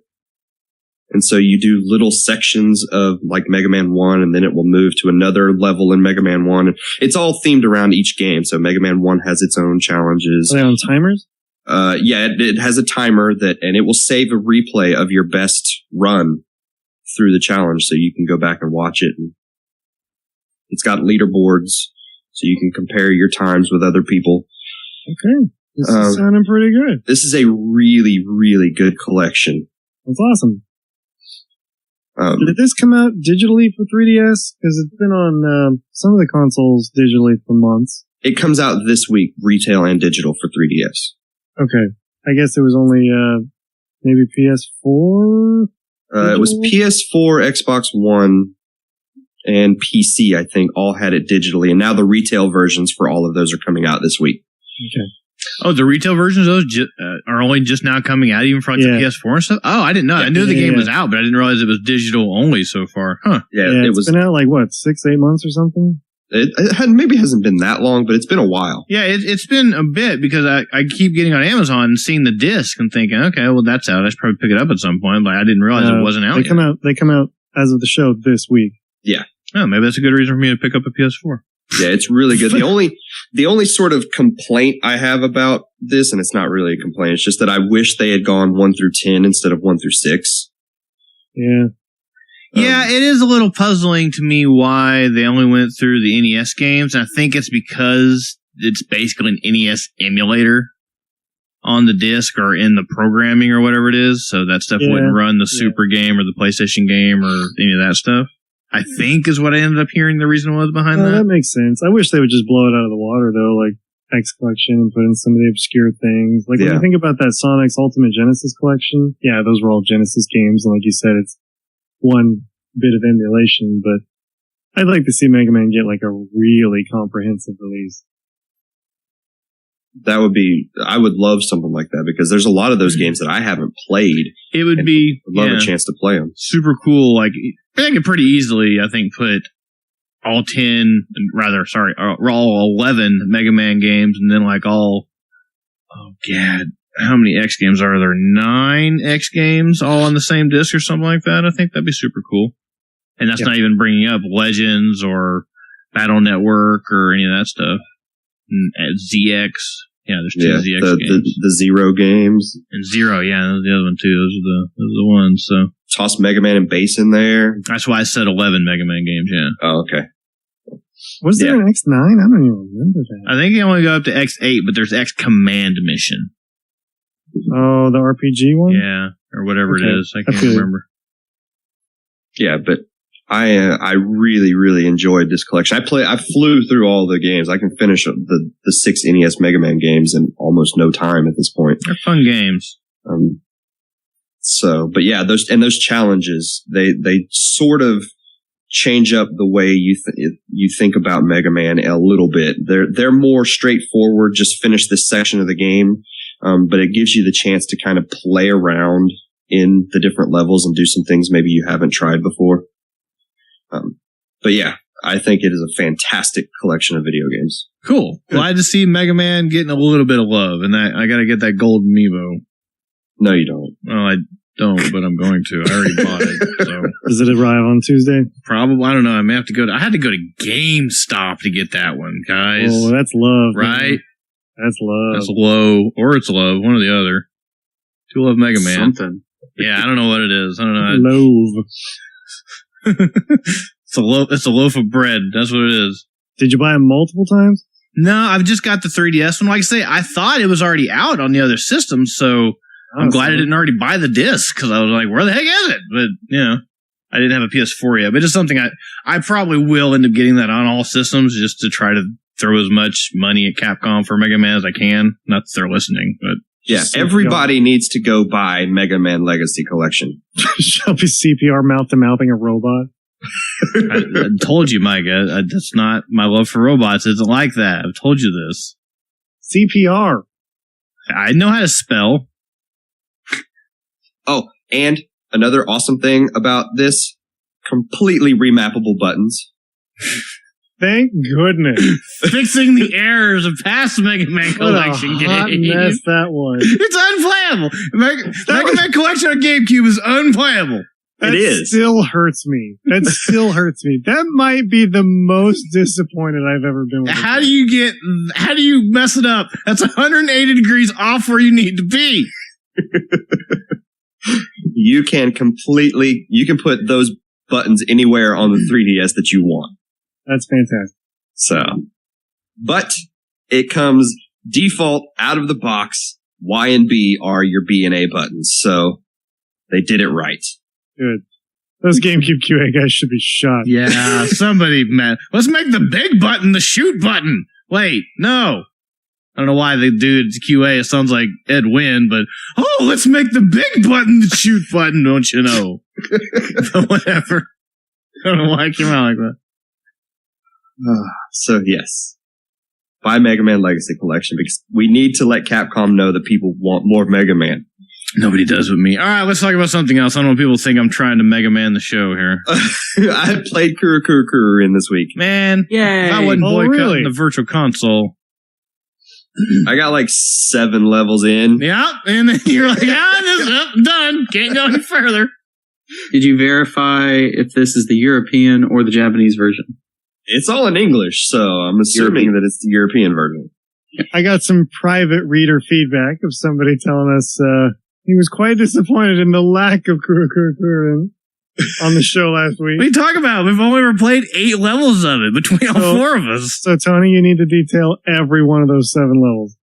I need to... okay, there's a spinny ship. And it spins, and if you touch the sides, you go boom. And there's a part where there's a spring that reverses it, and then the next level you can't beat. Done. And there are hearts that will refill your ship heart meter. And, yeah, it's hard. It's really, really hard. Who would design a ship like that? Why would it always be spinning? It's in space. There's no propeller. It doesn't work like that. Look, spiral power. We went over this last week. We're not getting into Gurren Lagann territory, if that's what you're hinting at. What's happening in the story, Tony? Mine was in Japanese. I don't know. You can read it, man. Yeah, I can't read my copy. I don't know what's going on. There's a spaceship, and you're a duck, and you get in the spaceship, and it spins around. And in concept, that sounds amazing. The story is irrelevant. It's not. It kind of is, probably. It kind of is. I think he summed it up with the duck and the spaceship thing. Do you want me to rewind it and play that part? Yeah. I don't know. You're trying to save your family. Just pretend it's that game with the fat penguin that wants a girlfriend. You're like trying to save your sister, and so instead of just running over to where she's at, you get in a spaceship that spins around in circles, and you go through tiny little hallways that you really shouldn't be traveling through, and then your spaceship blows up if you touch the wall for some reason. What's that game with the penguin I was talking about? Yume Penguin Monogatari. Okay, there you go. Every game is that story to you, isn't it? It's the every story. I love that game. You love the game or do you love the fat penguin? Both. Okay, fair enough. Fantastic. You get fat. Like the enemies throw apples and junk at you, and for some reason that makes you fat. And then you get so fat that you can't jump well anymore. Sugar, man. And then so your power-ups are these shape-up bottles. Why isn't that on the Virtual Console? That game is fantastic. What's the name again? People want to check it out? Yume Penguin Monogatari. What was that on? Famicom, right? Dream Penguin story, basically. I'm sure you could Google that. Famicom game? That's a Famicom game. Yeah. That should be on the... Dang it, how come everything isn't just on the Virtual... You know what I just realized I forgot to talk about? You guys talking about Famicom. I know I'm interrupting Tony's segment. What'd you do? 8-bit music power came in the mail, and it's freaking awesome. Yeah, how did you forget to talk about it? You were super excited about that. Man, I don't know how I forgot to talk about that. That's the chiptune album that came out on a Famicom cartridge instead of coming out on a CD or coming out digitally. He completely went analog and produced an entire cartridge around the album. So take that, UMDs. Oh man, it's so good. It's so good. All right, I'm reading Wikipedia. Okay. About Yume Penguin Monogatari. Yep, I'm glad I started this. What? I'm glad I started this whole thing. Yep. What? You like detours? I said I'm glad I started this. What's wrong with you? This game is particularly notable because of its highly peculiar plot and gameplay. The player takes the role of a penguin named Penta, who is getting dumped by his girlfriend Penko, because he has become far too obese for her liking. Penta originally appeared in Antarctic Adventure and Penguin Adventure, and he is the father of Pentaro, who has appeared in the Proteus series, another favorite shooter of mine. The game follows Penta's quest to win back his ex-girlfriend by losing weight via collecting diet drinks and avoiding enemies. Penko's new boyfriend, Ginji, is trying to block Penta's attempt by dispatching enemies sent to force feed him back to obesity. Find a better Famicom game. That sounds pretty awesome. It's fantastic. Samurai Pizza Cats? Okay, that's really good too. Like I say, we'll put them on the same level. How about? Let's not pick favorites here. But that has a lot of strength on the license. It's true. It's a good license. As you were, Tony. I'm sorry. No, you're not. I'm really not. It's not every day we get to talk about it. You may think I'm one of That's why I brought it up. I knew you liked that game a lot. It turns into a shmup. It turns into a shmup. But it's a platform. Okay. Is very good.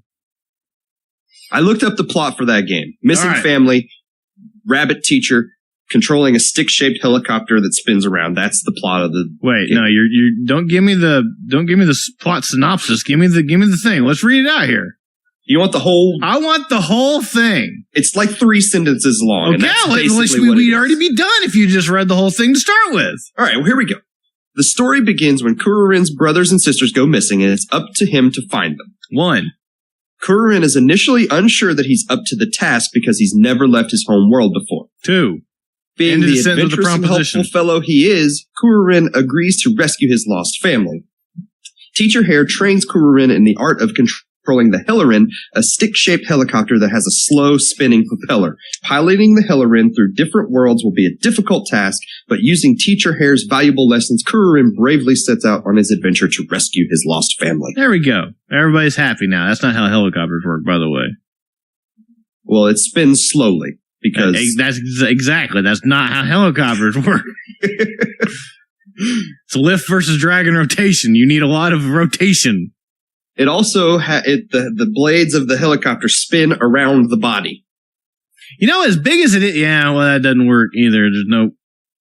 You know what? I'm not going to get into the physics the Kururin. Why didn't we get that helicopter? game? Well, I don't know. Why didn't we get that game? I have no idea. Because there's a duck. Probably because it's too hard, honestly. What the heck, Nintendo of America? It's probably too hard. That would be my guess. No. Yeah. No, that's dumb. Well, we didn't get Mario 2 because it was too hard.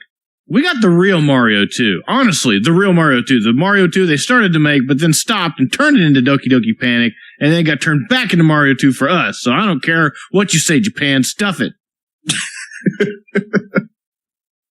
A true story, by the way. So, there you go. That is all I really played for most of the week. Okay. Well, I'm not looking at it. What are you buying? I picked up a copy of Mega Man 3 for the Game Boy on Virtual Console. What? Mega Man 3 for the Game Boy on Virtual Console. Tony? What? What are you doing? I bought Mega Man 3 on the Virtual Console. Is Mega Man 3 not on the Mega Man Legacy Collection? For Game Boy. You said that like 4 times. See, I didn't hear because you were talking over yourself. Yeah, well, okay. All right, fair enough. I was wrong. Fine. The Game Boy version. Okay, great. We'll fight Flame Man on your Game Boy then. Sorry, Napalm Man. Pardon me. I will do that. Amateur hour. Shut up. Go eat your waffle and shut up. And then on Friday, Fire Emblem Fates came out. Nobody played Street Fighter 5? Nope. I didn't even forgot it even came out. I had a free rental and got discouraged. So, but that was more important things to play this week than Street Fighter 5. To be fair, I didn't really play anything this week, if that makes you feel any better. That's debatable and likely untrue, Tony, but you can tell me about Fire Emblem. Please. Fire Emblem Fates is a far better game than Street Fighter 5. Okay, dude, don't do that. Like, that's not cool. Like, I'm trying to be cool here, man. That's not cool. Okay, please, objectively, without being a jerk, tell me what is happening with the release of that game, because I don't understand it. Okay, there are 3 different versions of Fire Emblem Fates. But there's 2 cartridges. So there's 2 cartridges. There's 3 cartridges. So on the main menu, you can pick Fire Emblem Fates, or you can pick Fire Emblem Fates Birthright. Now, the Birthright is just like Fire Emblem with the new stuff baked in like a McGriddle. You see? Stop it. That's not true, Joey. There are it's 3 like different Persona cartridges. 3 Fez, but not at all. No, it's nothing like that. The answer is right in front of you. So, if you bought the collector's edition of Fire Emblem Fates... Hold on a minute. Let's work up to that. We're not ready for that. Let's work up to that. Okay. You have... What could somebody go to a store and actually buy? You could buy Fire Emblem Fates Birthright or Fire Emblem Fates Conquest. Okay. Which one's on the left? We'll say Birthright is on the left because B comes before C. Okay, good. I need a visual guy here. All right, what is Birthright? Birthright is the easier version of Fire Emblem Fates. What? They're completely different stories. So it's not like Pokemon. This isn't like a Red and Blue? No, this is not like Pokemon where they're basically the same story. These are two completely different stories. So it's like Oracle of Seasons and Oracle of Ages kind of thing. They're pretty much different games. Yes. Okay. Really? I thought they were just different perspectives. No, they are completely different games. Okay. And Birthright, you play the story where you go back to the family of your birth. That is, and your birth family. They are the, family that birthed you. Got it. Yeah. There are two different, there's also two different visual styles. They're the more Japanese sort of visual style in their armor and things like that. The other side is more European looking. Wait, the other side meaning the other game? The other game, the other army, the other family. Okay. The game is two families fighting? Yes. A European-ish family and a Japanese-ish family? Yes. What was the pianist family? Why do they all play pianos? Mozart is the leader of that family. Oh, well, that's pretty awesome. Which game are you playing, Tony? I am playing Birthright. Is that the one with the saxophones or the pianos? That's the one on the left. That's the one on the left. Okay, I think in terms of musical instruments. Sorry, Micah. Sheesh. That's your Japanese birth family that wears red armor. Have you played Conquest on the right? No. So you're qualified to talk about it? I have not played it. But you are qualified to talk about it? Sure. I don't know anything about the story. You know more than Shannon does. So I know it's the harder game. Whoa. It's the one. Whoa, what we got to throw? He's not wrong. I'm not cutting him off on that. Shots fired. Okay. He's not defending himself. He's not asking questions. If you've never played a Fire Emblem game before, I never have. Don't play Conquest first. I have not played a Fire Emblem game. That game will chew you up, spit you out, and do it all over again. Wow. Why? Because they made it really, really hard. So why do they not spell that out? You can't go back and grind experience for some of your characters. You can play it. There is a way for you to play that game wrong where it would be impossible for you to finish. So why you can't grind for experience on Conquest on the one on the right? So the one on the right is like hardcore pro level Fire Emblem-ing. Yes.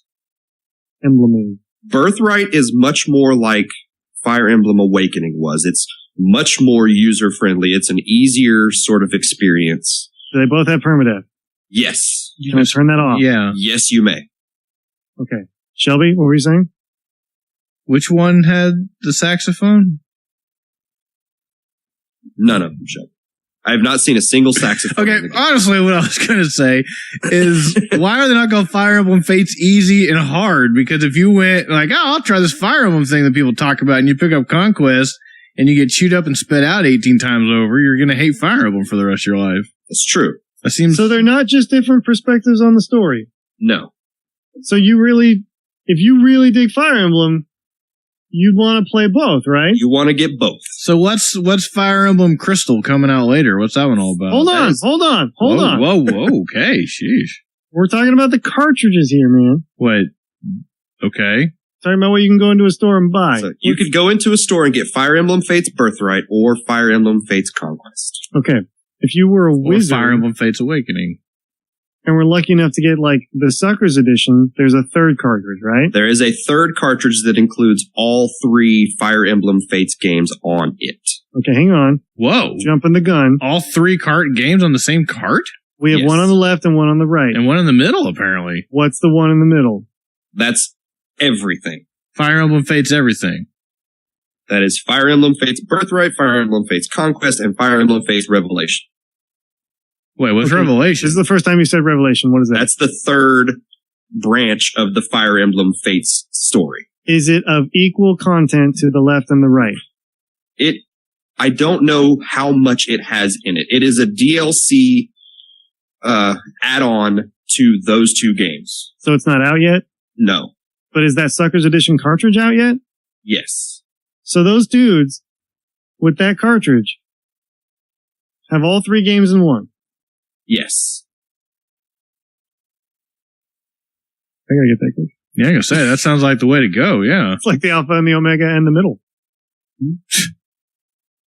So, yes. And Fire Emblem Fates Birthright is if you played Awakening and you jump into this, it's going to feel very familiar to you. It's got 3 different difficulty levels. You've got your permadeath.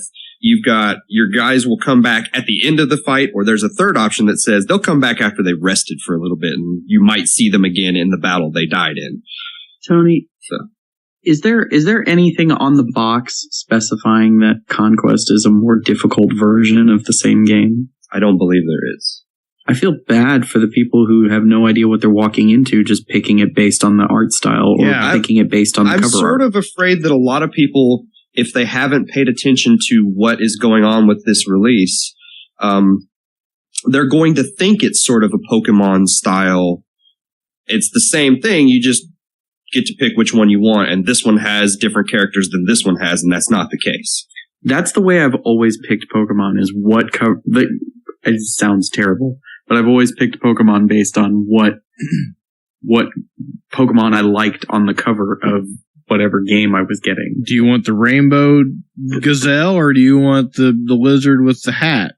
I went for Pokemon X instead of Pokemon Y because I liked, I went for Pokemon Black instead of White. You just go for whichever one looks cooler. Yeah, Tony, I watched the Nintendo Direct on this, and he kind of just made it sound like it was different perspectives. I didn't really think they were different games. They are really 2 different stories. Why did they do that?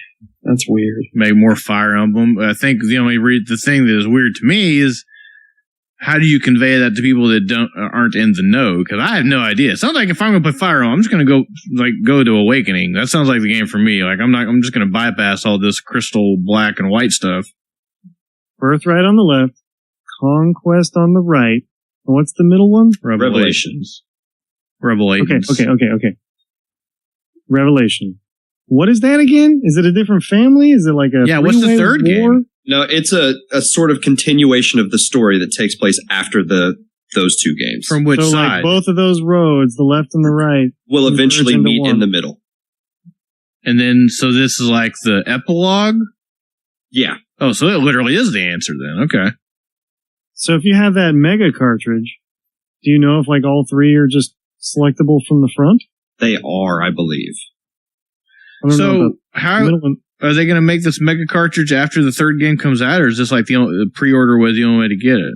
You had to get the collector's edition is the only way to get it on a cartridge. Huh. Okay. Otherwise, it's going to be DLC. Isn't that crazy? That's a cool thing for Fire Emblem fans, though. Yeah, except nobody can buy it. How did they make only like 7 of them? Yeah, what did they do? Like 4 of them. Wow, that's a low run. Yeah. I'm trying to see in that collector's edition. I'm trying to see how much it costs. It was 80 or 90, I think. Was it? I know if you buy one of them, if you buy a game digitally, after like chapter 6, it will give you the option to buy the other one, and it gives you a discount if you want to pick it up. Yeah. When you say the other one, you could be playing Birthright, and then you could buy Conquest. Yes. As DLC for your Birthright. Yes. Only you could still buy Revelation. Yes. What if you bought the game physically? Would it give you that discount option to buy the other counterpart still? I believe it does, yes. But you want to make sure you buy it from in the game and not just go to the eShop and buy the other one. Well, okay, classic Nintendo fashion. Maybe the online part of it isn't as ironed out, but... Man, when we have these talks about what a game is, I'm unhappy. Like, I don't understand this stuff. This is crazy, right? It's pretty out there. The fact that I got no problem against them making, 2 or 3 versions of the game. Fine with that. The fact that it's rather ambiguous and, I'm having a hard time kind of really following why or what, and I consider myself to know something about video games. But I guess if you don't know a lot about video games, more than likely you're not going to be walking into the store and picking up a Fire Emblem game, maybe. So that may be true, because Fire Emblem really is a sort of niche game, and it like we had heard after Awakening that if that game hadn't done well, there would never have been another Fire Emblem game. At least not over here. Maybe in Japan too, though? No, they said never. Oh, wow. If Awakening hadn't done well, they would have never made another game. Well, it must have done smashingly if they end up making 3 of them. So I think Awakening's success allowed them to do something like this. Well, good. Now they're going to screw it all up again because there's 3 games and nobody knows what they want. I think this game already is doing rather well. Yeah, no, I'm super, super happy for him. Fire Emblem has always been one of those things, back when Melee, like, who are these people? Like, they're from a Japanese-only game. Okay. So I'm glad that stuff's happening over here. I've been wanting to play Awakening for a long time, and I don't know, it's just, I guess maybe if I knew more about Fire Emblem, this would make more sense. So I remember the 8-4 Play guys did the localization for Awakening, if I'm not mistaken. But I believe that is correct. But these new games were done in-house by Nintendo of America's Treehouse. They did Treehouse did the. And there's a vocal group on the internet that's not too happy with the localization on this. Really? Treehouse is like best in the business for most.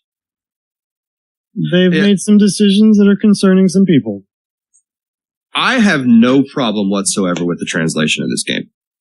I've seen a lot of the stuff that people are talking about, and it's like making characters have really childish sort of dialogue and things like that. But I haven't seen that stuff in the game, so I'm not completely sure what's going on, and it's just from a few screenshots.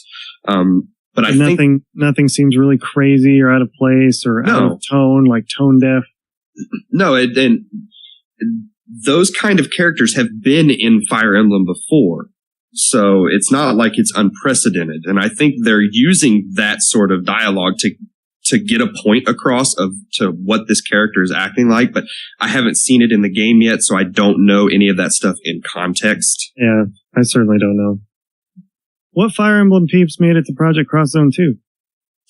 I don't know. I haven't seen. I have only played the first few levels of Cross Zone 2. I know there were like, I think Lucina's one. Who's the Fire Emblem chick in the podcast logo? What is her name? It's Lisa or something like that. It's actually a sort of Nurse Joy sort of character. There's a bunch of characters that all look exactly like that. I prefer Officer Jenny. Thank you very much. What is her name? I can't remember what her name is. I don't know, but she's in Shin Megami Tensei Cross Fire Emblem. She like works in the convenience store. So that game's probably never coming out here, right? Like ever.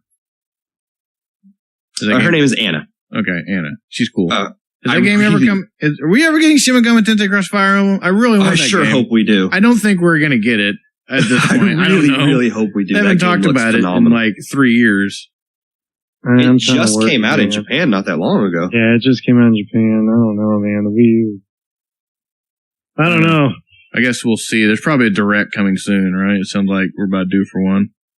I think we're probably due for one. I would expect one in March. There's usually one in March, isn't there? Yeah. If you need to borrow a Japanese Wii U for 300 hours, you know a guy. I don't speak Japanese, though. That's just it. We can get through the Taiko things well enough, but it's an RPG, dude. J-pop RPG, as I've been told. Dang it, I want that game. So, okay, Fire Emblem. So that's the thing. It's a good game. I kind of understand what they released. It is we haven't actually talked about the game itself. That's fine. It's a tactical strategy RPG, grid-based, very much the intelligent systems that's sort of their, strong point is that style of game. And Super Metroid. Well, okay, there's that. If you like the Metroids. I do. The Fire Emblem. Hey. I'm not hating. That's good, because Fire Emblem is a fantastic game. It's not better than Super Metroid. Well, I mean, what is, truly? That's a short list. I'm trying to see some of the Fire Emblem characters. Chrom and Lucina are the Fire Emblem characters that made Whatever. Samus and Lucina are hanging out together on my toy shelf. Well, it says in the show notes you did a bad thing, Tony. What is this? I did. What'd you do? There's this thing on the 3DS. Wait. Let us guess. Give us a hint. Wait, let us guess. Give us a hint. What? I spent $4. Oh no! Okay, Did you play more Badge Arcade? Oh, no. I did. Oh my Tony, gosh. bad Tony. It was Fire Emblem. So No, You're scolding him like you're scolding him like a blob. I'm gonna I'm gonna rub your nose in the Fire Emblem till you learn. Yeah, Tony. What does he say What? to the blob? Calm down. Yeah, Calm down. No, calm down. Calm down. No, No. bad Do we Tony. need, I think we need to check you into a clinic. You're relapsing. no, I got everything though. So Oh well, yeah. So I'm I'm cured. Everything? all of the Fire Emblem characters have badges. Until they put more Until they out. put out more badges. At one point in time, I had all the Splatoon badges. It's only one way to win. I when you don't have gamble. all of them. I That don't game have is all of them gambling. anymore. I think at last count, I have 193. 93 what? Badges? You'll get a new statue at 200. Yeah, I don't care. Obsessive collector targeting an infinite number of stickers in a game that has no end or bounds. That's insanity. As the person who stood suspiciously outside of a lot of Home Depots and McDonald's, I cannot support this Nintendo Badge Arcade habit. Well, since I've got all the Fire Emblem, I don't need to go back in there. I almost got arrested coming out of the McDonald's of a Walmart, okay? And I am looking down on you. In 3 weeks, they're going to release more, Tony, and your life will be incomplete again. And you'll just fall back in. No, as long as they don't do like the the eShop logo and all of that stuff with Fire Emblem things, I'll be okay. They're gonna do it. They've done it with every game. These are just character badges. There's none of the buttons that you can click on that actually do anything on your 3DS. It's coming. I guarantee it's coming. You know what's not coming? My re-release of Robin and Lucina alongside this game. What is happening? Every other amiibo has been re-released. That's a good point. I went to Toys R Us today. I'm not kidding. They were overflowing with amiibo, unlike anything I've ever seen. I sent you guys those pictures at Best Buy when they had like no joke, like 300 or 400 marks. That's why you're not getting more Robin and Lucina, because they overcorrected too much with Marth, and now there's too much Marth. They re-released like the Mii Fighter pack today. All of the Animal Crossing ones, even like the new ones that just came out a couple weeks ago, we're already down to $9.79 at Toys R Us. We're not talking like the $4.79 Tom Nooks on Amazon. I'm talking like in Toys R Us. They never do like a discount by price. They always do like buy one get one 40% off or some junk like that. But these were actually marked down. They had their register end caps, even outside of the electronics department, were full of amiibo. Too many amiibo. They're coming out of the woodwork. They were everywhere. Everywhere. They were even in like the skateboard and bicycle area. Everywhere. I pulled a bike off the shelf. 3 amiibo fell on the floor. But I the think only they actually two, stuffed them in the tires. the only two I'm missing, freaking Robin and Lucina. And I just kept telling Mindy, because she was like, we can get them for Christmas. We'll buy them. I'm like, no. They're gonna re-release them. They're gonna come out with this game. I'm waiting. I am staying strong. I've not bought those two. I'm not importing them. I'm not doing it. I thought they would release those alongside this game. What is happening? $21 even with Prime shipping. Too many Mars, dude. They put out like literally there was like 90 some Mars in Best Buy the other day or something like that. They freaking, I don't know why. This Marth was kind of something, a hot item. Not when you make 18,000 more. The Marth figure looks dumb compared to the Robin and Lucina. Who would want him over Robin and Lucina? The Lucina Figma is the best Fire Emblem one. I know. I don't know, but I mean, I know, but I don't know. I know. But I imported it because I couldn't find it, and I wasn't about to jump through the hoops and wait in line at GameStop for 3 hours to not get them. I've stayed very strong on the amiibo front and not gotten any of those Fire Emblem ones. But if they re-released them, you would have. No. If you walked into a store and saw them for $12, Tony. I know you mean. Just buy the Lucina Figma. It's How much did you spend on their badges? $4. Shh. Dude, all the Wave 2 Animal Crossing amiibo have dropped again. It's a hot mess. So, to be fair, nobody knows what those things do. Blathers, Rossetti, Kicks, Celeste. They don't do anything. They don't do anything. Just like even the Amazon exclusive Chibi Robo hit like $450 the other Yeah. Yep. time. They're losing Yep. money. The packaging and shipping costs more than that. Yep. Oh yeah, I finished Series 2 of my Amiibo cards. I got all those now. Good job. I'm Yeah. still missing like 3 or 4. I got there, hustle, man. Gotta make it happen. Anyways, I'm quite upset about that. Where's Robin and Lucy? I'd like to point out that Tony's segment has been as long as all 3 of our segments combined now. It's fine. It's fine. They had like 1,700 Lucases. Like, it made me uncomfortable. Like, there were so many. You were uncomfortable? You wanted to call Toys R Us HR? I like to report a Lucasing. Too much, Lucas? You want to feel comfortable about Amiibo, go look at Kappen. When Kappen comes out, all is going to be right with the world. Yeah, it's going to be pretty good. Well, I've only actually played a couple hours of Fire Emblem this week. Well, we've talked about it more than we've actually played it then. So it's a strategy game. We don't need to talk about it. People know what Fire Emblem is. It's been around for 30 years. Anybody listening to the show probably knows what Fire Emblem is. It's really, really good. That's what you need to know. And if not, we've talked about it so much we've scared them away. We want to read your feedback? No. Let's take a quick break right now and come back and talk about some of the news, though.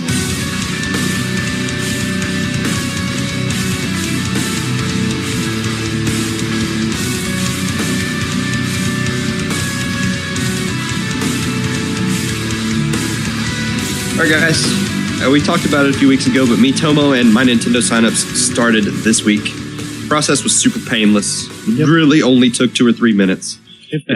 If you have a Nintendo Network ID, all you do is you sign in with your Nintendo Network ID. It links the 2 accounts together. It tells you you're done, and then you'll get an email when Miitomo is ready. Yeah, it was like simple to the point where I thought I did something wrong because I just signed in. I was like, "Oh, you're done." I'm like, you sure? also do have to go to the Miitomo website and pre-register.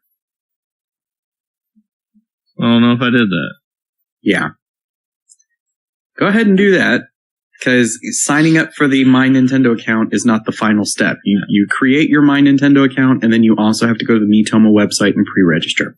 I don't know if I did that either. I typed Miitomos.com is not... I don't think I spelled it right. Probably M-I-I-T-O-M-O. Yeah, Miitomos.com is... I don't know what that was. It is just MIITOMO.com. And then there's a link on the main page that says pre-register here. What even is Miitomo? I'm going to hate it probably. It's a chat program. Yeah, see, I don't want to talk to people. Okay, here's the thing. I go to Miitomo.com, sign in and pre-register. It just takes me to the My Nintendo thing. No, I went and it said pre-registration complete, so I must have done something. Yeah, I do this. It says pre-register. Pre-registration complete. This is the thing where I feel like I broke something. You're done. You're done. I clicked sign in with my Nintendo thing, but never actually typed anything in. Cookies, man. They know. I mean, I love cookies. You have done something, Shelby. You earned My Nintendo Platinum points. Yeah. Where are they going? I don't know.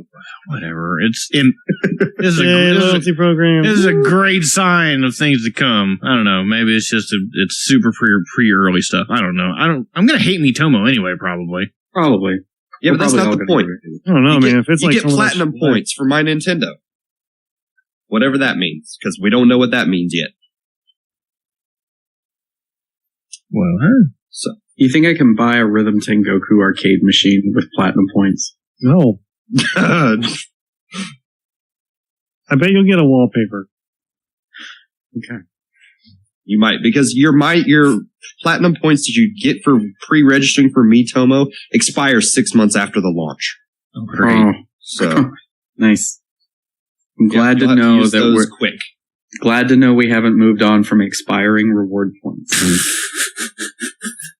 We value your loyalty for 6 months. I don't care. I'm still burned about that Kirby Coin Club, Nintendo. I'm gonna burn something down. Yep. I mean, okay, of all the people you guys know, who deserves a Kirby coin more than me? Huh? Nobody. Exactly. Cut me deep, Nintendo. There were some people that played around with deleting their My Nintendo accounts this week, and it gave them some interesting warning things. They just wanted to see what would happen if you deleted your My Nintendo Man, account. good on them. I'm bored. I got free time. I don't have free time, but they do. You know, good enough people are doing some work out there. Deleting your account warns of losing points, rewards, and mission status in the My Nintendo Rewards program. I don't want to do missions. Sounds like work. It could also result in the loss of digital content that you purchased and that is linked to your Nintendo account, including in-app content and coins. Oh, okay. All right. We're spilling some beans here. You also would lose your save and user data of apps linked to your Nintendo account, and you would lose special offers such as discounts. Save data linked to your account. Huh. Might have some online storage for us or something? Possibly. Probably just talk about your badges you're using to customize your web page home. Man, if the badges from Nintendo Badge Arcade end up doing more than Amiibos, I will burn the world down. You can already decorate your 3DS with badges. You can't do that with an Amiibo. I'll bust out Nikolai Tesla's theory of blowing the Earth in half with a series of well-timed explosions, taking everybody with me. God, all because of Amiibo. Yeah, because of Amiibo. So the one thing people are sort of latching onto is this mission status thing, and they're wondering exactly what that means. If that's, just buying games, filling out surveys, doing things in games. People are speculating all over the place as to what this mission status could be. But we'll find out next month when Miitomo launches. Yay. How long until they make a Badge Arcade for like the Wii U? Oh, that'll come. Or the NX or whatever. NX. Yeah. Pay 99 cents to upgrade this badge for the console version. Shh. Whatever, they've already figured it out. They probably have. Activision announced this week that some of their games geared toward the casual market didn't do so well. Examples? Guitar Hero Live and Skylanders. Guitar Hero Live? Did that bottom drop out of that already? They said that performed well below their expectations. Oh, okay. Well, what were their expectations? It was going to sell as much as Guitar Hero 3 did? Who knows? I don't know. I mean, that Guitar Hero stuff did well, I thought. I don't know. I don't know what their expectations are. That's always a weird catch-22. They've also said there will not be a boxed version of Guitar Hero Live in 2016. So no sequel. If they do anything, it will just be stuff that they bolt on to Guitar Hero Live. Okay. And they also said that they're realigning their focus to move away from some of this casual games for consoles. So it's possible we may not see a Skylanders game this year. Is the Toys to Life thing, is that coming to a grinding halt? Did we oversaturate the market at this point? It's entirely possible. I kind of feel like maybe it is, because every time I go into Toys R Us, there's still a giant Skylanders thing the second you walk in. And I'm no expert, and I know my nephew's got a lot of Skylanders, but he ain't got that many, and there's a lot of them on that shelf. Well, I think as you're getting more and more along, they're just like, people just don't want to buy as many of those things as you really need for these new games. They're just sticking with their old characters that still work and are already powered up. You don't have to go through leveling up your characters again. And they're only getting the bare minimum that they need to get through these new games, if they're even getting these new games at all. What was the last Skylanders game? Trap Team? Superchargers. Okay, that was the one where I don't even remember Superchargers. They added vehicles. Ooh. And Bowser. Oh, yeah. Those things are ugly. You're right, Mike. I saw this in a store a while back. They are butt ugly. It's sad. They're gross.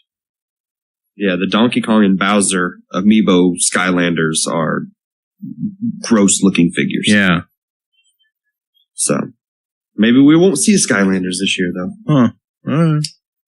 And one thing we will see is a retail version of Pokemon Rumble World, which was their free-to-start Pokemon Rumble game on 3DS. Didn't they do that with, like, the Pokemon wasn't there 2 free-to-play games they did for a while? They're both Pokemon? You've got Pokemon Shuffle. Yeah, didn't they put that out as well? That's on 3DS, and that also was on iOS. Yeah, okay. I thought they put out a retail version of both of those games. No, there's not been a retail version of Shuffle. Okay. Just Pokemon Rumble World, which is their wind-up toys sort of beat-em-up game.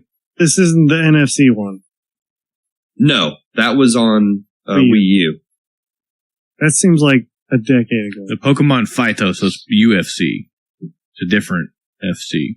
Oh, okay. That was the joke. That was the joke. Speaking of Pokemon, Pokken Tournament, there's been a lot of talk in the news in the last couple of weeks about that, but that was almost a very different kind of game from what we got. And there were actually no plans for a Pokemon-based Tekken game during the initial discussions of Pokemon Company and Bandai Namco collaboration. The original idea was not this. It was actually a Pokemon-themed Taiko Drum Master game. What? That all they changed. Missed the mark, like, substantially. He's better than Pokemon. That all changed when Tsunekazu Ishihara, who was the CEO of Pokemon Company, met with Bandai Namco. He said that if Pokemon Company was going to work with Bandai Namco, they wanted to work on a Tekken game. What? Okay, I like Tekken and all, but we don't need more Tekken. We got enough Tekken. We need more Taiko. Well, I'm deeply offended. I'm gonna say, Micah hates the core of my soul. That's why I put this story in here. Micah hates Tekken. He loves Taiko. I don't hate Tekken. You might as My well. love for Taiko is undying. I mean, you can even put Taiko and Tekken in the same sentence for me without making me feel gross. Okay, well, you know what? That's the waffle effect then. I feel gross. Seriously, is this true? Are you making this up? It sounds like something you're making up, Tony. This was true. Was true is true. Was true. Why can't they just do both? They're not making a Taiko game for Pokemon.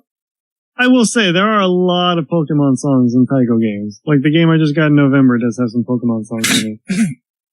There are a lot of Pokemon songs in those. They should just do a compilation for it. So man, I kind of feel like I have to buy this because that's the only way you get that Dark Shadow Mewtwo amiibo card. And I kind of feel like I'm probably going to get all these Pokemon amiibo cards when that happens. That's going to be a lot of amiibo cards. Yeah, you know what? I kind of like the card thing. If Pokken does well, do you think we'll get Pokecalibur? We'll get Pokemon Cross Street Fighter before we get that. Come on, that was good. Let me have it. Micah, you know what? Here you go. That's the sound. That's me throwing that joke away. That's what we're doing with that one. No. Man, come on. You guys are cricketing. That was worse than my UFC NFC joke, dude. Come on. It wasn't. Okay, hey, you know what? Caliber. To be fair, UFC NFC thing, we're going to throw that one away too. There we go. Yeah, I'm always fascinated by the behind-the-scenes discussions about what goes into creating consoles and the way they look. How do they get from Taiko to Tekken? Well, they sound similar. Maybe he got a little confused. Well, I'm so frustrated right now. Well, let's move on to the Virtual Boy then. Man. Yeah, because nobody will get angry about that one. This is an old quote from Gunpei Yokoi about one of the things that influenced the design of the Virtual Boy. Okay. And that was women's makeup. Huh? He said, "We're worried about the possible dangers of HMD technology, but we also considered the fact that if a woman wearing makeup was to use the head-mounted design, the next person might be hesitant in wearing it. So we changed the design so that you can just look into the viewing apparatus and still appreciate the 3D experience." Gunpei Yokoi, worried about pink eye all the way back then. Good to know. Man, the Virtual Boy was a prototype that somehow made it to production because somebody at Nintendo said, we want to sell this now. I think it should never have come out. No, it really should. And Gunpei Yokoi hated that it did, and it was a very, very not the happiest part of his career. No, he really did not like that system went to to market. Yeah, and I think it kind of got dumped on his shoulders when it failed miserably too. Well, yeah, and actually, Mr. Yamauchi made him go and demo the units, and that made him even madder. Yeah. So, and then he left and made the Wonder Swan. It's not like Gunpei Yokoi didn't do a lot of amazing things to Nintendo, like Game Boy, Metroid. A lot of him. Did some stuff.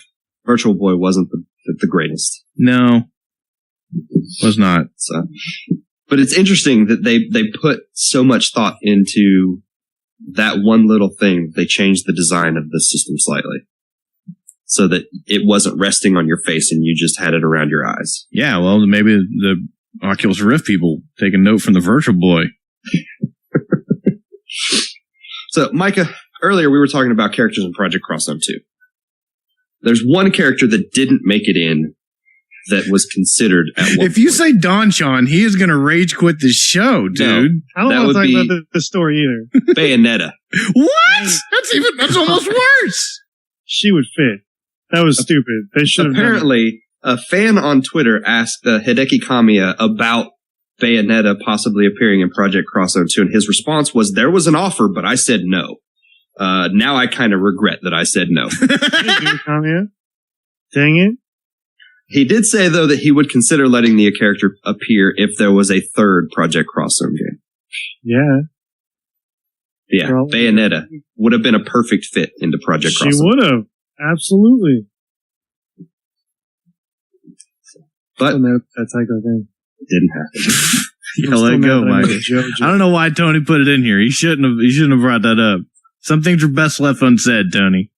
Well, sorry. I wanted to see what Micah's reaction to that was. You know what? You made him hate himself and everything around him. What's going on with Knights and Bikes, Shannon? I'm just going on mute. Oh, man. So, every now and again, I come across a Kickstarter that's just freaking awesome. That's why we got the Possum Army thing. Yep. I don't know how to pronounce this dude's last name, but let's just say Rex from Media Molecule. He was the lead on Tearaway and crud. What was the other big game that they did? They had another really big game. Little Big Planet. That's what it was. Like the crazy craft art style, man. They're making him and a bunch of other Media Molecule guys are making a RPG that is very similar to Earthbound. The phrase that they have used is, or the descriptive sentence that they have on the Kickstarter is a co-op adventure about childhood inspired by the Goonies and Earthbound from the developers of Tearaway, Little Big Planet, and Ratchet and Clank. So it looks really cool. It's called Knights and Bikes. You can play it single player or co-op. You are little kids saving the adults on this island in a 1980s setting, hand-drawn 3D world, SNES era action RPG. It just looks super awesome. And it looks like they're really far along as far as the development of the game. If you watch the video on Kickstarter, it looks pretty slick. They were also only asking for a really modest amount. They were only looking for $150,000 US dollars, and right now they're sitting just under 105,000 with 11 days to go. It's entirely possible they can make that goal. Oh yeah. PS4 is confirmed. They've also hinted at wanting to be on other platforms. I would definitely love to see it on the Vita. But right now it's PC, Mac, Linux, and PS4. So go check it out, people. Looks really, really cool. Because I liked Earthbound. Wasn't my favorite RPG, but I liked playing it. Man, it looks really cool. Like there's just a bigger mystery going on in the background, and the style is very arts and crafts. You can tell by the character design that it is straight up inspired by Tearaway when it comes to the art. So very cool. I will definitely check this Kickstarter out after the show. Shelby, I have a question for you. Huh? What? Yeah, I'm here. I have a question for you. Okay. if there was ever to be a Metroid live action movie, have you ever thought about who you would want to play Samus? Back when the John Woo thing was involved, I kind of wanted it to be Femke Jensen, whoever plays Jean Grey in the X-Men movies. Okay. But that's been a long time from now, so I haven't thought about it in a long time. Okay, well, there was a quote this week from someone who said that she would love to play the character. Who? Ronda Rousey. Okay. Can she act? Yeah, she was in the Fast and Furious movie. She was in the Expendables. I haven't seen the third one of those. Okay, sure. They're never going to make that movie, so whatever. I just broke my pen. I like the end of her quote where she said, most of the day you're in a suit so you can just hang out and eat donuts and be the star of Metroid. Well, I don't know. She must be a Metroid fan. She wants to say that, so she's all right in my book. And she's a tough chick, so I don't want to make her mad. No, that would probably be a bad idea. Yeah. Ah, cool. Sure. Great. I mean, we've seen a bunch of, cosplay and fan sort of movies and things like that, so. Yeah, Ronda Rousey, so she could definitely do the stuff from Other M where she's like grabbing space pirates around the neck and blast them in the forehead. Yeah. Samus doing some jujitsu, just bah! That would be an interesting choice. I don't know that we'd ever see that. I really don't think we'll ever see a Metroid movie. They're never going to make a Metroid movie. As much as awesome as that would be, I don't think it will ever happen. Yeah, I just rather not do it, because if they mess it up, not do it. What the heck? I sound like a cat. They don't do it, they can't mess it up. So, I'm That's fine true. with that. There's 100% guarantee of that. There's a good chance it just messed up, yeah. All right. That's it for the news this week. So let's move on to our reader feedback. We got one question in this week. Comes from Nathan via Facebook, who says, if you could do one thing over, just one thing, what would it be? How about that NFC UFC joke from earlier in the show? Micah's going to say he wish he only would have ate 3 waffles. Yeah. Buying anything on Nintendo Badge Arcade? Yeah. Okay. Yes. Yeah. I don't know. Maybe just never buying an amiibo. That's an amiibo. That's up there. Never buying a Hyperdimension Neptunia game. That'd be up there too. Mm-hmm. Not having. Yeah, but if you didn't buy Hyperdimension Neptunia games, we wouldn't have all the great stories. I don't care. I do have a serious one. If I could go back in time and make myself play a game that I didn't play, I probably would have tried out Street Fighter back in the day. So I wouldn't know nothing of Street Fighter at this point, and Mike wouldn't think less of me as a person. Yeah, it's really unfortunate. Yeah, it's a shame. That's how it goes. I played Mortal Kombat 2. I can throw some mean katana at you. I don't got no Chun-Li game. Can't do a Hadouken to save my life. I can do those fans. I can lift you up in the air and then do a kick. That makes me sad. I really hitch my wagon to the right fighting game there. To be fair, there's way more Mortal Kombat than there is Street Fighter. Well, I don't know. If you can't ever release a Street Fighter, that's not true at all. That's not true at all. Well, I can remember playing Street Fighter 1 in the arcade. I don't know. There definitely would be some games I would like to go back and, I would just like to go back to when I had free time. Man, when I was in high school and I didn't have to think about school and just had infinite amounts of time to play video games. Oh, man. Wish I could go back to those days, and play like the Yakuza games and stuff like that just take tons of time and have a better appreciation for that stuff. Play Persona 1 and 2. I just want to go back. I just would like to have free time again. Let's just put it that way. How about that? Oh. We went back to school to play more video games, and then we don't play any video games. What happened? Yeah, talk about 180 degrees off from where we need to be. It's the worst idea I ever had. Yeah, it's okay. We're learning something, but we're bettering ourselves, right? Right. You keep telling yourself. Yeah. I'm telling you. Thanks for the support. Appreciate it. Hey, I would love to actually, learn German. So, a fool and his money are easily parted. I have a lot of regrets. You got a lot of Legos.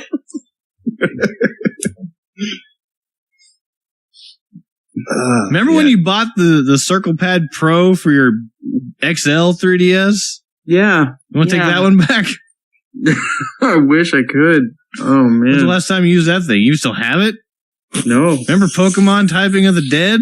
Hey, you remember this guy we were on a podcast with called Micah? I know him, yeah. I know of him. He may own the Titanic now. Oh, man. Man, I got a fleet now. you're like an admiral. Yeah, that's awesome. I know. You got a hat? Like some Admiral Keon. Man, if you could make... I'll rent you whatever size boat you need. You can make Captain Crunch come out of your 3DS. I'd buy a new 3DS. That's what I gotta say. Man. I'm waiting to find that feature in mine. I could get some stinking stereoscopic images of Captain Crunch and make it look like Captain Crunch is coming out of your 3DS. All right, we should probably stop this. It's gonna make Micah sick. Well, that's going to be it for the show this week. Okay. If anybody out there has any comments, questions, feedback about anything you heard on the show this week, you can send that to podcast@nintendo-oki.com. Follow us on Twitter at twitter.com/Nintendo_Oki. Head on over to YouTube, check out the stuff we've got going on over there. Or come on over to the Facebook group and talk to us there. So, Shannon, thank you for being on the show this week. Man, Lauren sang a Miku song this week while we were in the car. Wow, really?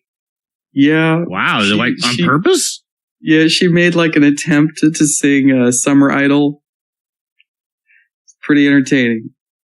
Okay. You had to be there. I'm gonna say, good. I feel like that's a feat. You score one for Miku there.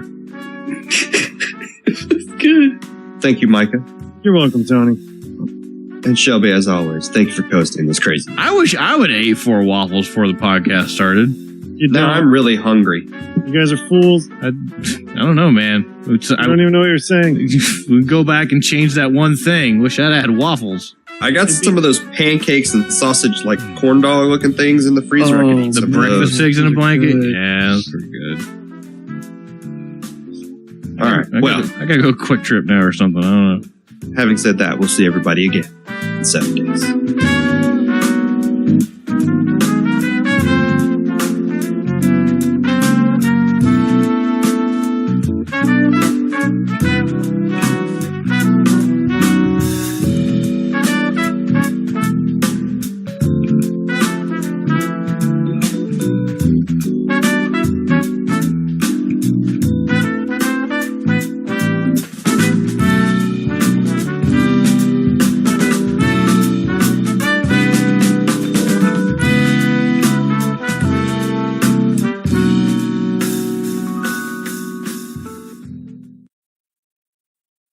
Mindy had cheesecake for dinner, so I had to offset it with more sugar and pastry.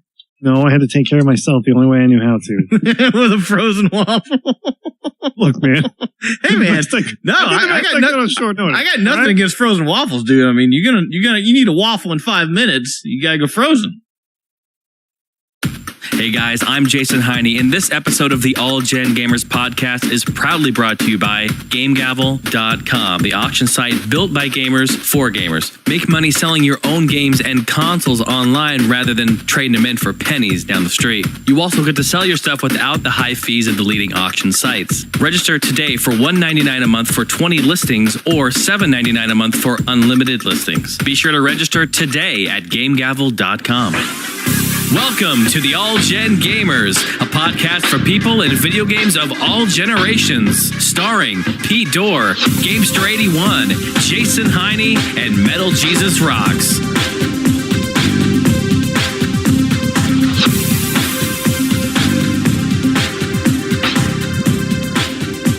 Hey guys, welcome back to the All Gen Gamers podcast. This is episode number 103. We are recording this on July 17th. I am the Metal Jesus, Metal Jesus Rocks, and I'm joined by my hosts. See, I don't do these enough. We're going to keep right on going, though. We have John, Gamester81. How's it going, buddy? Good, man. What's going on? Not much. We're also joined with Mr. Hey guys, welcome back to the All Gen Gamers podcast. This is episode number 103. We are recording this on July 17th. special guest tonight. I've actually recently subscribed to his channel, so I was pretty excited to see that we're having Chris on. He's a guy who runs a really cool channel on YouTube. It's NES Complex. Chris, how's it going? Not bad. How's it going, guys? It's going well. Just want to say thank you for having me on.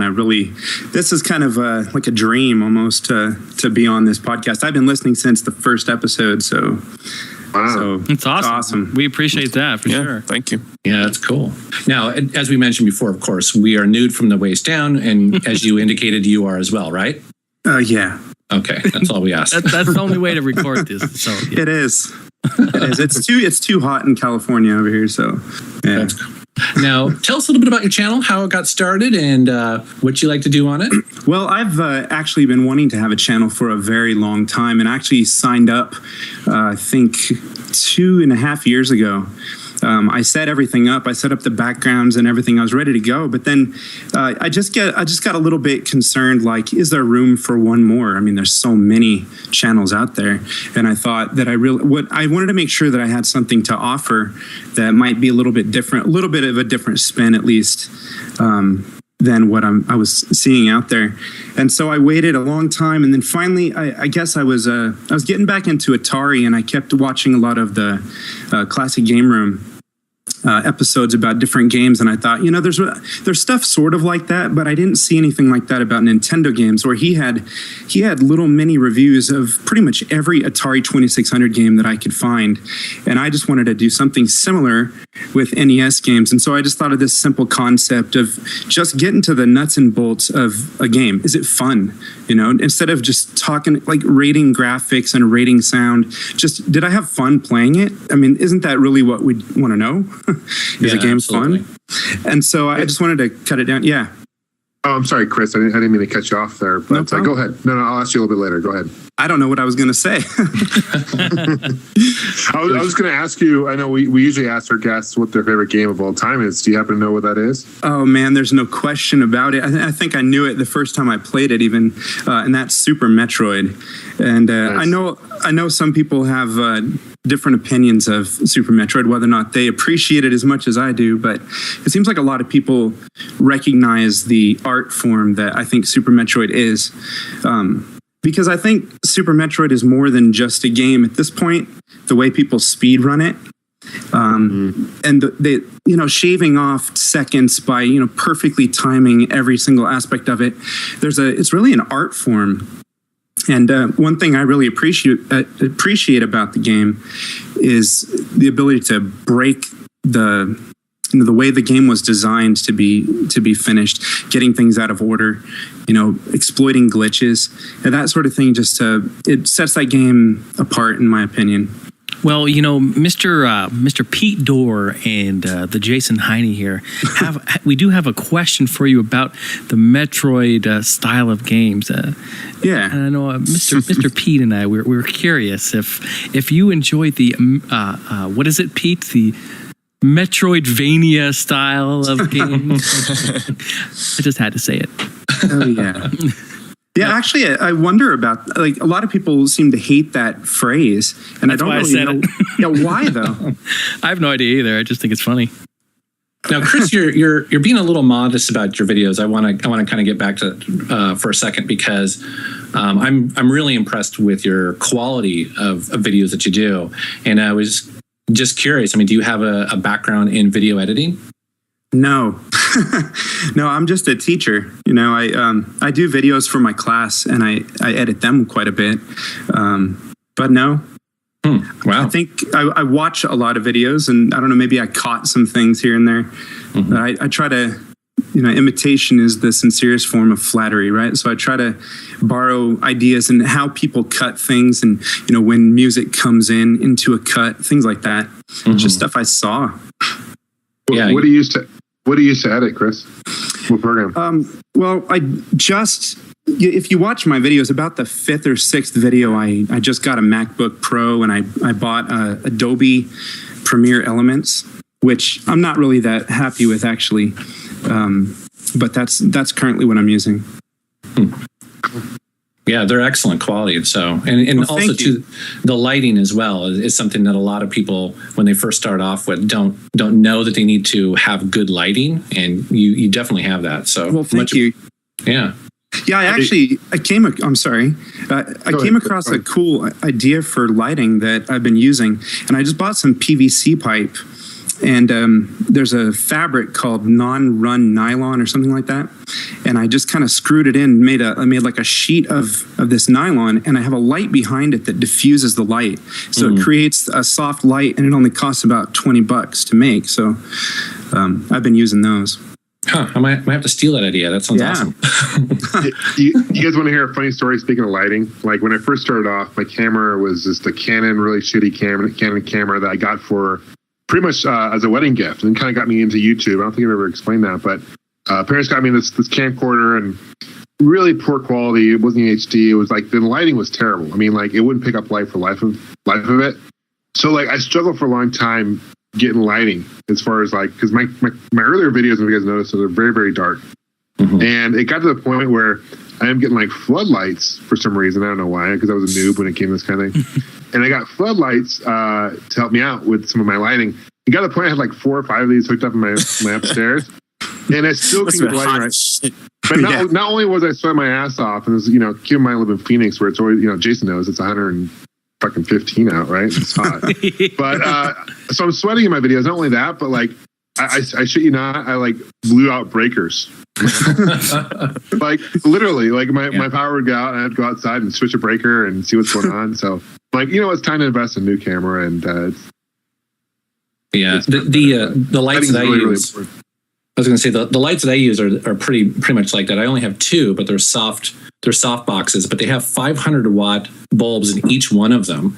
Yeah. And it gets very warm. But the thing about cutting videos, and especially with low-end cameras, is that typically your lighting needs to be twice as much as it normally would. And so if it appears bright to you in the room, then it'll probably appear normal to people on the camera, unless you just have like great equipment, which I certainly don't. But yeah.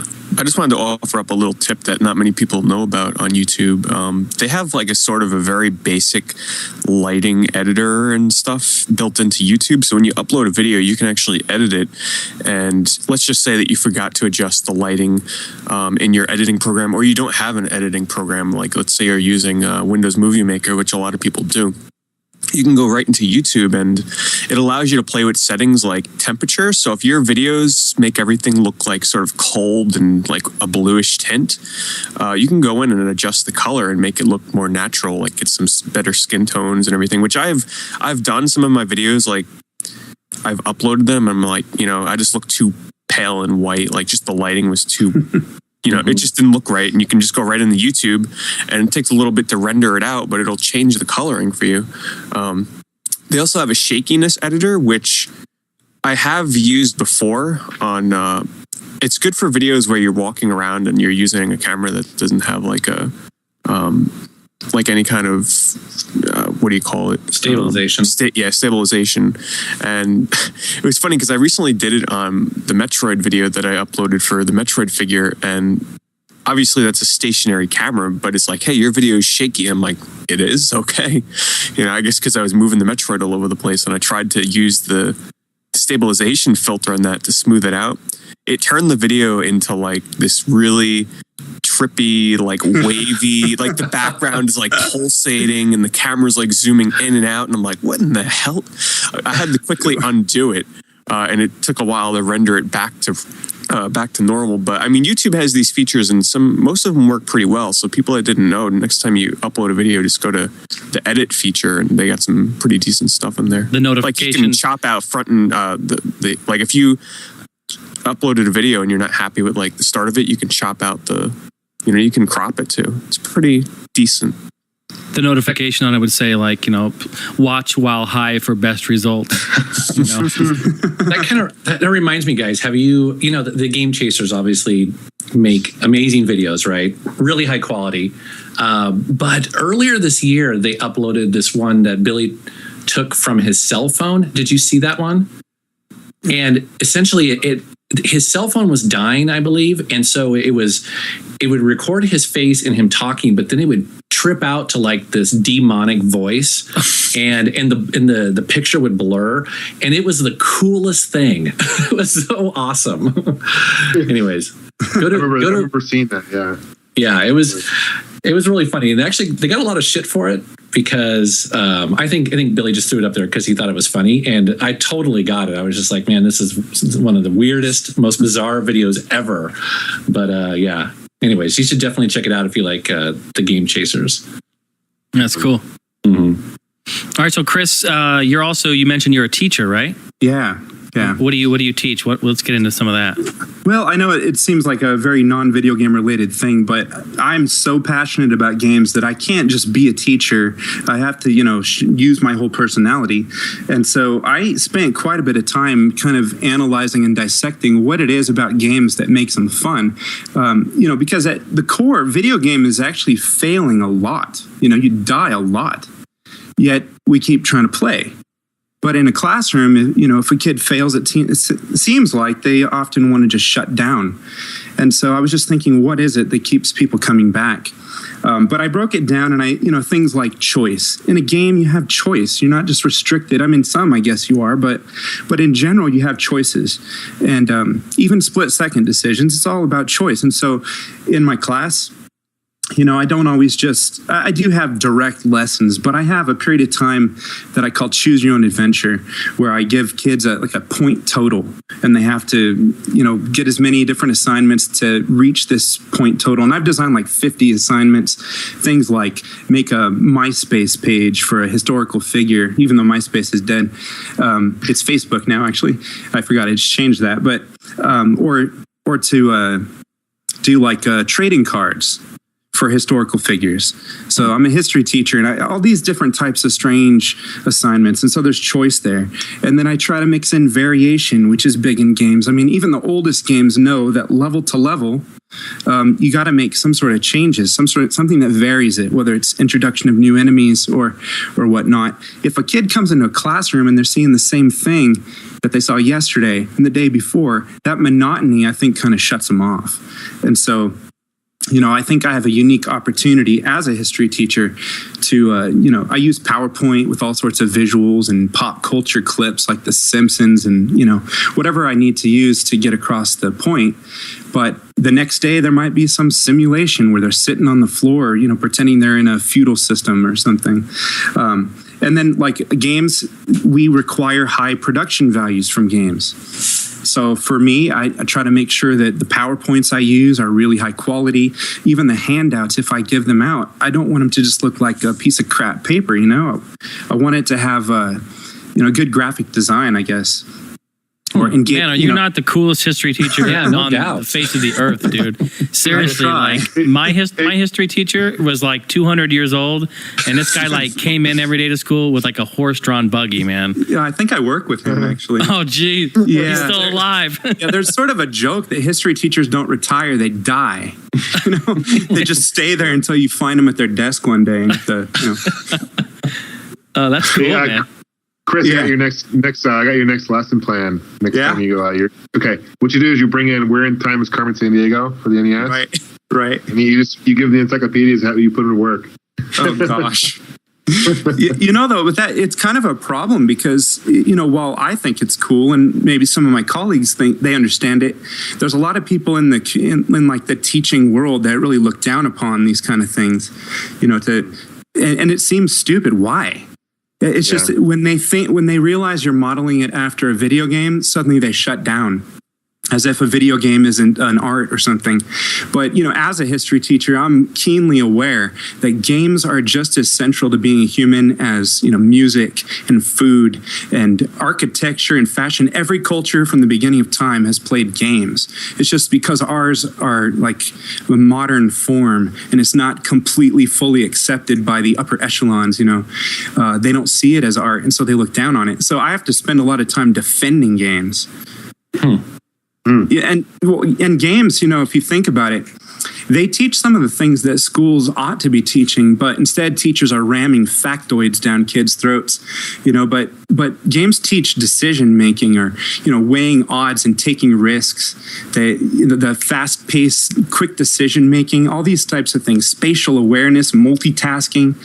Modern games involve a ton of critical thinking, physics, cause and effect. There's so many different aspects of games that are really educational, that I think are training our brains to be better brains that can function in this culture. But everyone kind of looks past that.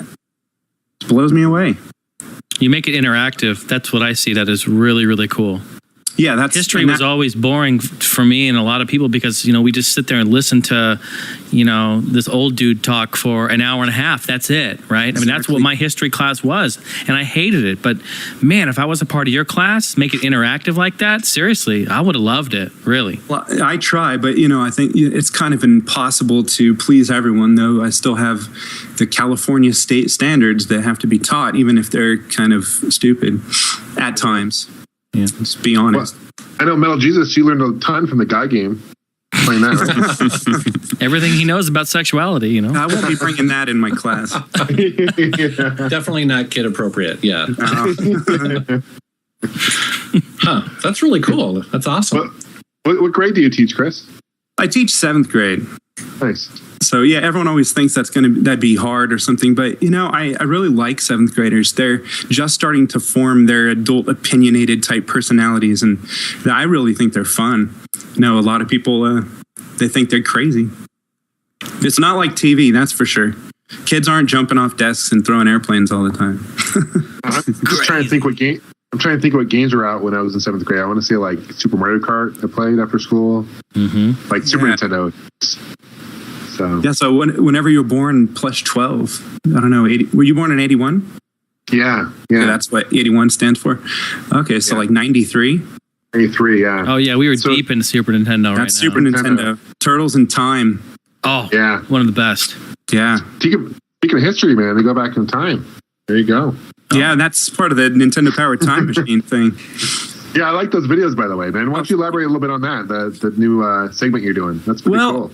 I like I said in the first one, I had watched Johnny's video game magazines a long time ago. It was actually one of the first videos I ever watched, I think, on YouTube, and I just loved the nostalgia that came from that and the way he spoke about it. And I really share that opinion about Nintendo Power, especially having read it all those years. It really is like a time machine. When you open up that magazine and you look at any of the games and just see all the games that were released at the same time, you can kind of put yourself back in that time frame. You remember when all of those were coming out. It's like a snapshot.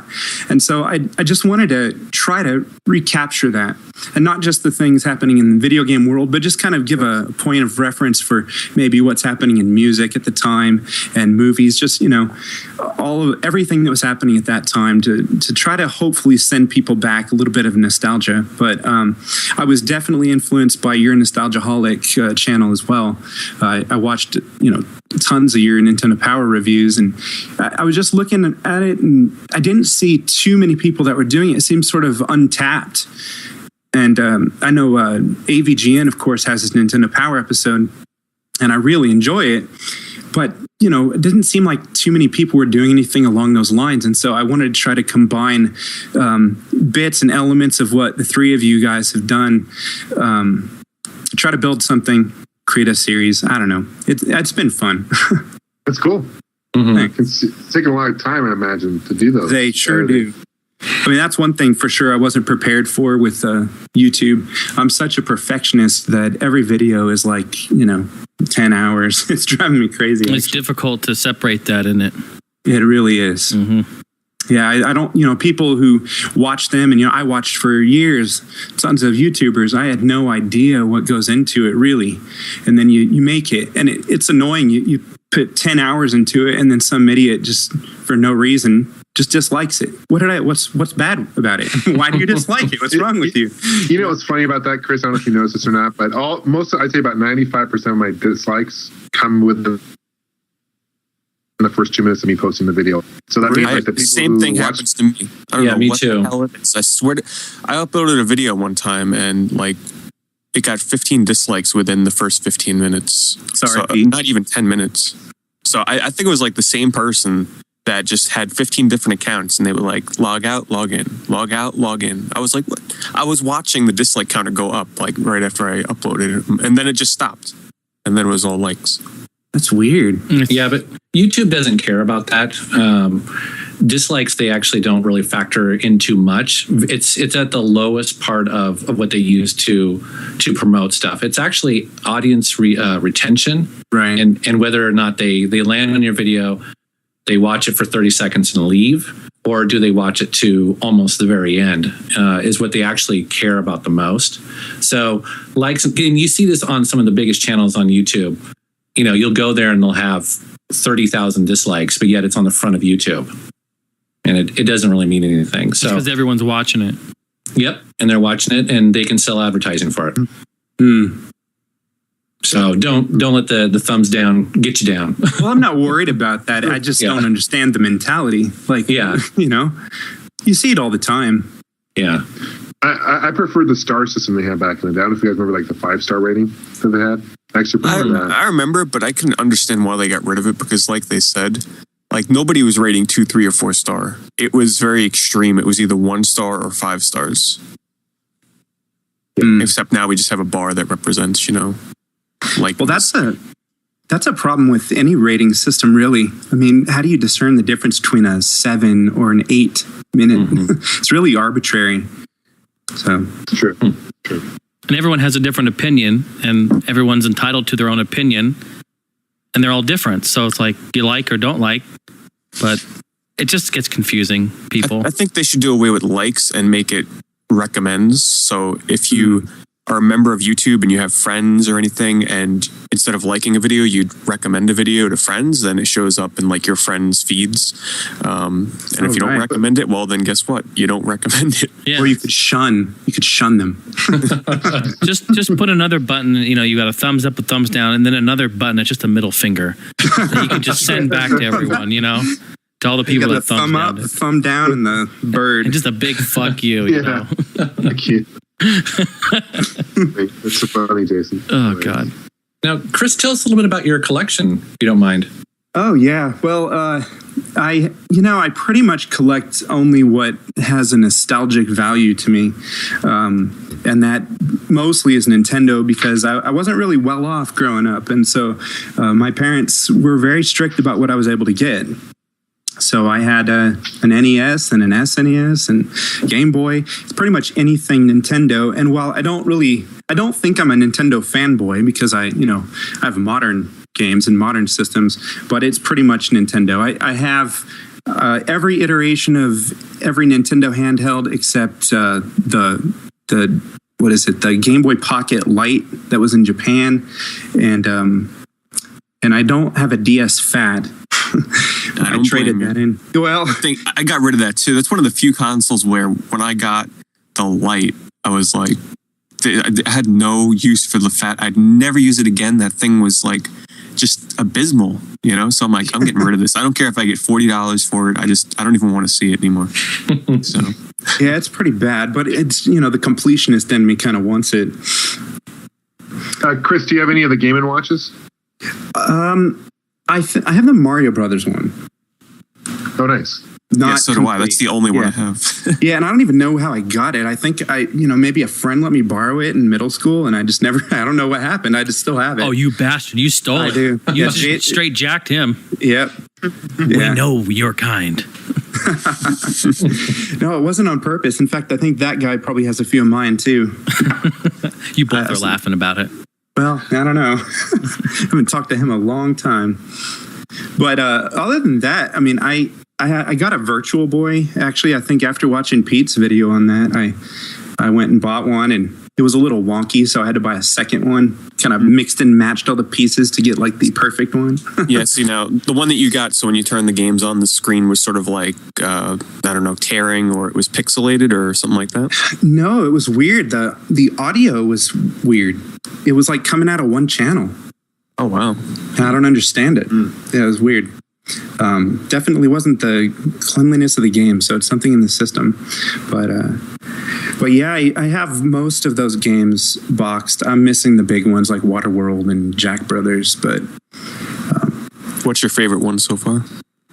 Probably either, I don't know, I like tennis, I like Mario Clash, and of course Wario. But pretty much those. Yeah, Mario Tennis is always such a... it's always like a toss-up for me between Mario Tennis and Wario Land. Those are definitely some of the strongest titles for that console, for sure. Yeah, it's funny. I mean, tennis, it's so simplistic, but there's something beautiful about the simplicity. I think people lose it. It's like Wii Sports for Wii, right? So simple. It's not groundbreaking, but for me, it's like one of my favorite games on the console. I think the tennis for Virtual Boy just really shows the 3D the best. The 3D blows me away every time I play that. And the gameplay is solid. The controls are spot on, and it's a really great demonstration of the Virtual Boy. Period. And I think that it really translates well. Oh man! I'm sorry. Did you guys ever play 2-player Tetris on the Virtual Boy? Have you ever done the link up? No. Jesus Christ! Imagine finding a friend back then. I know. That had a Virtual Boy. Did they even release that though? Did that come out? The cable, like the linking cable? Yeah. I don't know that it even came out. I don't know. I think it got scrapped before it went into production. Yeah, they have the port, but I don't think it was ever made. Maybe in Japan it was. I don't know. I don't know. Yeah, but finding someone anyway, I mean... Bring your Virtual Boy over. Yeah, it's like getting struck by lightning. Both staring into these dark screens playing a game. Well, you remember the advertisement? Back in the day, the advertisement was like, oh, it's portable and you can, run off batteries and take it with you. And I'm like, cool. Then I thought, what the fuck? I'm going to be sitting in the car with this thing. The car bouncing all over the place. I'm looking to do this thing, looking at my crotch. Come on. There's no way I'm going to take this in the car. It just didn't work. Typical Sunday. Yeah, it didn't work. When I was going to wait in line for the 3DS, I was highly considering bringing my Virtual Boy for when I was waiting online to play. But good thing I didn't, because it was extremely cold out when I waited in line for the 3DS. So that wouldn't work. Then speaking of 3DS, I've been hoping, I don't know if it'll ever happen, but wouldn't it be awesome if they redid the Virtual Boy games on 3DS? Oh, yeah. So release them original and then maybe do an update, at least some of them. It's a good idea. I mean, quite honest, I wouldn't doubt it if they did that, but to me, that would make the Virtual Boy lose some of its charm, because I don't think they'd replicate them. You wouldn't get the same feeling as if you actually played them on a Virtual Boy. So a lot of people, they'd play them on the 3DS and they'd be like, this isn't as good as I thought it would be. Because if I had the choice, I would play the Virtual Boy games on the Virtual Boy. Well, I prefer that, to see nothing but the game. It's so different. I think it'd be cool if they made some new homebrew games for the Virtual Boy. They do, actually. Do they? I'm pretty sure there's a scene of homebrews for Virtual Boy, but you have to have the Virtual Boy flash cart, which was they carried it on Planet Virtual Boy, the Planet Virtual Boy website, and they made very limited quantities of them. And those things, when they show up on eBay, they go for hundreds of dollars. Oh my goodness! Yeah, because there weren't very many made, and it's a flash cart, so you can load all the Virtual Boy games on there. I think there are some homebrews for it, not too many, but. Because then the convenience is, if you collect for Virtual Boy, if you have like the Gundam game or you have Virtual Bowling, you're not going to really want to be touching those cartridges too much, pulling them in and out of the system in the box, because those games are worth up to almost $1,000 in some cases. So you can just dump all the ROMs onto that cart, and that's the only instance where I would not be opposed to dumping the ROMs on a cart to play on the system for the Virtual Boy. But I don't know if there's really, with only 600,000 systems like in existence, the market for homebrew games has got to be pretty small, Yeah. But they make it for like the Jaguar CD, and that's got to be, I would think that's even smaller, right? So it's amazing what people will put time into to do homebrew games for systems that just seem like they're fun to program for, Hey, Mel Judas, speaking of Jaguar CD, I picked up 3 games this week for the Jaguar CD. The Wild. I'm in Kansas City this week for work, And they have, I think I mentioned before, Vintage Stock is like my favorite place on earth. I love this place. But they have like 9, I don't know, maybe a dozen places throughout the Kansas City area. I've been going to all of them after work, driving around. And I'll go over later in the podcast. I'll explain what I picked up. But man, they got some epic stuff. Yeah, it's great. I mean, how often do you see Jag CD games in a while? Not very often. No, I don't think I've ever seen them. Yeah. I got one a really good deal too. I'll talk about it a little later. But yeah. So something I wanted to bring up, and I'm sure Jason is very excited to announce this, but Jason has started up a Kickstarter for his new album. Isn't that right, Jason? Yeah, that's awesome. Yeah, thanks for bringing it up, Pete. Absolutely. And we have a tier prize on there that we recently added. Did we even talk about this at all on the podcast? I don't think I've even... before? No, I haven't brought it up yet. I don't think we brought it up at all. Yeah, so, okay, so I'll just briefly go over it. A lot of really cool stuff going on here, guys. So, as a lot of you know, I've been working on another musical album, and I have been for about the last 2 years, and it's finally on the final stretch. It's all done. All the music's done. Of course, we have amazing artwork and back cover art by Dodo Fro. We have some musicians in the gaming community that have helped play on it. It's just a really, really cool album. 16 tracks. It's called Nothing's Forever, and it's a very close album to me, but has a lot of great stuff on there. I think it's a variety of stuff, and I think everyone will find something that they like on there. I hope, at least. I want to do physical copies of it other than just a digital download, which it will be for digital download as well. But physical copies is the end goal. I've always done that with my album. So I started up a Kickstarter. I think with this whole buzz of Kickstarter, I think it's a fantastic way for artists to help get, the ball rolling, right? So I've started it to get the physical copies produced, as well as, some promotional posters and some other really fun things like that. So I have started a Kickstarter.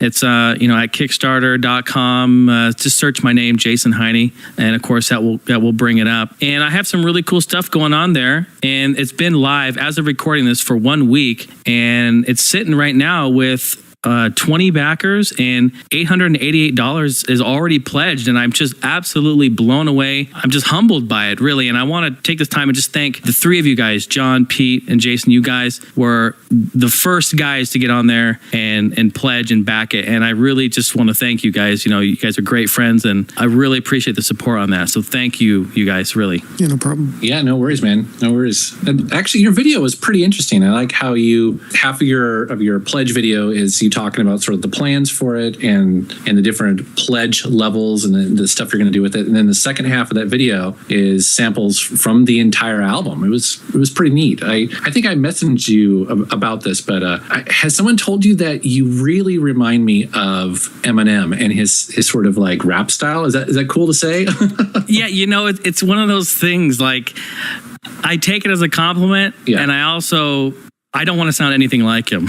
I know. You know what I mean? But for one, Eminem is like one of the most amazing lyricists out there. I mean, I don't even come close, not even a fraction of the lyricist that he is, but that's not who I am. But so I do take it as a compliment. I appreciate that. It was definitely meant as a compliment. I mean, the quality of the songs is really high, really, really high, So also, I just want to say one of my favorites was towards the end, you have a kind of guitar rock version of Gamers Alike, right? I do, yeah. That's the amazing Mike Turner on guitar. He's also in the gaming community. He's out of Denver. But yeah, when I released Gamers Alike on iTunes and everywhere else, I released the acapella and the instrumental for people to go and remix and have fun with, because that song is kind of my big thank you to the whole gaming community.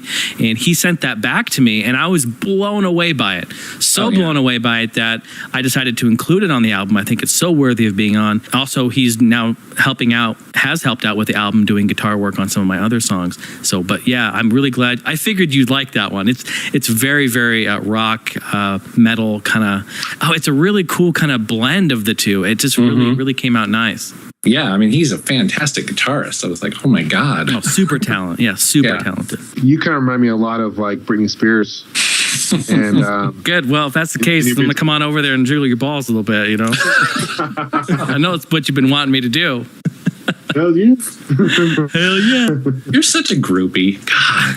Groupie. So it's been going really well, and I have some really cool different rewards. I've got about 6 or 7 different reward brackets that you can do, and everything from just getting the digital download of the album, basically like a pre-order, all the way up to getting signed drum heads and drumsticks and some stuff like that, and conversations via Skype, my whole discography of all my albums, as well as even collaborating on a song one-on-one and creating something unique between 2 musicians, me and whoever else wants to do it. So there's some really cool stuff on there. And lastly, getting into it. So Pete, you brought that up. Pete contacted me, and so we kind of teamed up. And this happened yesterday or last night. Pete was just going crazy with all these amazing ideas that he had to kind of help and be a part of it. And I think it's fantastic, Pete, what you came up with. He thought we could do an All Gen Gamers kind of exclusive Get Your Whale On physical CD kind of perk in there. And I think it's a brilliant idea. I am so excited to do this. It's really cool to actually do this. You guys give a little and I can give back in a big way. So listen to all that you're going to get for this $100 pledge. First, you're going to get, of course, the new album signed, physical copy. You're going to get a link to a movie that I've made of behind the scenes, the making of Nothing's Forever, 1-hour special on YouTube. You're also going to get a music video that is only going to be released to my pledgers of the song Let You Know. You're also going to get all of my albums, all of the physical copies. So Personal Invitation, Higher Standards, R&B. You're also going to get all of the promo posters for the album. So 4 promo posters. They're 11 by 17, high gloss. You're going to get all of those. You're going to get a handwritten thank you letter, a one-on-one conversation with me via Skype to personally thank you. We can talk about anything that you would like. You're also going to be getting early release of Gamers Like Rock Remix. Going to be giving that to you the moment that Kickstarter ends. And lastly, of course, you're going to be getting the All Gen Gamers Limited Edition Get Your Whale On physical copy that will be signed by all of the All Gen Gamers crew, Mr. Metal Jesus, Pete Dorr, Gamester81, and myself. We're going to be signing them at PAX, so I will send them out to you after that event. They're also going to be limited. There's only 25 available, so it's a first come, first serve type basis. So if you pledge first for this perk, this reward, then your disc will be number 1, and so on and so forth. The Get Your Whale On CD is going to feature the original mix, a cappella, instrumental, and a never before heard blowhole remix. Yes. So there's some really cool stuff going on there. So definitely get over there and check it out. If you guys want to help out, the indie artist, the indie musician, and here, I would really appreciate that. And I know I speak for all of us when it comes to this, you guys, but we all are really thankful and grateful for all the support that you give us, not just with this project here, but for our YouTube channels and our podcasts and everything that you do. And the very, very last thing I want to mention here, and this is really an exclusive to just the people listening right now. So if you are hearing this, this is something for you. If you are a backer, a pledger of the project, and the project does succeed and it gets funded, all you have to do is send me a message, a private message via the Kickstarter message system, and let me know that you heard me say this on the podcast. I will go ahead and send you a free copy of Get Your Whale On download. So you basically get the rock remix of Gamers Like and Get Your Whale On free. There you go, nice. So, yeah, cool. So you can check it out. So that's kind of just a little, thank you for everything. You can get it right away there. I'll send it right over. So, but there's some cool stuff. I got a good behind the scenes video footage exclusive for everyone there. I've got a music video exclusive that is on there, and some really cool things going on. So I'm trying to go all out with this. This is the first time any of us have done a Kickstarter for anything, and I thought, let's just do it, let's see how it works, and try to give back. Why not have fun with it? This is actually a really, really fun thing to do. We all get to achieve our goals, and that's what's really exciting about it. Hey, I just wanted to say, I really appreciate the music that you do, and I love that Metal Storm mix that you did. Are you working on any other NES game type things like that? You know what? It's really funny. I've been doing video game remixes before even I was on YouTube, in the early 2000s and late 90s. I was doing stuff, and I have lots of stuff that I'm working on. And yeah, I started releasing them, and people love them. So I'm gonna actually kind of, hush hush, but no, it's going to be really cool. I'm actually working on an album for this. I want to release an entire album with just video game remixes, and I have some, all across the board, from NES, Super NES. I have some 64 in there, and I have in my mind, I have a whole set list of remixes that I'm going to plan to do in the future, and it's going to be really, really cool. Because what's so amazing about those to me is because the music is so memorable and like most of us know it so well, it's almost like part of us now. So when you hear your song, it's like it's resonating. On top of everything else you're doing, there's that underlying resonance, I guess. Yeah, it's very true. It definitely, no pun here intended, it strikes a chord with people. You know what I mean? Like, just like you said, they've heard it for years growing up and as kids, and then when they hear it again, they're like, oh, I love this song. And then I just hope to throw a little spice on the top of it and, put my influence into it and do it justice. I don't ever want to take anything away from these songs because they're so close to me as well. I don't want to ruin them by any means, but I just want to throw, as anyone would, their little flavor onto it. So I think one of my favorite NES games are like music is like Tetris. It's one of the best soundtracks. I would love to hear like a remix of Tetris. Definitely note that one. Yeah, absolutely. Love Tetris. I know it's kind of cliche to say, but I still think my favorite NES song is "The Moon" from DuckTales.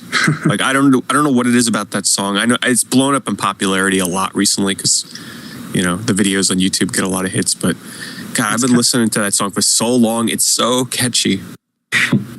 God, there was some good ones in DuckTales. There's something haunting about that one. Totally agree. Well, if you listen to some of the remixes on YouTube, like there's some really, really good remixes of that song out there. Well, best of luck, Jason, and that's awesome, man. I'm happy for you, and best of luck. Yeah, thank you very much, you guys. Really, really appreciate that. Always appreciate the support. You guys are great, good friends. It was Jason and I had fun hanging out for his birthday this past week too. Oh yeah, yeah, we did. I celebrated a birthday. Yeah. Jason, you want to tell him what we ended up doing for your birthday? Yeah, I put on Britney Spears outfit, and John bent me over. Yeah, you did exactly. Exactly what we did. No, you know what we did? There's this place here locally in town called Organ Stop Pizza, and they have this massive pipe organ, and this dude sits on this pipe organ and plays with both hands, both feet. This thing is just incredibly large, and it's like the entire building. I mean, there's like horns and trumpets on the back wall. There's like grand pianos and trash cans and all this percussion. It's amazing. It's an entire building, and he plays. I was blown away. I was expecting, Jason said, oh, yeah, it's a big organ. I was expecting something that's like they have at church, you see it's just pipes and whatever, But, I mean, this is truly an amazing, like Jason said, they have every instrument you can almost think of. Every trumpet you can think of. They had a baby grand piano. They had, another piano. The guy was literally remotely with these drums, these cymbals. I mean, it's like this guy's a one-man musician. It was pretty amazing. Yeah, this is a pizza place. Yeah, it is. It is. I just can't stop picturing Rockafire. Yeah, really. Pipe organ. Oh, dude, Rockafire times 100. I mean, this is crazy. It's an entire building. I mean, they even have they have marimbas and xylophones hanging from the ceiling that get played. It's insane. I want to correct Jason real quick. He said it was the largest organ in the world. It's actually the second largest. The largest is actually my pants right now. Oh, God. Oh, God. God. I got to find a clip for that. Let me find something here. And that is something. Ooh. Or how about the male version? Yeah. Something like that.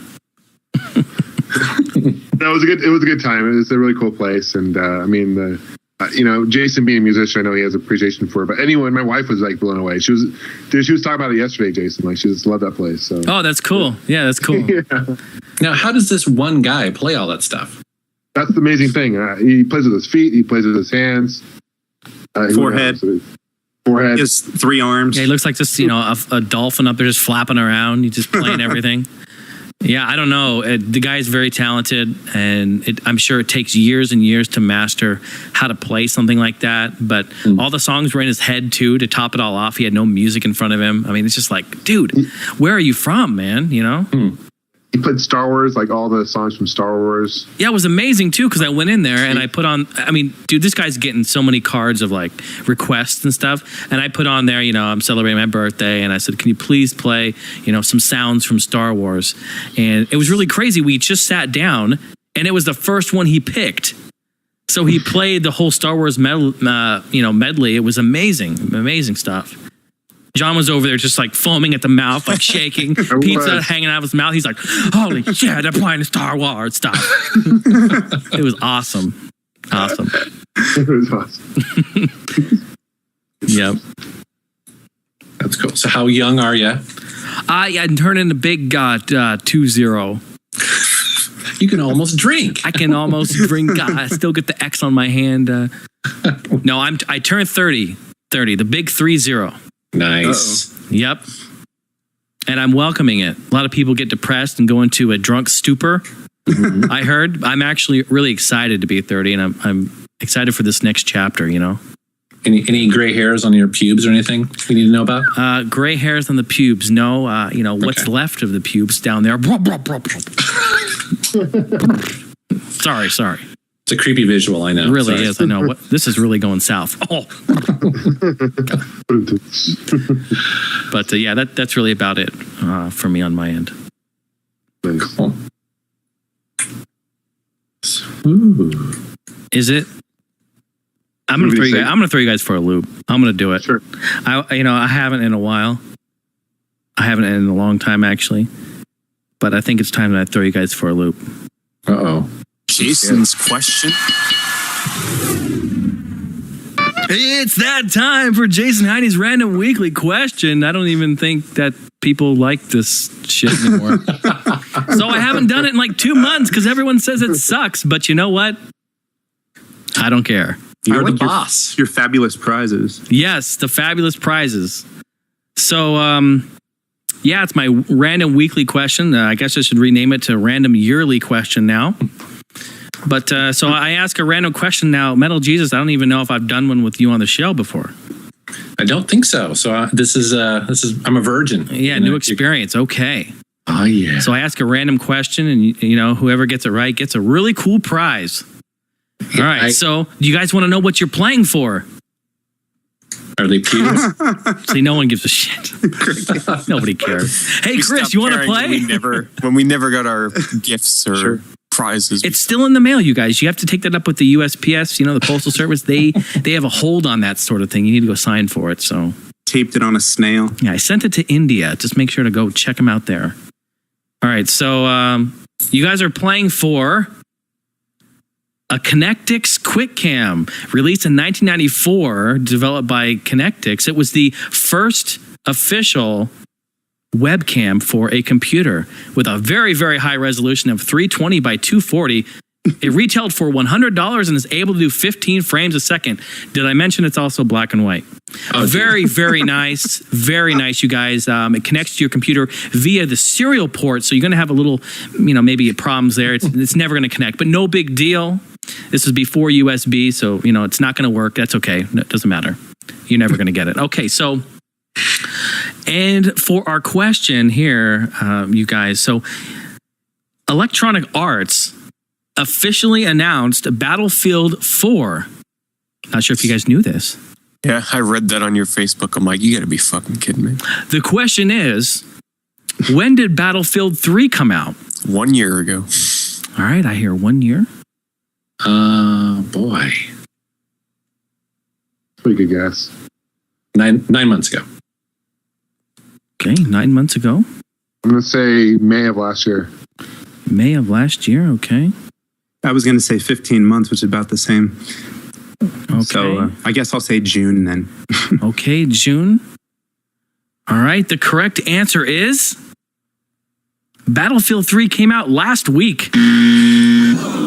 Oh, sorry, you guys. You were really, really close there. But yeah, it was last week. So just a week apart. Feels like it, huh? Yeah. Yeah, see, that's...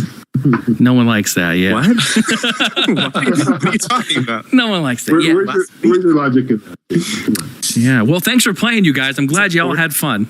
You're crazy. No, but just to touch on that subject, yeah, what they did is, see, they're releasing a new game called Medal of Honor Warfighter. Okay, that's coming out, I don't know, sometime soon.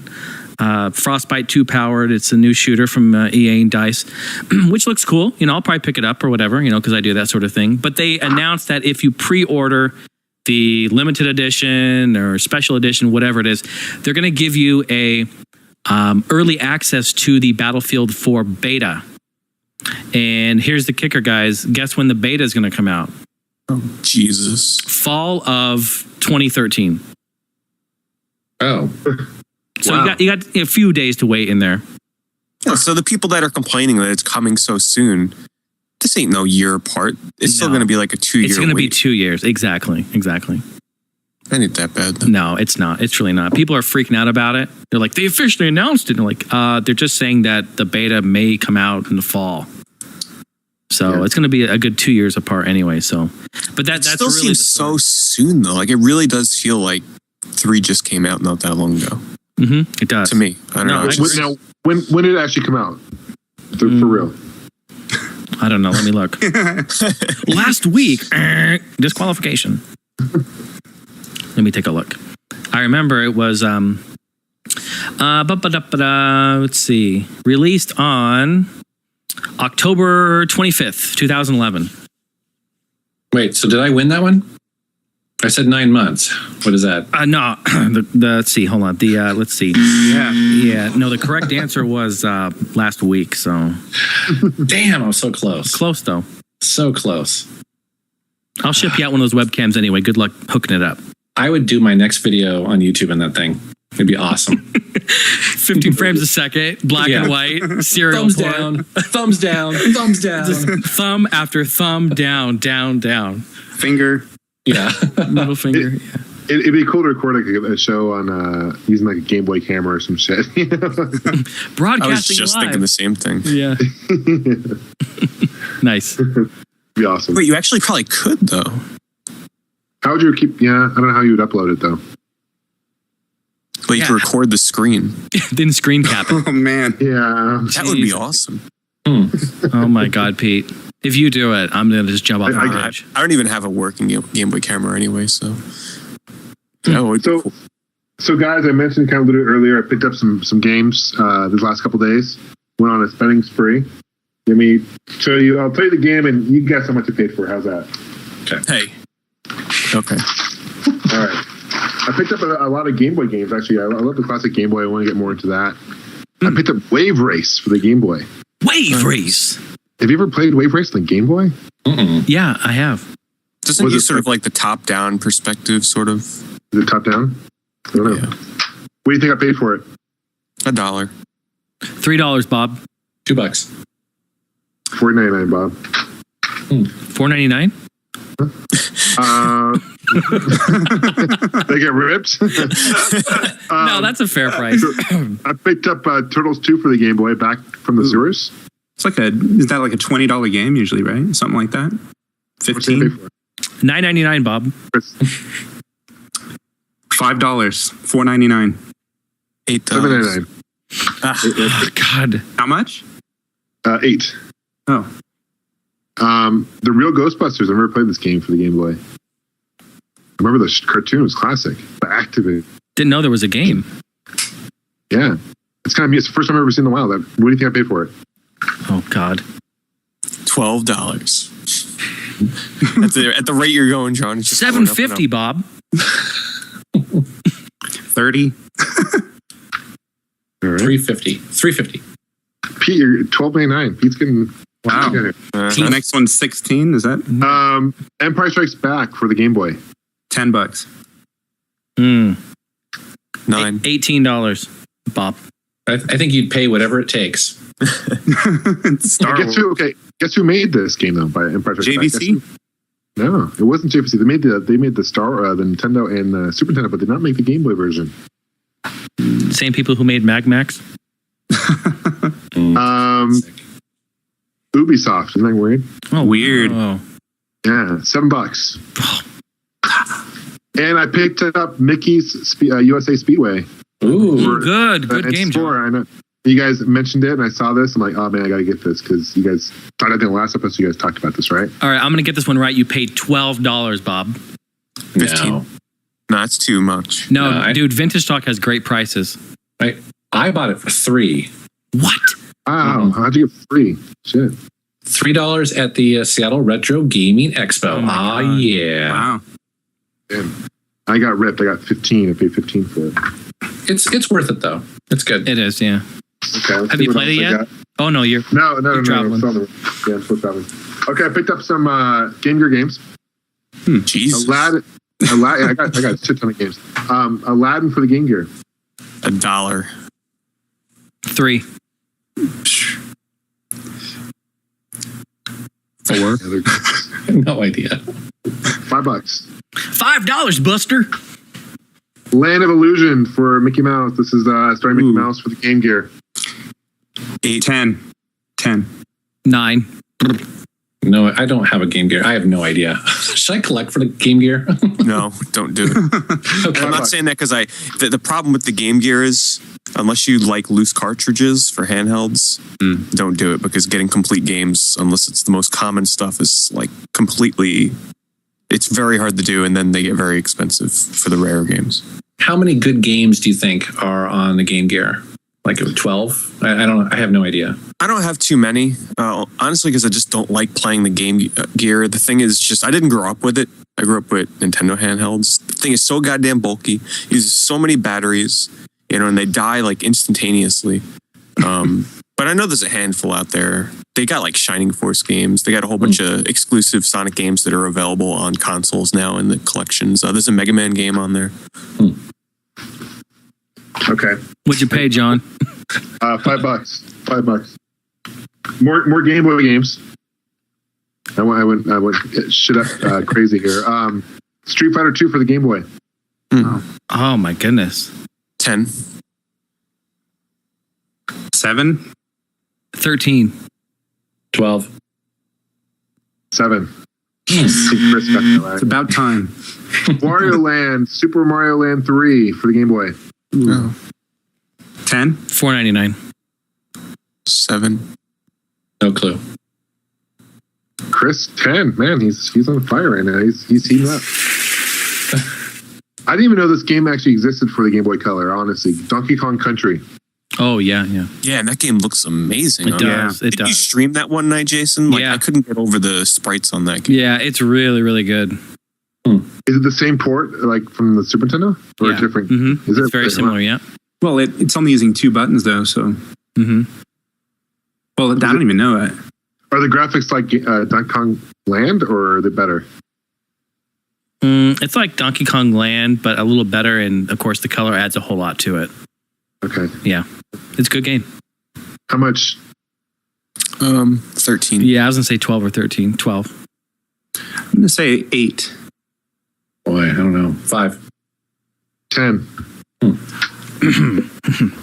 I got more. Is this boring for you guys? I got some more. This is fun. Okay. I'm getting everyone wrong. It's great. WrestleMania, the arcade game, Super Nintendo. 50 cents. Too much. A quarter. If it's not free, you paid over. Probably like the dollar bin, something like that. You had to wrestler for it. $2. Ooh. Okay, this is an early Sega CD game. It's one of those. It's not even in the blue case. It's in the actual cardboard box, complete, and it's Prince of Persia. Oh. 12. 15. Where did you buy these? Sorry, Vintage Stock. This is the store. They have excellent prices, man. Excellent prices, yeah. Excellent prices. That's in Kansas?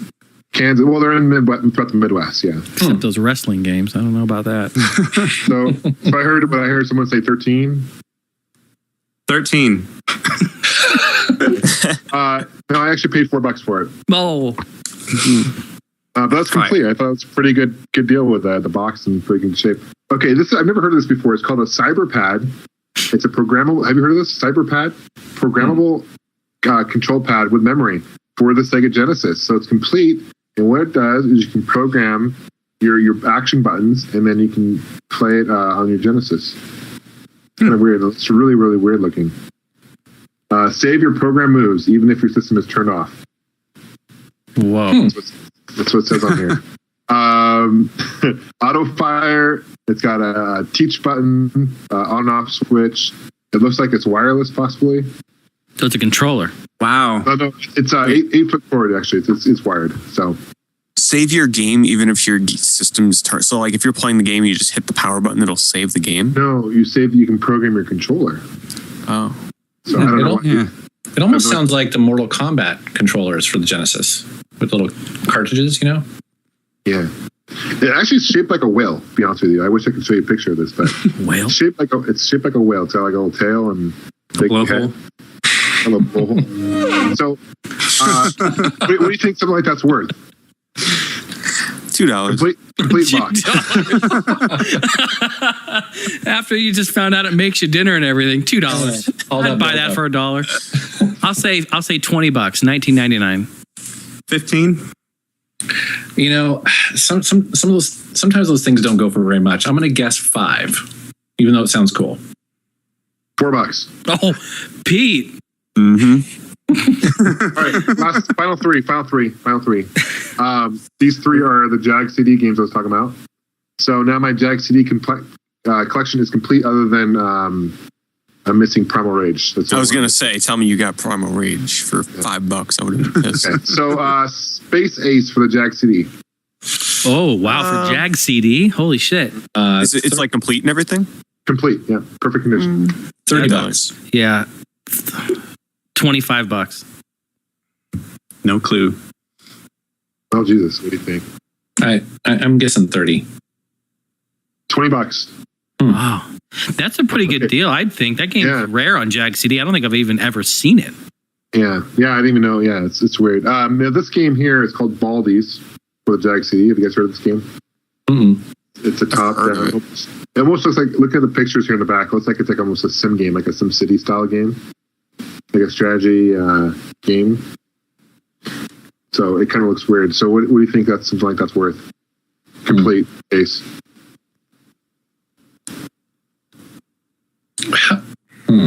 I don't really know values on Jaguar CD. How many games were released for the Jaguar? 12? The CD? Yeah, 12? I think about 12. Yeah, about a dozen. Yeah. Huh. I'm going to guess $12. $12.50. Yeah, I don't know. 15? $1 million. Chris got it. 1 million. No. $10. $10. Not bad. Okay, this game right here, but I was excited to find this one because this is actually pretty rare. So I think it's the second rarest game for the Jag CD behind Primal Rage, and it's called Highlander: The Last of the McLeods. And looking at the back of this game, it looks like it's animated, almost like a Zelda CDI kind of style game. Oh god, so it's really bad animation. I'm really anxious to play this. I actually want to do a review on this game. We think something like now on eBay. I looked on eBay and I looked at like past auctions, and like this game is selling for like, I don't know, I saw like $100, I think. What? Yeah. Holy shit! I'm gonna say you paid 15. 20. Yeah. $10. $10. Wow. Yeah. Do they have a website? Vintage stock. Yeah, you know, I was talking to the man, like, you got to franchise this, man. I'll invest and open it up in there. I mean, this is an awesome store.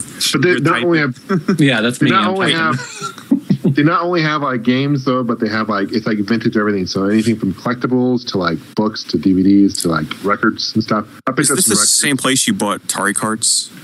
Yeah, same place. Fucking bastards. They better do some more research, I swear to God. No. John walks in, gets Atari carts complete for what? $10, whatever the hell it was. $10, yeah. It's a $100 game, yeah. I guess they just don't follow Jaguar.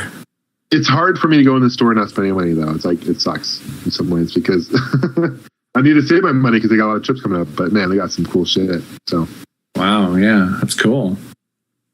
That's like $250. It's like, I think I spent $150 total. Wow. Yeah, $160 total. But then they have like vintage Star Wars toys too. I picked up a really cool like vintage Star Wars figure that I didn't own before. It's pretty rare, so it's cool. That's fun. Hold on now. I've got a crazy eBay Heat Door edition. This is an auction that I have bought myself. Oh. It's 2 separate auctions, but I'm just going to pull the price together, and the price will be including shipping. So, I got some PlayStation 1 games, and it's a lot of games, so I'll name them off pretty quickly here. It's Oddworld, Darkstone, Echo Knight, Gauntlet Legends, Breath of Fire 3, Medieval 2, Mist. Let me just check the other page here. Tomba 2, which I'm so glad I have now, because I've been hunting this game for a few months now, trying to get it for a good price. So that's included. Crash 2, Activision Classic Games, Chocobo's Dungeon 2, Castlevania Symphony of the Night, Black Label. Wow. Rayman, Legend of Legaia, and Legend of Dragoon, Black Label. So, what do you guys think I paid for all those? It was in one auction? Was it a buy? Buy It Now's 2 separate auctions, but I'm just including them both together for the total price. With the same seller? Same seller, yeah. So I'm kind of wondering if they just didn't know much and just kind of priced like X amount per game. So yeah, and then the Buy It Now, it's like boom, gone. Right. I'll say $60, Bob. I'll say 80. I'm going to say 100.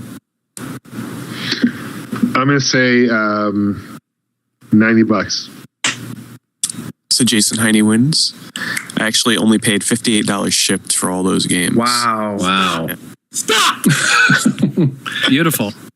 Yeah, I don't know. Like, I do that for probably the last 2 months. One of the things I like to do is I always like to search newly listed lots for games, buy it now only. And, you know, sometimes I've seen some pretty awesome stuff on there, but I'm telling you, there's a good amount of other people that do the same thing, because auctions will be listed, and the second you go to hit buy it now, it's like, this item has sold already.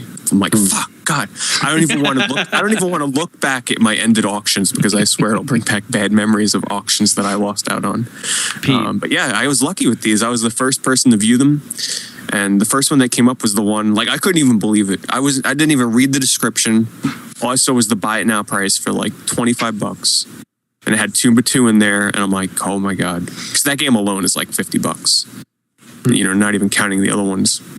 So I bought it, and then I immediately checked their other items, because I always do that with somebody that seems like they don't know what the hell they're doing on eBay.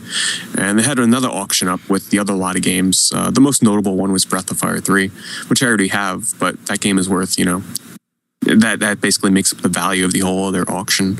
But yeah, I was pumped. And then I checked their other items, and yeah, somebody got pretty goddamn lucky before me. Because this person didn't list everything all at once. The previous day, they had listed an auction with like Tomba 1 in the lot for $25, and that game is like $70 plus.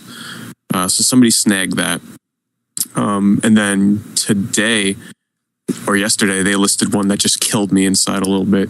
Another lot of games for $25, and one of the games inside was Tales of Destiny 2, which is about $100 to $120 game. So I was a little depressed about that. I'm like, damn, you know, because I didn't want to write this person and be like, hey, do you have any more, you know, games for sale that you'll be listing soon? Because I didn't want to hint to them that, you know, they're an idiot and they should research what they're selling beforehand, and that they'd find out what they're selling me is worth way more than what I paid. So I was keeping quiet. Yeah. It's so probably pretty vintage excited. stock. I checked their stores, like they sell just vintage stuff. Yeah, they usually do not sell games. So they kind of just happened upon these games, I guess, and just were like, $25. I don't feel like looking them up. So yeah, my patience paid off finally. Speaking of eBay, I don't know if you guys saw, there's a Nintendo World Championships up right now. There's a great cart. Oh, yeah. I did see that. I saw that. Yeah. It's at 3,600 with almost 2 days left. Do they say where it is?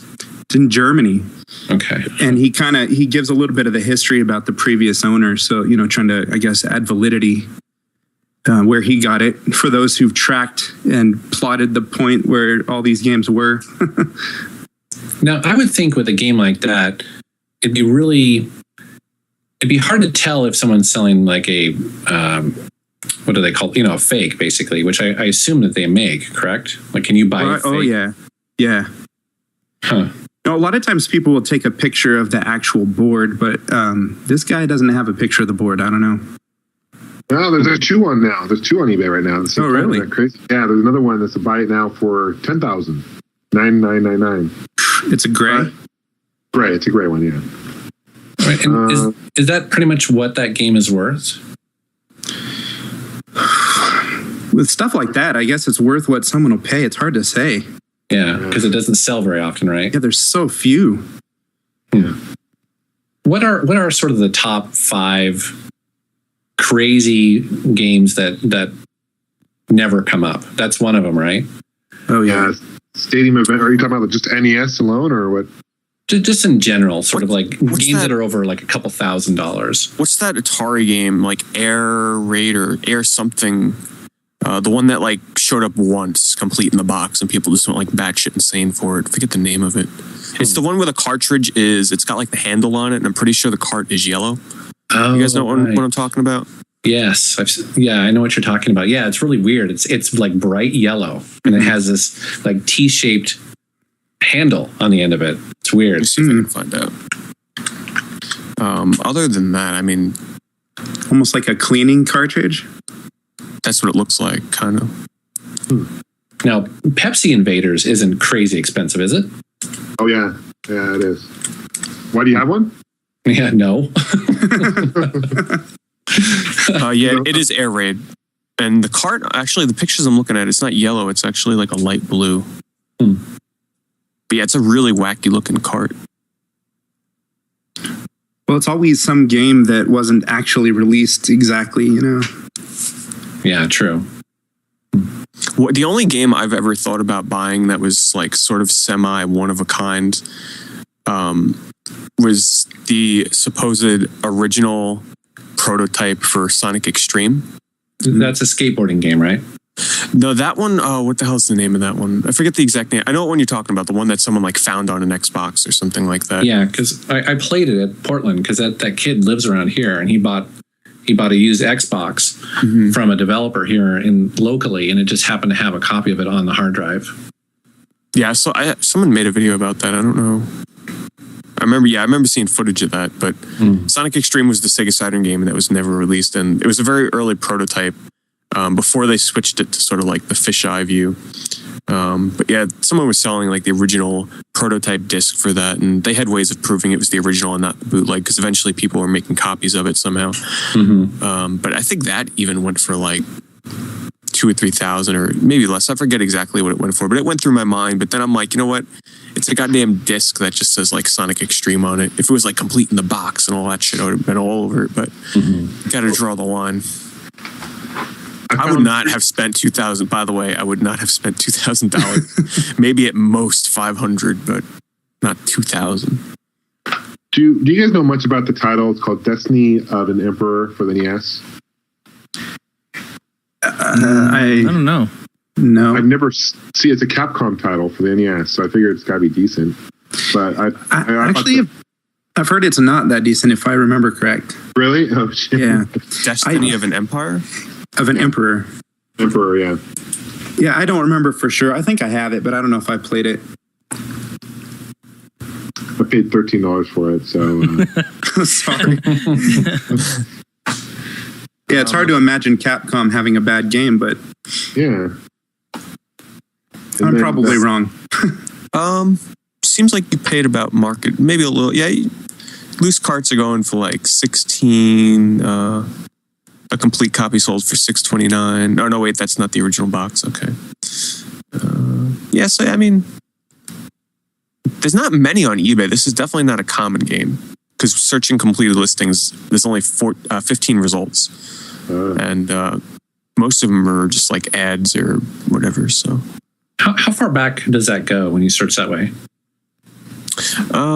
It's only showing me, well, at least for this game, usually it goes back a bit further, like 3 months or so. It's only showing me until July 4th. Okay. But yeah, if anybody ever wants to find out a value of a game, don't search eBay and see what people are asking. Search eBay, search completed listings and see what people are actually paying. Yeah. And then usually, like, what you should do is see what people are paying, and then just do a little undercut. You know, if you're going to sell yours, sell for like $2 less than what people are usually paying. Now, when you guys are looking online, do you ever go to Amazon and do the used section there? You know, I've gone on there sometimes, and it surprises me. I don't like it because you don't get pictures, and like you get one line of a description. It's like complete in box, condition good. I'm like, you know, I don't really want to risk it. And I don't see a way to get in contact with these people. But I've seen some pretty nice deals on there. Yeah. Yeah, of course, there's no label, and it's been chewed on by a dog. You never know. Yeah, right. Like, how does that work selling? Have any of you ever sold on Amazon before? I have not, no. I'm just wondering, like, what kind of fees they have, because I don't know why these people would like sell on Amazon as opposed to, you know, eBay or something. There has to be some kind of catch to it. Some people probably list it in both places, and whichever one sells first, they cancel the other. That's true. That's true, because actually I prefer using Amazon just because I guess it's because I like the fact that they already have my credit card information in there, or my debit card or whatever, and so it's just easy. And while I have an eBay account and a PayPal account, I don't have any money in it, so I think I've got $3. And don't you have to? And you know, forgive me because it's been a long time since I've used eBay, but do you have to keep putting money into it, or will it just auto withdraw, or how does that work? You don't have to have money in there; it will auto withdraw out of your bank account. Okay, because it used to be where you used to have to put money into PayPal, right? Jeez, when was the last time you used it? I went 10 years ago. I'm an old man. We're sending checks and money orders on eBay. Jeez. Yeah, there was a time. No, PayPal's very good at ruining people's bank accounts. Makes it way too easy. Yeah, I remember back in eBay. Sorry, I was just going to say, because they have Bill Me Later now, which will let you use PayPal and pay interest, so you can buy anything $100 and over, and no interest to 6 months. So yeah, it can get kind of dangerous on there if you don't watch yourself. You know, that rare game comes up and you're like, I got Bill Me Later. You know, 6 World months Championship. Well, I think the other thing that kind of killed me off on eBay too is that the last time I bought something, and it was a music CD, it came burned with a printed out label, and the guy was like, "Oh, I'm really sorry. I thought that was the original. Here, let me send you." Stop and read the description, Metal Jesus. He said in the description. Stop. This is not a music CD. This is not a music CD. Not a DVD. See how much of a noob I am? I should just shut up. Why don't you use eBay that much? Just curious. Me? He's got so many local game shops. That's right. Yeah, you're lucky. It's true. Is that there's 9 in the local Seattle area, and so that's not including thrift stores or pawn shops. And so just like even today, typically I'll be like, oh, it's Tuesday, so I hit 4 different Goodwills and Value Villages, and then there's also a bunch of pawn shops. And so, even today I hit 6 different places, and I didn't even touch the retro stores, because I usually hit those on the weekends or whatever. We have a lot. The thrill of the hunt is absolutely amazing. Mm-hmm. You can't beat it. Yeah. Well, I have nothing like that by me with retro game stores at all. Like maybe one Salvation Army, and that's it. That's weird though. But you live in New York, the New York area, so I'm surprised to hear that. Nothing. Wow. That's crazy. I've been an eBay user since 1999. So I remember back in the day when you actually had to mail in your check. You have to wait for it to clear. 7 days. You've got me beat by 2 years. Yeah.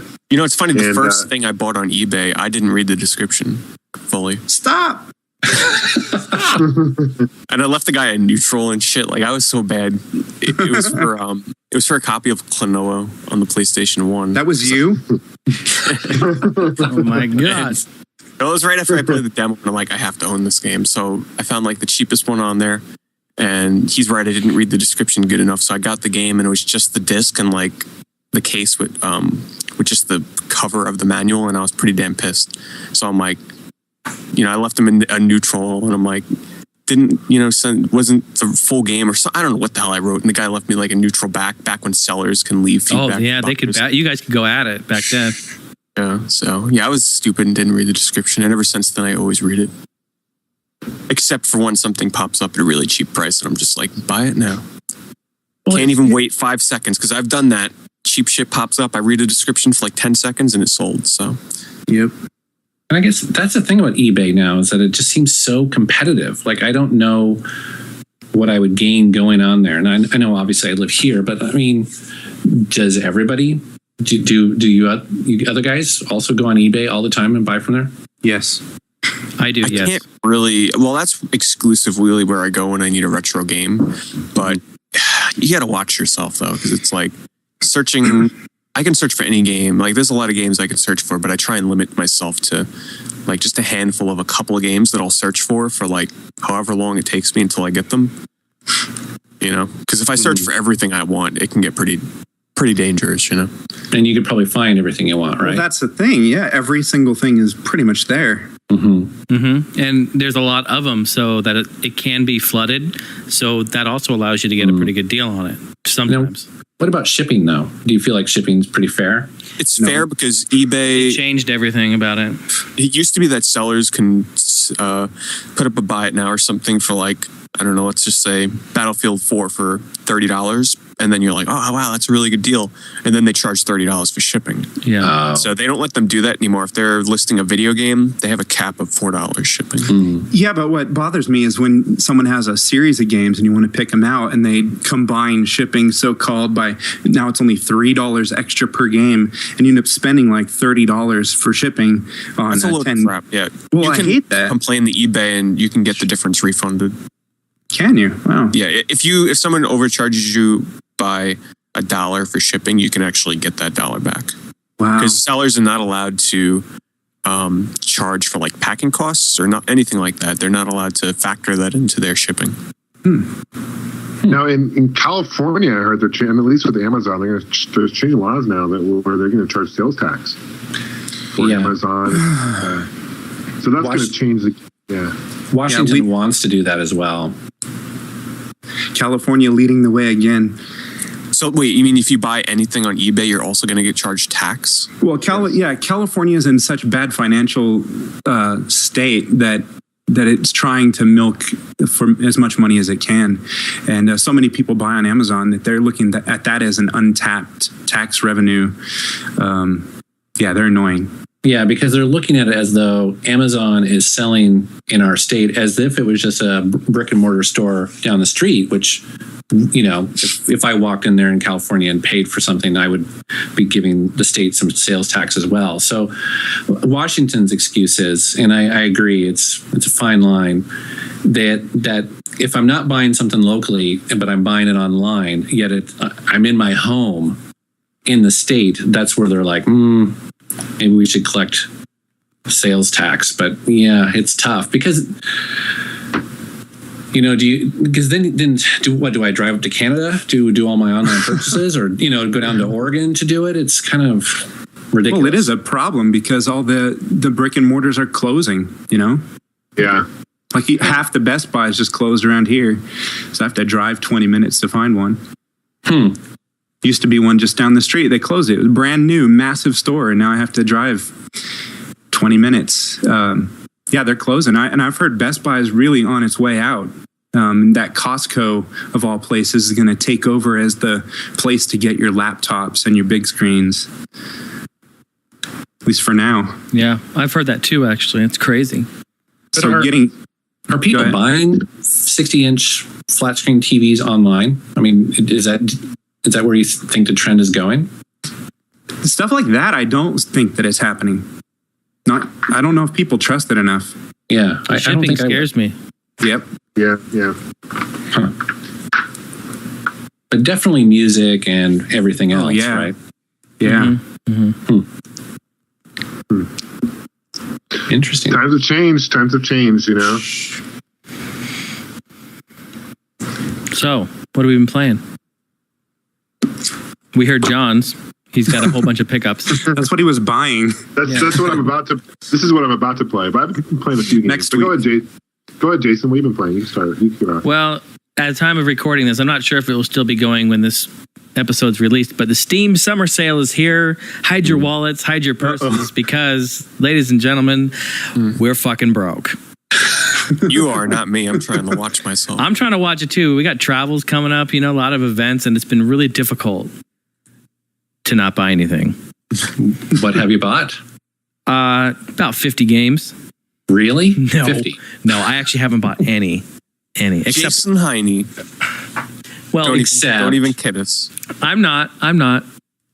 I have not. It's been really hard. There's the Star Wars bundle I really want, and there's the Activision bundle that I really want. They're like $50 a piece. There's like 20 games in there. I'm like, Lord, give me the strength to not do this.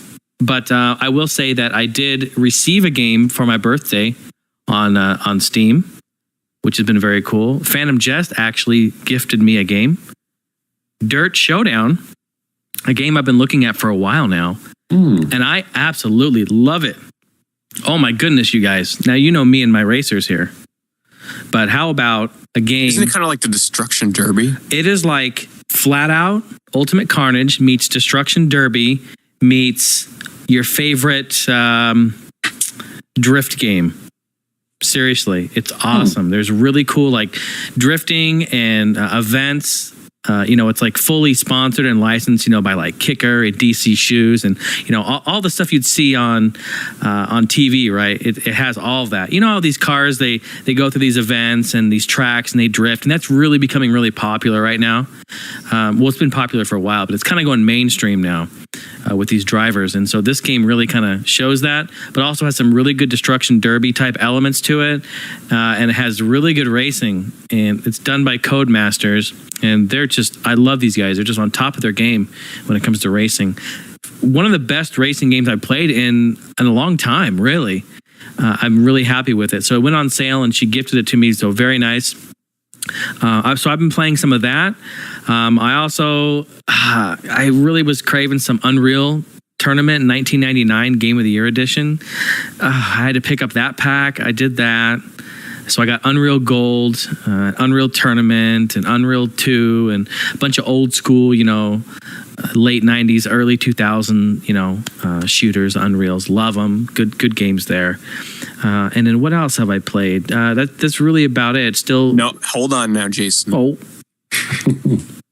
You guys played a game I talked about last week. Oh, yes. Oh, yeah. And you picked it up, right? No. You're talking about the free one, correct? Mm-hmm. Wait, yes. What? I played it, certainly. Slender. Oh, Jesus Christ. That's exactly what I said. Oh, my God. Yeah, I was like, I'm not going to play this game. When we got done with that episode, I went right on there and I played it.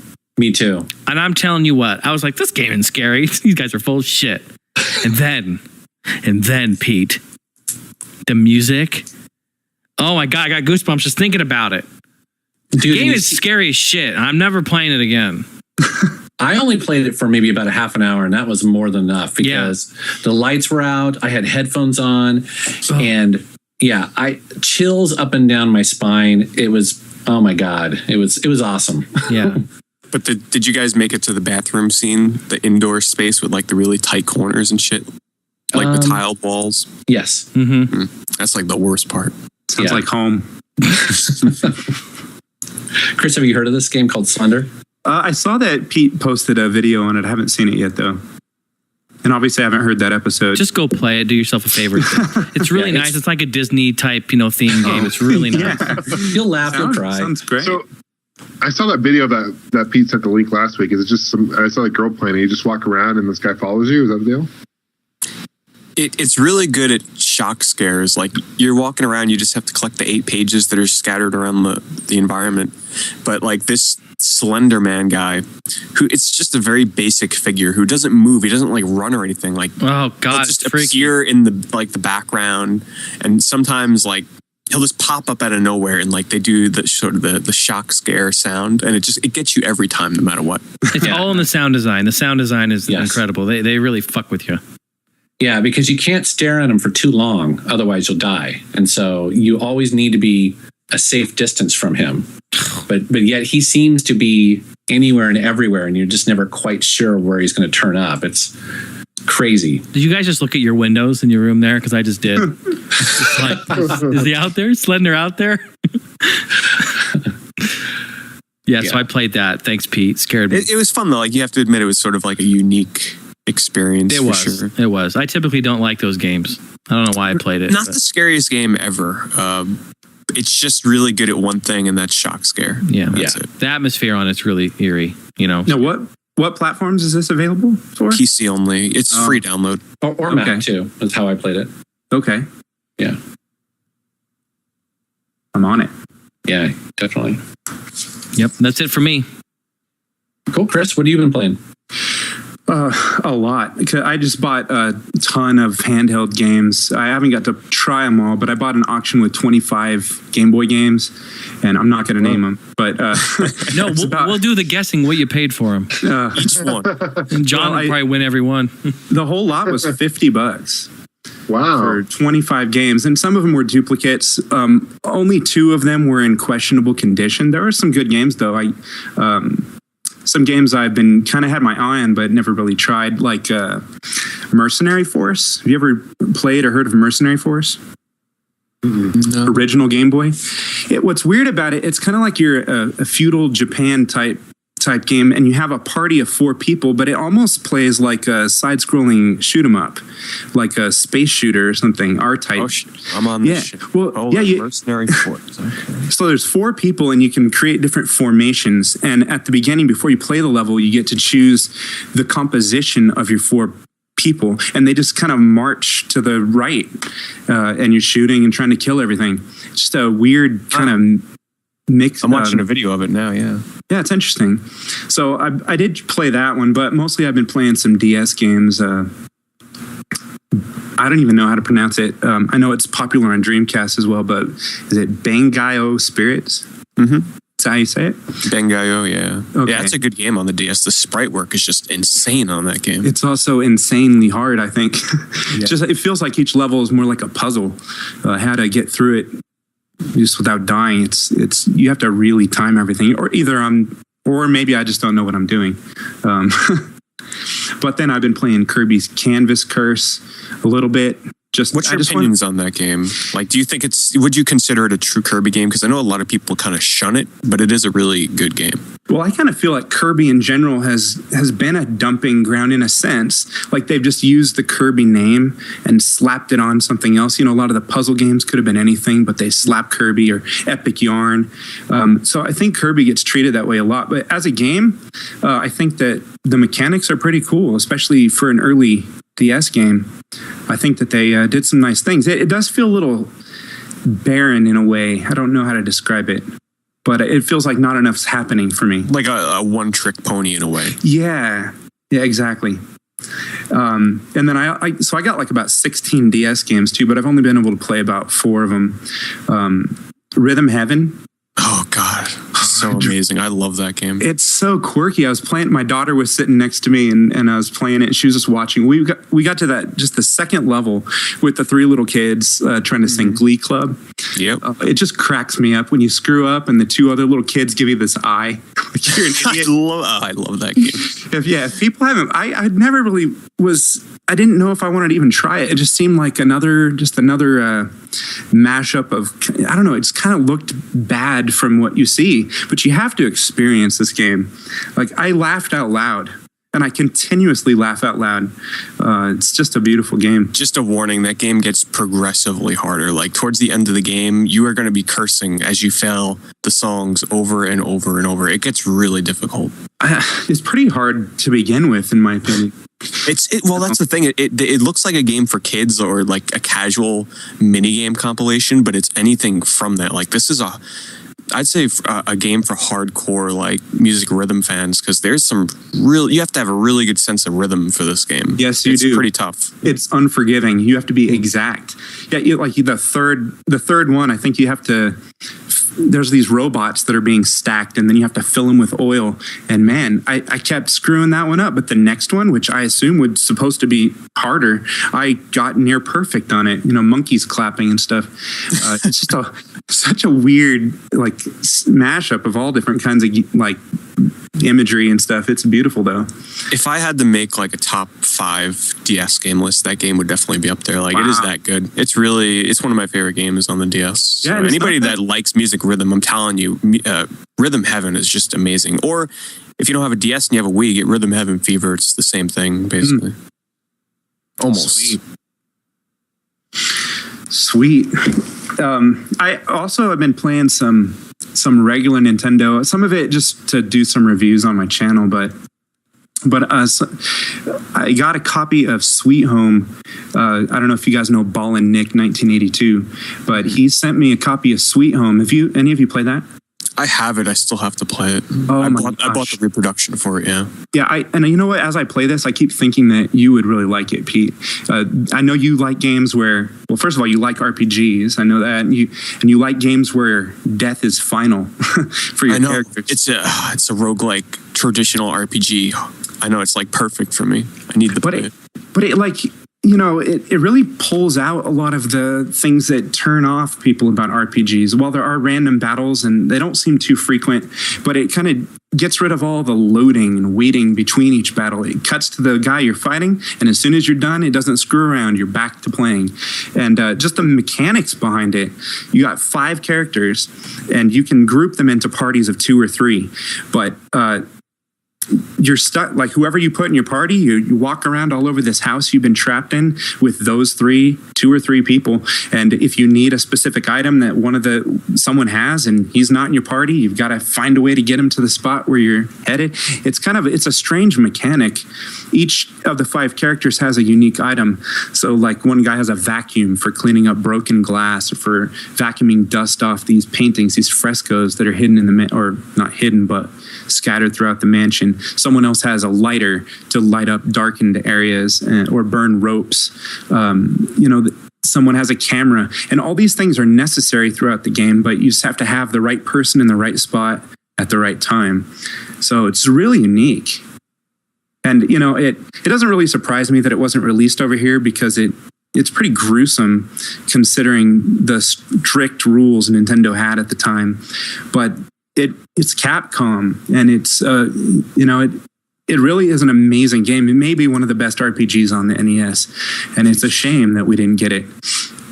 Yeah, if nothing else, just put it in, play it for an hour, and you will be hooked. Is it a really tough game where you kind of you have that urge to use a walkthrough because it's so like punishing in terms of the character party formations, or can you kind of just coast through it yourself? I think there are a few things that I think would be good. I think, you know, if you don't have an instruction manual, I would recommend going on GameFAQs or something just to find the basic controls, because I had some trouble kind of figuring out how to work with your items, how to pick up a weapon that you find on the ground. It's not really self-explanatory, but beyond that, I think you could probably figure it out. But it does have that sort of NES. It's going to tell you one time what to do, and you better get it. You better know what you're doing, because you know what I mean? It doesn't hold your hand in the same way, but I do think it's doable. Yeah, it's definitely playable. I don't think you have to sit there with a walkthrough. I wish that I had a map for it, though. That would be helpful. But so I've been playing that, and also, you know, I've been playing Metroid and Zelda again.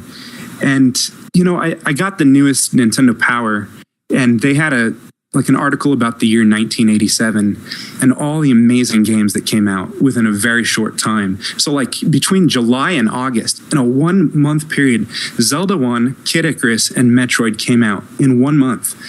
And that just blows my mind, because all 3 of them I think are great games. But what even more so, it was like Nintendo was ushering in a new epoch of how to design and how a game ought to be. I mean, when I think about the massive non-linear kind of open world idea, I mean, who had done that before? So that was sort of rough. I mean, it was there in parts, things like Adventure on Atari 2600, and even like, you know, there were a few games that had things like that, or Raiders of the Lost Ark.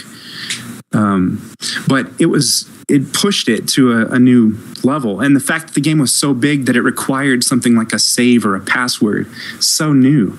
And like, I'm just being blown away by all the secrets. It feels to me like those games weren't just, they weren't just one thing new that Nintendo introduced. They introduced like a whole package of concepts, all the secrets, whether it's in Metroid where you're bombing walls or floors trying to find, false, secret passageways, or in Zelda, you're burning bushes and pushing rocks and trying to bomb walls. That whole idea of finding secrets, it was something like totally new. Now, do you think anybody is doing that today, including Nintendo, with like the Wii U or maybe even somebody else? Or do you even think it's possible to be so innovative and groundbreaking today? Honestly, I kind of think people have, in some regards, have taken a step back, especially Nintendo. I think they've lost a lot of the magic of what Zelda was. Even though it is an open world technically, it really feels like it's linear. You're allowed certain areas to explore until you find that one item. And you have to find that item. Whereas in the original Zelda, when I play Zelda, I don't start with level 1. I go all out of order, just whatever's on my way, and it's doable. So it really felt like you're in a world, you can go where you want. I actually think Skyrim has more in common with the original Zelda than Zelda does in a lot of ways. Yeah, I can see that, definitely. And it's a shame, I think, for Nintendo. I mean, when you think about when Ocarina of Time was released, how everyone was so eagerly anticipating it. I mean, that was the game, and there were ads in the movie theater. And, Nintendo just doesn't get that. Not with Zelda. I mean, I think it was highlighted even more. The fact that Skyward Sword and Skyrim came out like basically the same time, it just made Zelda feel like it's playing third fiddle or something. I don't know. But yeah, I don't know if it is possible for anyone to be that revolutionary again. It seems like we're in an era of gaming where it's almost plateaued and is becoming more of how can you be artistic with your games, with your storytelling, with the graphic design. It's done expanding, really. I know that the next generation is going to look more beautiful, but it's more evolutionary than revolutionary. That's my opinion, anyway. Yeah. I think the Wii was pretty revolutionary though when it first came out, and with the controls and especially with Zelda. So, but I see what you're saying though. Like, what else can they do? Like a smell-o-vision? Shock you in the ass, There actually was a peripheral that did that, wasn't there? Some chair that would shock you? I don't know. It sounds familiar. I know there was a movie theater back in the 50s that did it, or there was a line of theaters that would do that, and you would go and see a specific movie, and there was little electrodes in it that would give you a small shock. Oh my God. I think, as a matter of fact, one of the movies was called something like Shocker or Thriller or something. It was like really lame, but they tried that in the 50s when the first craze of all this 3D happened, where they were trying all that stuff out, Had a couple elderly 90-year-olds in there pass out and die, and so they shut that down real quick. Can't be doing that. Pacemaker goes out. That's pretty shocking to hear. Oh God! Stop. Well, it's like Honey, I Shrunk the Audience. You ever been on that? Like, Disneyland? Oh yeah. It's like where they have the things run underneath your legs and you can feel it. Oh yeah, that was pretty cool. I thought that was kind of fun. Yeah, that was awesome. Got Captain EO back now. Yeah. I saw that actually when I went to Epcot, and I thought that was amazing. Yeah, it really holds up.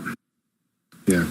Like it feels like anybody that's a fan of Star Wars or, stop motion animation films or just, films from the 80s, that is a must see if you go to Disney. Because I don't think there's any way you could probably watch it online, but you can't watch the 3D version.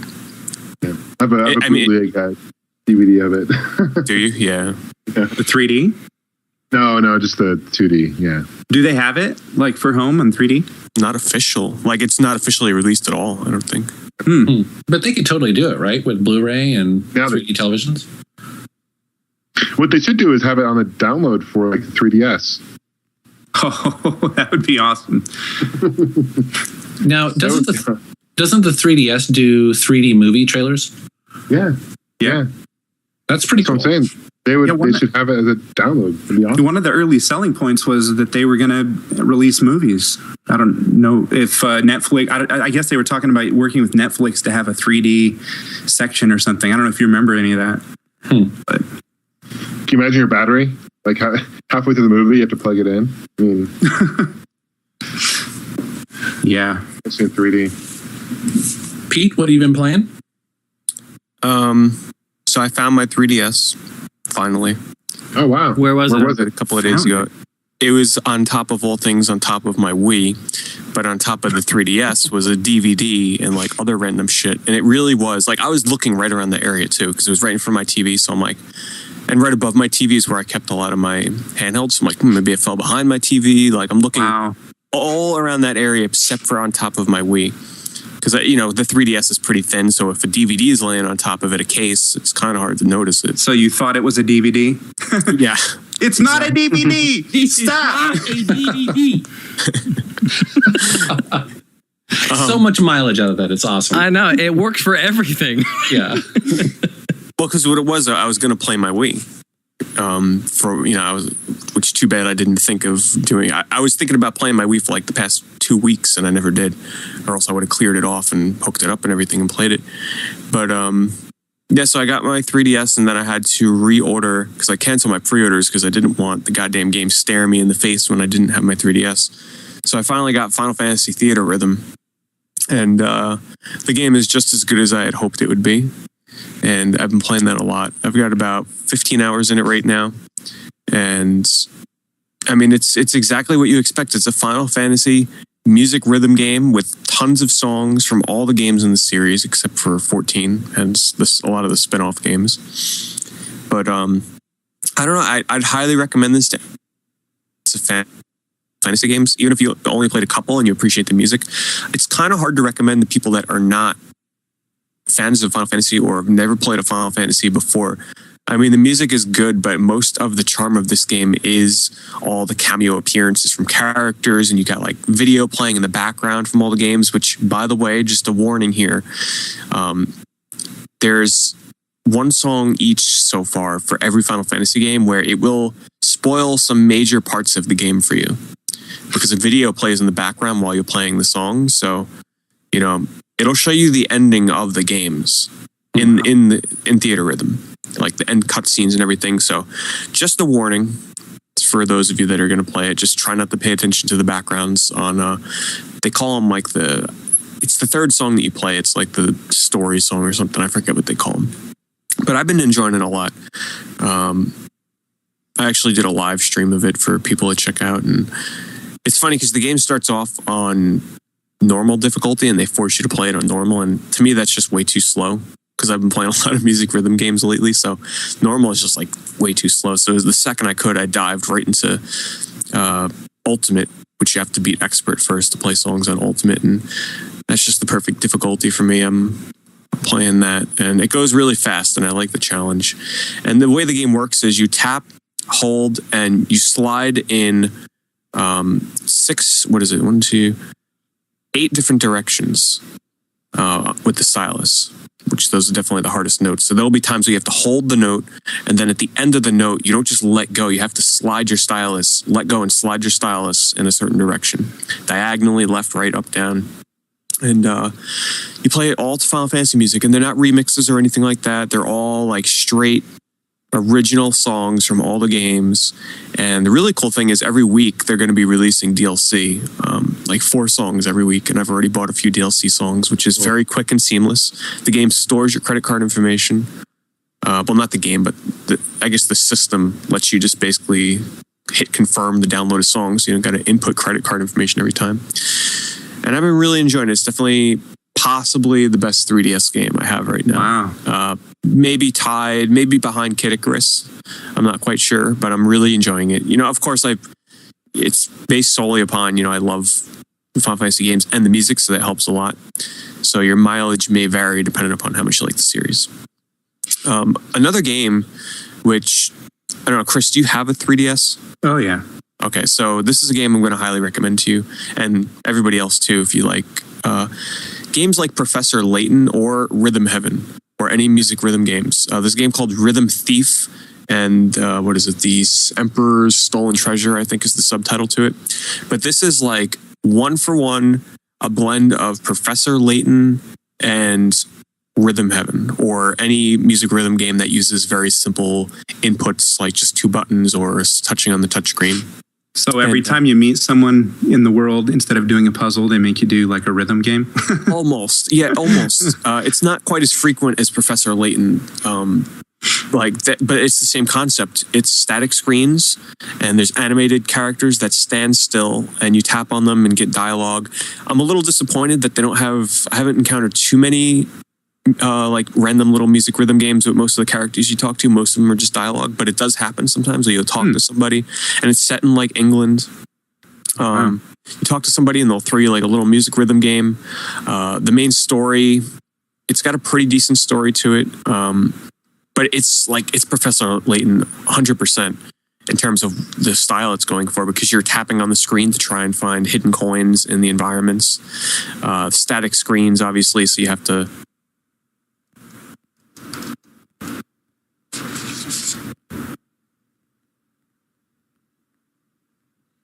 Uh-oh. Hello? Did we lose him? I think so. Okay. I was wondering, I wasn't sure if it was just me or... Connection lost. Yeah, there he went. Oh. All right. Well, Metal Jesus, did you go yet with the games you've been playing? Oh, gosh.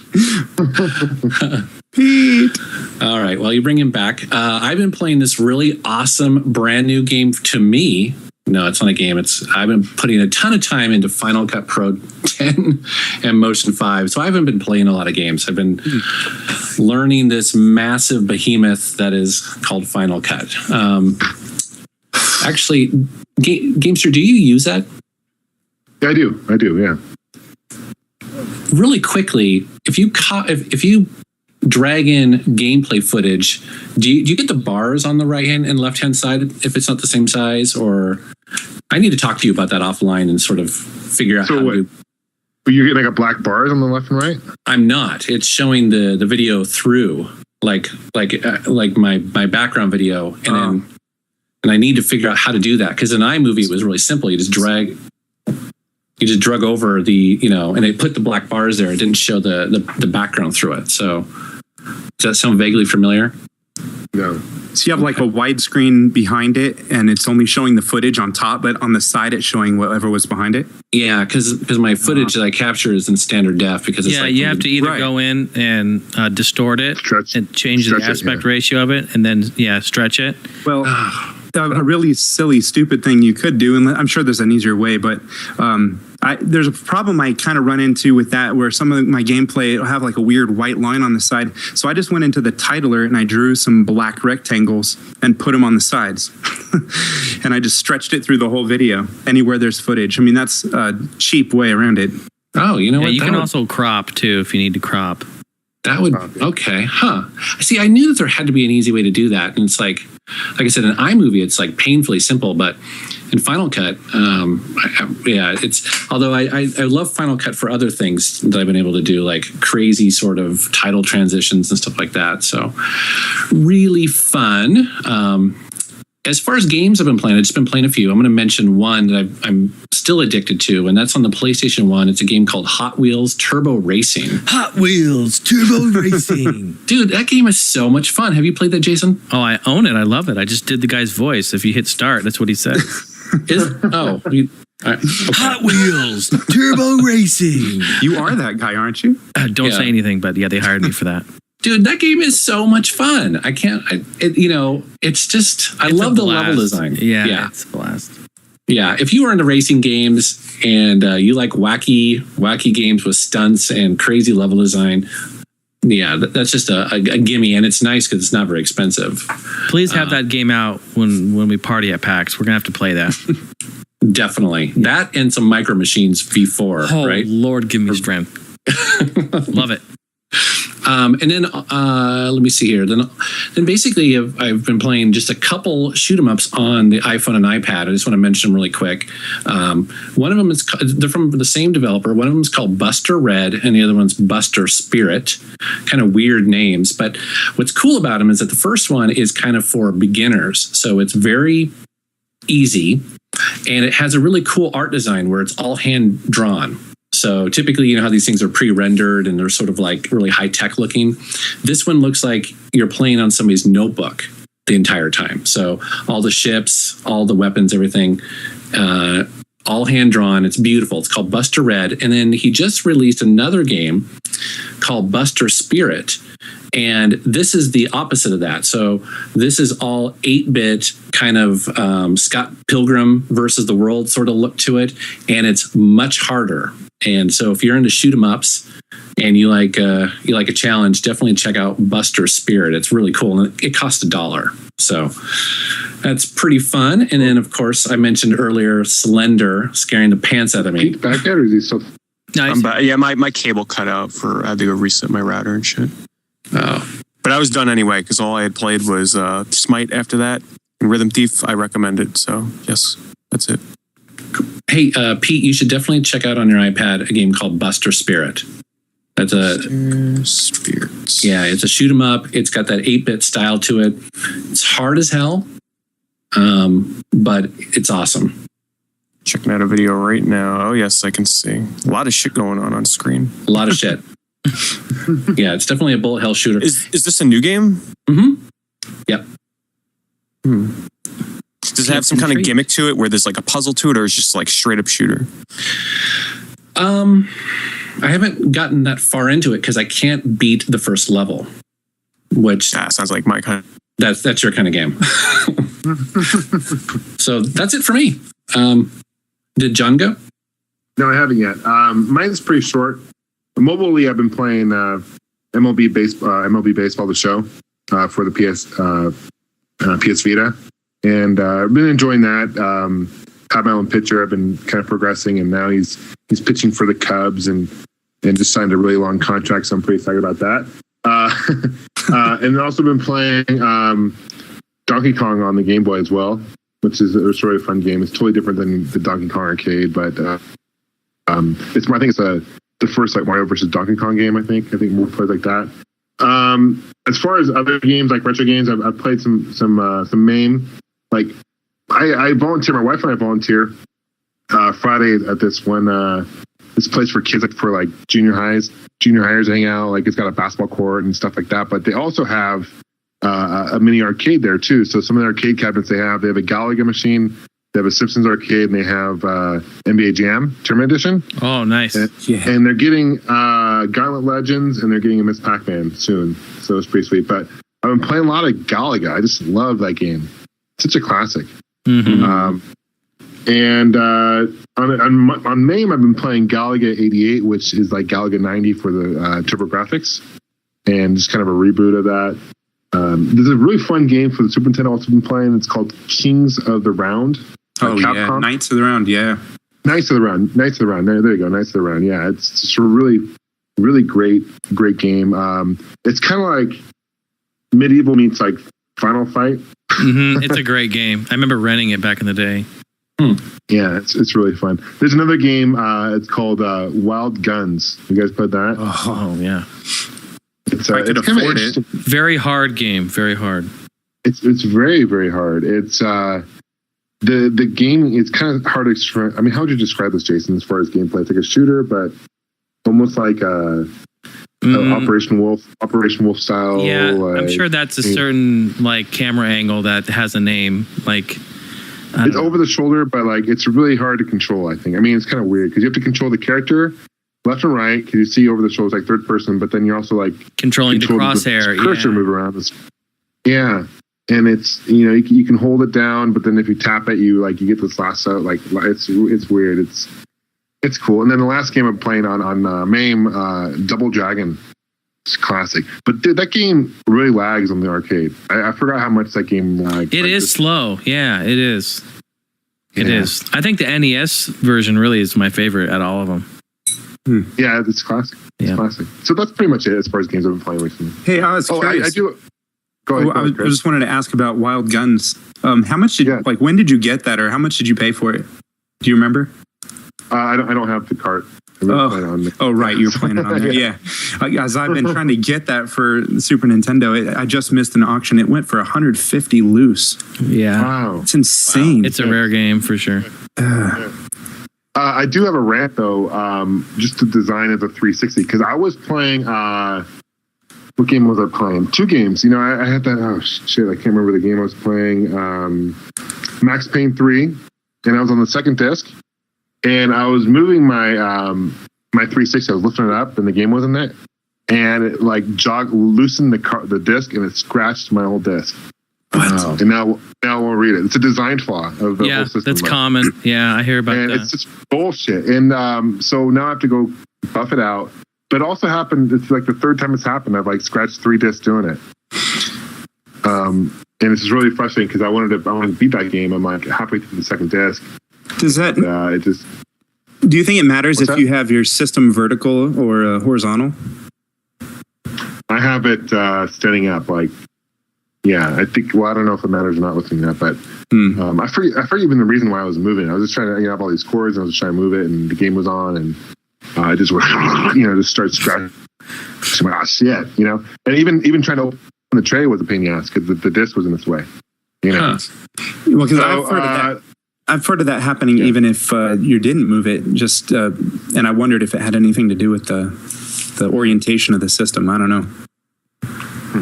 Isn't that one? Yeah. That's one of the nice things about like the PS2 Slim. I like how when you put your games in there, it just sort of snaps in. It feels secure. Mm-hmm. Right, like a Discman, like the old school Discman. Mm-hmm. Yeah. Same thing with the Saturn too, and I think even the Dreamcast has like a PS1, the original PS1. Yeah, all of those. I wonder why they got away from that. I guess it's because of drawers. They have the drawers that open now.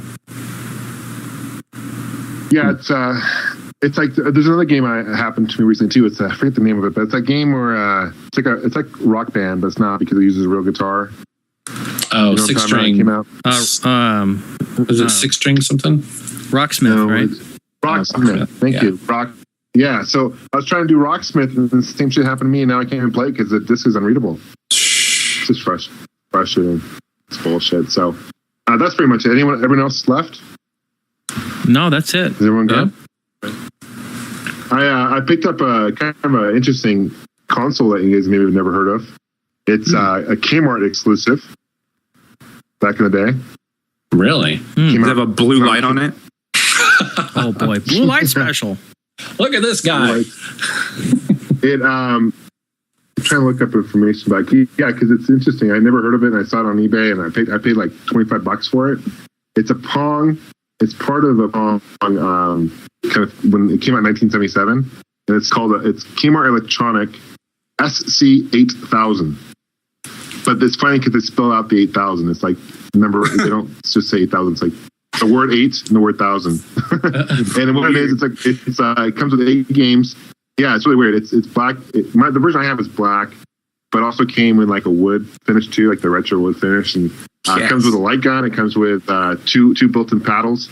So it's basically like a Pong with like 8 different games. It's sold exclusively at Kmart, and it was by Ratofin, who made other games. So and it uses like the rare with some kind of rare chip in it, but I don't know if the system's rare or not. I don't know, but I saw it. I'm like, well, that's kind of cool. Wow, that thing looks like it should be at NASA. Yeah, doesn't it? You see a picture of it right now? It has like this panel thing, and like it's like the switch knob. You can, it's totally. Even the controllers looks like a fader. It's like engaging. Yeah. Stay on target. John, how many Pongs do you have now? Probably maybe a dozen. That sounded sexual, didn't it? Yeah. They got a little chuckle out of Chris, yeah. How many Pongs do you have, John? Whoa, that sounds hot. A couple dozen. Well, I smoke a few Pongs. No, I'm joking. About a dozen Pongs. Different models and stuff, Yeah, that's cool. Yeah, nice. They're cool. I mean, they're definitely a part of gaming history for sure. Yeah. So wait, what did you cover? What's that? What did you cover for Gaming Piece Theater? Thanks for listening, Pete. It's the SC8000. It wasn't. I guess it technically was a Gaming Piece Theater, wasn't it? It's just a system I picked up the other week. Welcome to Gaming Piece Theater. Yeah, Gaming Piece Theater. It's a Kmart. Yeah, Kmart. And it looks like it belongs to NASA, and he's got a half dozen Pongs. You could probably fly a ship with that thing. It's all these triggers and shit. It's crazy. Satellites and shit just tuned in Tokyo. Mission to Mars. It's got a light gun. It's got a light gun, which is kind of cool for 1977, though, right? Yeah. 77. Jeez. Yeah. Nice. Well, what do you say, guys? Yeah. Drop it. Chris, it was awesome. Yeah, thank you for having me. This was awesome. Definitely. And where can people find you? My channel is NES Complex, like the Nintendo Entertainment System, on YouTube. So that's about it. But can you give us a little quick preview of some of your upcoming videos? I'm working on episode 2 for Nintendo Power Time Machine, and I've got Is It Fun Metroid coming up? Is It Fun Bucky O'Hare? Yeah, that's pretty much what's in the works at the moment. But I've got big plans. I wish I could say things. Sure. No spoilers, Chris. No spoilers. No, when there's something that will happen eventually, and when it does happen, I think that it's going to be really awesome. But I can't even say when that something is going to happen. That was really vague. Yeah, this is really BS about the whole thing you just said but there. See, I have to say it right now because it. And I wish I could say more, but one day when I say what I'm trying to say but not saying, it'll all make sense. We'll just be blown away. I hope. There is a possibility. Does it involve us? Yeah. No. But I do have something. But there is something that would be really cool. There's this website that I'd used for my class one time. I took straight on photos of their face, of all the students in my class, their face, and then there's this website called faceresearch.org, and you can plot points on the face, and it'll merge their faces into one face. Oh wow! And what's weird is that it really looks like a human being. It doesn't look like some weird merge. You'd swear that's a real photo of a person. And so I think it'd be cool if I got a picture of all of you to do a merge of the All Gen Gamer face. It's trippy. That'd be weird. I could merge each of you, just like Gamester and EMU Review, and Jason and Pete. But it's weird. I mean, every time I do it, it doesn't look like each of you, like just forced on, like your face forced together. It looks like a real human. It's trippy. It's almost as though like a female and a male. What? Yeah. If you like mix a male and a female, what does it look like? It looks confusing. No, it looks weird. It's a weird site. You should go check it out just for the novelty of it. I was curious what would happen because there's this whole research about what makes a face attractive. And so there's all these photos that are already in the system and you can merge however many you want. And I was just curious what happens if you merge the ugliest girls on that site. And what's weird is that the end result is actually attractive. What's the site called? It's called Face Research. And I don't know if it's .org or .com. I think it's a university project. But it's worth giving a look. I think it's pretty interesting. Yeah, it's .org. But it's weird, I guess, because if you find the averages, even I guess what defines someone as ugly apparently is that their features deviate from average. And so when you mix enough faces, it averages them. So that's politely saying use ugly. Yeah. You can go around telling people your face deviates from average. Yeah, seriously. Yeah. Wow. Do you guys remember that website, hotornot.com, back in the day? Oh, yeah. Mm-hmm. It was voting, right? Yeah, you just vote for 2 chicks and who's hot or who's not or whatever, wasn't it? Yeah. Hot or not. It's funny. So simplistic. Yeah, that was classic internet right there. Mm-hmm. Was. All right, gentlemen, good times. Yeah, thanks for being here, Chris. And good times, everyone. Thank you. It's been really fun. And I just have to say, I mean, I've been such a fan of all of your channels for so long that it's kind of surreal to talk to you. And I just really enjoyed it. And it's good to get to know you guys a little bit. Definitely. You're a great guest. A good conversation. Thanks. Thanks. Thank you. Have a good one. See you guys. Toodles. Bye. Hasta la vista, baby. Is that you, Jason? No, it's Chris. Oh. Damn, that was cool.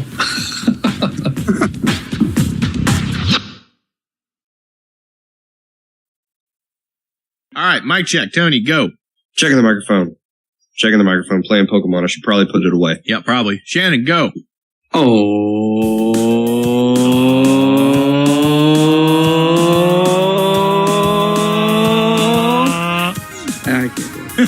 You ran out of steam, huh?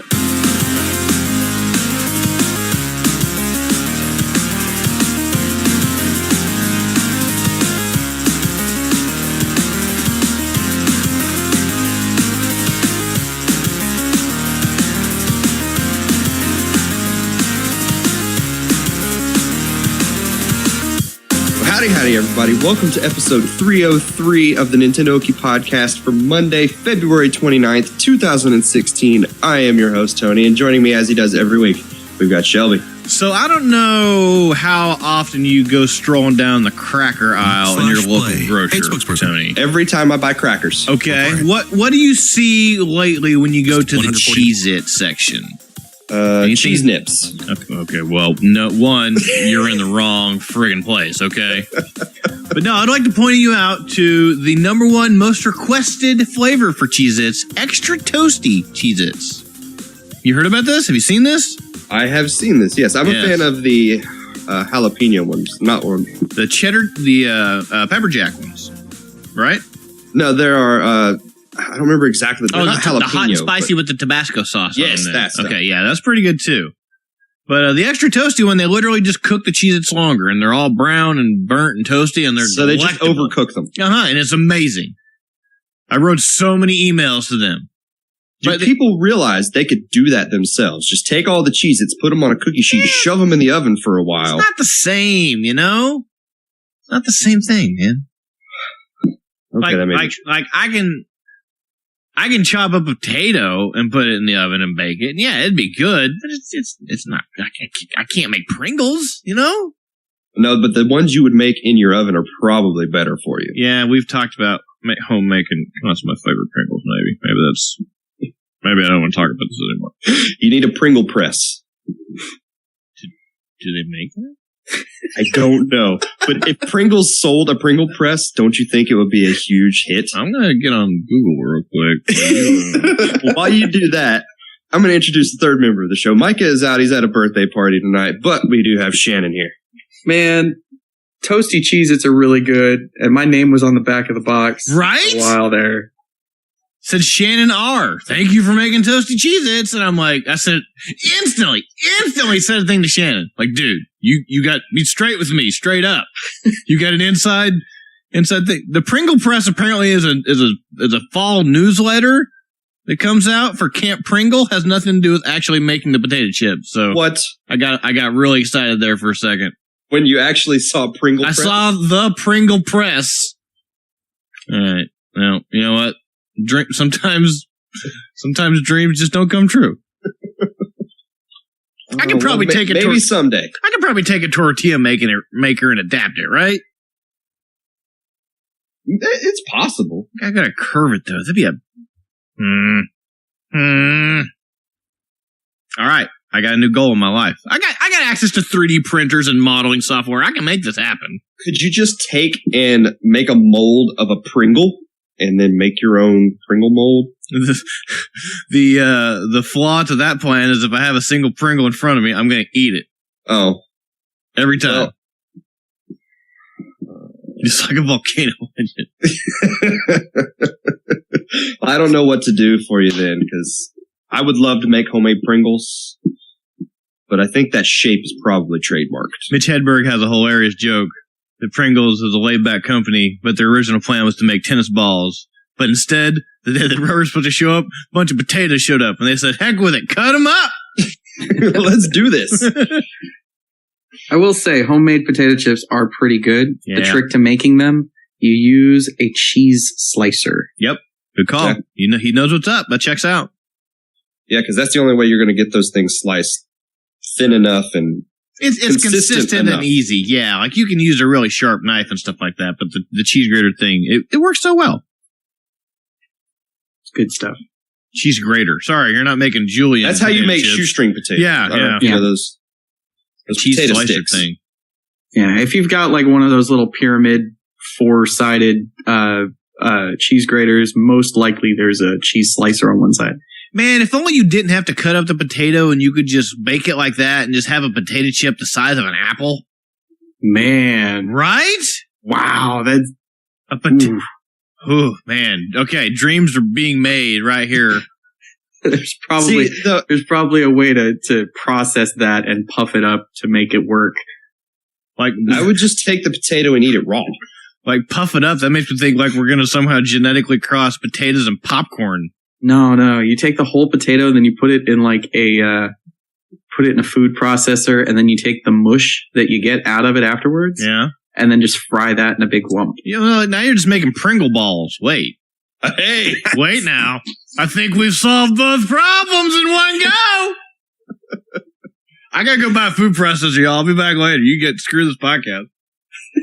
I see. Pringles are more important than this show. Yes! There are people that expect 90 minutes of entertainment from us. Do you not remember? I don't care. Do you not remember the pains and the sadness I went through when we got back from Japan and there were no more consomme flavored Pringles? Like, the people on this show, they get me. They know, okay? They will understand. That may be true. Just leave it recording. All right. So that way Shannon and I can have a conversation. That way the podcast will be 8 hours long. It'll be the normal hour and a half and then just silence. And it'll all be about Doctor Who. Yeah. Let's talk about season 9. All right, well, if that's going to happen. We had that conversation before you showed up. I really am going to leave if that's what happens. All right, well, let's take a quick break. Stop talking about Pringles, potatoes, and Doctor Who. Take a quick break, come back and talk about some of the video games we've been playing.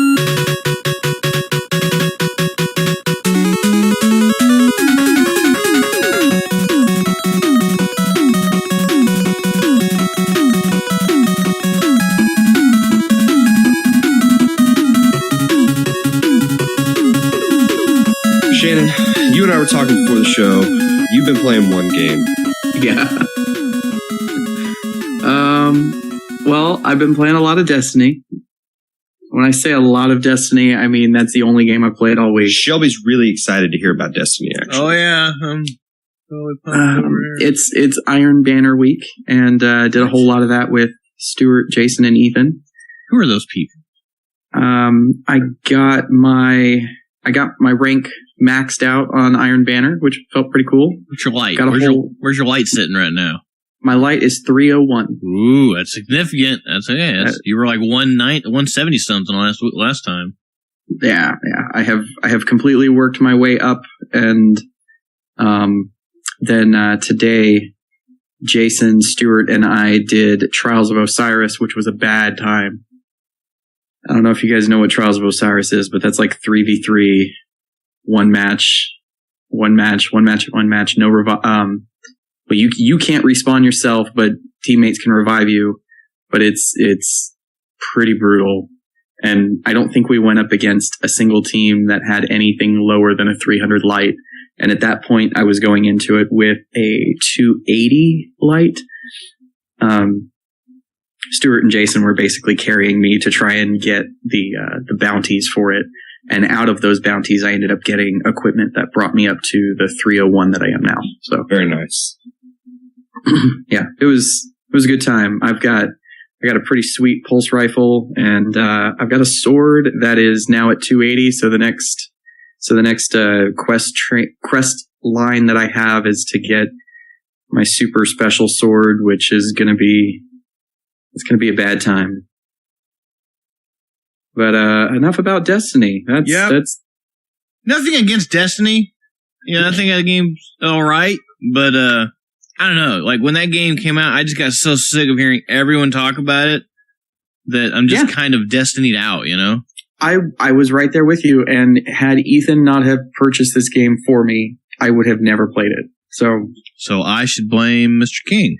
Yep, it's all Ethan's fault.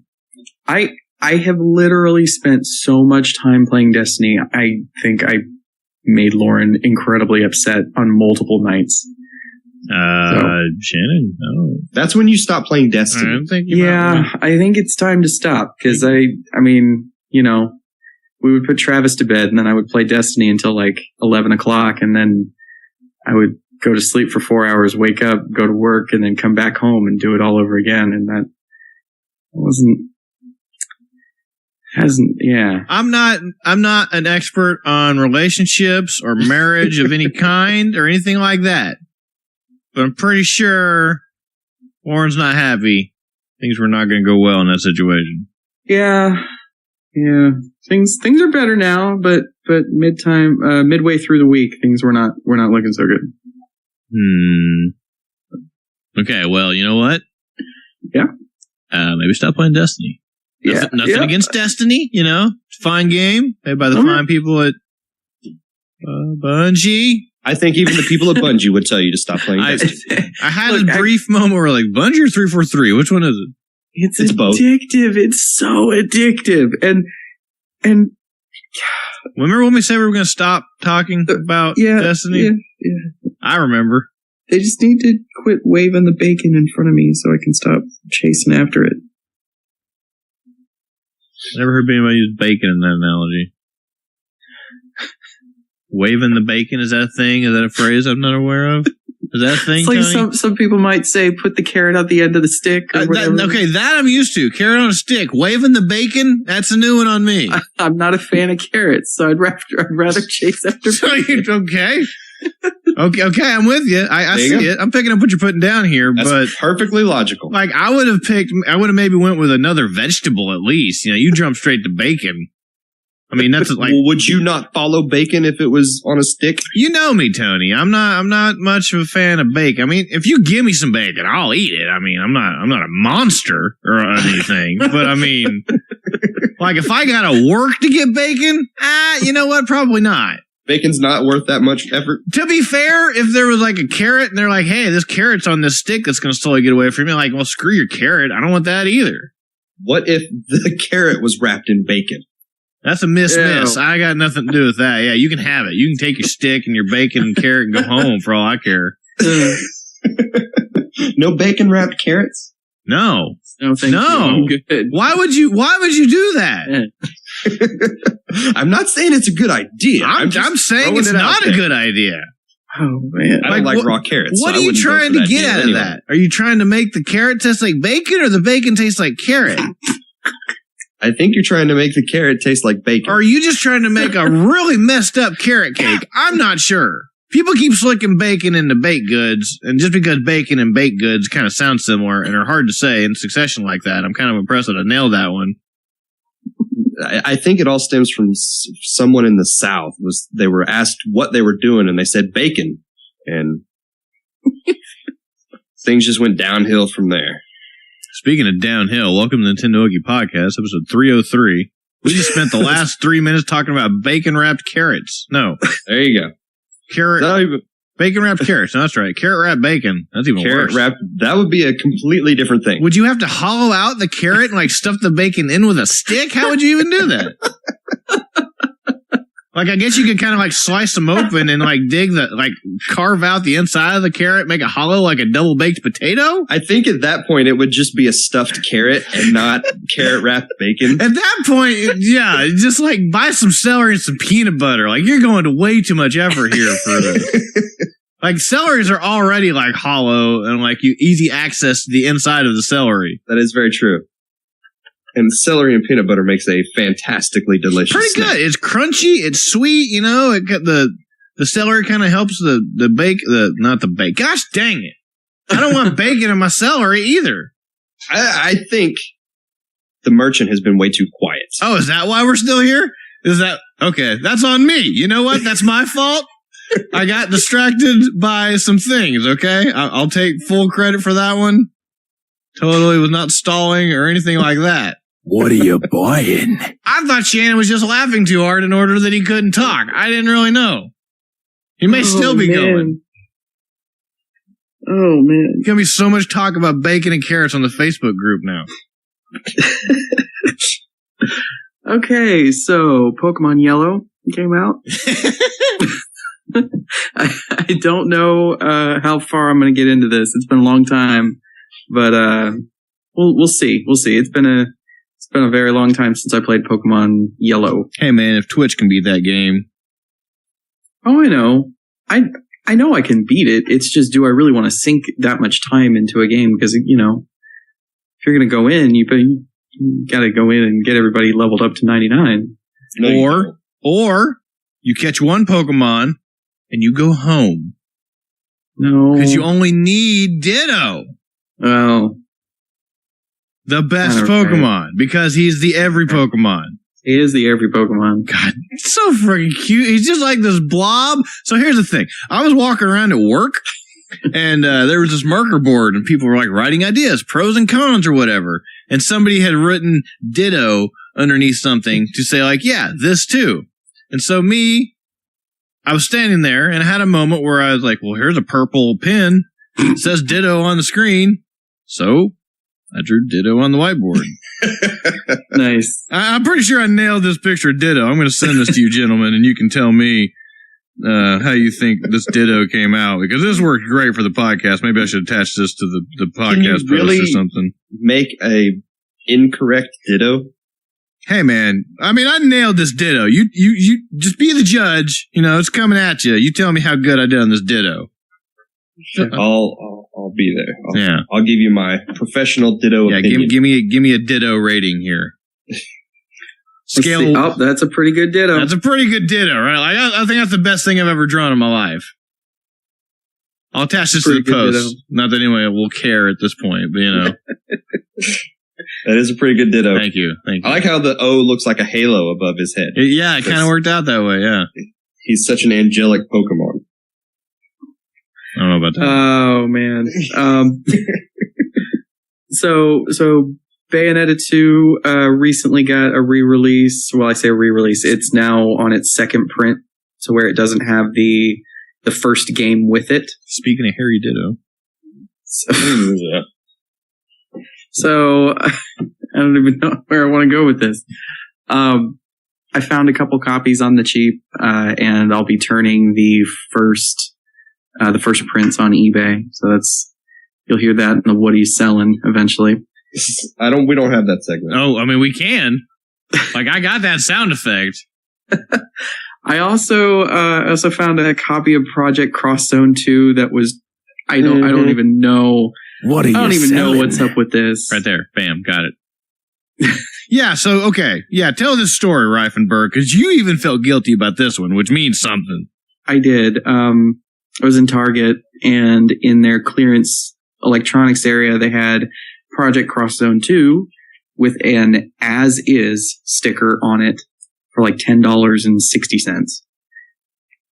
That game just came out like last week. It should not be that cheap. It was still sealed. When I brought it up to the register, I even asked the guy, I'm like, is this right? Is this accurate? He told me, yep, it was probably a returned item. Said it's still sealed. He said, well, it's $10.68 or 86 cents or something. So, and I used my 5% off with my Target Red card. God, that's the kicker. That's salt in the wound.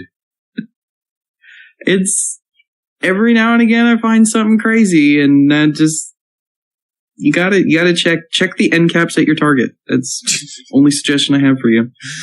I have found some really dumb stuff. I mean, I found that Pebble Times was the last thing that I found for $60 compared to the $150 it should have been a couple weeks after it came out. I mean, you never know what you're going to find because somebody didn't do their job right. Ouch. Well, when you say it like that, sheesh. I honestly think, I mean, if it was a returned item, that's fine, but that's somebody up at the front end not taking it back. Instead of taking it back to where it belonged on the shelf, they should have, they just put a sticker on it, like a closeout sticker on it. You should be thanking this person, not ridiculing. Oh, yeah. I mean, I'm thankful, but it's, I mean, I know the retail end of it, and that's, yeah, you know how that works. They didn't do their job right. And you totally pounced on it. Yeah. Oh, yeah. Even if the guy at the register, if he would have stopped me, I would have been okay with it. But to be fair, Shannon, even if the dude behind the counter did his job right and like labeling this game properly, you still would have got it for like $2. I don't know. So honestly, it doesn't really matter. And do you want to talk about the Lego conversation we had this week? I mean, if you feel you have, I mean, this is a place where you're supposed to come clean and, help your conscience. So there was a news story on WREG here in Memphis. Apparently there's a group of like 3 people who have been going around robbing Targets of Legos. After this news segment goes on, I start getting text messages from family and friends asking if I was okay, so there's stories that are hitting the news of Legos being stolen in your general vicinity, Shannon. What does it say to you that your family starts going, I think I know that guy. I know a guy who's got a lot of Legos. I mean, do they just think you've given up on the deal and just turned to a full life of crime? Like, no. My mom is just messing with me, but is she? Are you sure? Are you sure it's just not one of those things like, oh, hey, this is you, right? I sent the news article to you guys. The pictures that they have up there are not me. Is your mom tapped? Is she undercover? She has to tell you she is. She a cop? Is this a sting operation this whole time? She's just been biding her time, waiting for you to slip up? Oh, man. It finally happened. The good thing that came out of that news story, though, is it informed me that there's a local business called Bricks and Minifigs that I need to start shopping at. Shopping at or shopping at? I don't know. If it's a mom and pop store, they probably won't have like these mass market flyers and stuff going around. No. It's local businesses know what's up. Those national retailers, not so much. I also picked up Rossetti, the amiibo. He finally hit a point where I was okay with the price. He's like $7 and change on Amazon with Prime shipping now. That only leaves Kix, Blathers, and Celeste for Wave 2 on Animal Crossing, but they're all slowly dropping. Right. I think the fever's over. I think nobody we're cares out of the woods on Animal Crossing madness. Amiibo madness. Yeah. Speaking of other conversation that happened before the record button was pressed, or rather before I started editing properly, because some of it was recorded, I just don't put it up. Nobody cares about Amiibo anymore. And that's true. My litmus test for the whole thing is like the Reddit post. It was like all the Amiibo release dates. Nobody's updated that in like a month, and there's misinformation up there. So if Reddit don't care about video games, what chance do the rest of us have, right? Yeah, I think that's the thermometer. I think so. The only good side about that is just keep your eye on it and wait for them to go cheap, because pretty much all of those Animal Crossing figures you can get on a pretty good bargain. So, I also got the Mega Man Legacy Collection with the gold Mega Man amiibo, but that's not for me. That's for Patrick in the Facebook group. He wanted that, so. Oh, okay. I'll be shipping that one to Finland soon. That'll cost a lot. Have you looked at that Mega Man amiibo? Yes, I have. Pretty stupid looking, right? I'm not going to judge, but I will. I did not get one for myself. I'm holding it in my hand right now looking at it. And you guys know how much I love Mega Man, right? Like, I was listening to the Mega Man 3 theme earlier today and was weeping tears of joy how awesome that song is. Oh! And I'm holding this Mega Man amiibo, and it is butt ugly. I got nothing against gold. Worse than the gold Mario. Oh, far worse than the gold Mario. Like, at least the gold Mario, like, it looked okay. I literally think some dude at Capcom spray painted some amiibos and then, like, took a pencil and drew eyes on them or something. I got nothing against gold robots. Trust me. I'm not going to say old gold robots are bad. I know that's not, I'm not going to paint with broad strokes like that because, Short Circuit that could get you in trouble. That would get me in trouble, especially with the people I know. Maybe one in particular. So I'm not saying gold robots are bad. I'm saying this Mega Man amiibo is stupid. Hey, Shelby. Yeah. Do you have any fear of Moses coming down the mountain? I got 2 false idols at this point. I don't know which one I should worship. I don't know. I guess Mega Man. I like Mega Man more. Does a silver Mario count? Does a silver and a gold Mario equate to one gold Mega Man? I don't know what the exchange rate is. I think it takes 2 gold Marios and a silver Mario. Okay, so I'm a gold Mario short. That's okay. So yeah, Mega Man's still worth more. That's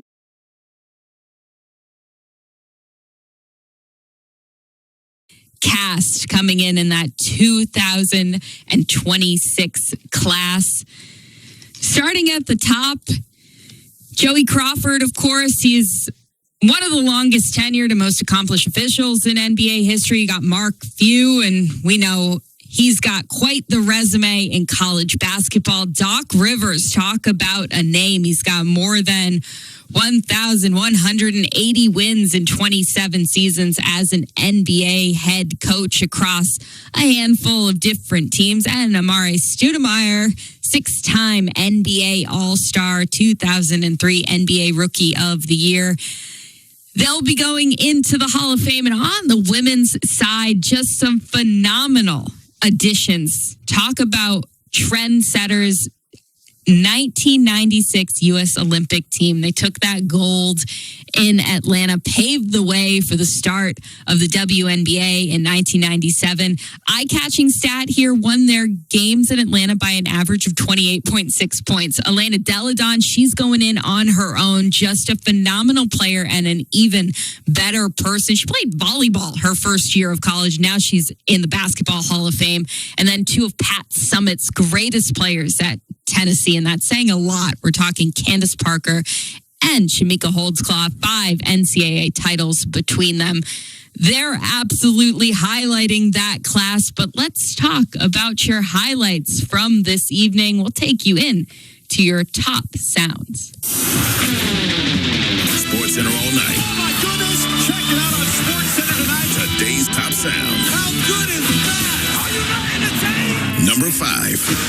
The O's snapped the Rays' 9-game winning streak tonight, and Gunnar Henderson hit a big home run in the 7th. WBAL had the call. Comes home, the pitch. Gunnar hits this high in the air. Right field and deep. Mesa is back. He's at the wall, and he is at a room. A 2-run homer for Henderson. A 4-for-4 night for Gunnar, and it's 6-2, Baltimore. Number 4. In Detroit, Miguel Vargas had a big night for the White Sox, and here's his second ESPN 1000. Pitch.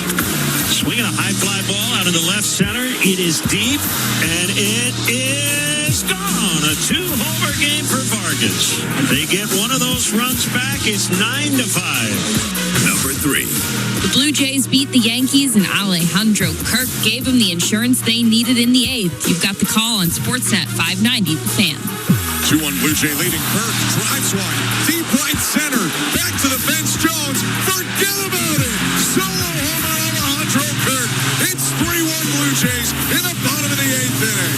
Number 2.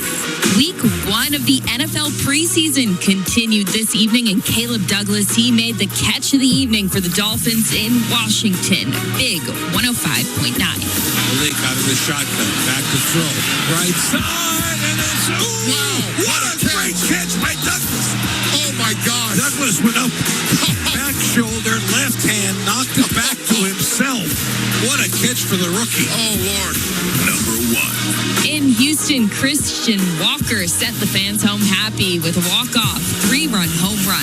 KBME 790 AM. The 1-0. And Walker drills it. Deep to left field. Instant goodbye. On to the train tracks. And the Astros walk off the Mariners. They win it 10-7 in 10. How about that? Wow. Last but far from least, the Little League World Series field is set with the 5 final U.S. teams punching their tickets on Friday. 20 teams total from around the world head to Williamsport to play for the title. Games start Wednesday, August 19th, with coverage across ESPN platforms. Best of ESPN Radio is next. This has been SportsCenter all night. Good morning. Hey, this is Rich Eisen. Coming up on Monday, we look back at the full preseason week number 1 and settle in on the 4-down series for the Philadelphia Eagles. And Major League Baseball races are heating up. We'll hit on that on Monday's Rich Eisen Show on Disney Plus, the ESPN app, and ESPN Radio. Download to see if you qualify. Not all customers will qualify. Transfer fees may apply. No Albert subscription required. Albert is not a bank. Albert loans are issued by FinWise Bank, member FDIC. Not an actual client. Terms apply. Hey, Albert, can you help us plan and budget for a bathroom renovation? I certainly can. Let me review your finances. Who are you talking to? Albert, my AI financial assistant that I can access right in the app. It automates all things finance, moves money, pays bills, creates personalized alerts, finds savings, and so much more. Your bathroom renovation financial plan is ready. I found cash you can put aside, and to cover the rest, Albert can get you up to $10,000 fast. Can you find contractors nearby within our budget? Here's a list of contractors. Would you like help requesting a $10,000 loan for your bathroom renovation? Yes! Download the Albert app and use promo code ACTIVATE to access Genius. Plus, get up to $10,000 for whatever you need. Just download the Albert app right now and use promo code ACTIVATE to get up to $10,000. That's promo code ACTIVATE. Paid for by Marr Law Firm, 3100 Northwest, 149th Street, Oklahoma City, Oklahoma. Has Allstate wrongfully denied or underpaid your homeowner's insurance claim? You need to call the Marr Law Firm immediately and claim victory. Call 1-800-865-8558. The Sports Animal delivers live and local programming each and every Saturday. The best of the morning animals, pre- and post-game college football coverage, plus live shows with Matt Meyer, Sam Humphreys, Preston Poole, T-Bag, and much more. 98.1 FM, WWLS. The Sports Animal, thesportsanimal.com, and the Sports Animal app. Okay, man, time to be an all-star caregiver.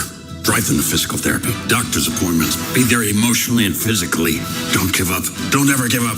Caregiving is tougher than tough. Find care guides at aarp.org/caregiving. Brought to you by AARP and the Ad Council. The Mo is calling. For years, people around the world have been united by the power of the mustache.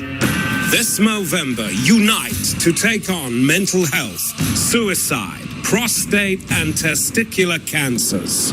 Come together, grow together, raise funds, save lives. Change the face of men's health. Sign up at Movember.com. At the YMCA, finding your why starts by making an impact together, touching lives for the better. It can be the gift of time or treasure, supporting a community through talent without measure. Here, compassion fuels commitment, finding fulfillment through enrichment, serving and improving. What a way to live, and what a gift it is to give.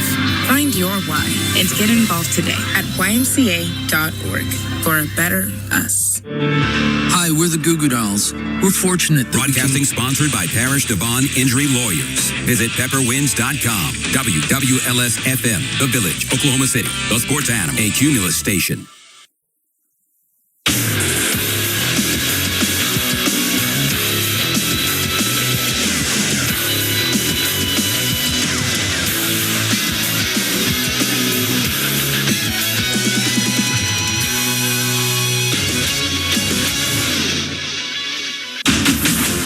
This is the best of ESPN Radio.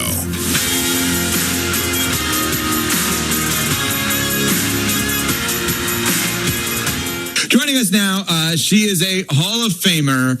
She is the coach, Dallas Power, Big Three playoffs, semifinals in Dallas next Saturday, August 15th. She is Nancy Lieberman joining us here on Unsportsmanlike, presented by Progressive Insurance. Nancy, thank you so much for joining us. You know, as I was thinking about introducing you, I was wondering this. Does it ever get old introducing you as a Hall of Famer? Like, do you ever get sick of someone saying that? It's one of the greatest blessings you could ever have as an athlete. You give so much to the game, and then the game says thank you to you. There's not a day that I don't pinch myself. Look, I was a poor kid growing up in New York in the 60s and 70s. What's the chances that I would have been a Hall of Famer or an Olympian or coaching in men's pro sports?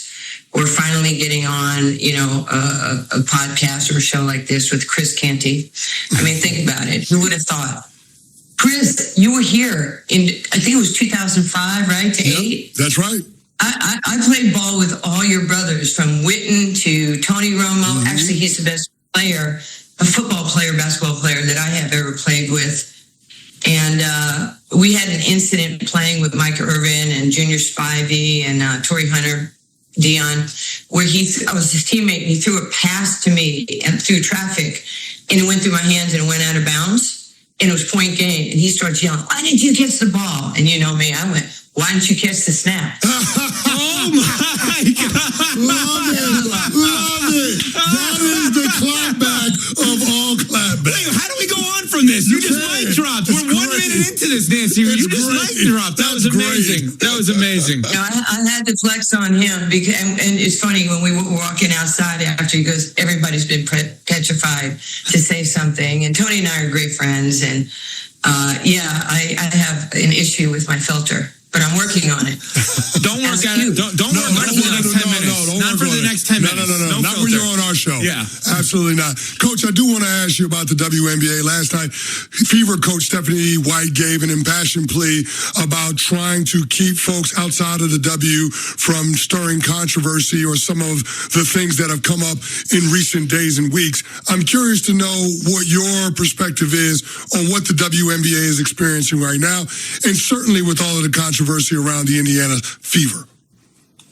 Well, first of all, the Fever are in fourth place, and they have a chance to win a championship. So on the court, as a coach, you wanted to be on the court. But let's face it, I've been a part of the W for 30 years, from the inaugural season playing to coaching the second year. We have been a very political-minded group. I mean, we have women, we have opinions, and not afraid to share our opinions. And I'm of the ilk that if you have something to say it. I don't have a problem. I might not agree with you on everything, but you have the right to share how you feel because they're your feelings. And, I think we have gotten overly aggressive. I think the coaches don't know what to do, because you're trying to, and you guys know this, you got to have your locker room, but you have to have your opinion. And, today's athletes are just a little bit different than we are. It's just the evolution of the game. And they expect you to have their back. So I think Stephanie was in a real tough situation. She's been hit with a lot of stuff, from trans athletes to what Dejanay did. Look, Dejanay is just like freaking Charles Oakley. Yeah. Alonzo Mourning. I mean, this is not new. Remember the Jordan rules? It happens. I'm not quite sure she needs to go in the locker room under white privilege. I think she was misguided in that. And sometimes you should leave your phone alone when you're emotional, right? Because you'll never get the results you're looking for. She made a tough foul. It's going to happen again in the future. But we all have a, DNA. I always say, KYP, know your personnel. If you're going in for a layup, she's taking you down. So just know it. I remember Kobe going in for a layup, and he knew, I forget the player who was chasing, and he went up and he took his off arm and swapped him, right in the mouth. I don't think that player chased Kobe to the rim anymore. We're talking with Hall of Famer Nancy Lieberman here on Unsportsmanlike on ESPN Radio, ESPNU. We are presented by Progressive Insurance. She's coaching Big 3 Dallas Power semifinals in Dallas next Saturday, August 15th. We do want to get to that for sure. Just one follow-up on the WNBA. And you said a lot there. I want you to just finish this sentence for me. Right now in 2026, the WNBA is evolving. Explain. You want more than one word? Look, you're No, I went to Old Dominion. My fault. I went to hang banners. I didn't even know we had a library. Okay, I did what I had to do, and I'm only messing around. I'm highly sarcastic, but it's evolving.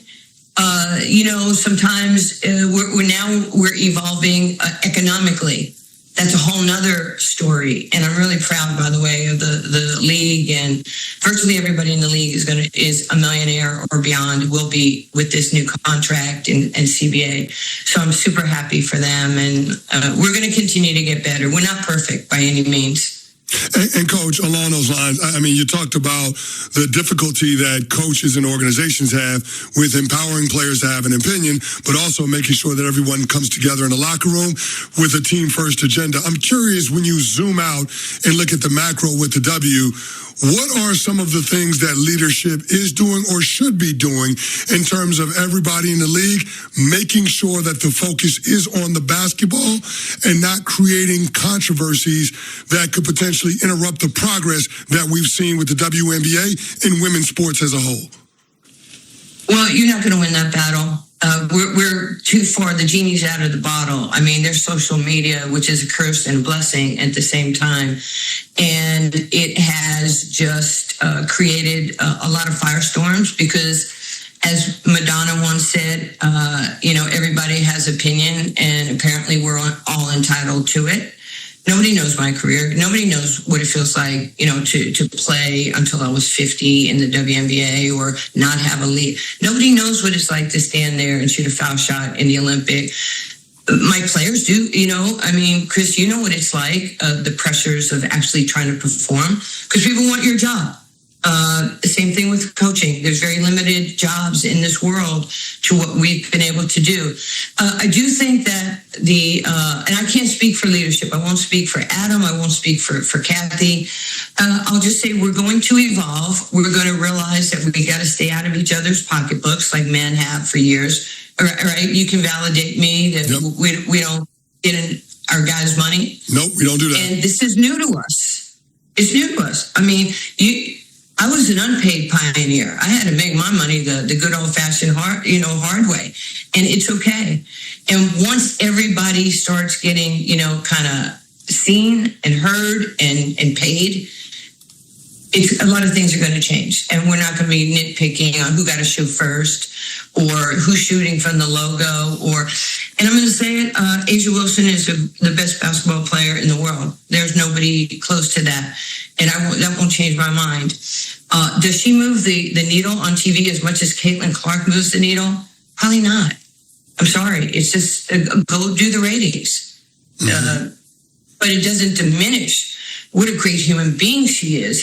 She's one of the finest people. Forget her stats.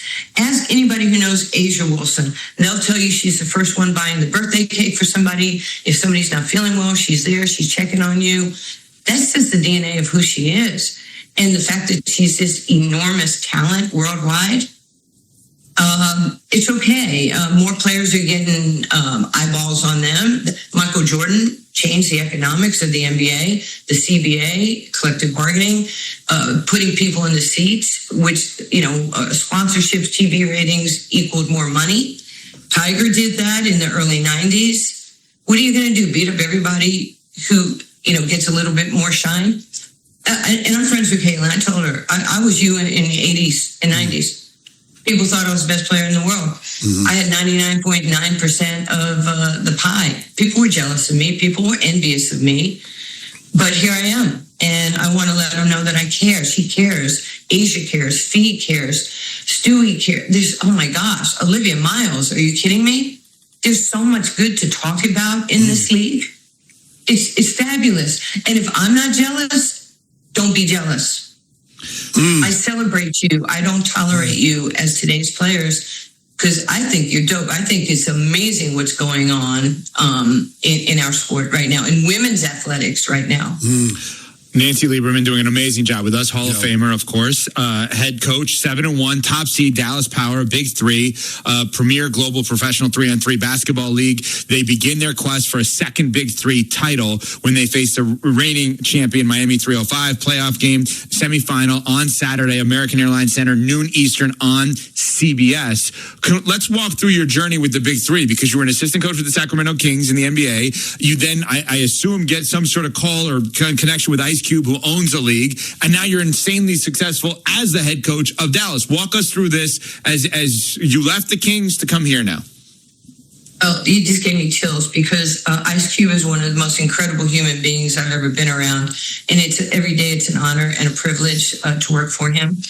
And so I was coaching with the Sacramento Kings, and my mom got sick and she was down in Miami.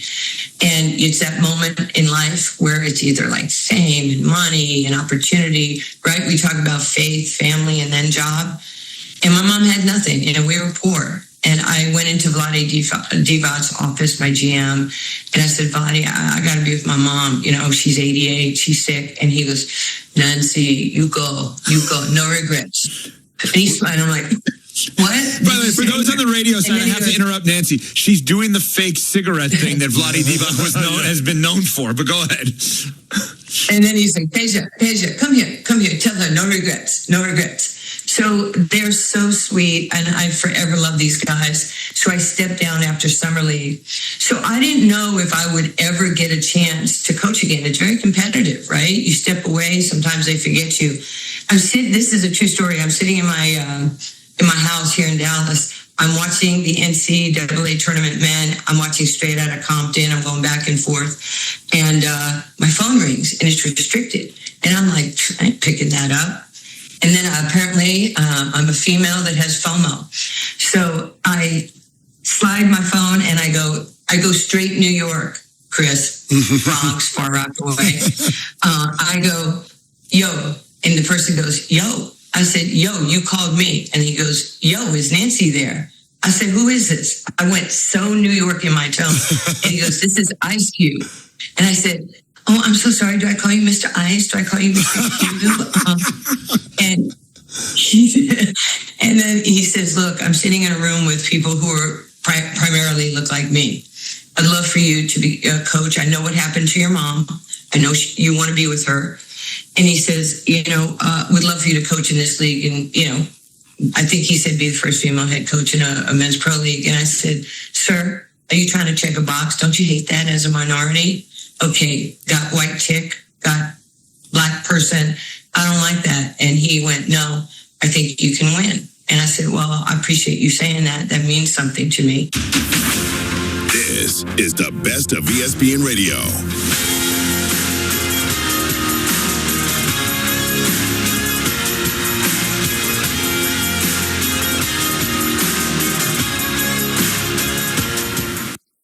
Rich Eisen Show.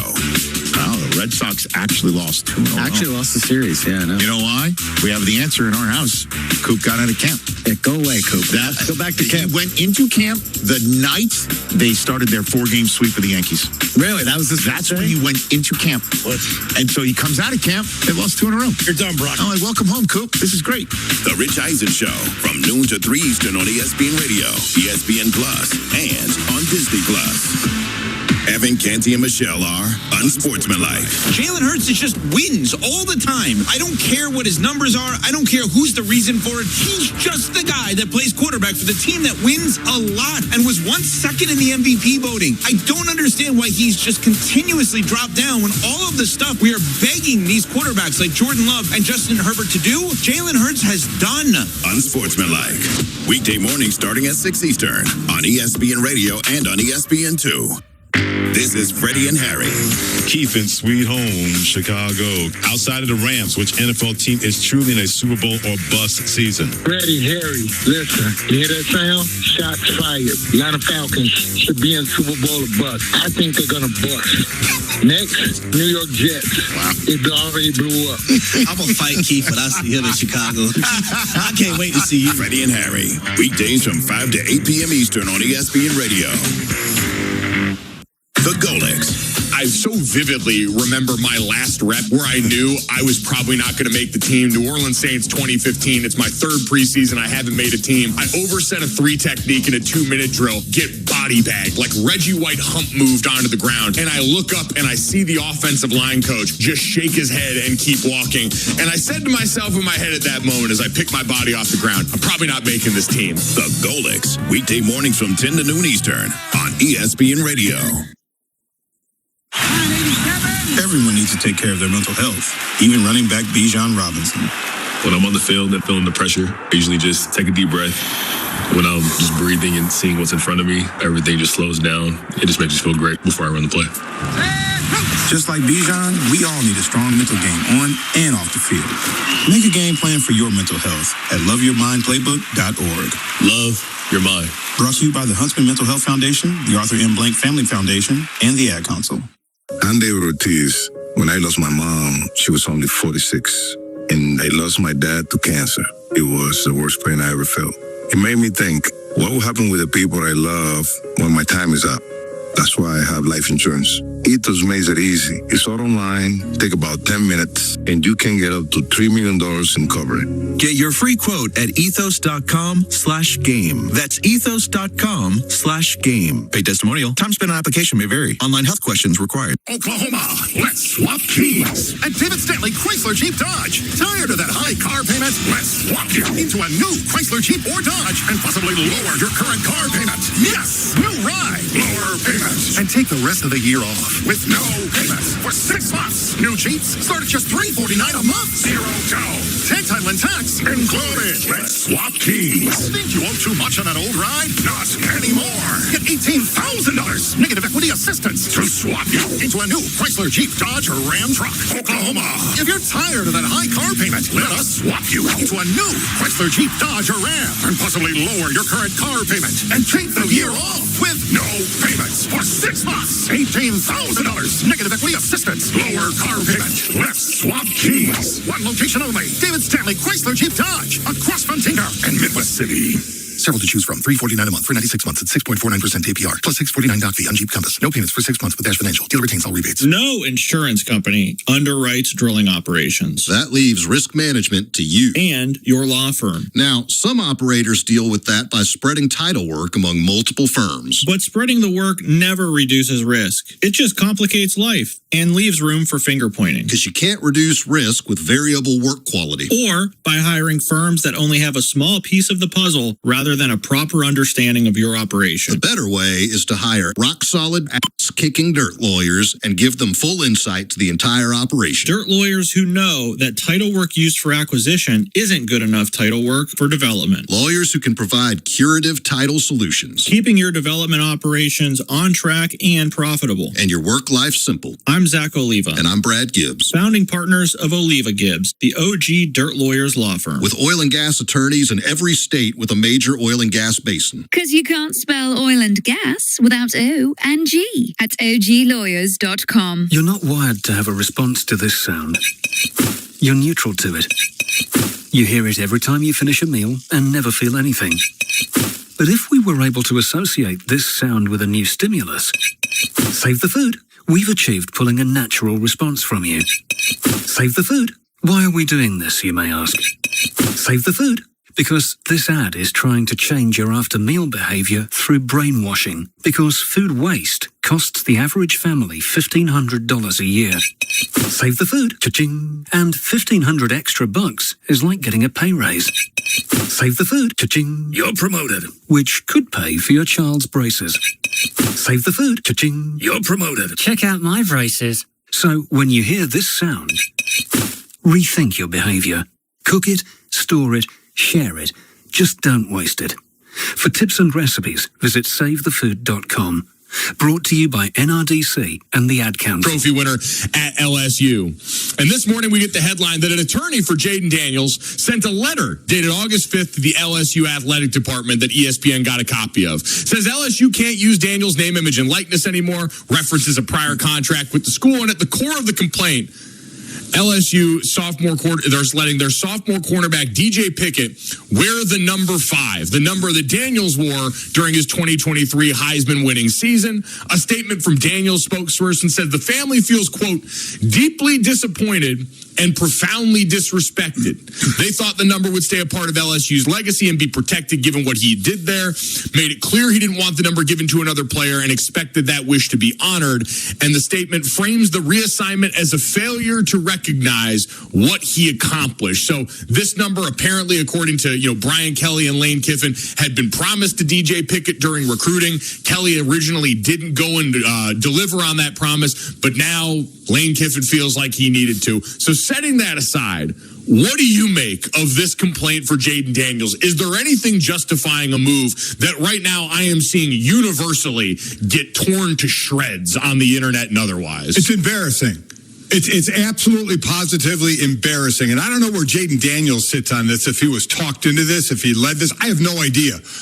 But it is really, really embarrassing. You laid it out. The kid wore number 3 last year because Brian Kelly didn't, adhere to the promise and let him wear 5. Lane Kiffin basically washed his hands of it. He Pontius Pilated it and said, hey, I wasn't here. It was promised to him. He's going to wear number 5. He gets number 5. Now, for context, Joe Burrow's number has not been worn, not retired. Yes. Has not been worn. Which we'll get to that distinction at LSU in a second. Exactly, this is an LSU problem. But since 2019, nobody has worn that number at all. As part of the cease and desist letter, cease and desist letter. Deceased letter. Yeah, deceased letter. This should be a deceased letter. It should be buried.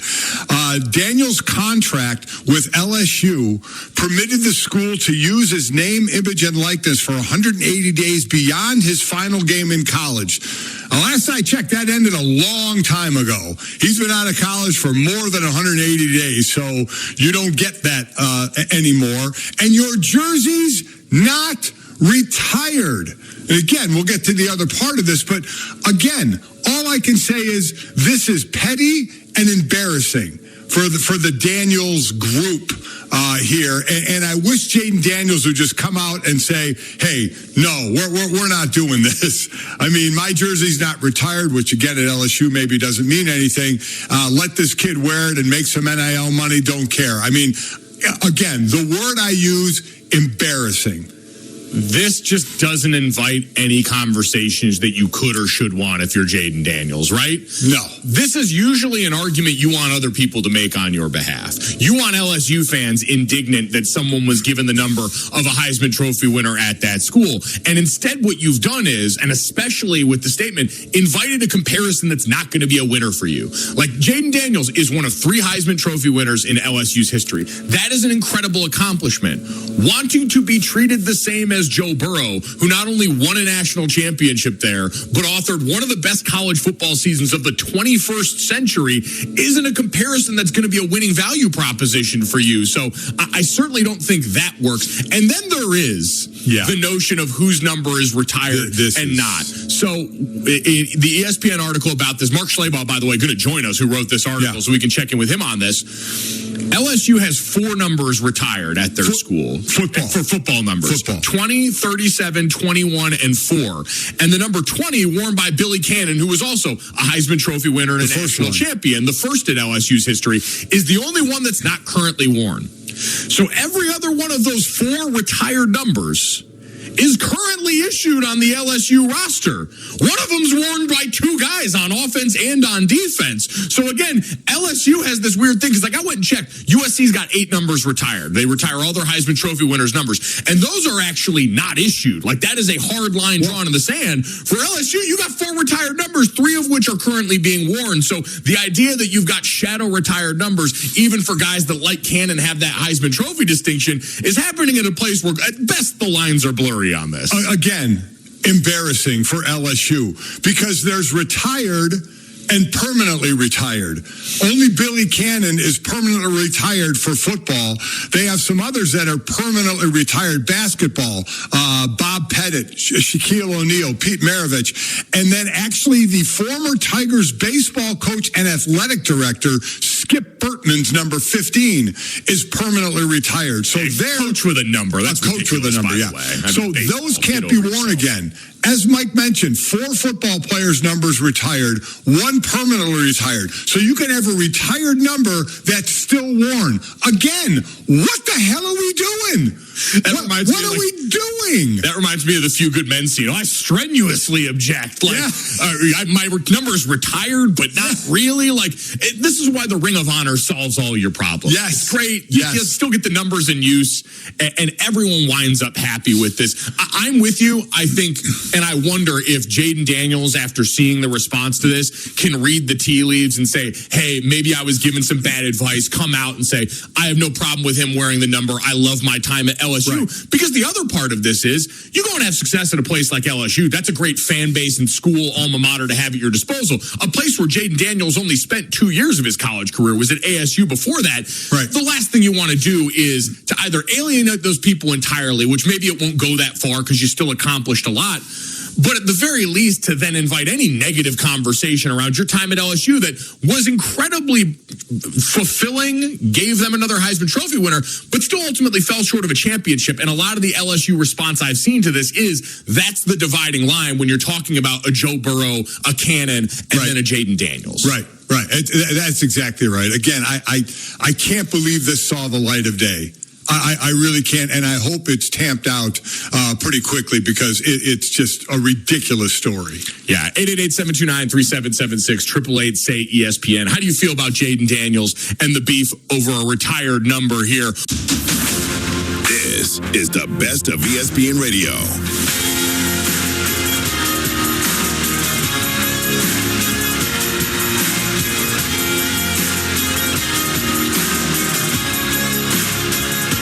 Qualify. Not all customers will qualify. Transfer fees may apply. No Albert subscription required. Albert is not a bank. Albert loans are issued by FinWise Bank, member FDIC. Not an actual client. Terms apply.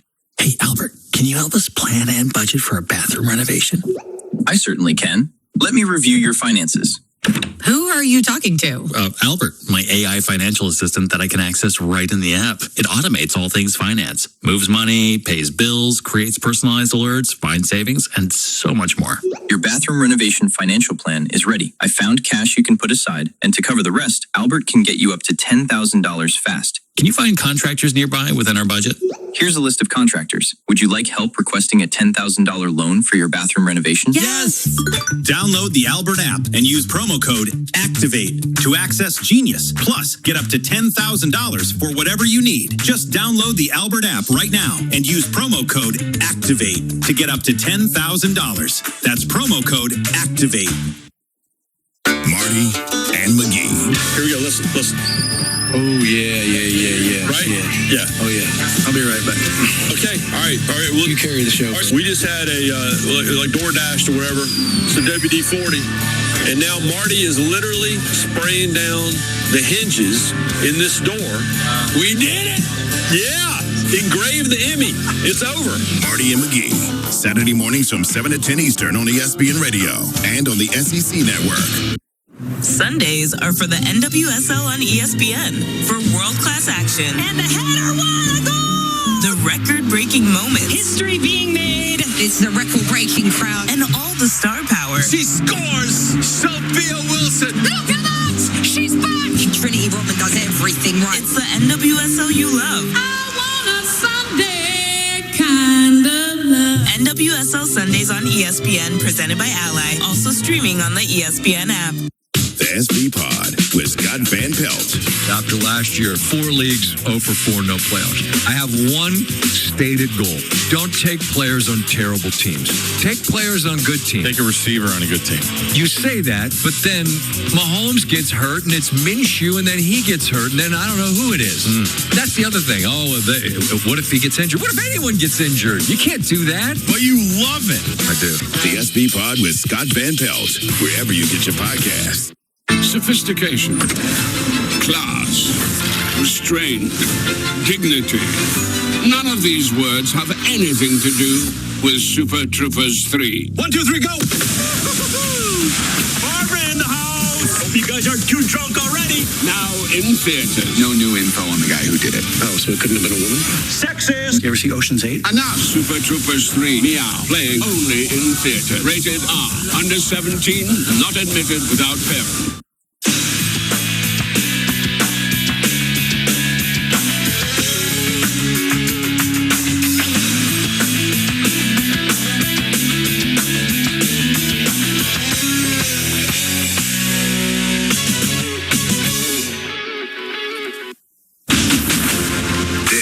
Is the best of ESPN Radio.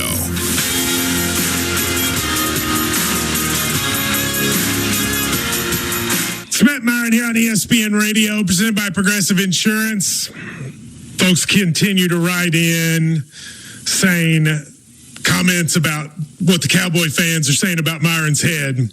I just searched you on Twitter. People are really going on at you about your head. Yeah, the guy who said it laughed. I posted the clip on our on X, and He was laughing. He's getting a good round out of it. I mean, sometimes someone says something about you, you just got to take it. You know, there's not a real comeback from milk chocolate Whopper head. Well, Lisa in Connecticut is on. Lisa is the wife of our producer, James. And Lisa, I think you wanted Myron to feel better because you said Myron's not the only person on this show with a big head. Your husband is too, right?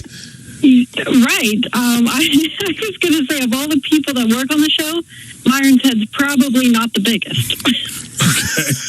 So you think your husband has the biggest head on the show? Yes. I mean, he has trouble getting hats. There's sometimes he'll pick up a hat, be like, "Oh, this looks good," and nope, can't get that. Do you know what size he wears? Is it what size? Do you know what it is? Like 7 7/8? Is that what it is? I don't know, honestly. I don't even know what size his hats come in. Well, if you we'll show him right now on the television. You can see that melon. Yeah. I kind of agree with you. It is probably bigger than Myron. So maybe, but you love him anyway, right? Yeah, I think it'd be pretty hard to beat. Yeah, I do love him anyway. Well, good. Well, Lisa, thank you for listening. We appreciate it. The advantage, though, James has over me, though, I feel he's got a bunch of hair. So, I mean, that can complicate hats in ways that I don't have that same... I will tell you a quick story. University of Kentucky used to have a player named Shagari Aline. Do you remember him? He was 7 foot. He was 7'6", big guy, and he had a huge head. He also played for the Harlem Globetrotters. They called him I think they called him the Eiffel Tower or something like that. Yeah. Anyway, he had a big head, and he used to go into a hat store that my buddy worked at, and he would walk in and he would go, "You got anything 8 1/4?" And they would say, "No." And then he would come back in like a couple weeks later and go, "Got anything in an 8 1/4?" And they just kept saying no. And finally my buddy looked at him and goes, "I got to be honest with you, Shagari, we're never getting an 8 1/4 hat in here." Unless you customize that. You might as well just give up. They don't send us that. I like the flex fit hats. That way there's a little bit of give, so I can. There is a little bit of give. Get the extra large one, and I'm okay. You should reach out to Bruce Bochy and figure out where he gets his hats from. It's hard to wear fitted.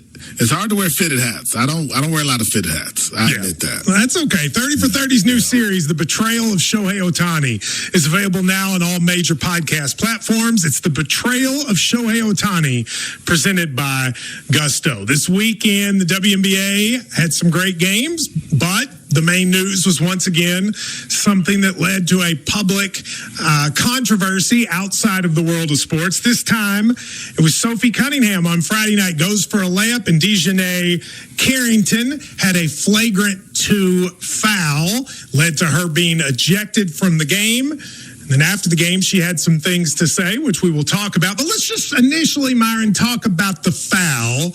You have seen the replay, obviously, many times. Did you think it was deserving of a flagrant 2 and an ejection? Yeah, I think it's textbook flagrant 2. I mean, you have the unnecessary contact to sort of the neck and the face, defenseless player running down the court. I mean, how many of those have we seen, Matt, in basketball games? It can be dangerous. You know, like depending on how you do that, someone can really get hurt. So I don't think there's any question about the foul itself. And listen, I know people have a lot to say about Sophie Cunningham. You get fouled like that, you get up and you get upset. That's also the standard. So I had no problem with her reaction after someone fouls you like that on a fast break. I thought everything that happened on the court was exactly in basketball, sort of how it should be called and how it should be handled. The foul, I think she initially went for the ball. Now, whether not only she knows whether the follow through was intentional or not, but honestly, to some extent, it doesn't matter because you hit her in the face. That is a flagrant 2, intentional or not. Right? Like, I mean, that's just, that's the rule. She should be ejected. Last year, Sophie Cunningham had a similar foul on a similar kind of play, and she was ejected. So I think that is consistent and reasonable. Then after the game, Dejanay Carrington posted on Threads white privilege, and then it was later deleted. That led to the controversy sort of around that became, as a lot of these stories have, away from sports and into a cultural and political conversation. Myron, I saw that and I said, shouldn't have posted that. I don't think that had anything to do with the call. I think it was a textbook flagrant 2. It was one of those things. She later deleted it. I think the criticism that came from that is it went way too far, but it also, I think, was reasonable to say that had nothing to do with the call. Would you agree? Yeah, I think Dejanay Carrington is very smart. I've been around her. I don't think that move was very smart at all. And again, it's just pouring gasoline on a wildfire for a league that is trying to distance itself from the endless controversies. Now you have another one. So I don't know what Dejanay Carrington was thinking. I think what's probably the most proof of how people feel is no one really came to her aid. Like, no one really said publicly, we agree with her. So she was on her own island. Well, except the Fever coach. The Fever coach seemed to sort of take up for it, which I didn't understand that. I mean, put everything else aside, coaches need to ride for their players, do they not? Yeah, I don't know what's going on with Stephanie White and the Fever in a moment like that. It feels like this league just can't escape the drama. Yes. And what Dejanay Carrington did, it just only activated the people who are just waiting to latch on to something negative with this league. Listen, man, I watched from start to finish the Las Vegas Aces and the Minnesota Lynx battle on Saturday, and a young woman named Olivia Miles, who I think is the MVP of the WNBA as a rookie, just play incredibly well, and that was a fantastic game. There are so many amazing moments in the WNBA, Matt, but I don't think we'll ever get to them because of moments like this. You're correct. And I think the biggest takeaway from all this is there has to be a change, in my opinion, in WNBA leadership. There just has to. They have to find a way